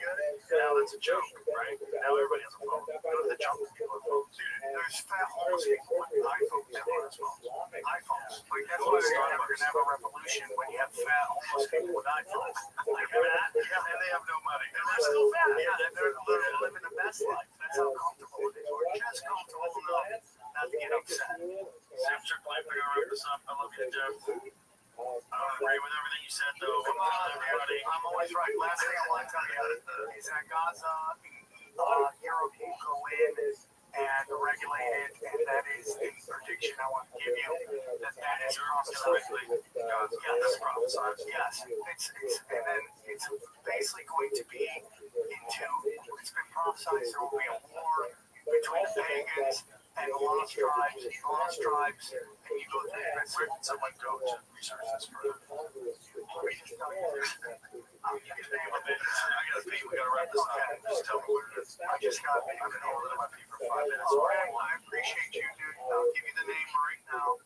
Here we go. You can go to the Living Church of God. It's YouTube at Tomorrow's World.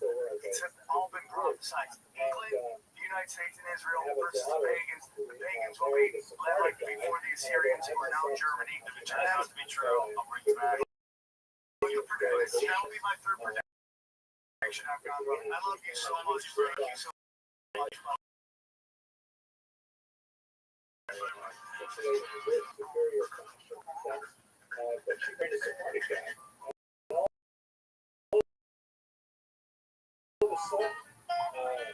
No longer held by the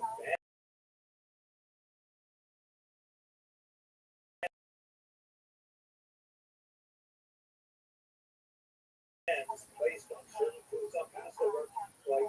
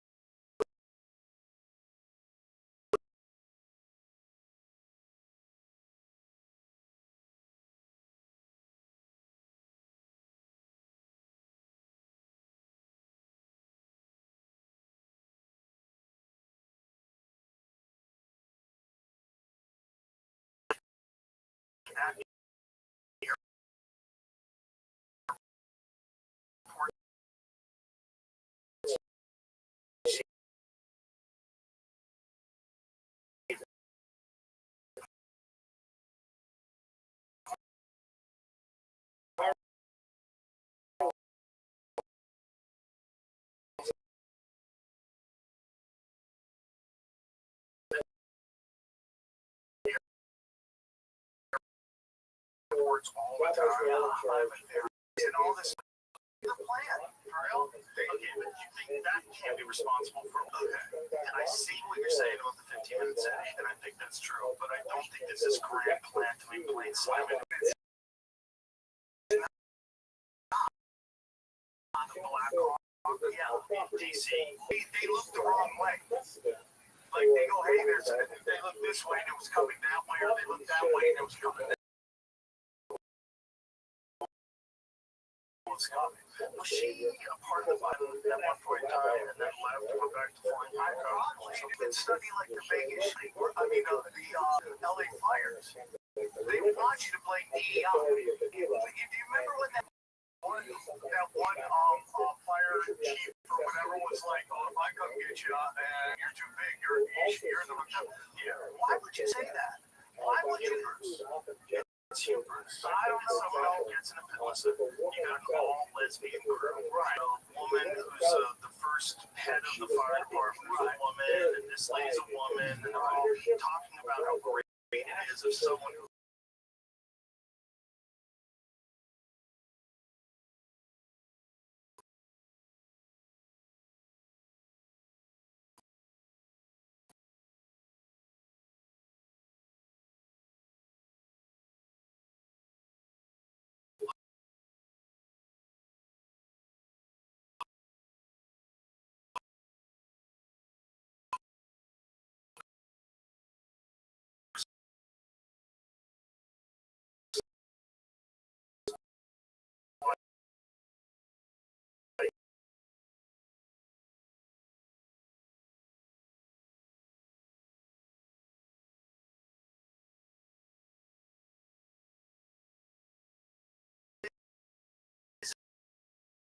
Standards for difficult physical jobs. It's not necessarily you shouldn't be able to get a guy out. The guys that I knew that were all firefighters, real percentage jiu-jitsu black belt. The other one is a fucking big giant irate. And they gotta be able to do like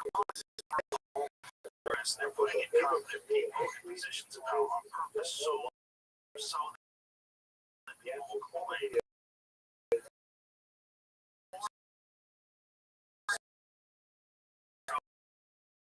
That it creates more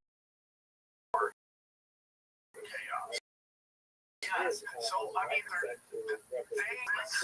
don't know. I mean, lizard people, right? Well, I don't know if they're lizard. Well, they probably are lizard people, but I mean, LA, you need 20 green lights. Yeah. All you got to catch is one red light and you're not working. Right. So if you're out there going, hey, dude, this is like, hey, man, what's going on with this? This seems pretty purposeful. You're not going to work. You're just not going to work. Hey, get a gallon of gas, and still, they'll work the same way. Because you ask me, it's a big part of moving everybody into these big cities. It's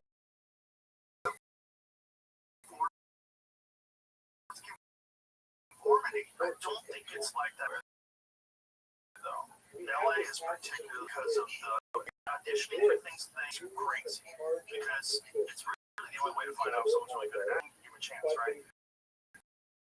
But the way it's set up, they'll choose people, and if they choose you, you go on to have this incredible life. Yeah. Right. But if they don't choose you, you become that guy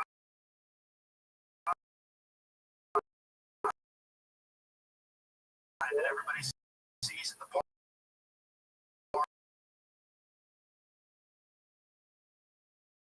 Totally 100% agree. That's kind of why LA nobody's saying anything now. The culture.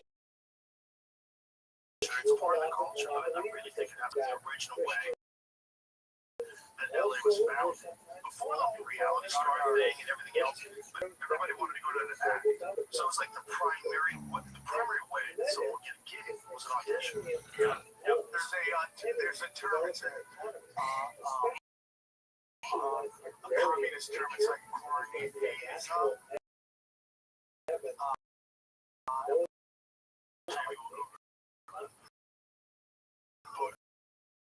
I'm butchering how I went to that with a dope sweat. Oh, tiny letters. Oh, no shit. I need one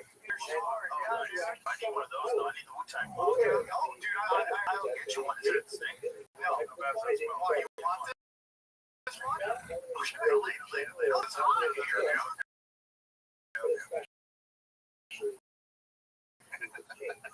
Sorry, guys. Yours, dude. That worked out perfect. I'm gonna sweat like a pig the whole time. Anything would take them down with. That's why Van Nuys, I'm just getting murked by Mexicans.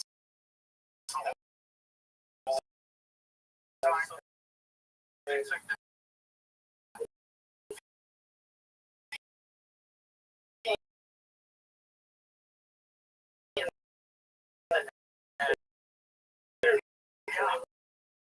it's just like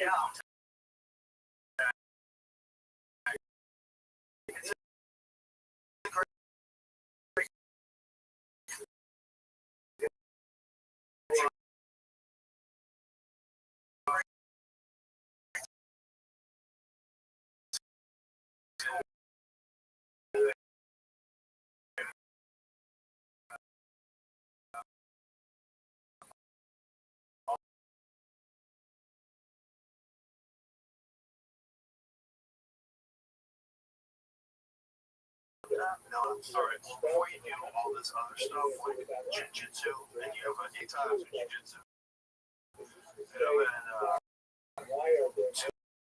knee surgeries because you have tour and I have a bunch of packages. You have to make sure.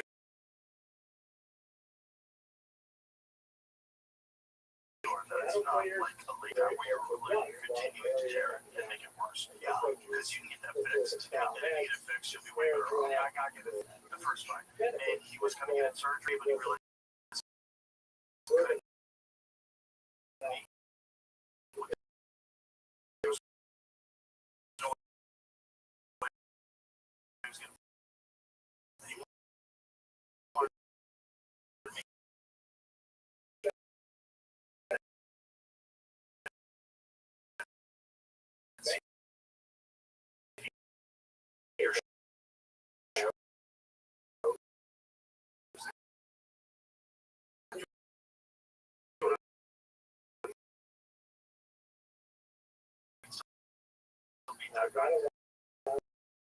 He's an animal. Yeah, he's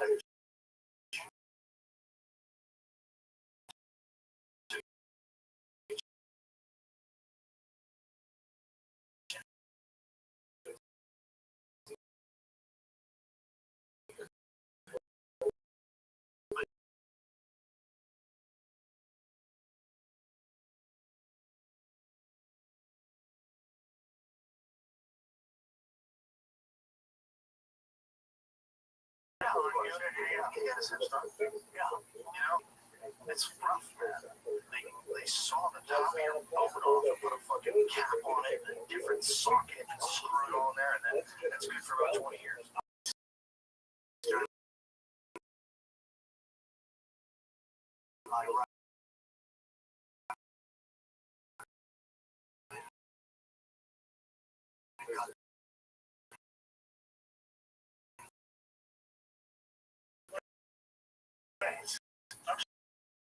now you're drinking enough water.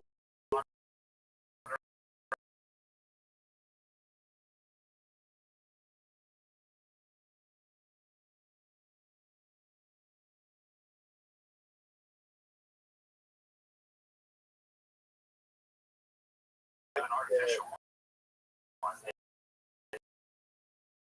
They say, well, it probably lasts about 20 years. At least for 2 years, you can, like, how do I know that happened? What you really need is an MRI. Because they need to find out exactly what's going on inside there. I'm paying a gazillion dollars in health insurance. I better get one done. Bro. They should be like, yeah, crazy as that. He had health insurance. He got a terrible. He had to give a double lung transplant, and health insurance is where they are right now. How's that possible?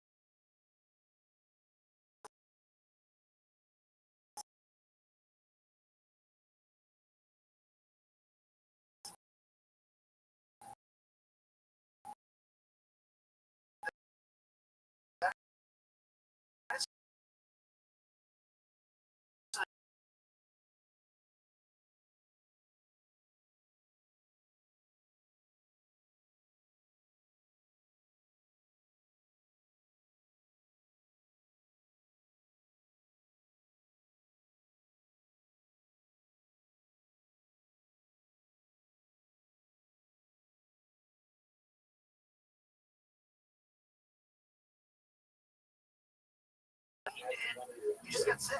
Isn't that what health insurance is for? 100%. I wanted to wake up.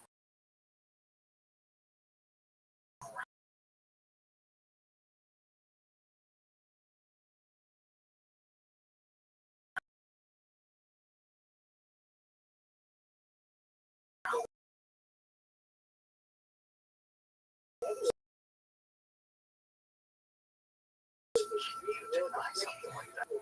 That seems to be like a break in interface with the world. You know, like Michael Bisping kind of.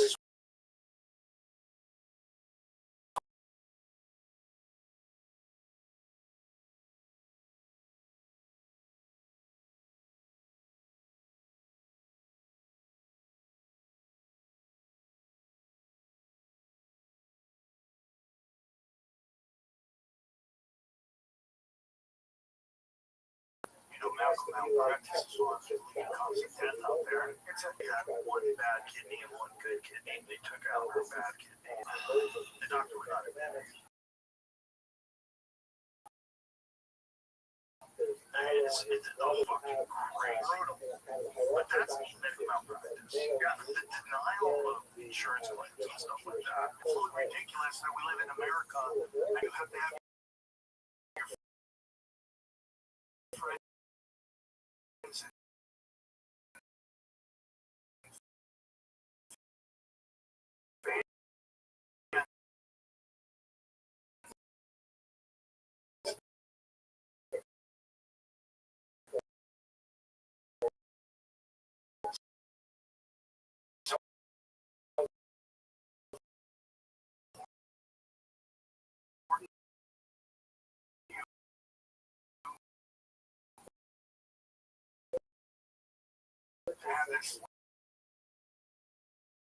it seems insane. I mean, unless they're did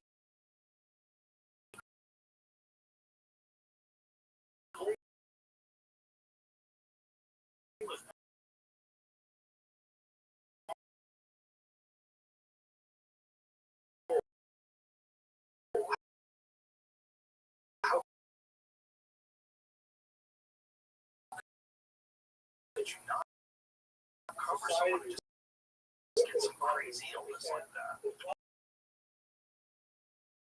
So there had this giant debate about, universal health coverage. And this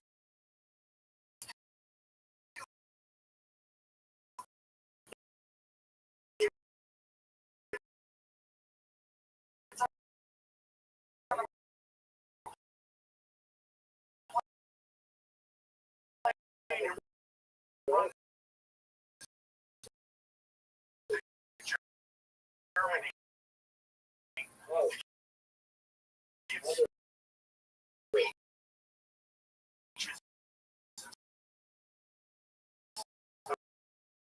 Like that.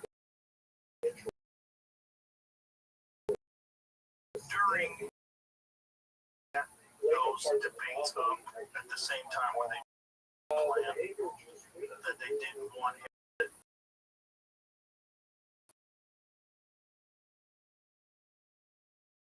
it would be easier to shoot it down. Yeah, of course, on purpose. Yes, on purpose. And when it has this not having the numbers can't pay me out. That's my whole.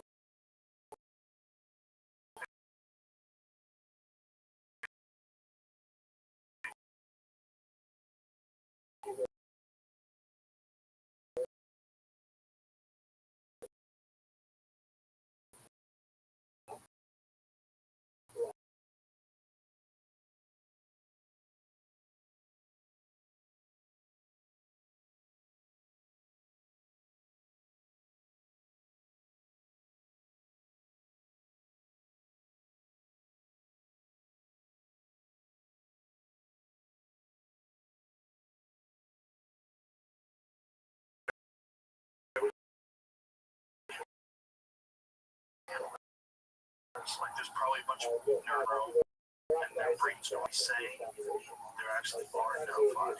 Yeah, they say eating a salad. You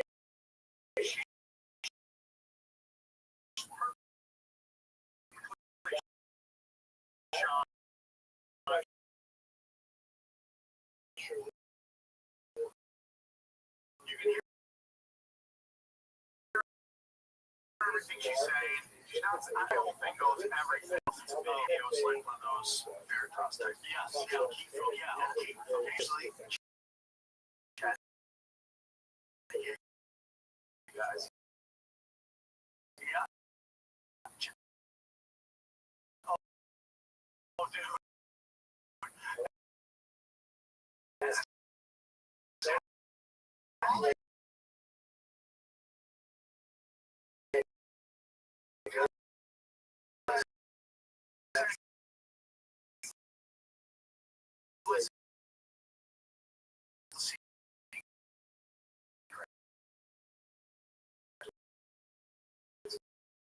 So I didn't know that that was how that I only read that she said there was tens of thousands. Oh, interesting. And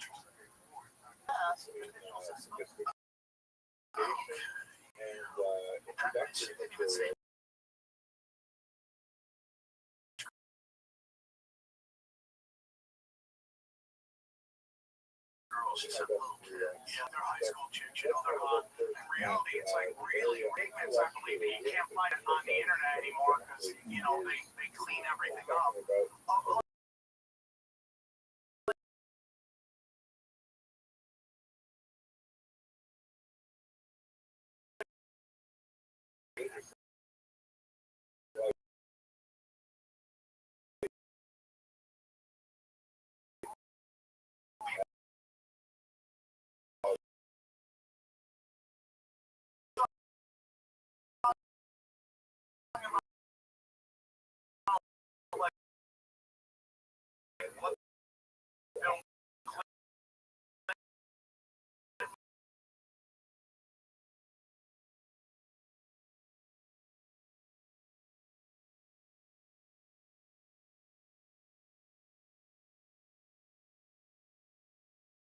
know, you can't say that if you don't know it's just dead.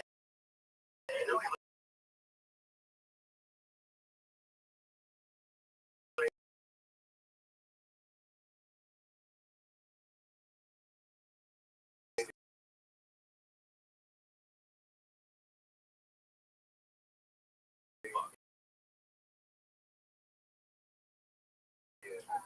a good looking guy when he was young. Just listen, that's Kennedy. He was a guy queer history. Bill Clinton.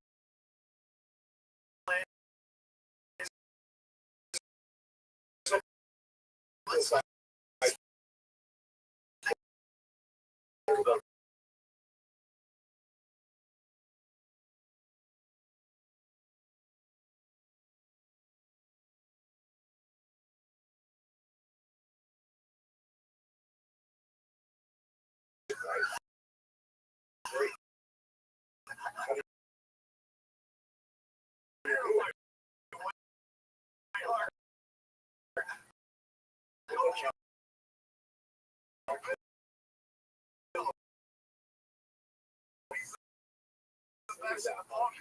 yeah,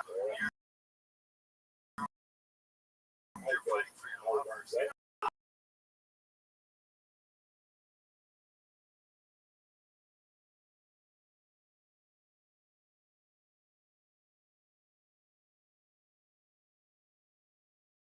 Yeah, but it's not just Thursday. It's like Frank was telling me that there was this one guy that was, he worked on this base and he was kind of slow, like he was mentally slow, and he had a colostomy bag, and he heard a bunch of noise and saw a bunch of dudes in the room, like in one of the storage rooms. These guys were fucking his colostomy. This old, mentally challenged guy.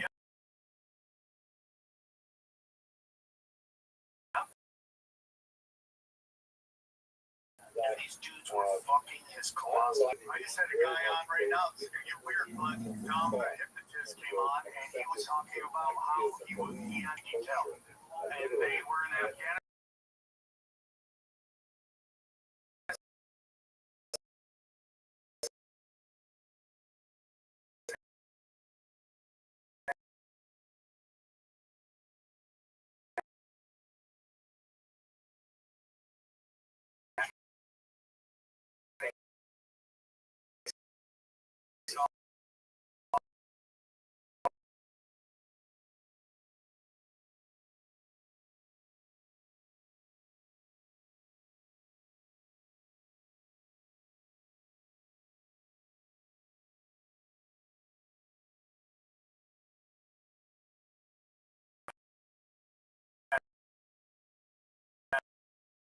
Like 340.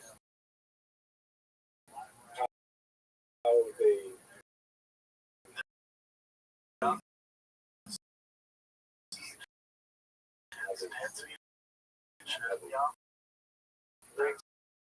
So, and they were told like don't interfere.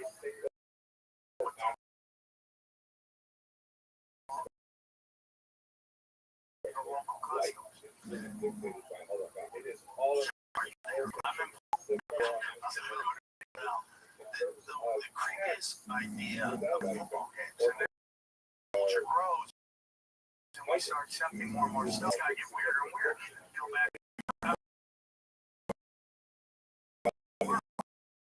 I mean, you remember?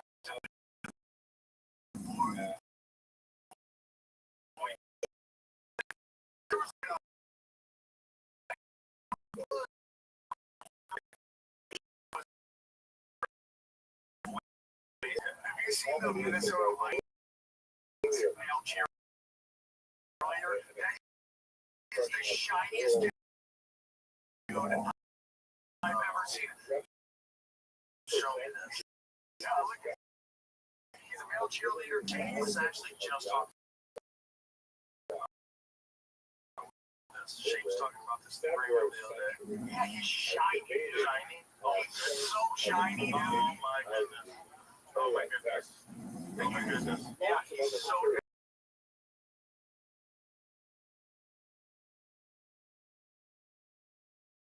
Anyway, we have chicks in. It's a weird role, man, and I don't have a problem with a gay guy doing that. Well, here's my opinion. Maybe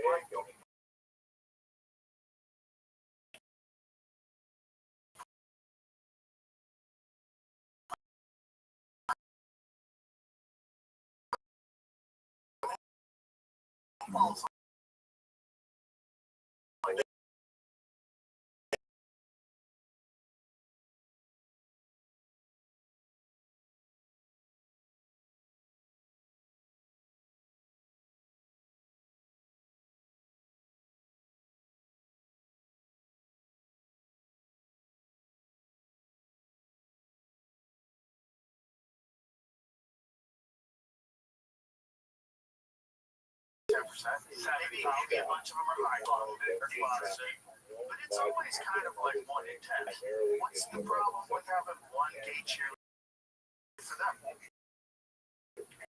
You know, here's my what's a cheerleader?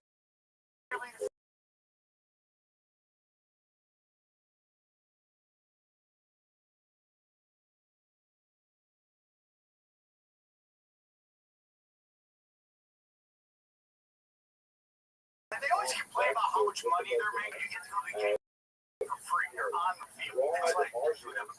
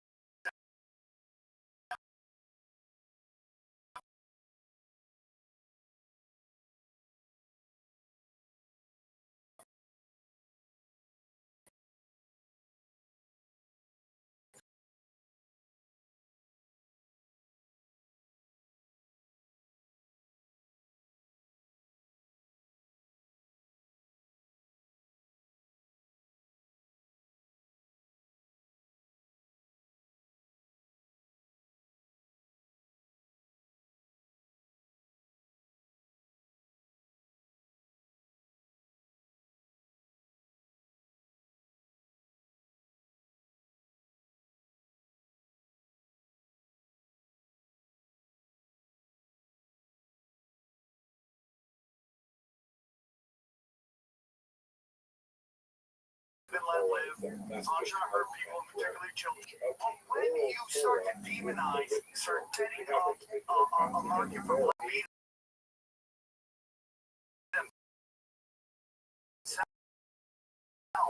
and they're so afraid of people finding out who they really are.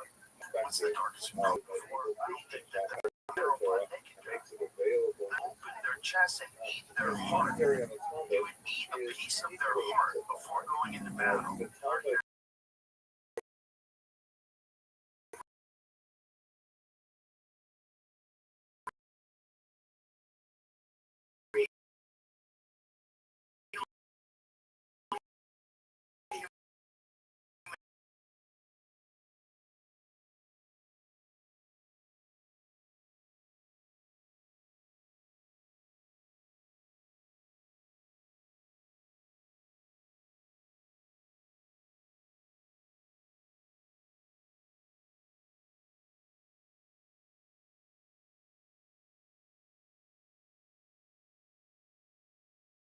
Children, what do you think about that? Well, the Canaanites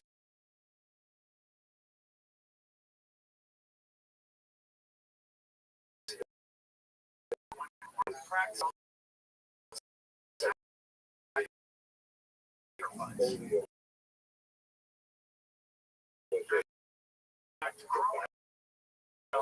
the first time, which is the God of time, and the whole story about it was told. They get weird. I wonder how they're going to look at damage. But you're doing it for money. You kind of sacrifice that for money. That's not.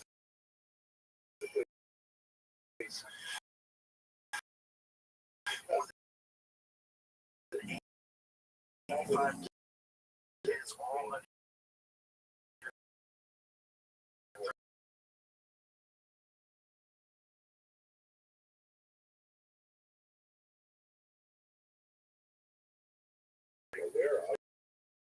still have something like that still in 2025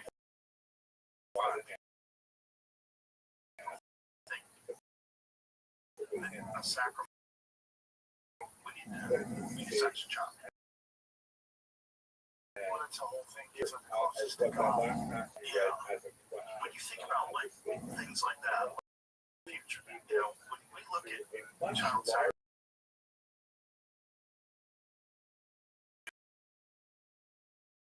like voodoo or to the gods, we think of it as barbaric, right? How we can look at it around the truth and get distorted versions of what we're actually selling to kids.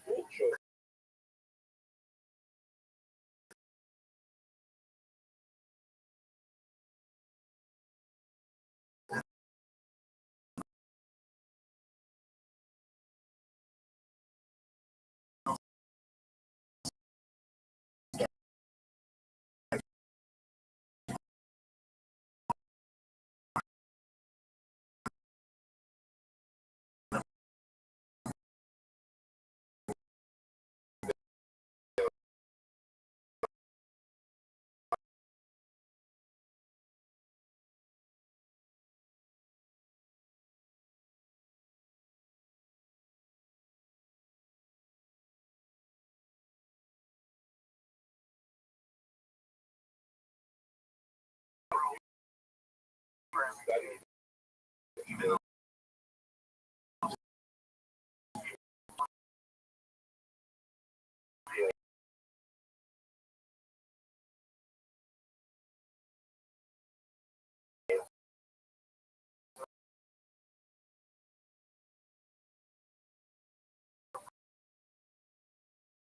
programming of the religion tells us through children how you act, learns as terrorists. Like that is your programming. That anxiety and depression and anger and all that stuff comes from when you're programming and your reality.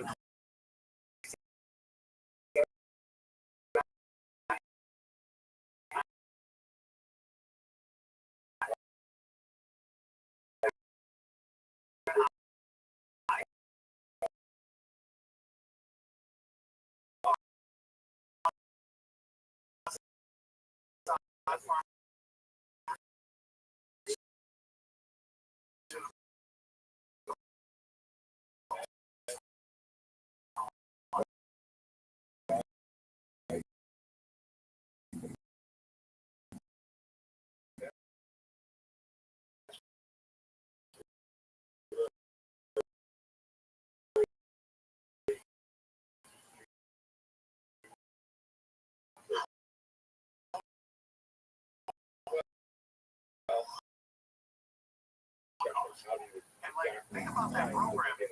I mean, I've heard about the other side. I'm on to the point I got to right here about, like that is,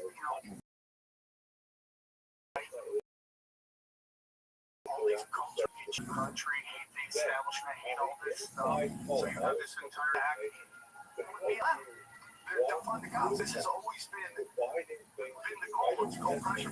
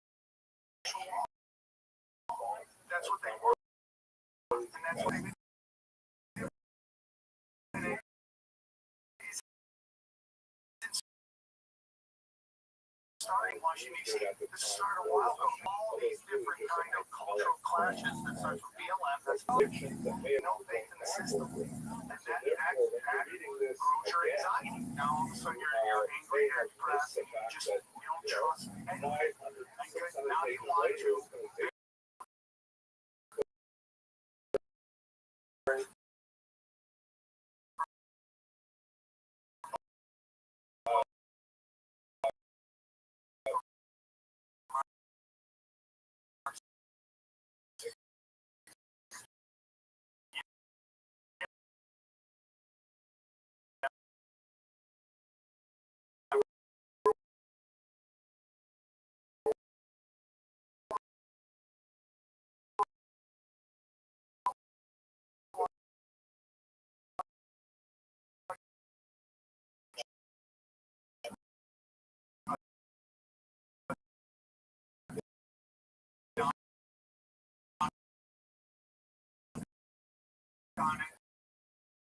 It's really, it's like the no are really smart. Like when Eddie and I do shows all the time, there's so chaos. Well, also because they don't want that kind of crackdown on illegal immigration. Like there's a lot of people who don't want that kind of crackdown. Because they don't want paying. Well, there's that, and they're already hiring people that are illegals, and they have them working in their factories, working in their businesses. You know, I mean, and then there's also the dispute about SNAP, about back on Medicaid.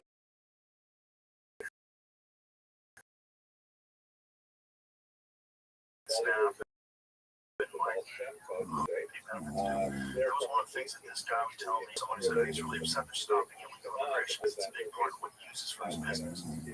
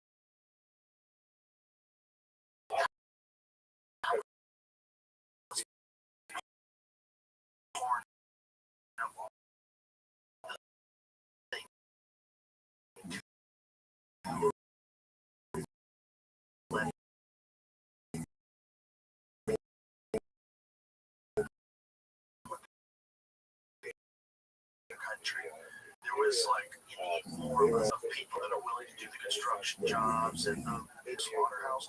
That's a brutal job. It's like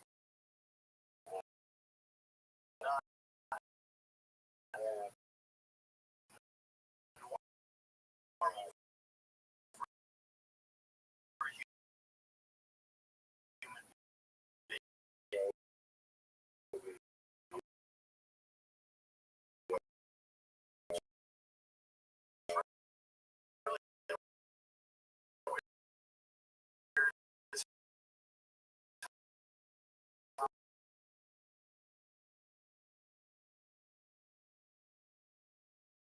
Like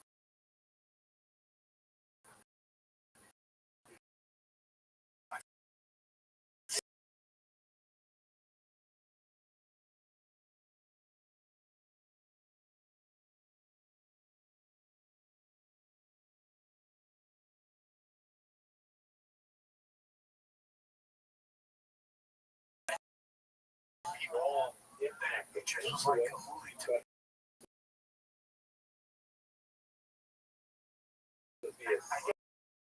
I didn't have any reaction to it. The first days on Hollywood Boulevard, we were still driving, and there was this weird store inside. You could smell death. And I looked at it, there was something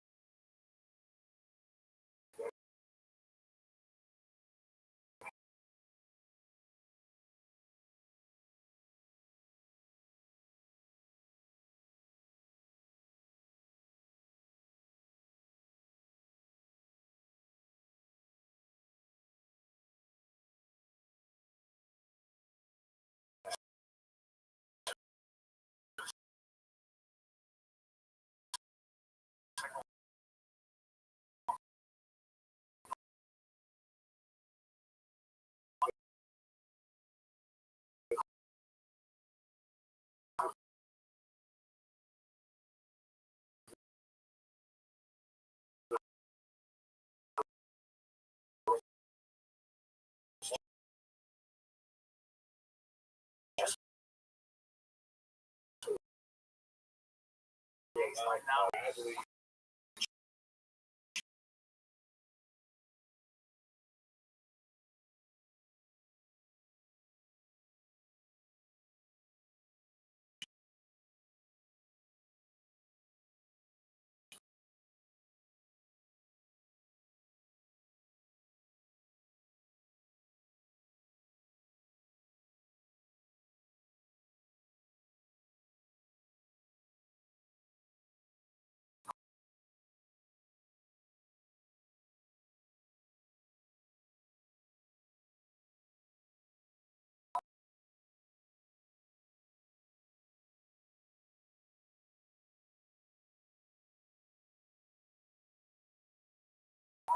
in the day would be giant.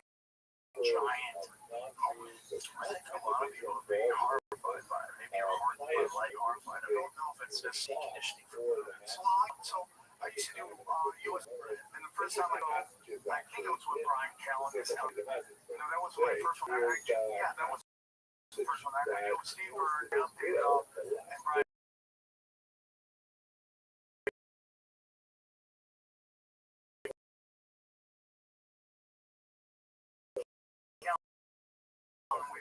This very way back about Charlie's Angels. Yeah, I mean, it's one thing if the woman has like superpowers, but if it's a regular gal.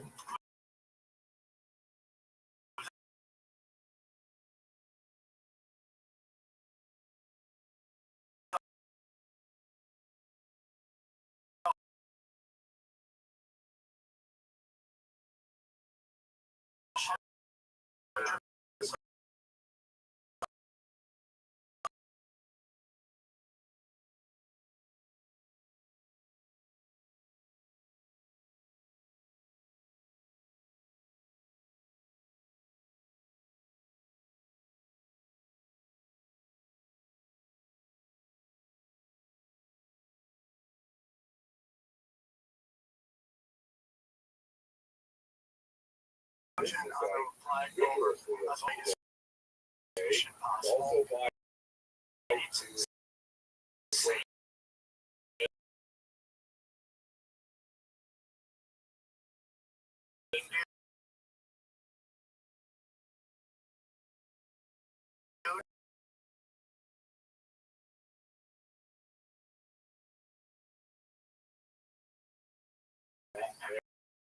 Seen it? It's amazing. Cyborg is like the world of female MMA. So that lady was in a movie.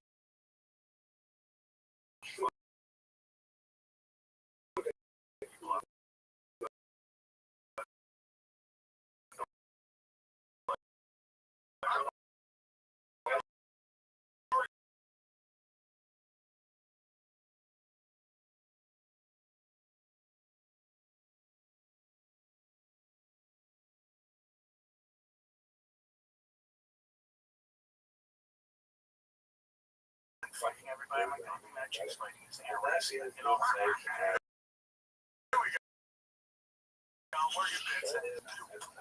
Yeah, so it's just everything's proven. It is, but I wonder if it's that stuff because it fits in our head, like Joseph Campbell's a hero. It's in our head. We want someone to kick their ass and you're winning the end trials. No, he hit her. Oh my gosh, she's bleeding. She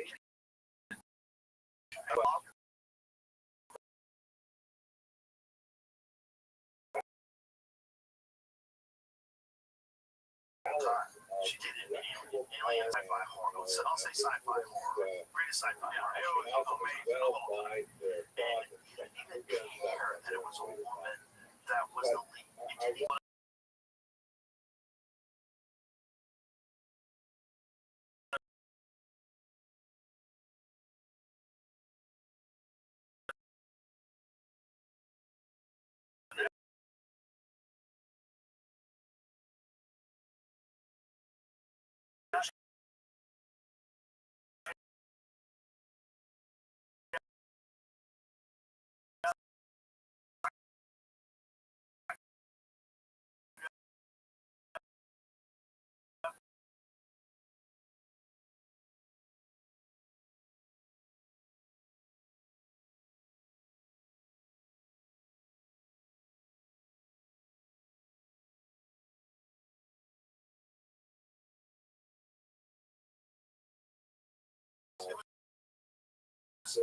you can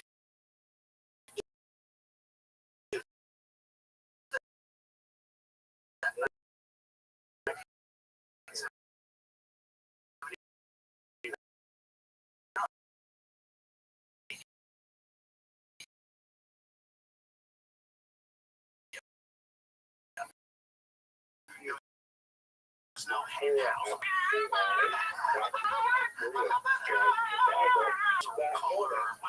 Stop! Everyone's for being a funnier comedian. Everybody's in playing field in terms of acceptance of what you do in the world. Just do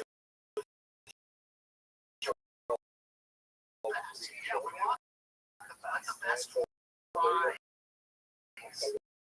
everywhere.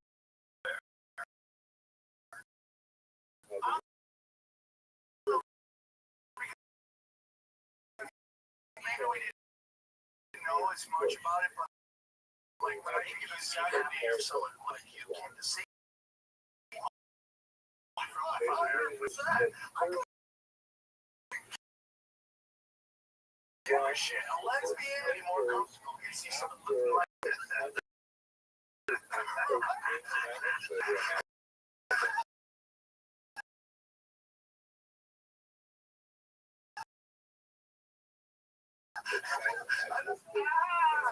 You realize it's like some sort of a hijacking situation, right?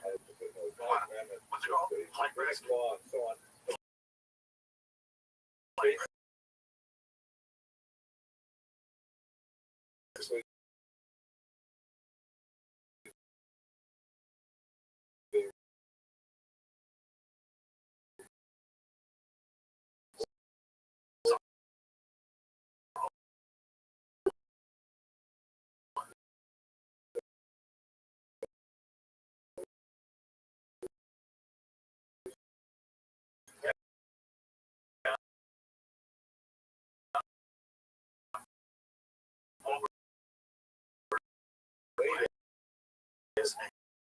Great psycho. Darkness behind the eyes. Plays a great psycho. He's also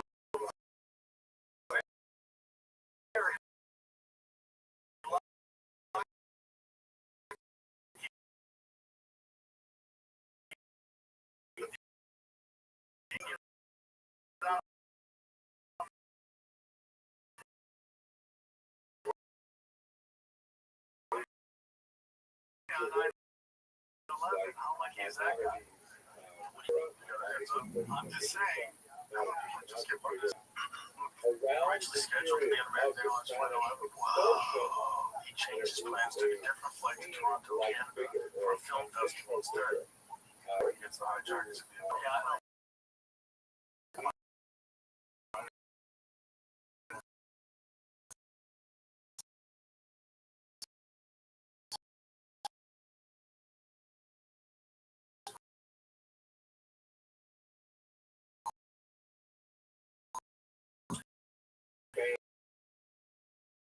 Not his story. He would fight back. I mean, still shredded. The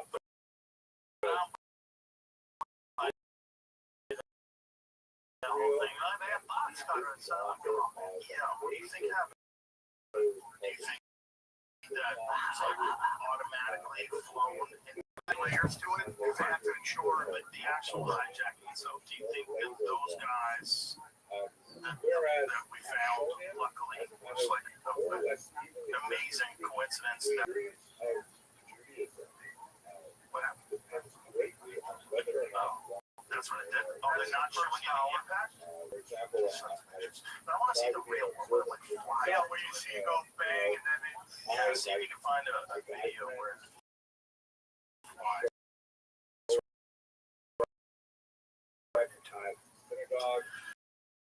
So, one of those four were found.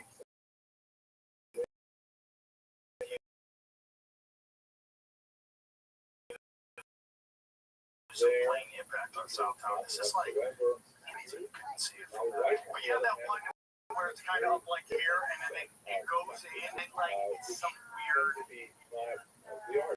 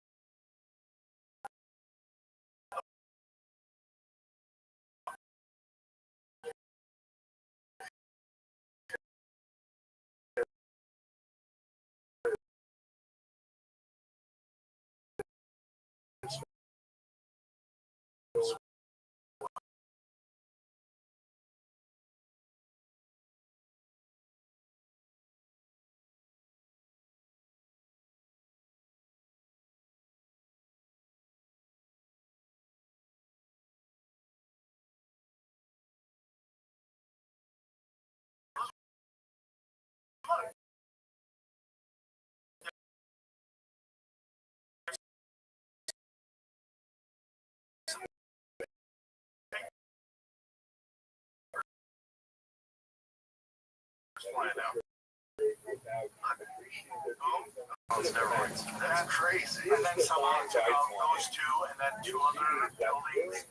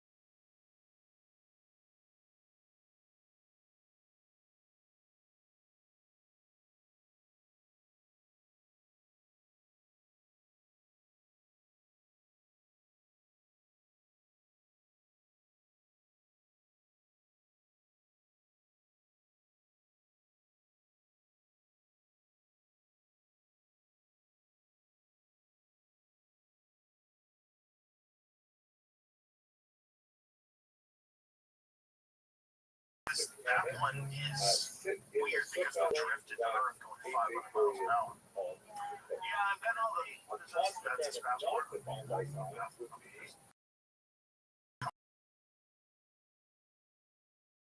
also How weird is that? That license is they don't stop being on fire, so there's nothing else to write. We had drought or do we have water? And that's when you get into vibration.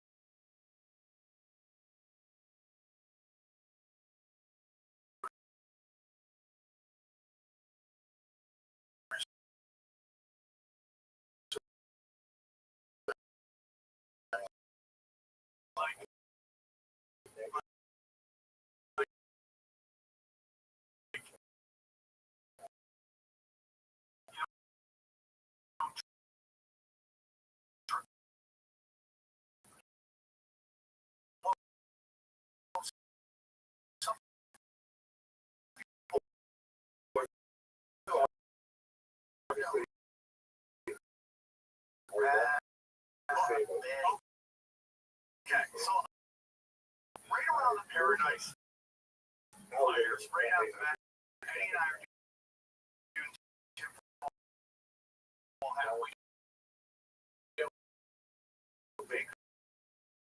Bakersfield first, and then we go to Sacramento. Almost someone from PSG shows up. What's the question before you go on? How big are the kids? This is here in Bakersfield, is that what you're saying?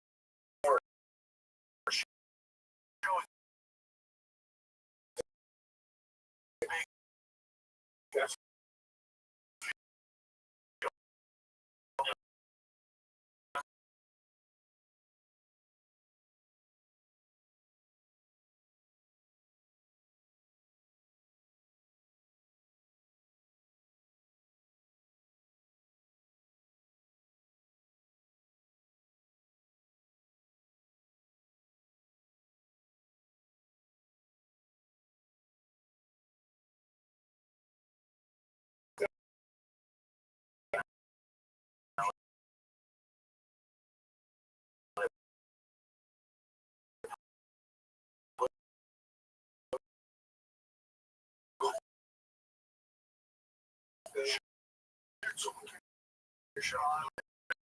So it's like with the radio waves cause fires. Okay. So Wednesday, Pacific Gas and Electric revealed to a federal judge that its utility equipment issues may have caused fires in some California.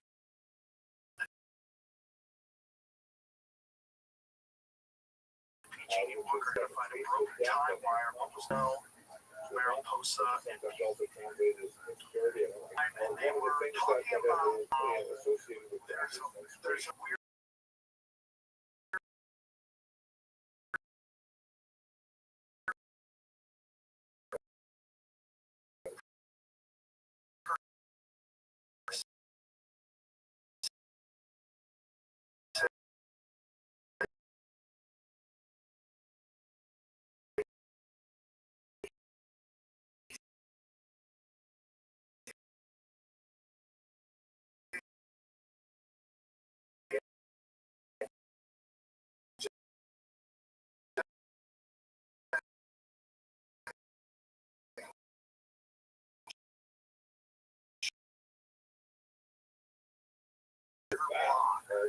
had like a ring except for her house.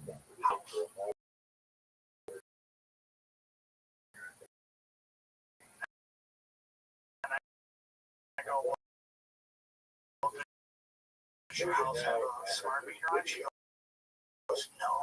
On the block, it doesn't have a smart meter on. She goes, holy shit, right? So, for the fire, back and forth. And then she said, suddenly fires everywhere. And I stopped thinking about this story a long time ago. It's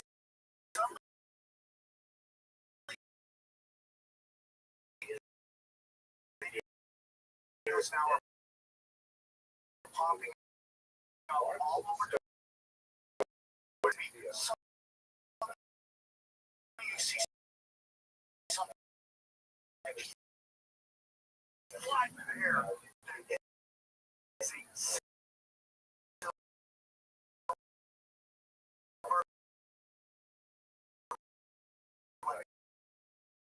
It's a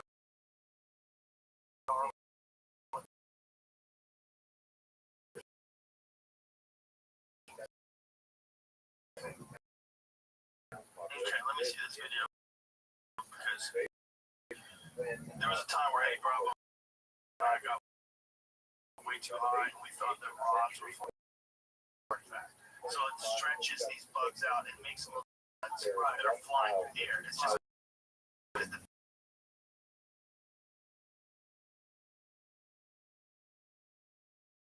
video's not that good.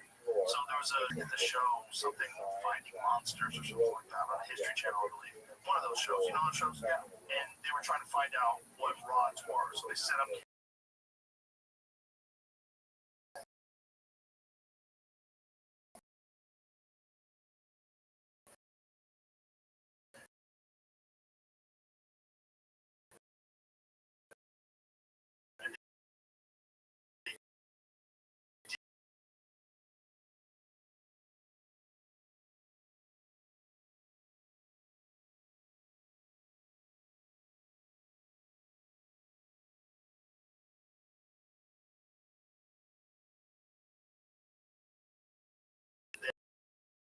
on the high speed camera where you can clearly see was bugs flying through the air, but it's just video.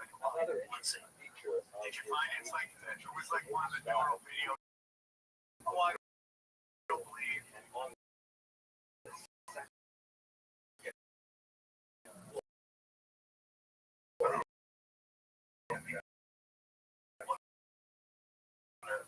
It's there.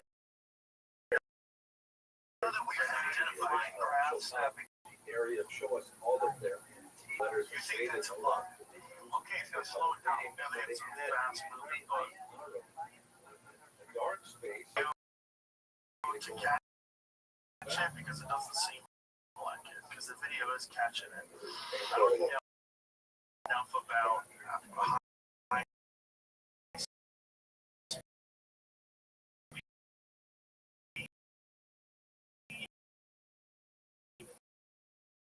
filming.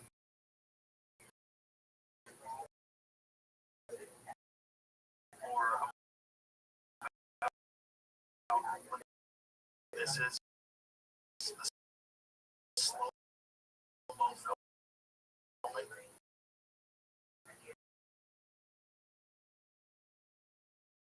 And what kind of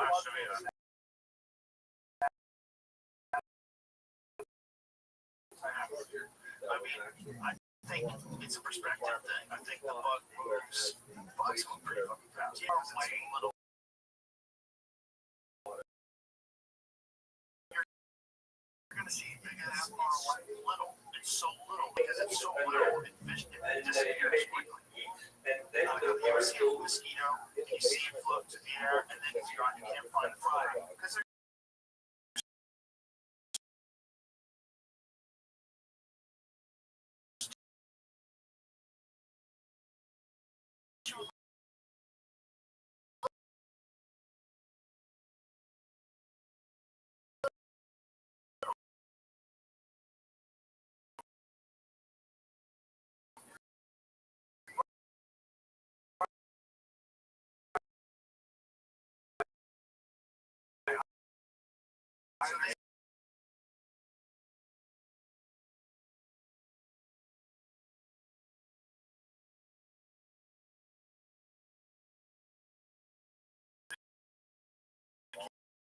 camera.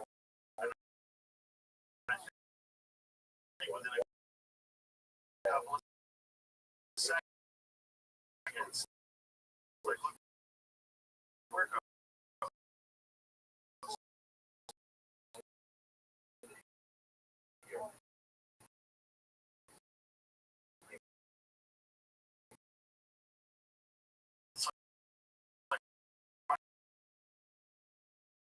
Right over the camera in the right direction, like you know. That is pretty fast. I got you. They've had crafts before the Civil War. They were building crafts at miles an hour. Where the U.S. government for the Civil War, before 1860, they had crafts. Yeah, they go 200 miles an hour. Who made them? Aircrafts. Well, there was a bunch of like German scientists in America that were in. So this predates Orville Wright.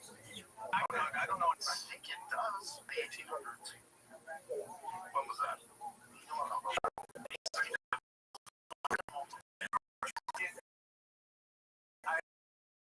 Two guy Joseph P. Farrell was on, and he's like, you know, that there were Joseph P. Farrell's area of expertise in history. He does a lot in religion, particularly. Is he self-taught?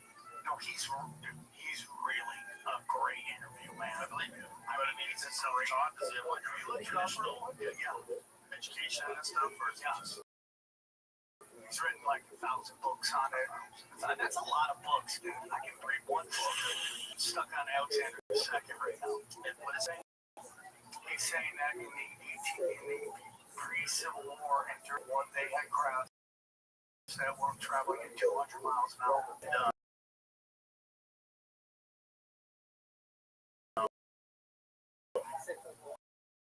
You can find pictures of it. Hang on, look at you. It's got to be legit. There, it sounds so legit. Will you look up time? We'll have Joey Farrell so many.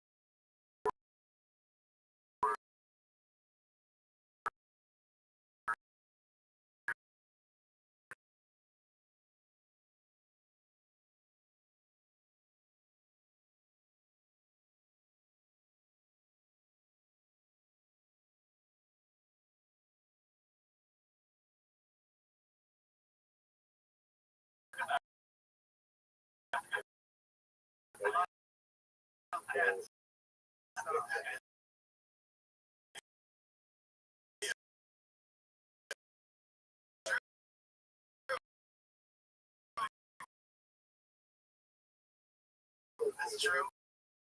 I love it. I want to hear more side. Please continue. So,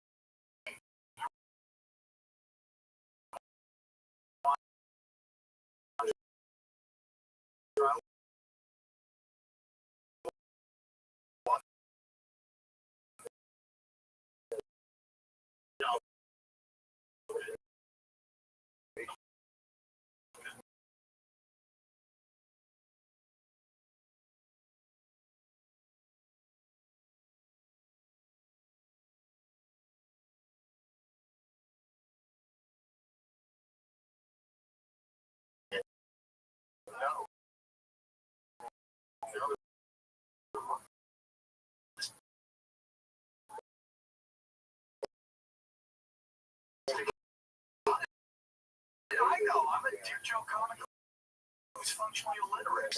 This thing's from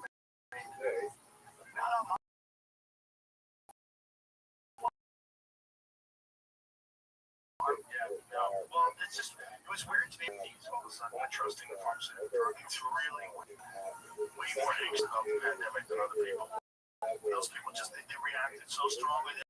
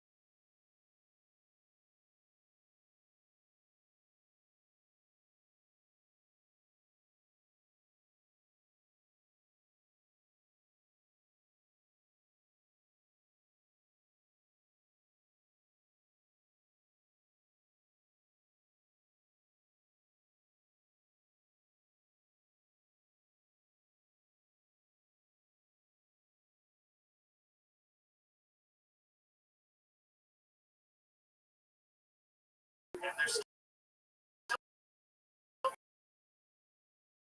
people that are trying to defend it, and like, or a lot of people from taking it. And the whole you find out he is, you're like, this is nuts. This is nuts. Right. And then have you ever seen when they broke down how long it would actually take? Yeah. And then they're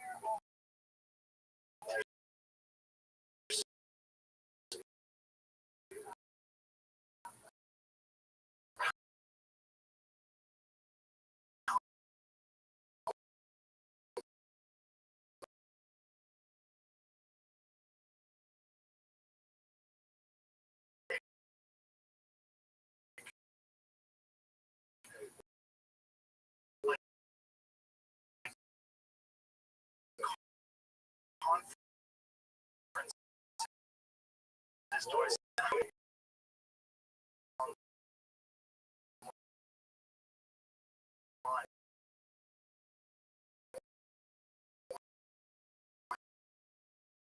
they're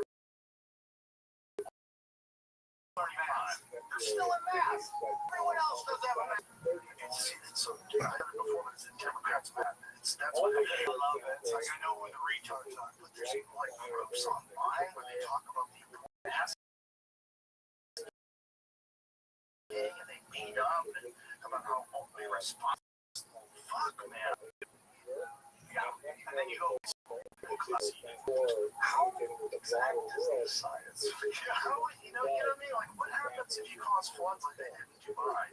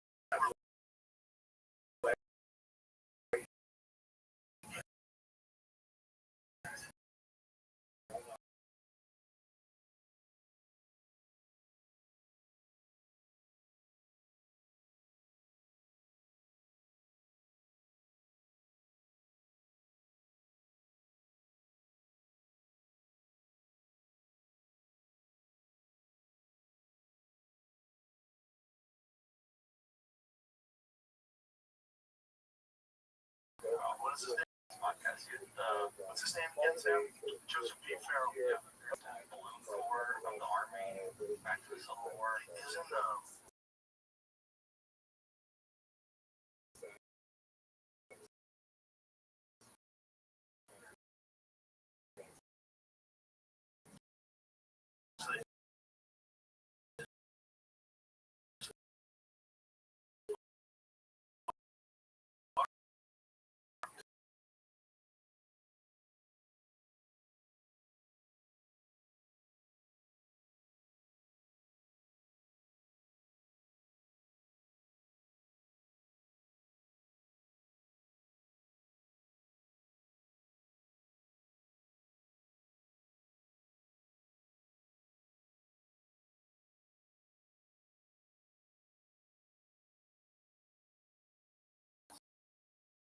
boats are there back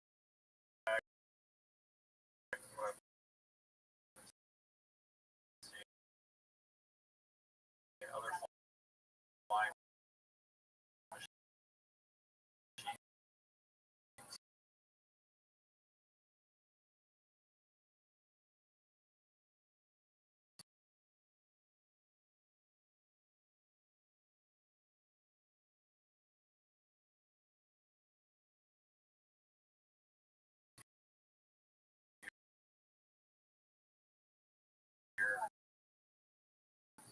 okay, so that looks like it's like sails.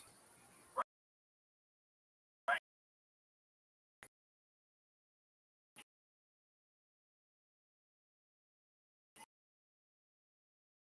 Sure.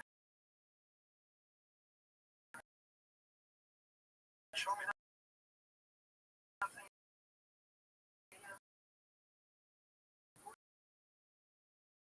Look, that's it.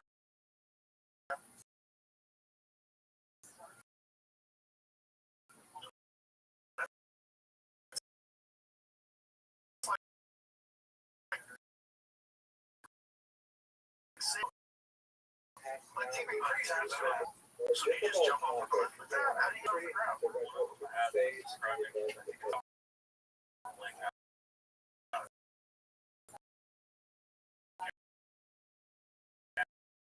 Yes.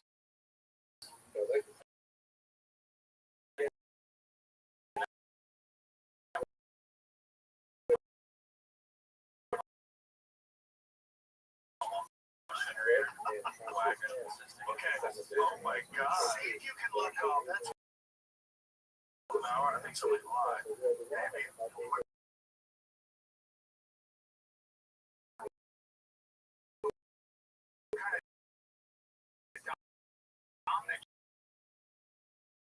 You could have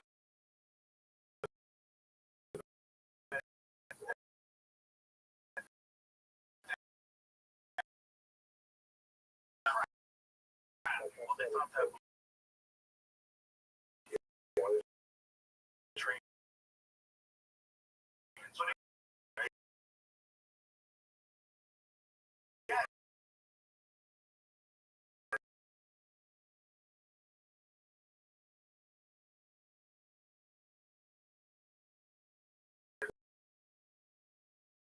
Sure. Japanese basically funded the North when they needed money because Lincoln was with that.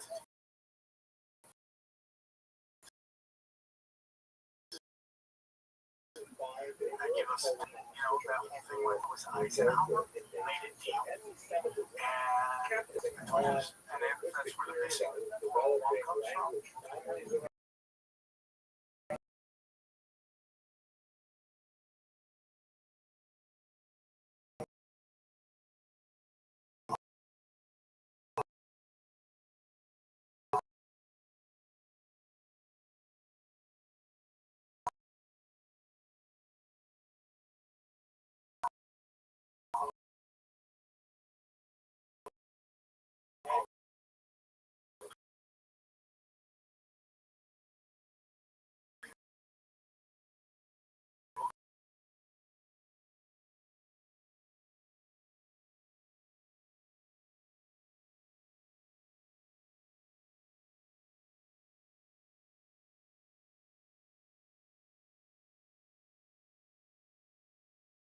really interesting.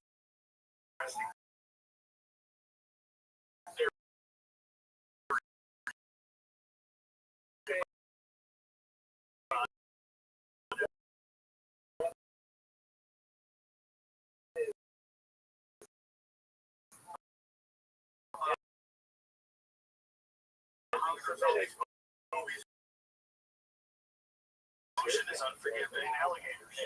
It's a boom right in your face. Probably fly. Nobody was thinking about sharks. Well, Johnson makes not really. Apparently go faster. Something that is.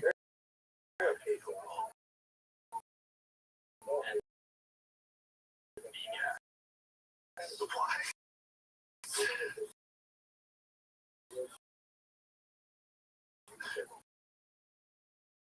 What?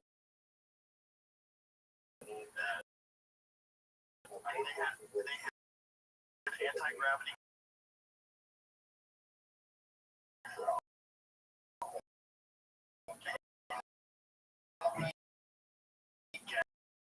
Gas for lift and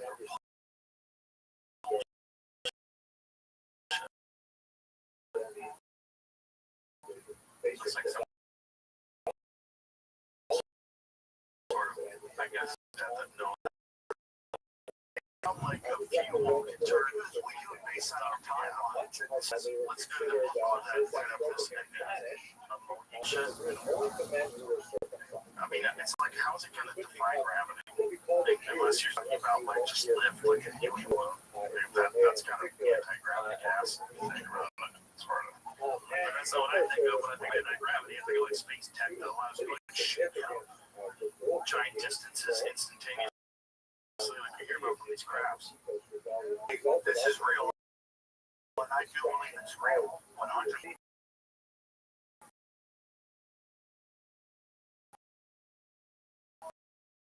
Like, what do they have now? I mean, it's so far down the line. Think about this club. I don't know how many flight enthusiasts in the 1800s or whatever. You know, would have been interested in flying, I guess.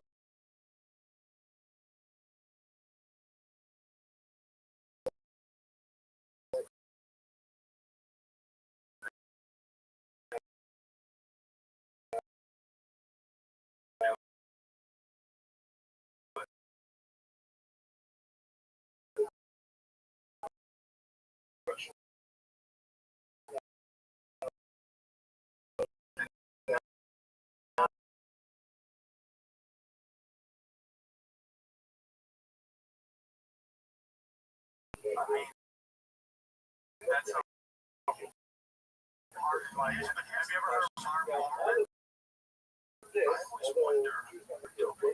I always wonder when they talk about stuff like that, like the Nazis trying to make a flying saucer. Or they had military contractors really know when another's back.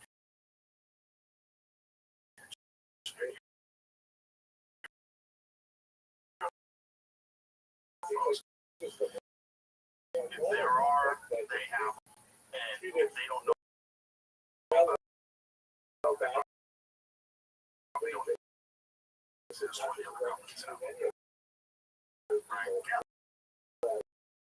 So, you know,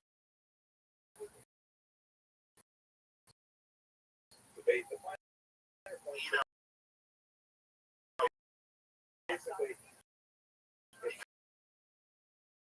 I wonder what the Nazis do when they try to emulate something that they knew existed.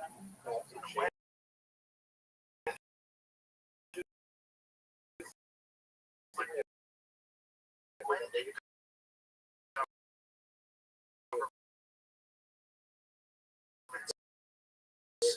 it really is. This isn't just total gaslighting and propaganda and bullshit to get you to believe. Both of those things are hard to believe. Right? It's hard to believe some people how time. Like Area 51 is kind of like the shiny object. Everyone's, oh, that's great. And then it's a mountain that's like miles away that they hollowed out this for.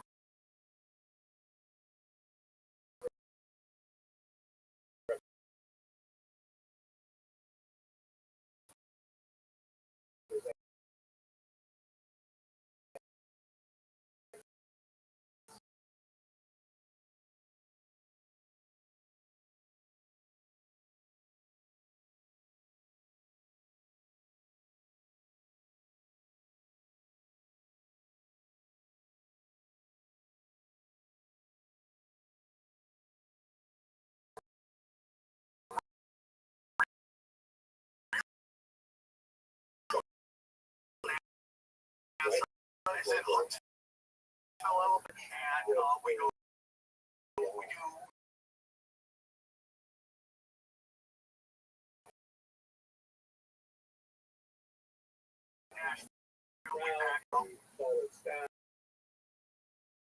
Mercedes, and as we back out, right? So they sent us out, and we go, you know.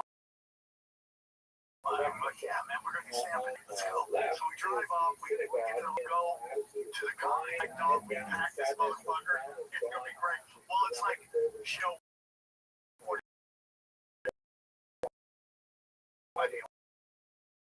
It's a great show.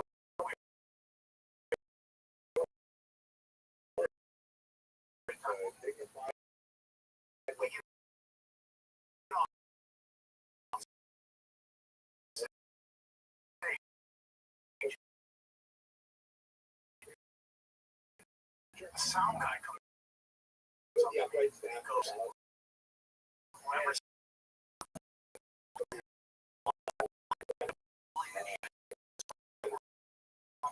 person if you hear the story vents themselves, he gets his own will. So that real, so they always have me look over with Ron. So they hit it in the 1060s because they want it all. There's a video out there. It's called American Nazi 60 Minutes. You look it up. It's basically what 60 really good work. And they interview this boss and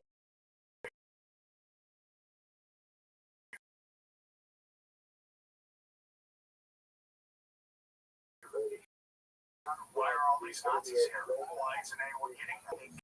They agree to it. So the CIA says, you get documents, you can't take pictures, and you can't take notes. You can just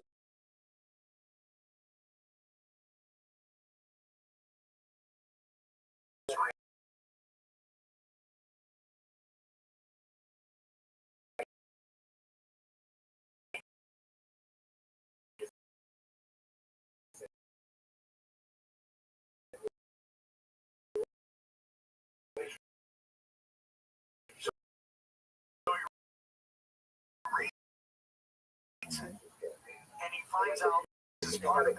This guy never knew that. Like, hiding dude, why would you change your name? None of them change their name. That's a 60-minute would never happen. That's not like a Jumper would talk to them. Hey guys, chill. Let's not. Right. Let's find them. We're not. Shut the fuck up. I agree. Dude, every actor here has got something up. Shut the fuck up. Nobody ever talked about like if you don't know Mark Foreman, you don't know nothing about World War II. Lived peacefully in Argentina. Carter tried to get him out of there. Let's scroll back up and says John Loftus, a former prosecutor with the Justice Official Office of Special Investigations that was set up in 1980 by President Carter to root out Nazi collaborators, made the allegations in an interview with Mike Wallace on the CBS program Sunday. The Nazi collaborators were given justice. Some were later sent to the Soviet Union and parachute teams in a successful attempt to perform assassinations to start civil war. Yo, that is great. Where alliances into Russia to start civil wars. So I had this guy on, I think I talked about it last time, a dark journalist who does really great work. He's talking a big reason why JFK was assassinated. And NASA was involved because JFK wanted to give Russia all these documents and information they had on these UFOs because he didn't want them to think that they were like like nuclear planes, like dropping bombs. And because NASA was so full, still hated the Russians, they didn't want that to happen.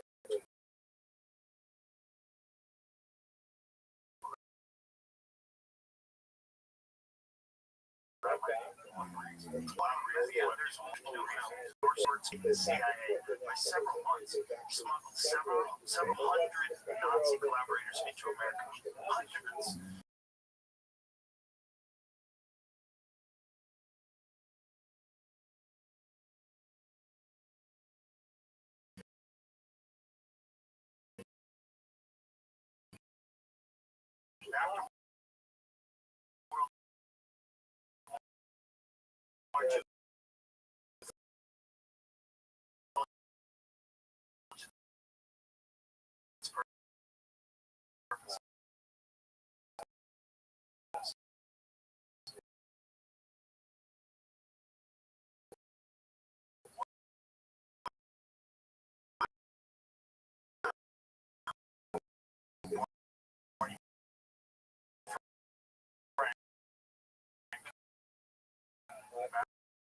Massachusetts today.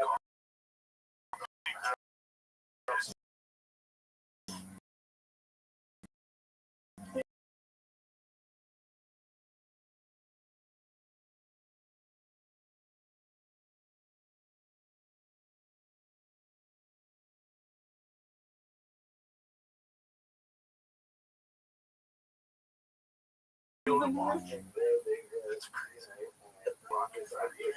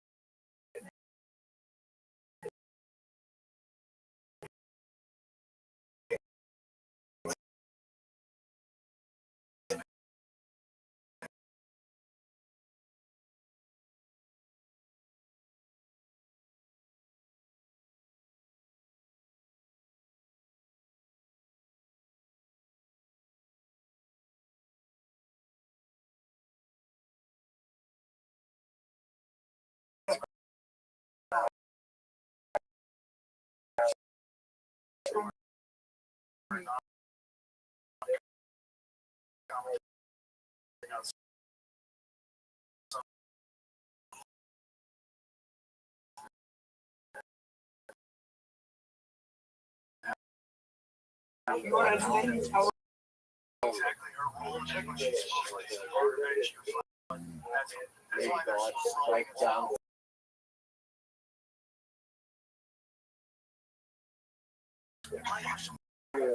So we showed them. This is what they were. What she was saying about videos is another thing. That's very much commercially what's up.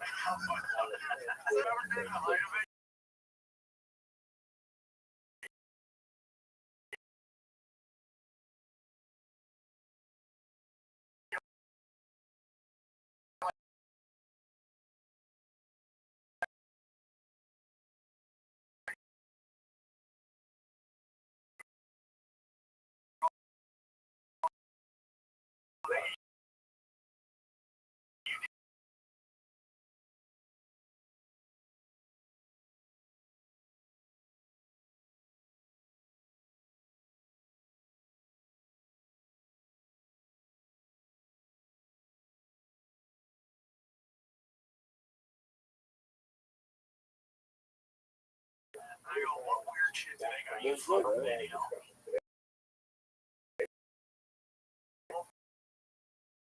Weird shit.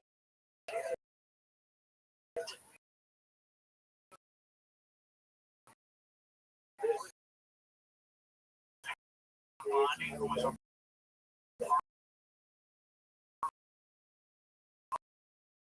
the whole Jeffrey Epstein thing.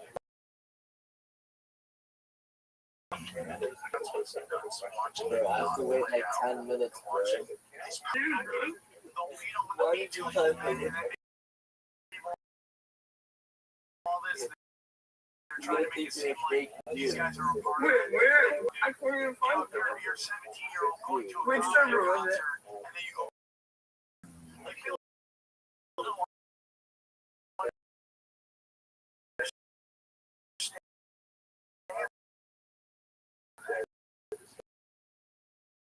like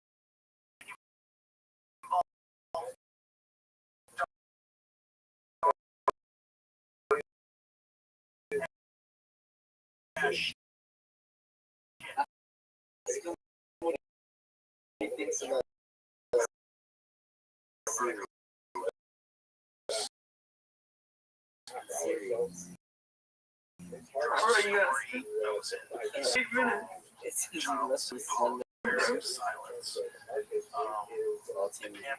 Investigates nationwide child abuse network, rating government officials, exposes systematic exploitation by power players. Did it ask you to wait 10 minutes? That's it. You're a real Jew, bro. You're a real Jew. If you are a government official and you're also a pedophile and you have to like sniff around to find out if anybody else is a pedophile.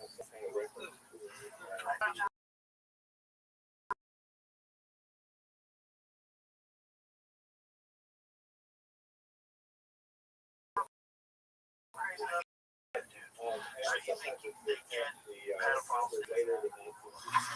I mean, I'm convinced that's why it's free. And they find out.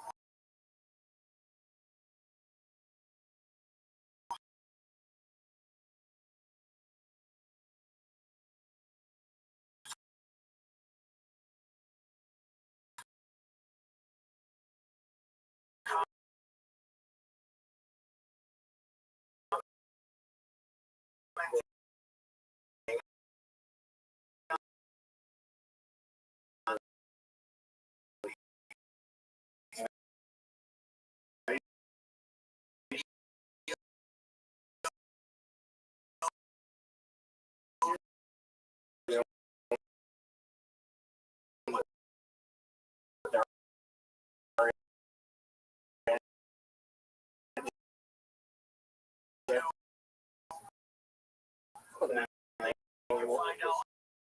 Does this guy?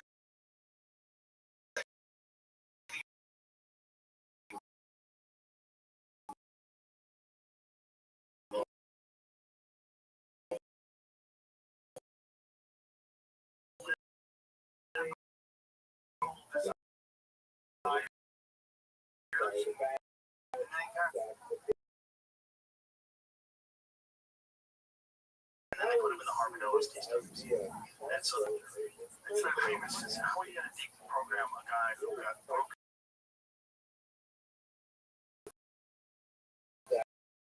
Because his brother said that he would like snap people and like he would write like horrible letters to ladies.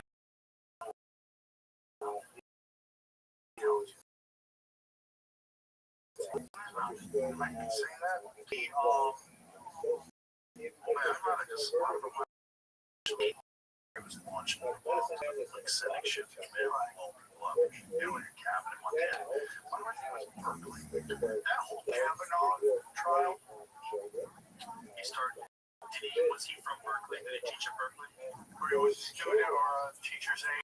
That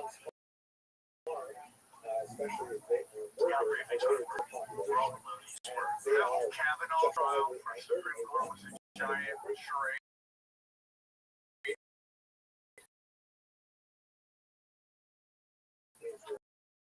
You do not actually look at his CIA program at Stanford, and they didn't want you to look into it. He wrote the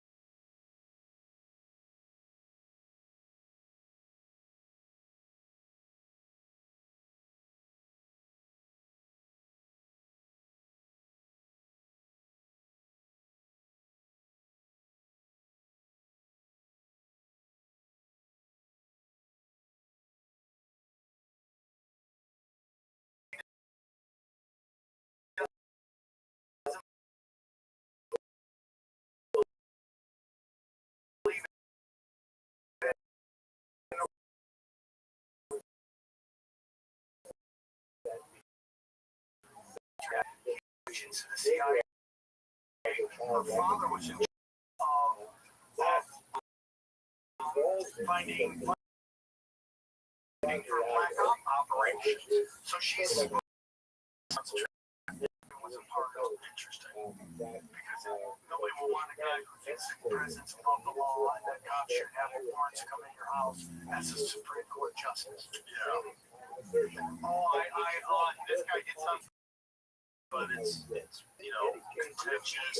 All these like female comments in LA are commenting on it. That's not what a great way to use social media and the whole outrage machine as a tool, as a smokescreen. Because the outrage machine it's so fun to pull the buttons. Now, like, release the crackers, release all the bombs, release all that stuff. People love to get involved in because it makes you feel like you're part of a movement. It gives you a purpose. Yeah. It gives you something. I stumbled across this one. Found out information about that. Show trial. Or on the island, I suppose. Right. You know how they found mobile phone data and did like cross references. They found like, like this person's been here. They don't know who the people are, but like this phone knows he's been here.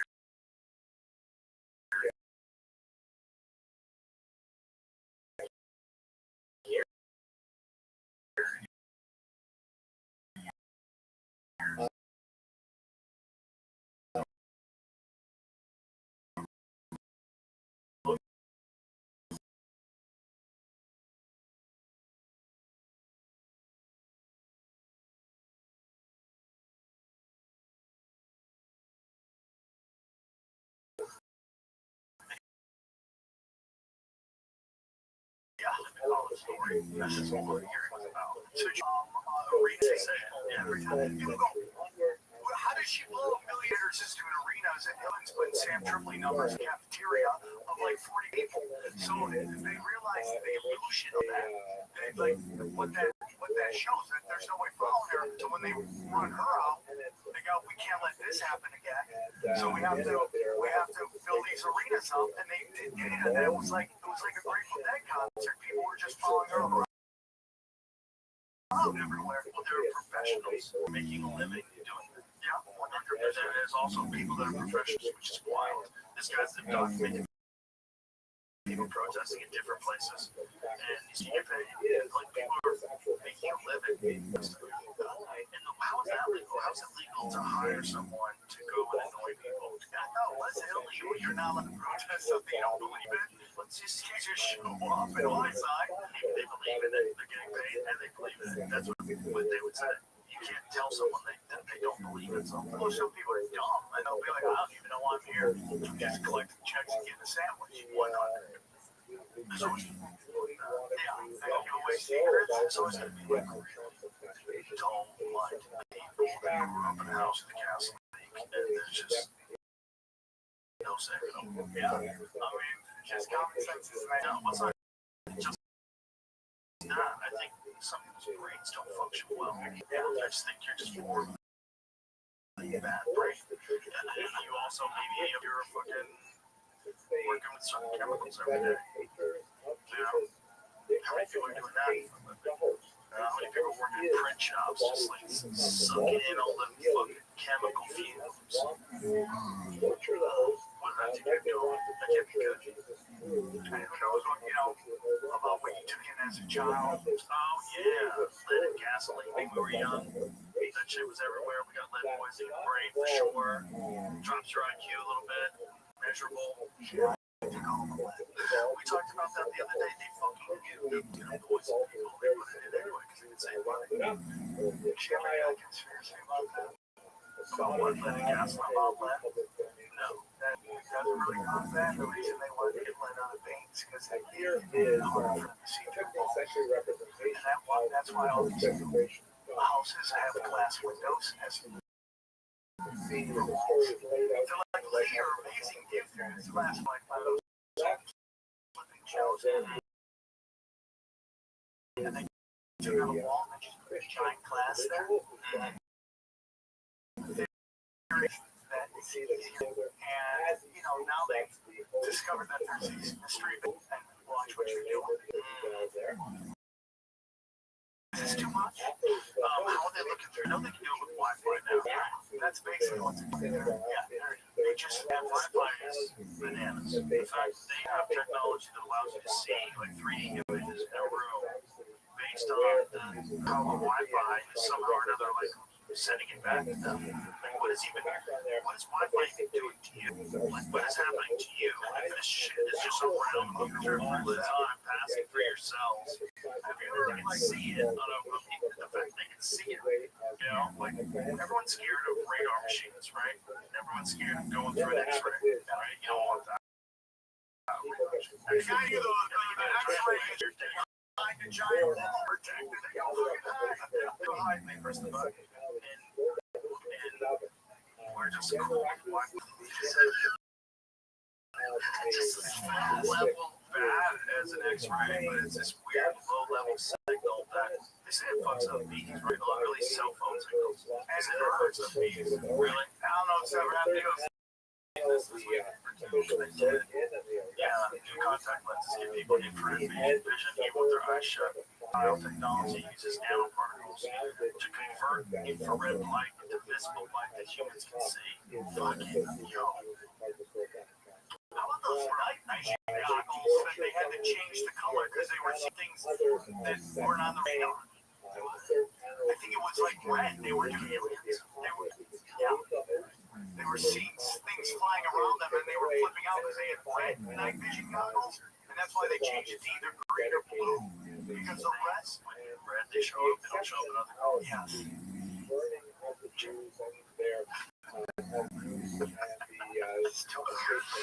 The account of early night vision goggles used in Vietnam War revealing alleged demonic entities. Wow. Drugs,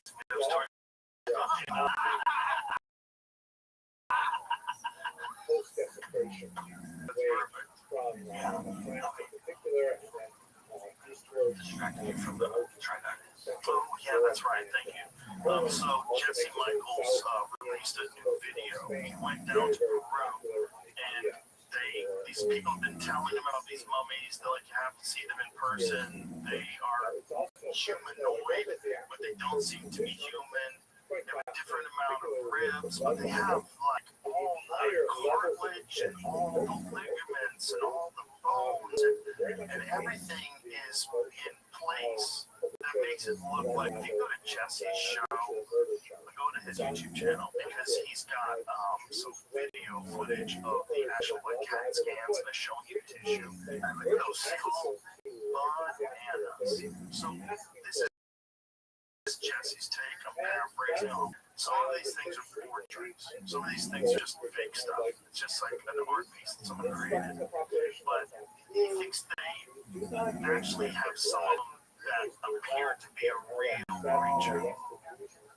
And this real creature has 3 toes and 3 fingers, and there's depictions of these in Peru. In these ancient like carpets and ancient weaves that are hundreds of years old. 1,000 years old. So some of these they think are 1,700 years old, and some of these are as recent. Look at how everything is in. Like if this is a piece of art. From 1,700 years ago.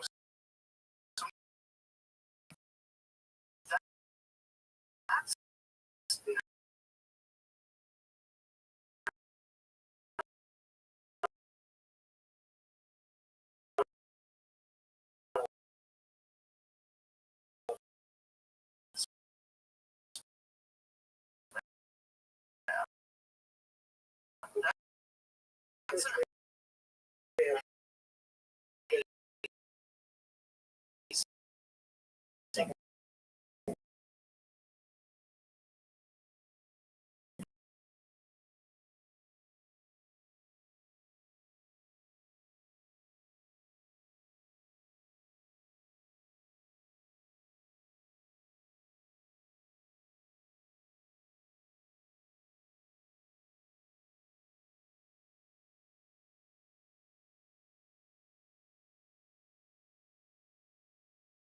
amount of details. It looks incredible. Near Brazil in the 1990s, they described things like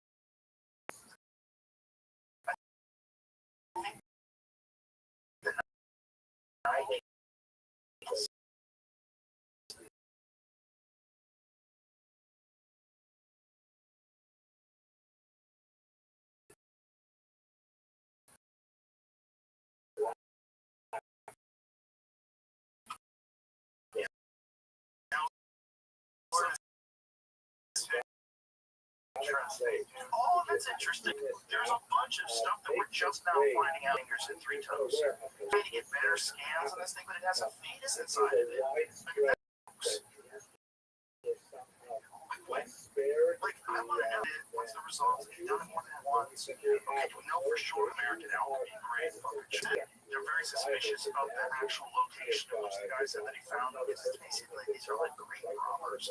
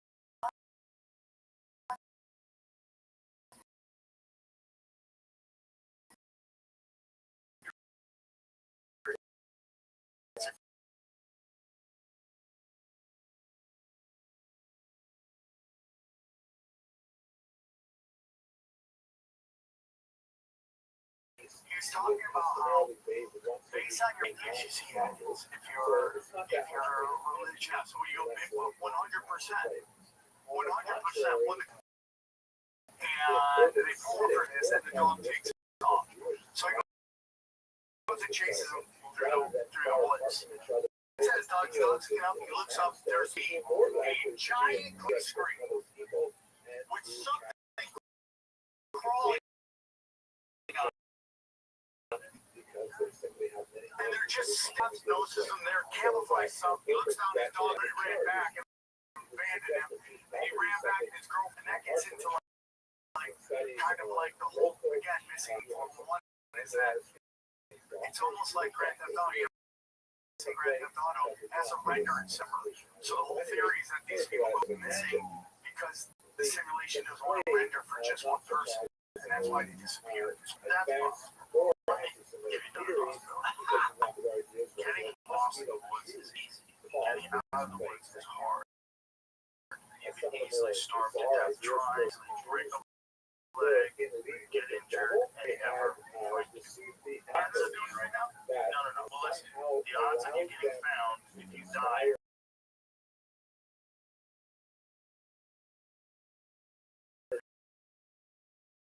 deep wilderness are not very high. They'll drag your bones away. There'll be nothing left. If there's bears in the area, there will like literally be nothing left. If there's pigs in the area, there'll be nothing left. Nothing.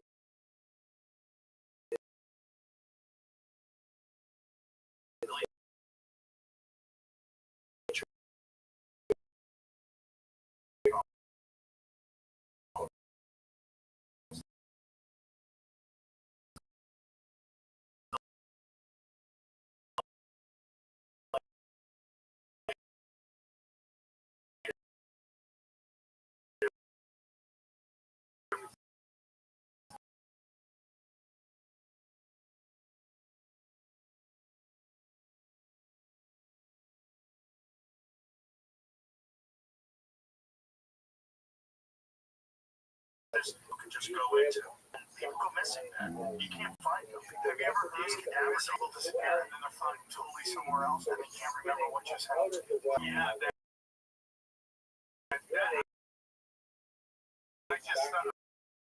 I just saw that.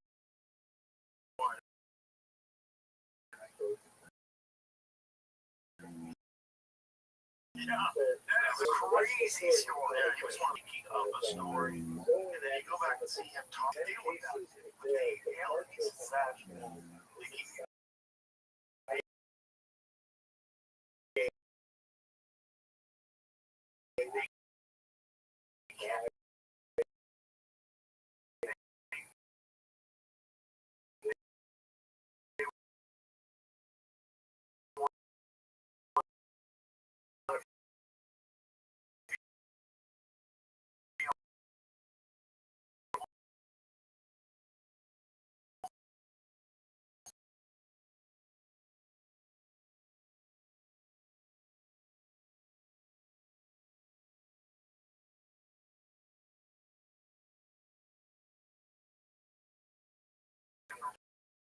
place that can't remember what just happened. Well, if I was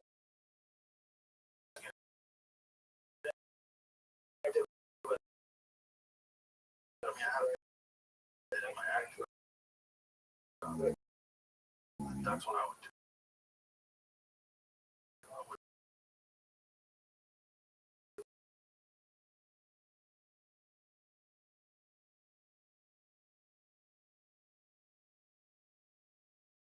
What else? Species, whatever. God ultimately for the whole thing, for the whole ball of wax. But I have a feeling.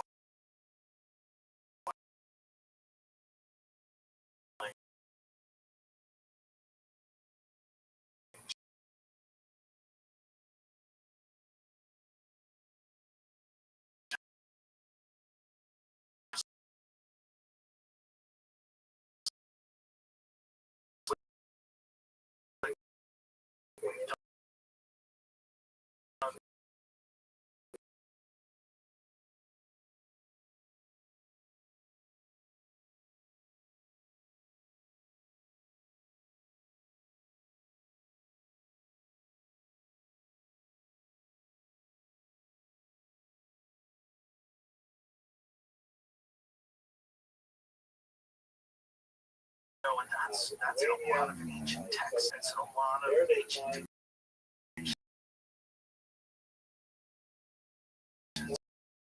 of how gods married and that's how now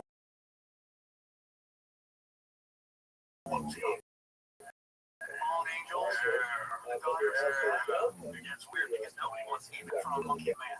Yeah, there's no link to that. Well, there's because you can see the different ones. There's a lot of weirdness in there that it doesn't cover, and one of them is the human brain size over a period like between I think somewhere around a billion or 2 billion years. Human brain size is doubled, and it just it was also maybe mushrooms or aliens, and that's real possible that it's an alien life form that like the original feminist was. The first ever feminist was Sophia, who was the feminine energy of the universe.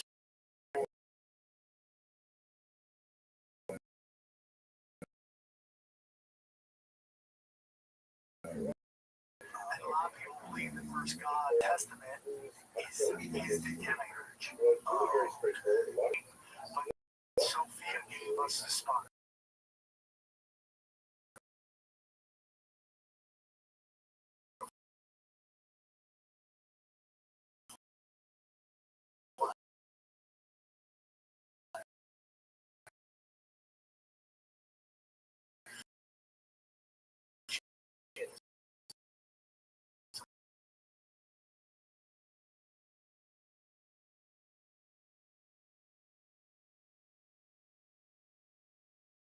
yeah, like what are these flying crafts you're talking? There's a lot of people like think that's a Christian mumbo jumbo. I don't believe it is. And all over three, and then we have the 33%, which is the fallen angels.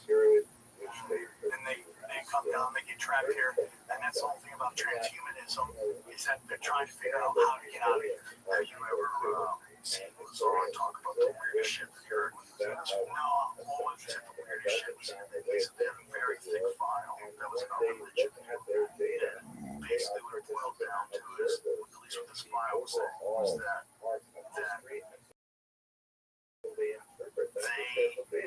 he was yes, and he wasn't specifying containers of what, like containers of souls, like I don't know, but that's the terminology they use. They view us as containers.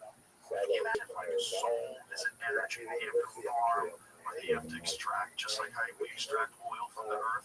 That souls are things you extract, and so you need to grow a bunch of them. So you need people just fuck up a storm and clutter up a planet, and really what you're doing is just farming souls. Can you imagine? You think that you're an OnlyFans model, and you're a DJ at a strip club, and you're a football player, and you're a top scientist, and you're this and you're that, and everything. But really, on the highest level, you're just in a farm. You're in a farm, and there's a super intelligent entity that's above anything we could ever comprehend. It doesn't have a soul. Souls are a real element. So just like you need cobalt to make a battery, yeah, that's like you actually need a soul. Or the battery that runs the simulation. So deep, dude. Why is that weirder than black holes? You know, what is that weird? I was watching this yesterday.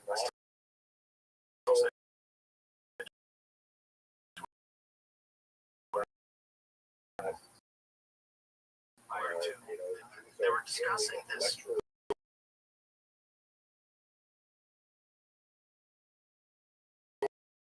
black hole that's as big as our galaxy. We're on from colossal. Those are the people that make the dire wolves. Yeah, like what are we doing? By the way, you know what else that guy did? What else did he do?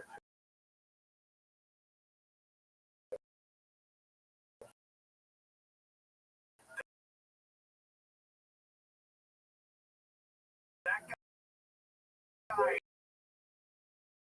is creative.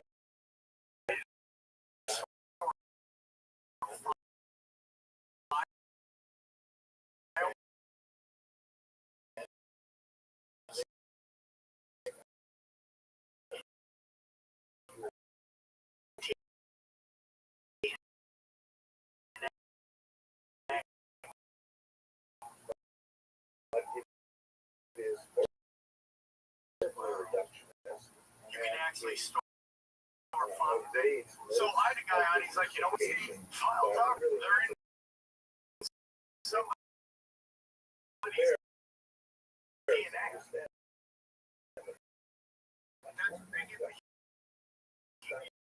You look at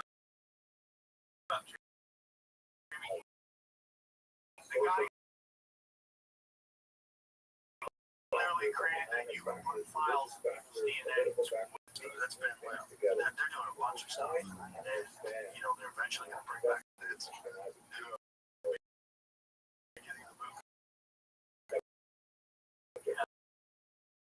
it's kind of great. Weird shit your brain.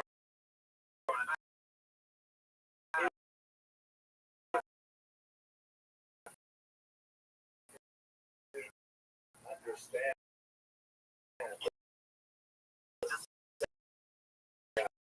Isn't like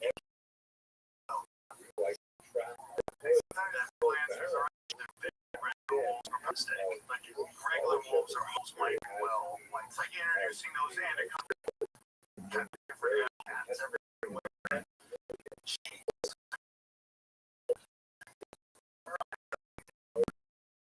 Just go off the tracks. I'm like, why are there a bunch of them on the train? Then we're getting into what that really is. This is where Cabbage Patch Dolls come from.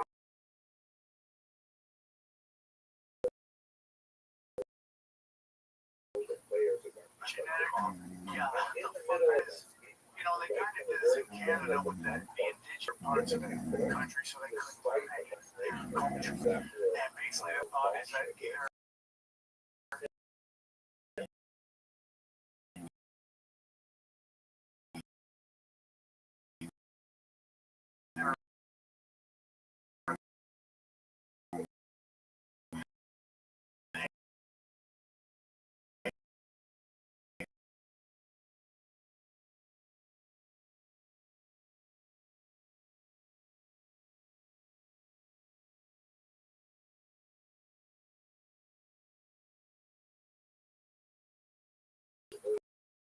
okay, it says more transport, large scale social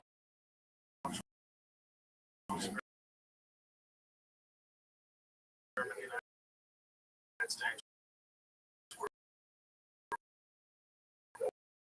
warfare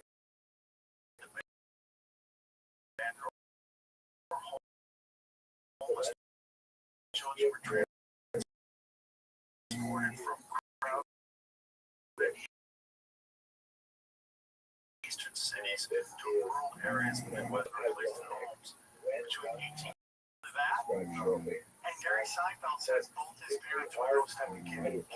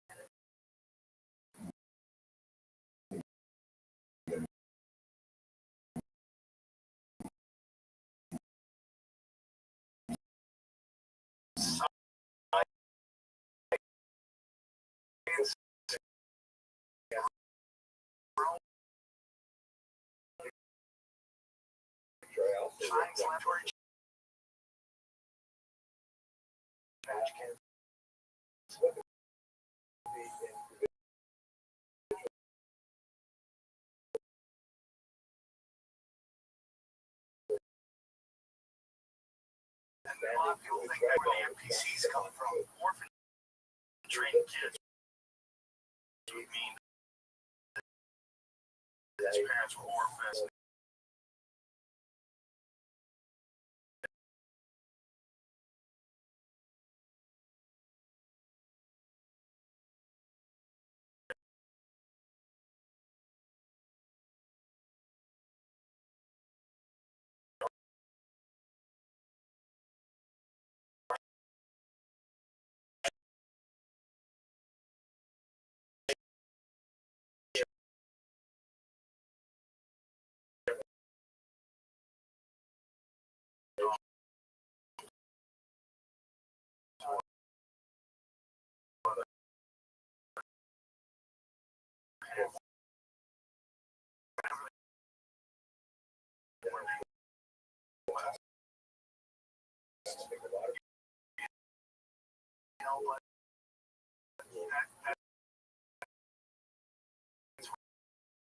What he said.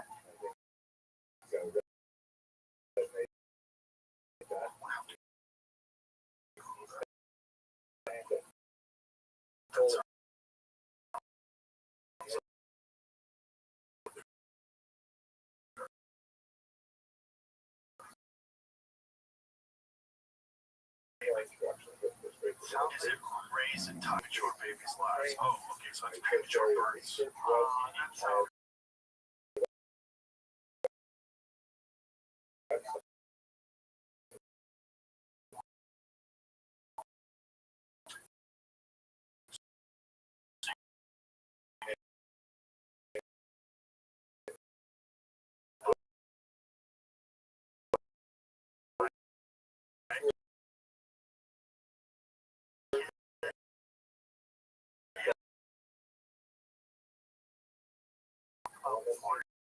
Just like technology beyond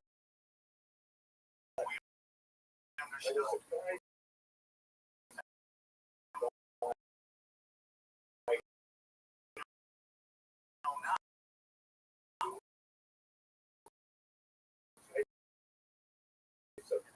And they wiped that all out.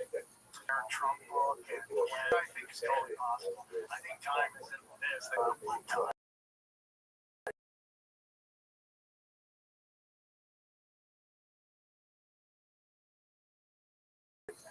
It's like a book. Like if you read it,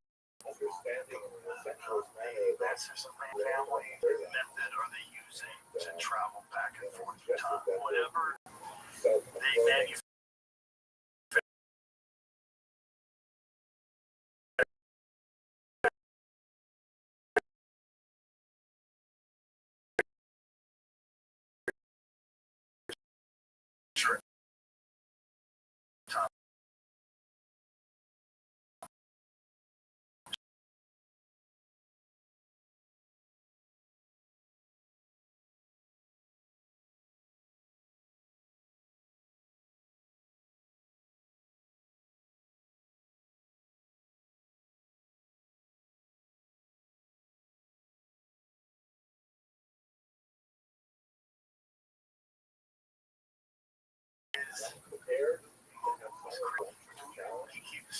That's what they always say about if they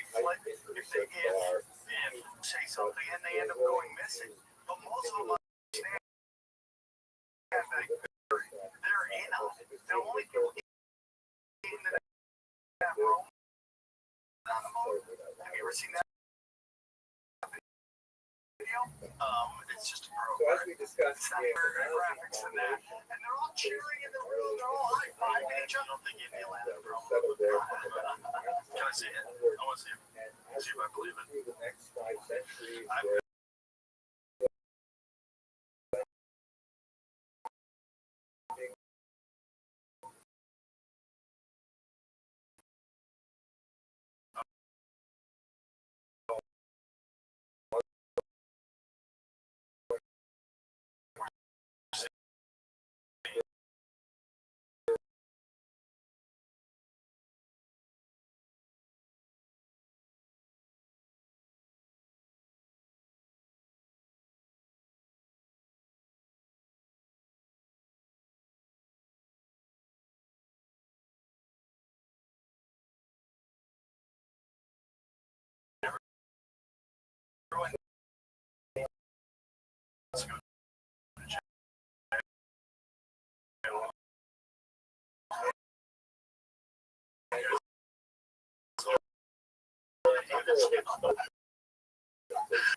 so if you look at the JFK assassination, right?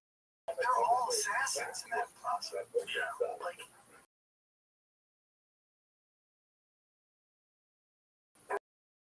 everybody's in on it. There was a lot of people. Yeah, and they all go missing for Black Rifle Coffee. He said, turn the native pigs. How to pull Cuba to war. Right. So those guys.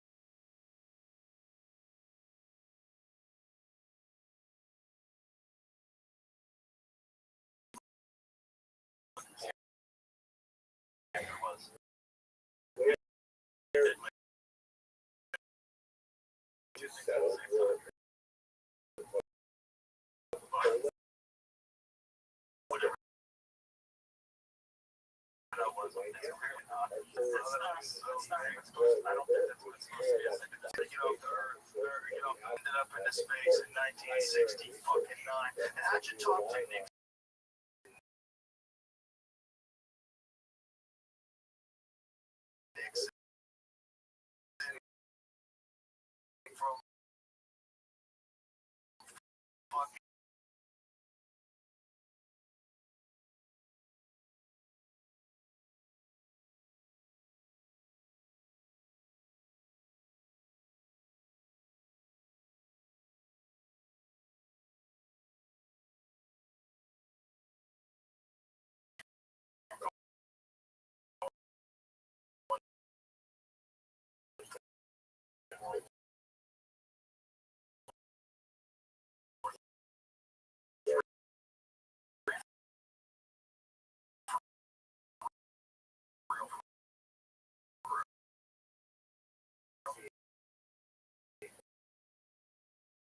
So, a race with China. Who knows what will happen?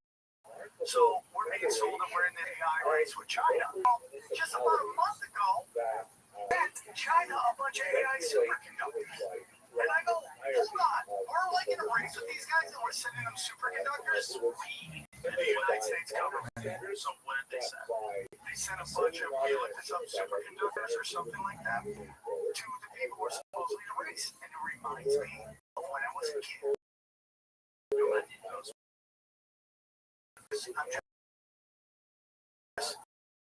Reminds you of when you were a child. When I was a kid, we were with Russia, and we were in a race. I remember being a kid and seeing on the news that we were sending aid to Russia, and Russia was never going to be able to keep up.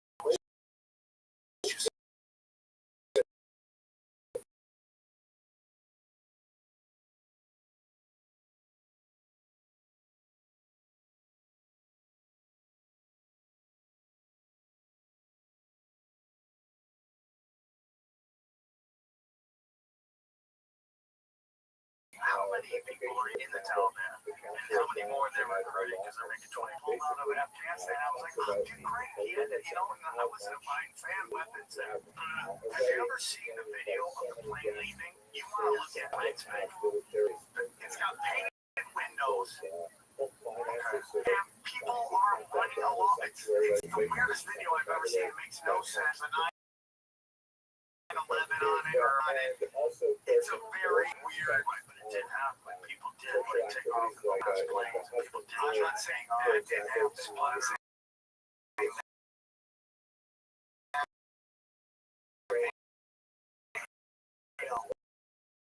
it's super weird. You know, sometimes.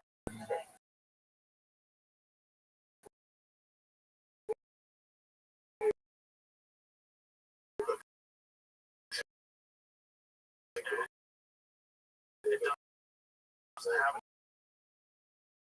any windows, so there's that. Well, the windows at the top, the black ones. Well, that's for the. Yeah.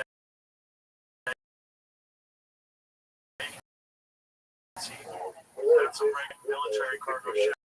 But it's weird how these guys cheer it. Yes. It just looks weird. But like the whole thing was crazy. First of all, they felt like there's an hour in America.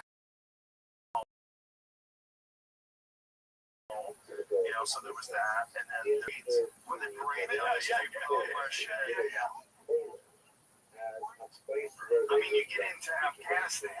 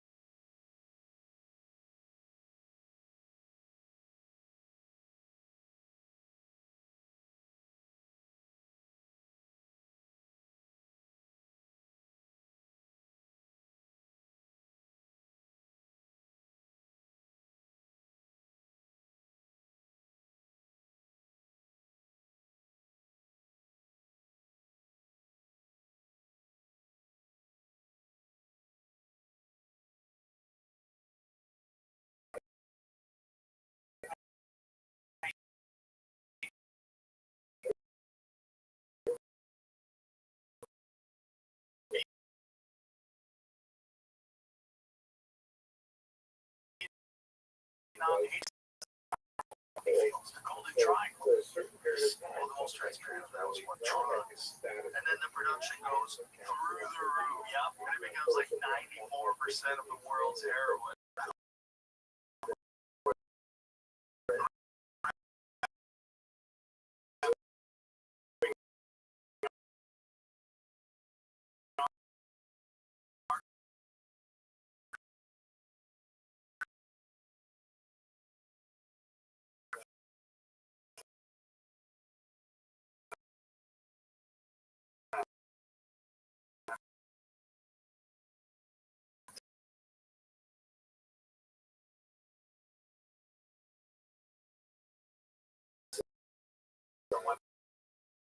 the mass destruction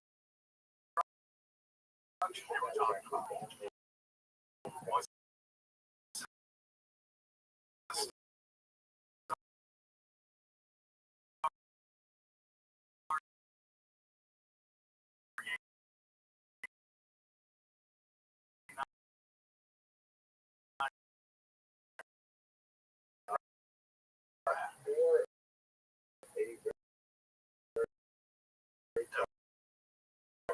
I thought it was a gateway. I was watching a movie about like the war, throwing around a musket, just everybody didn't know what a tank is. Yeah, just they're just little comm transformer shooting them out of helicopters like pigs.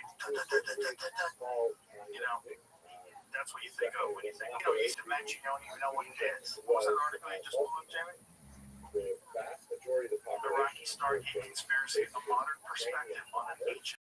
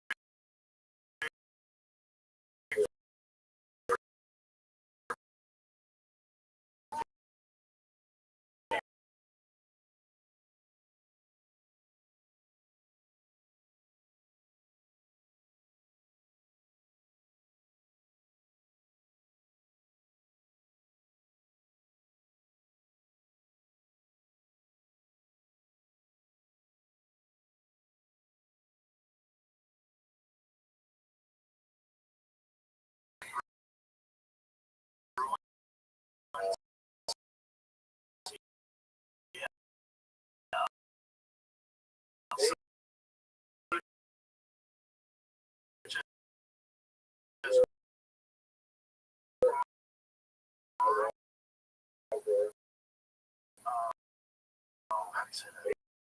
Testing the sites, control the information. It lives time warp incident. Some claim some extra parts they could be pants when it comes. Yeah, they don't like to change their opinions on shit. No confirmed discovery. They know what? That's where we go. Defense contractors.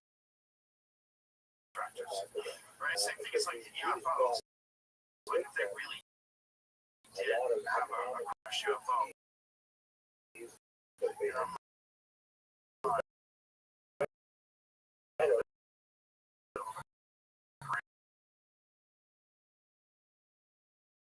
a bunch of like high altitude explosions and nuclear bombs in the 1980s. They like just shot sleep fucked over you. If they didn't know you were doing that, if they had no reason to believe I'm right there watching Earth, and also this is something that it's interesting. What is it?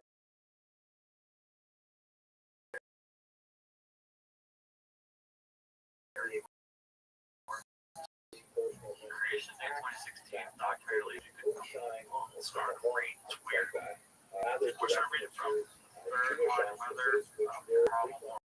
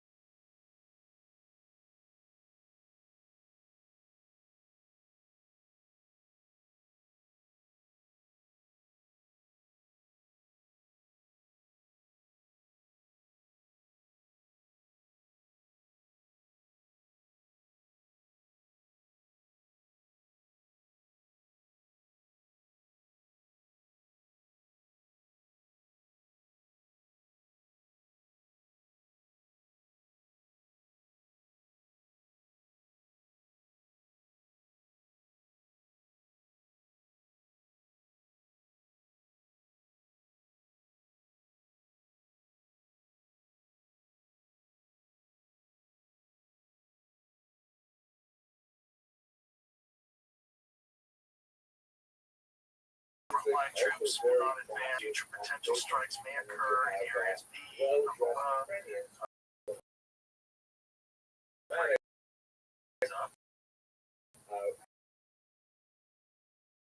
Some type of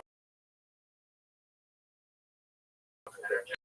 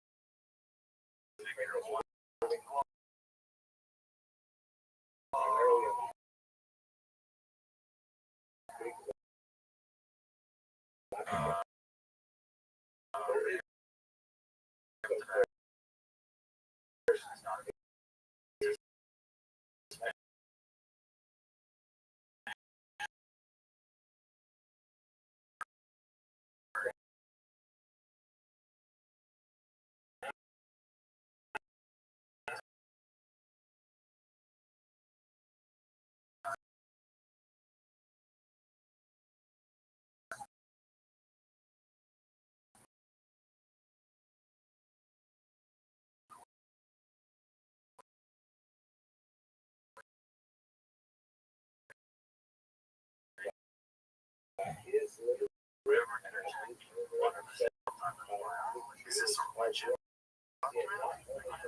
Yeah. Knows, right? Putting in a paper where you know people could read it later on because of the FOIA request. Well, I probably didn't anticipate that, right? But then on top of that, it's like walking past these texts. It's thousands of years old, these texts.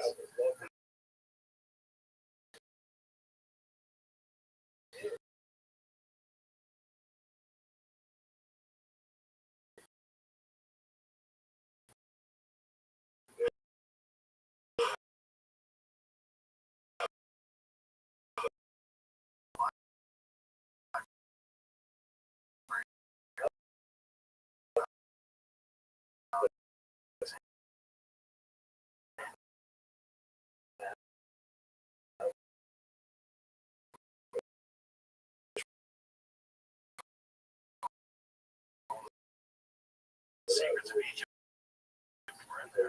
All the probably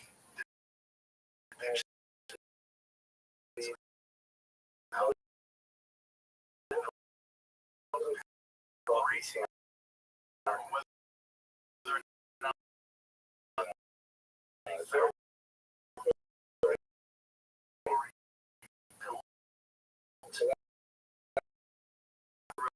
possibility. Necessary, I have 10,000 go into that library. I'm not saying it's 10,000. Obviously, a large portion of that. Okay. That's called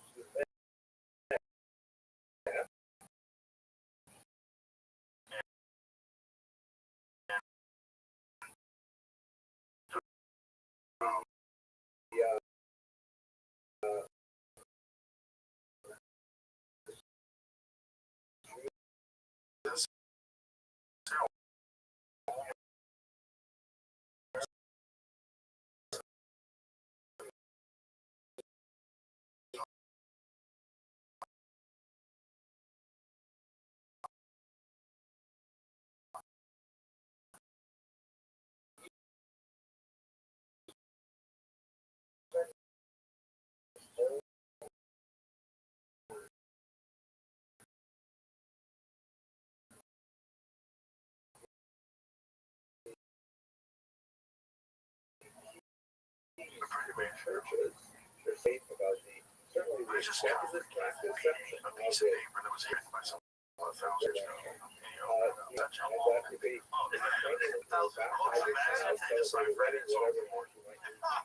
Every time I fly home, they just light me up. So when I go to college, my friend Tony, he goes to Alfred, he comes back to religion, right? And he is, whenever he's from college, he would sit down with Joel and he's telling me, like in the late 90s, they bring me out to their church is having a like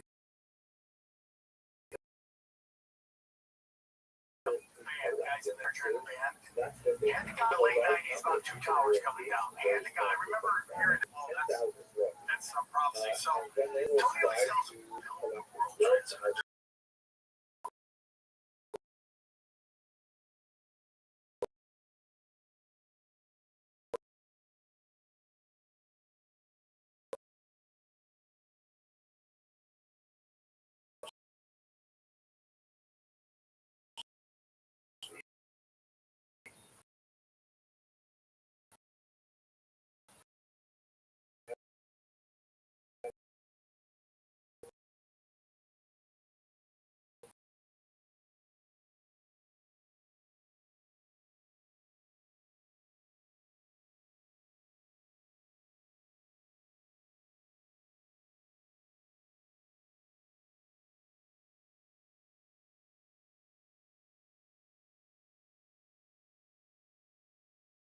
A great video I have. It's great.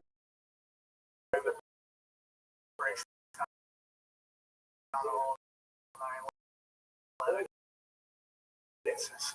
And I mean,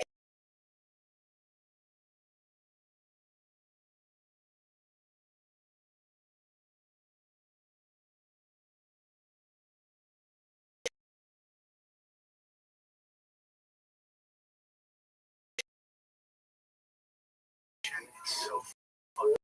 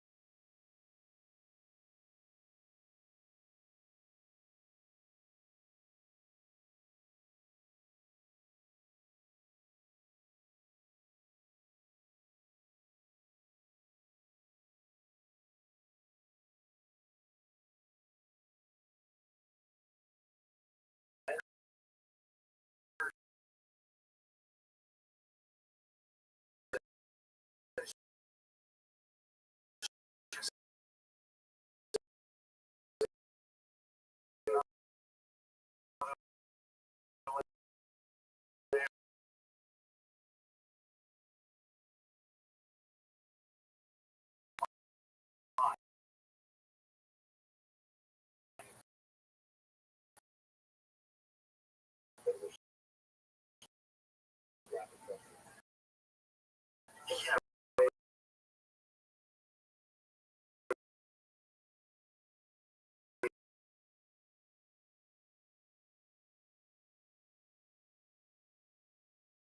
It's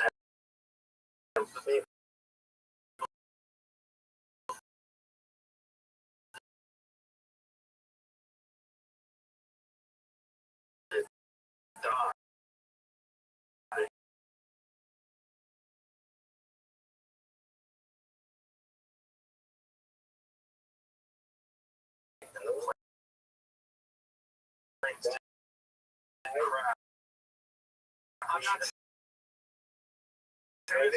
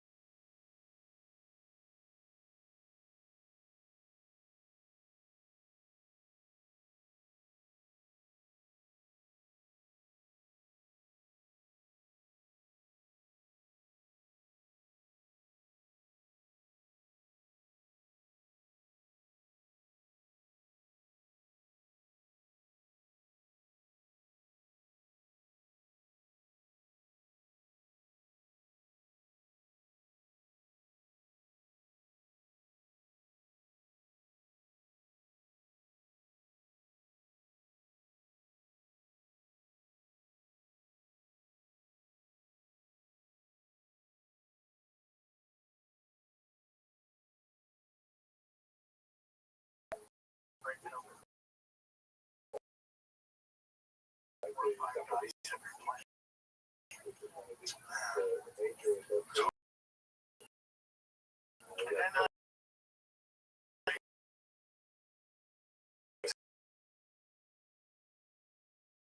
there's just numerology.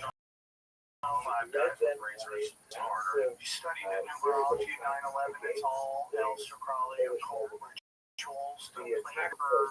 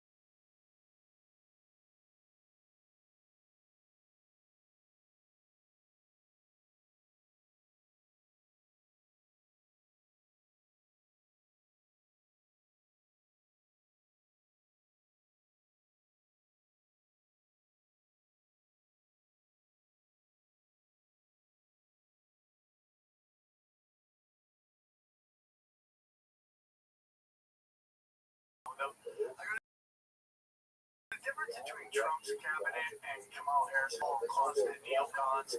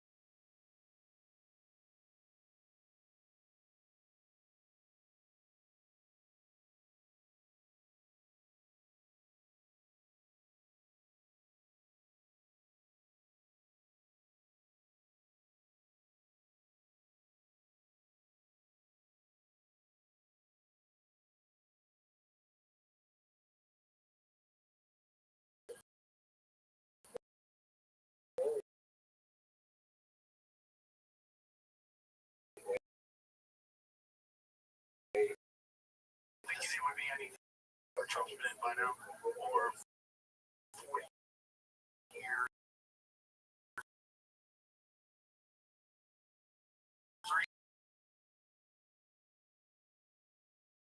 8 years. It's gonna totally untouchable.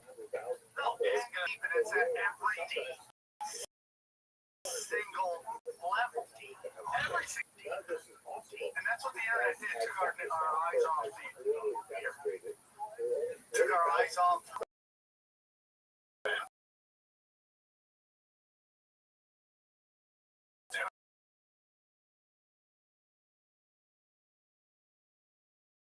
I've been saying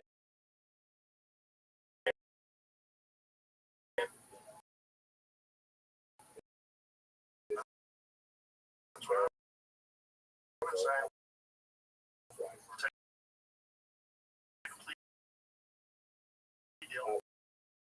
What's that?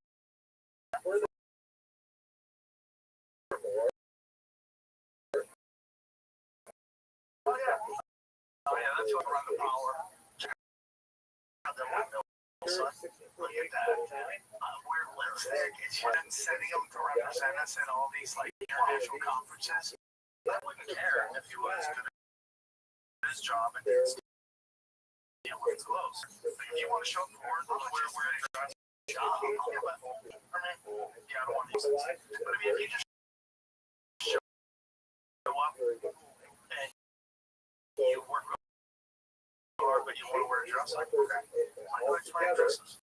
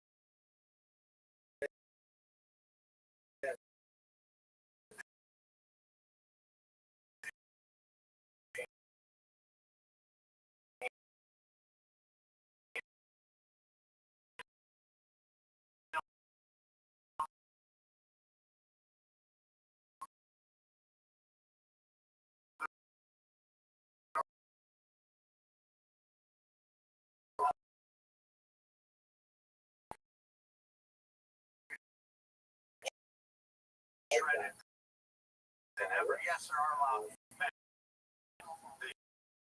average. There's like outliers all the time, and there's more of those than ever before.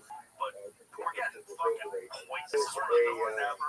The RFK chicken thing is one of the most important things. How do these companies have this curriculum, what they're putting in the American diet?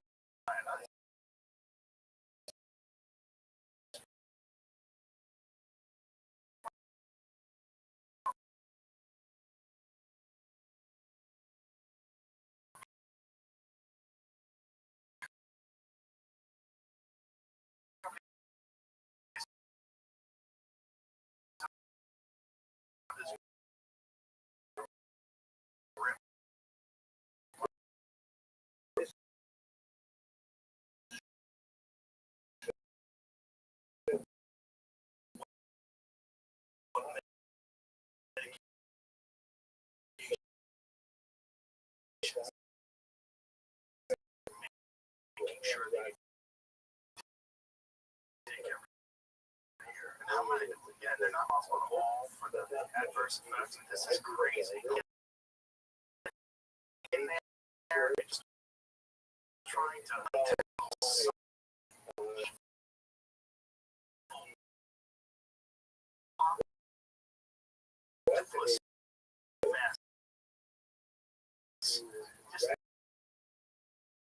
all the different tactical controls. The fact that they're telling you, oh, we know these dyes cause cancer, you can't use them anywhere else. But we have to use them here. Yeah, that's crazy. That's the same company.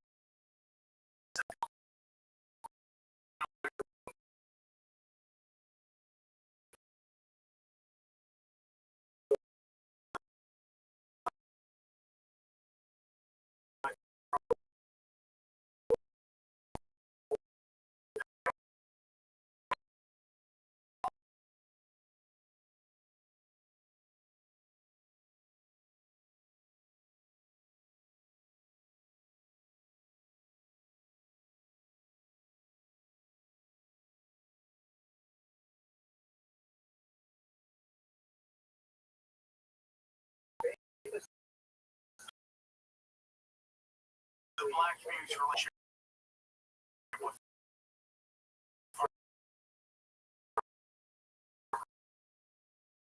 pharmaceutical companies. You know, when they let everybody have forever, and then they sent like black nurses in the chat. Like he was like really going after LeBron James, who didn't want to do it. I never heard of it possible. I never heard of it, but it's crazy. They've on both sides of that. It's kind of, it's been a while where people got real scared. That's one of the things that happened in the world. When COVID came around, got real scared, and they wanted to believe that the pharmaceutical drug comes out of answer. They saw they rolled it like it started with China. These videos. I feel for her. And no one got suspicious. He got suspicious. New York Times didn't get it. Soccer players are drunk. What's going on? The healthy athlete. These guys, they're 18 years old. Just never have what the fuck is going on. No one wants to admit that they made a terrible mistake. And then they got duped. So they continue to be able to dupe them. They're like, they're vampires. They got bit by the Lord. Yeah, this, yes. And then there's all this data that kind of lines up, like the amount of fuel.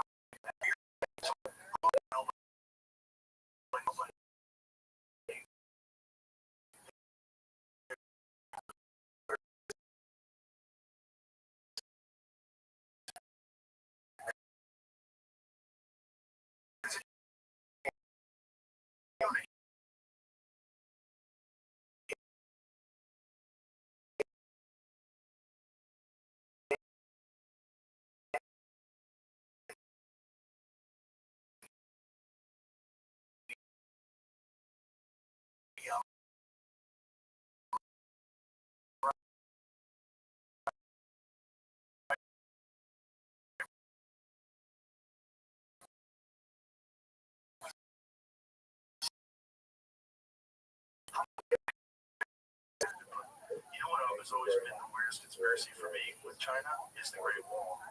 Oh, how we're a face now.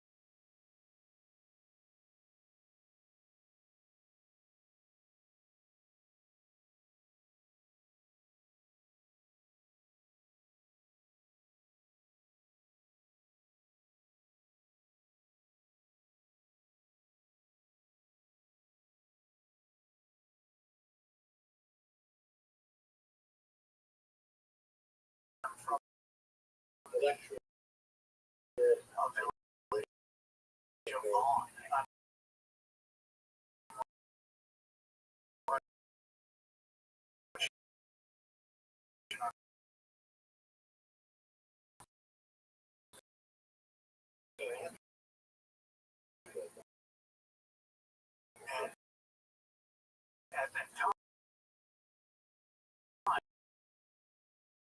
it was in Turkey. Bro, look at this. 13,170 miles. That's so crazy.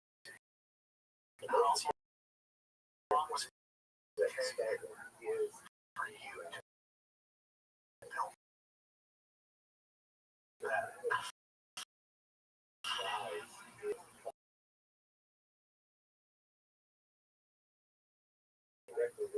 you know, who knows what kind of a bill. Once it happens, you're not putting that cork back on the bottle. It's out, and it's going to give an advantage to people. So everyone's these now.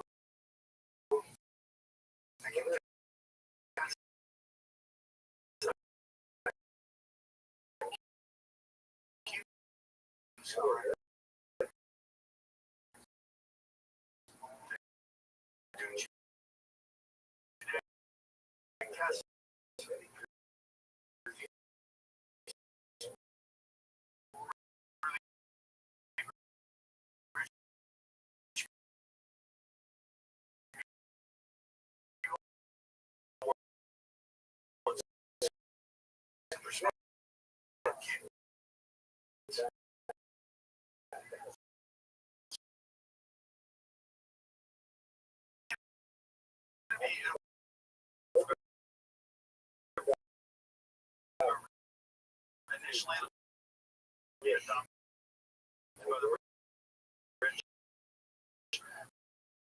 Then I would just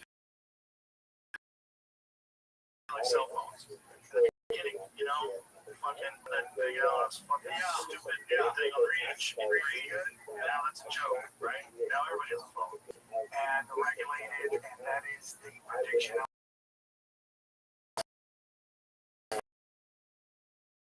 of size. Yes.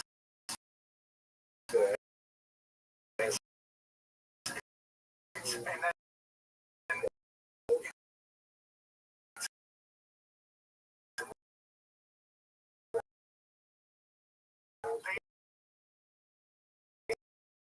basically going to be to crop size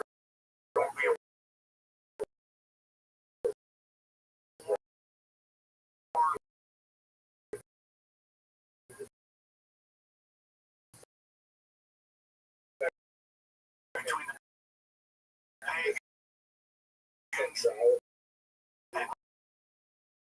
philosophy.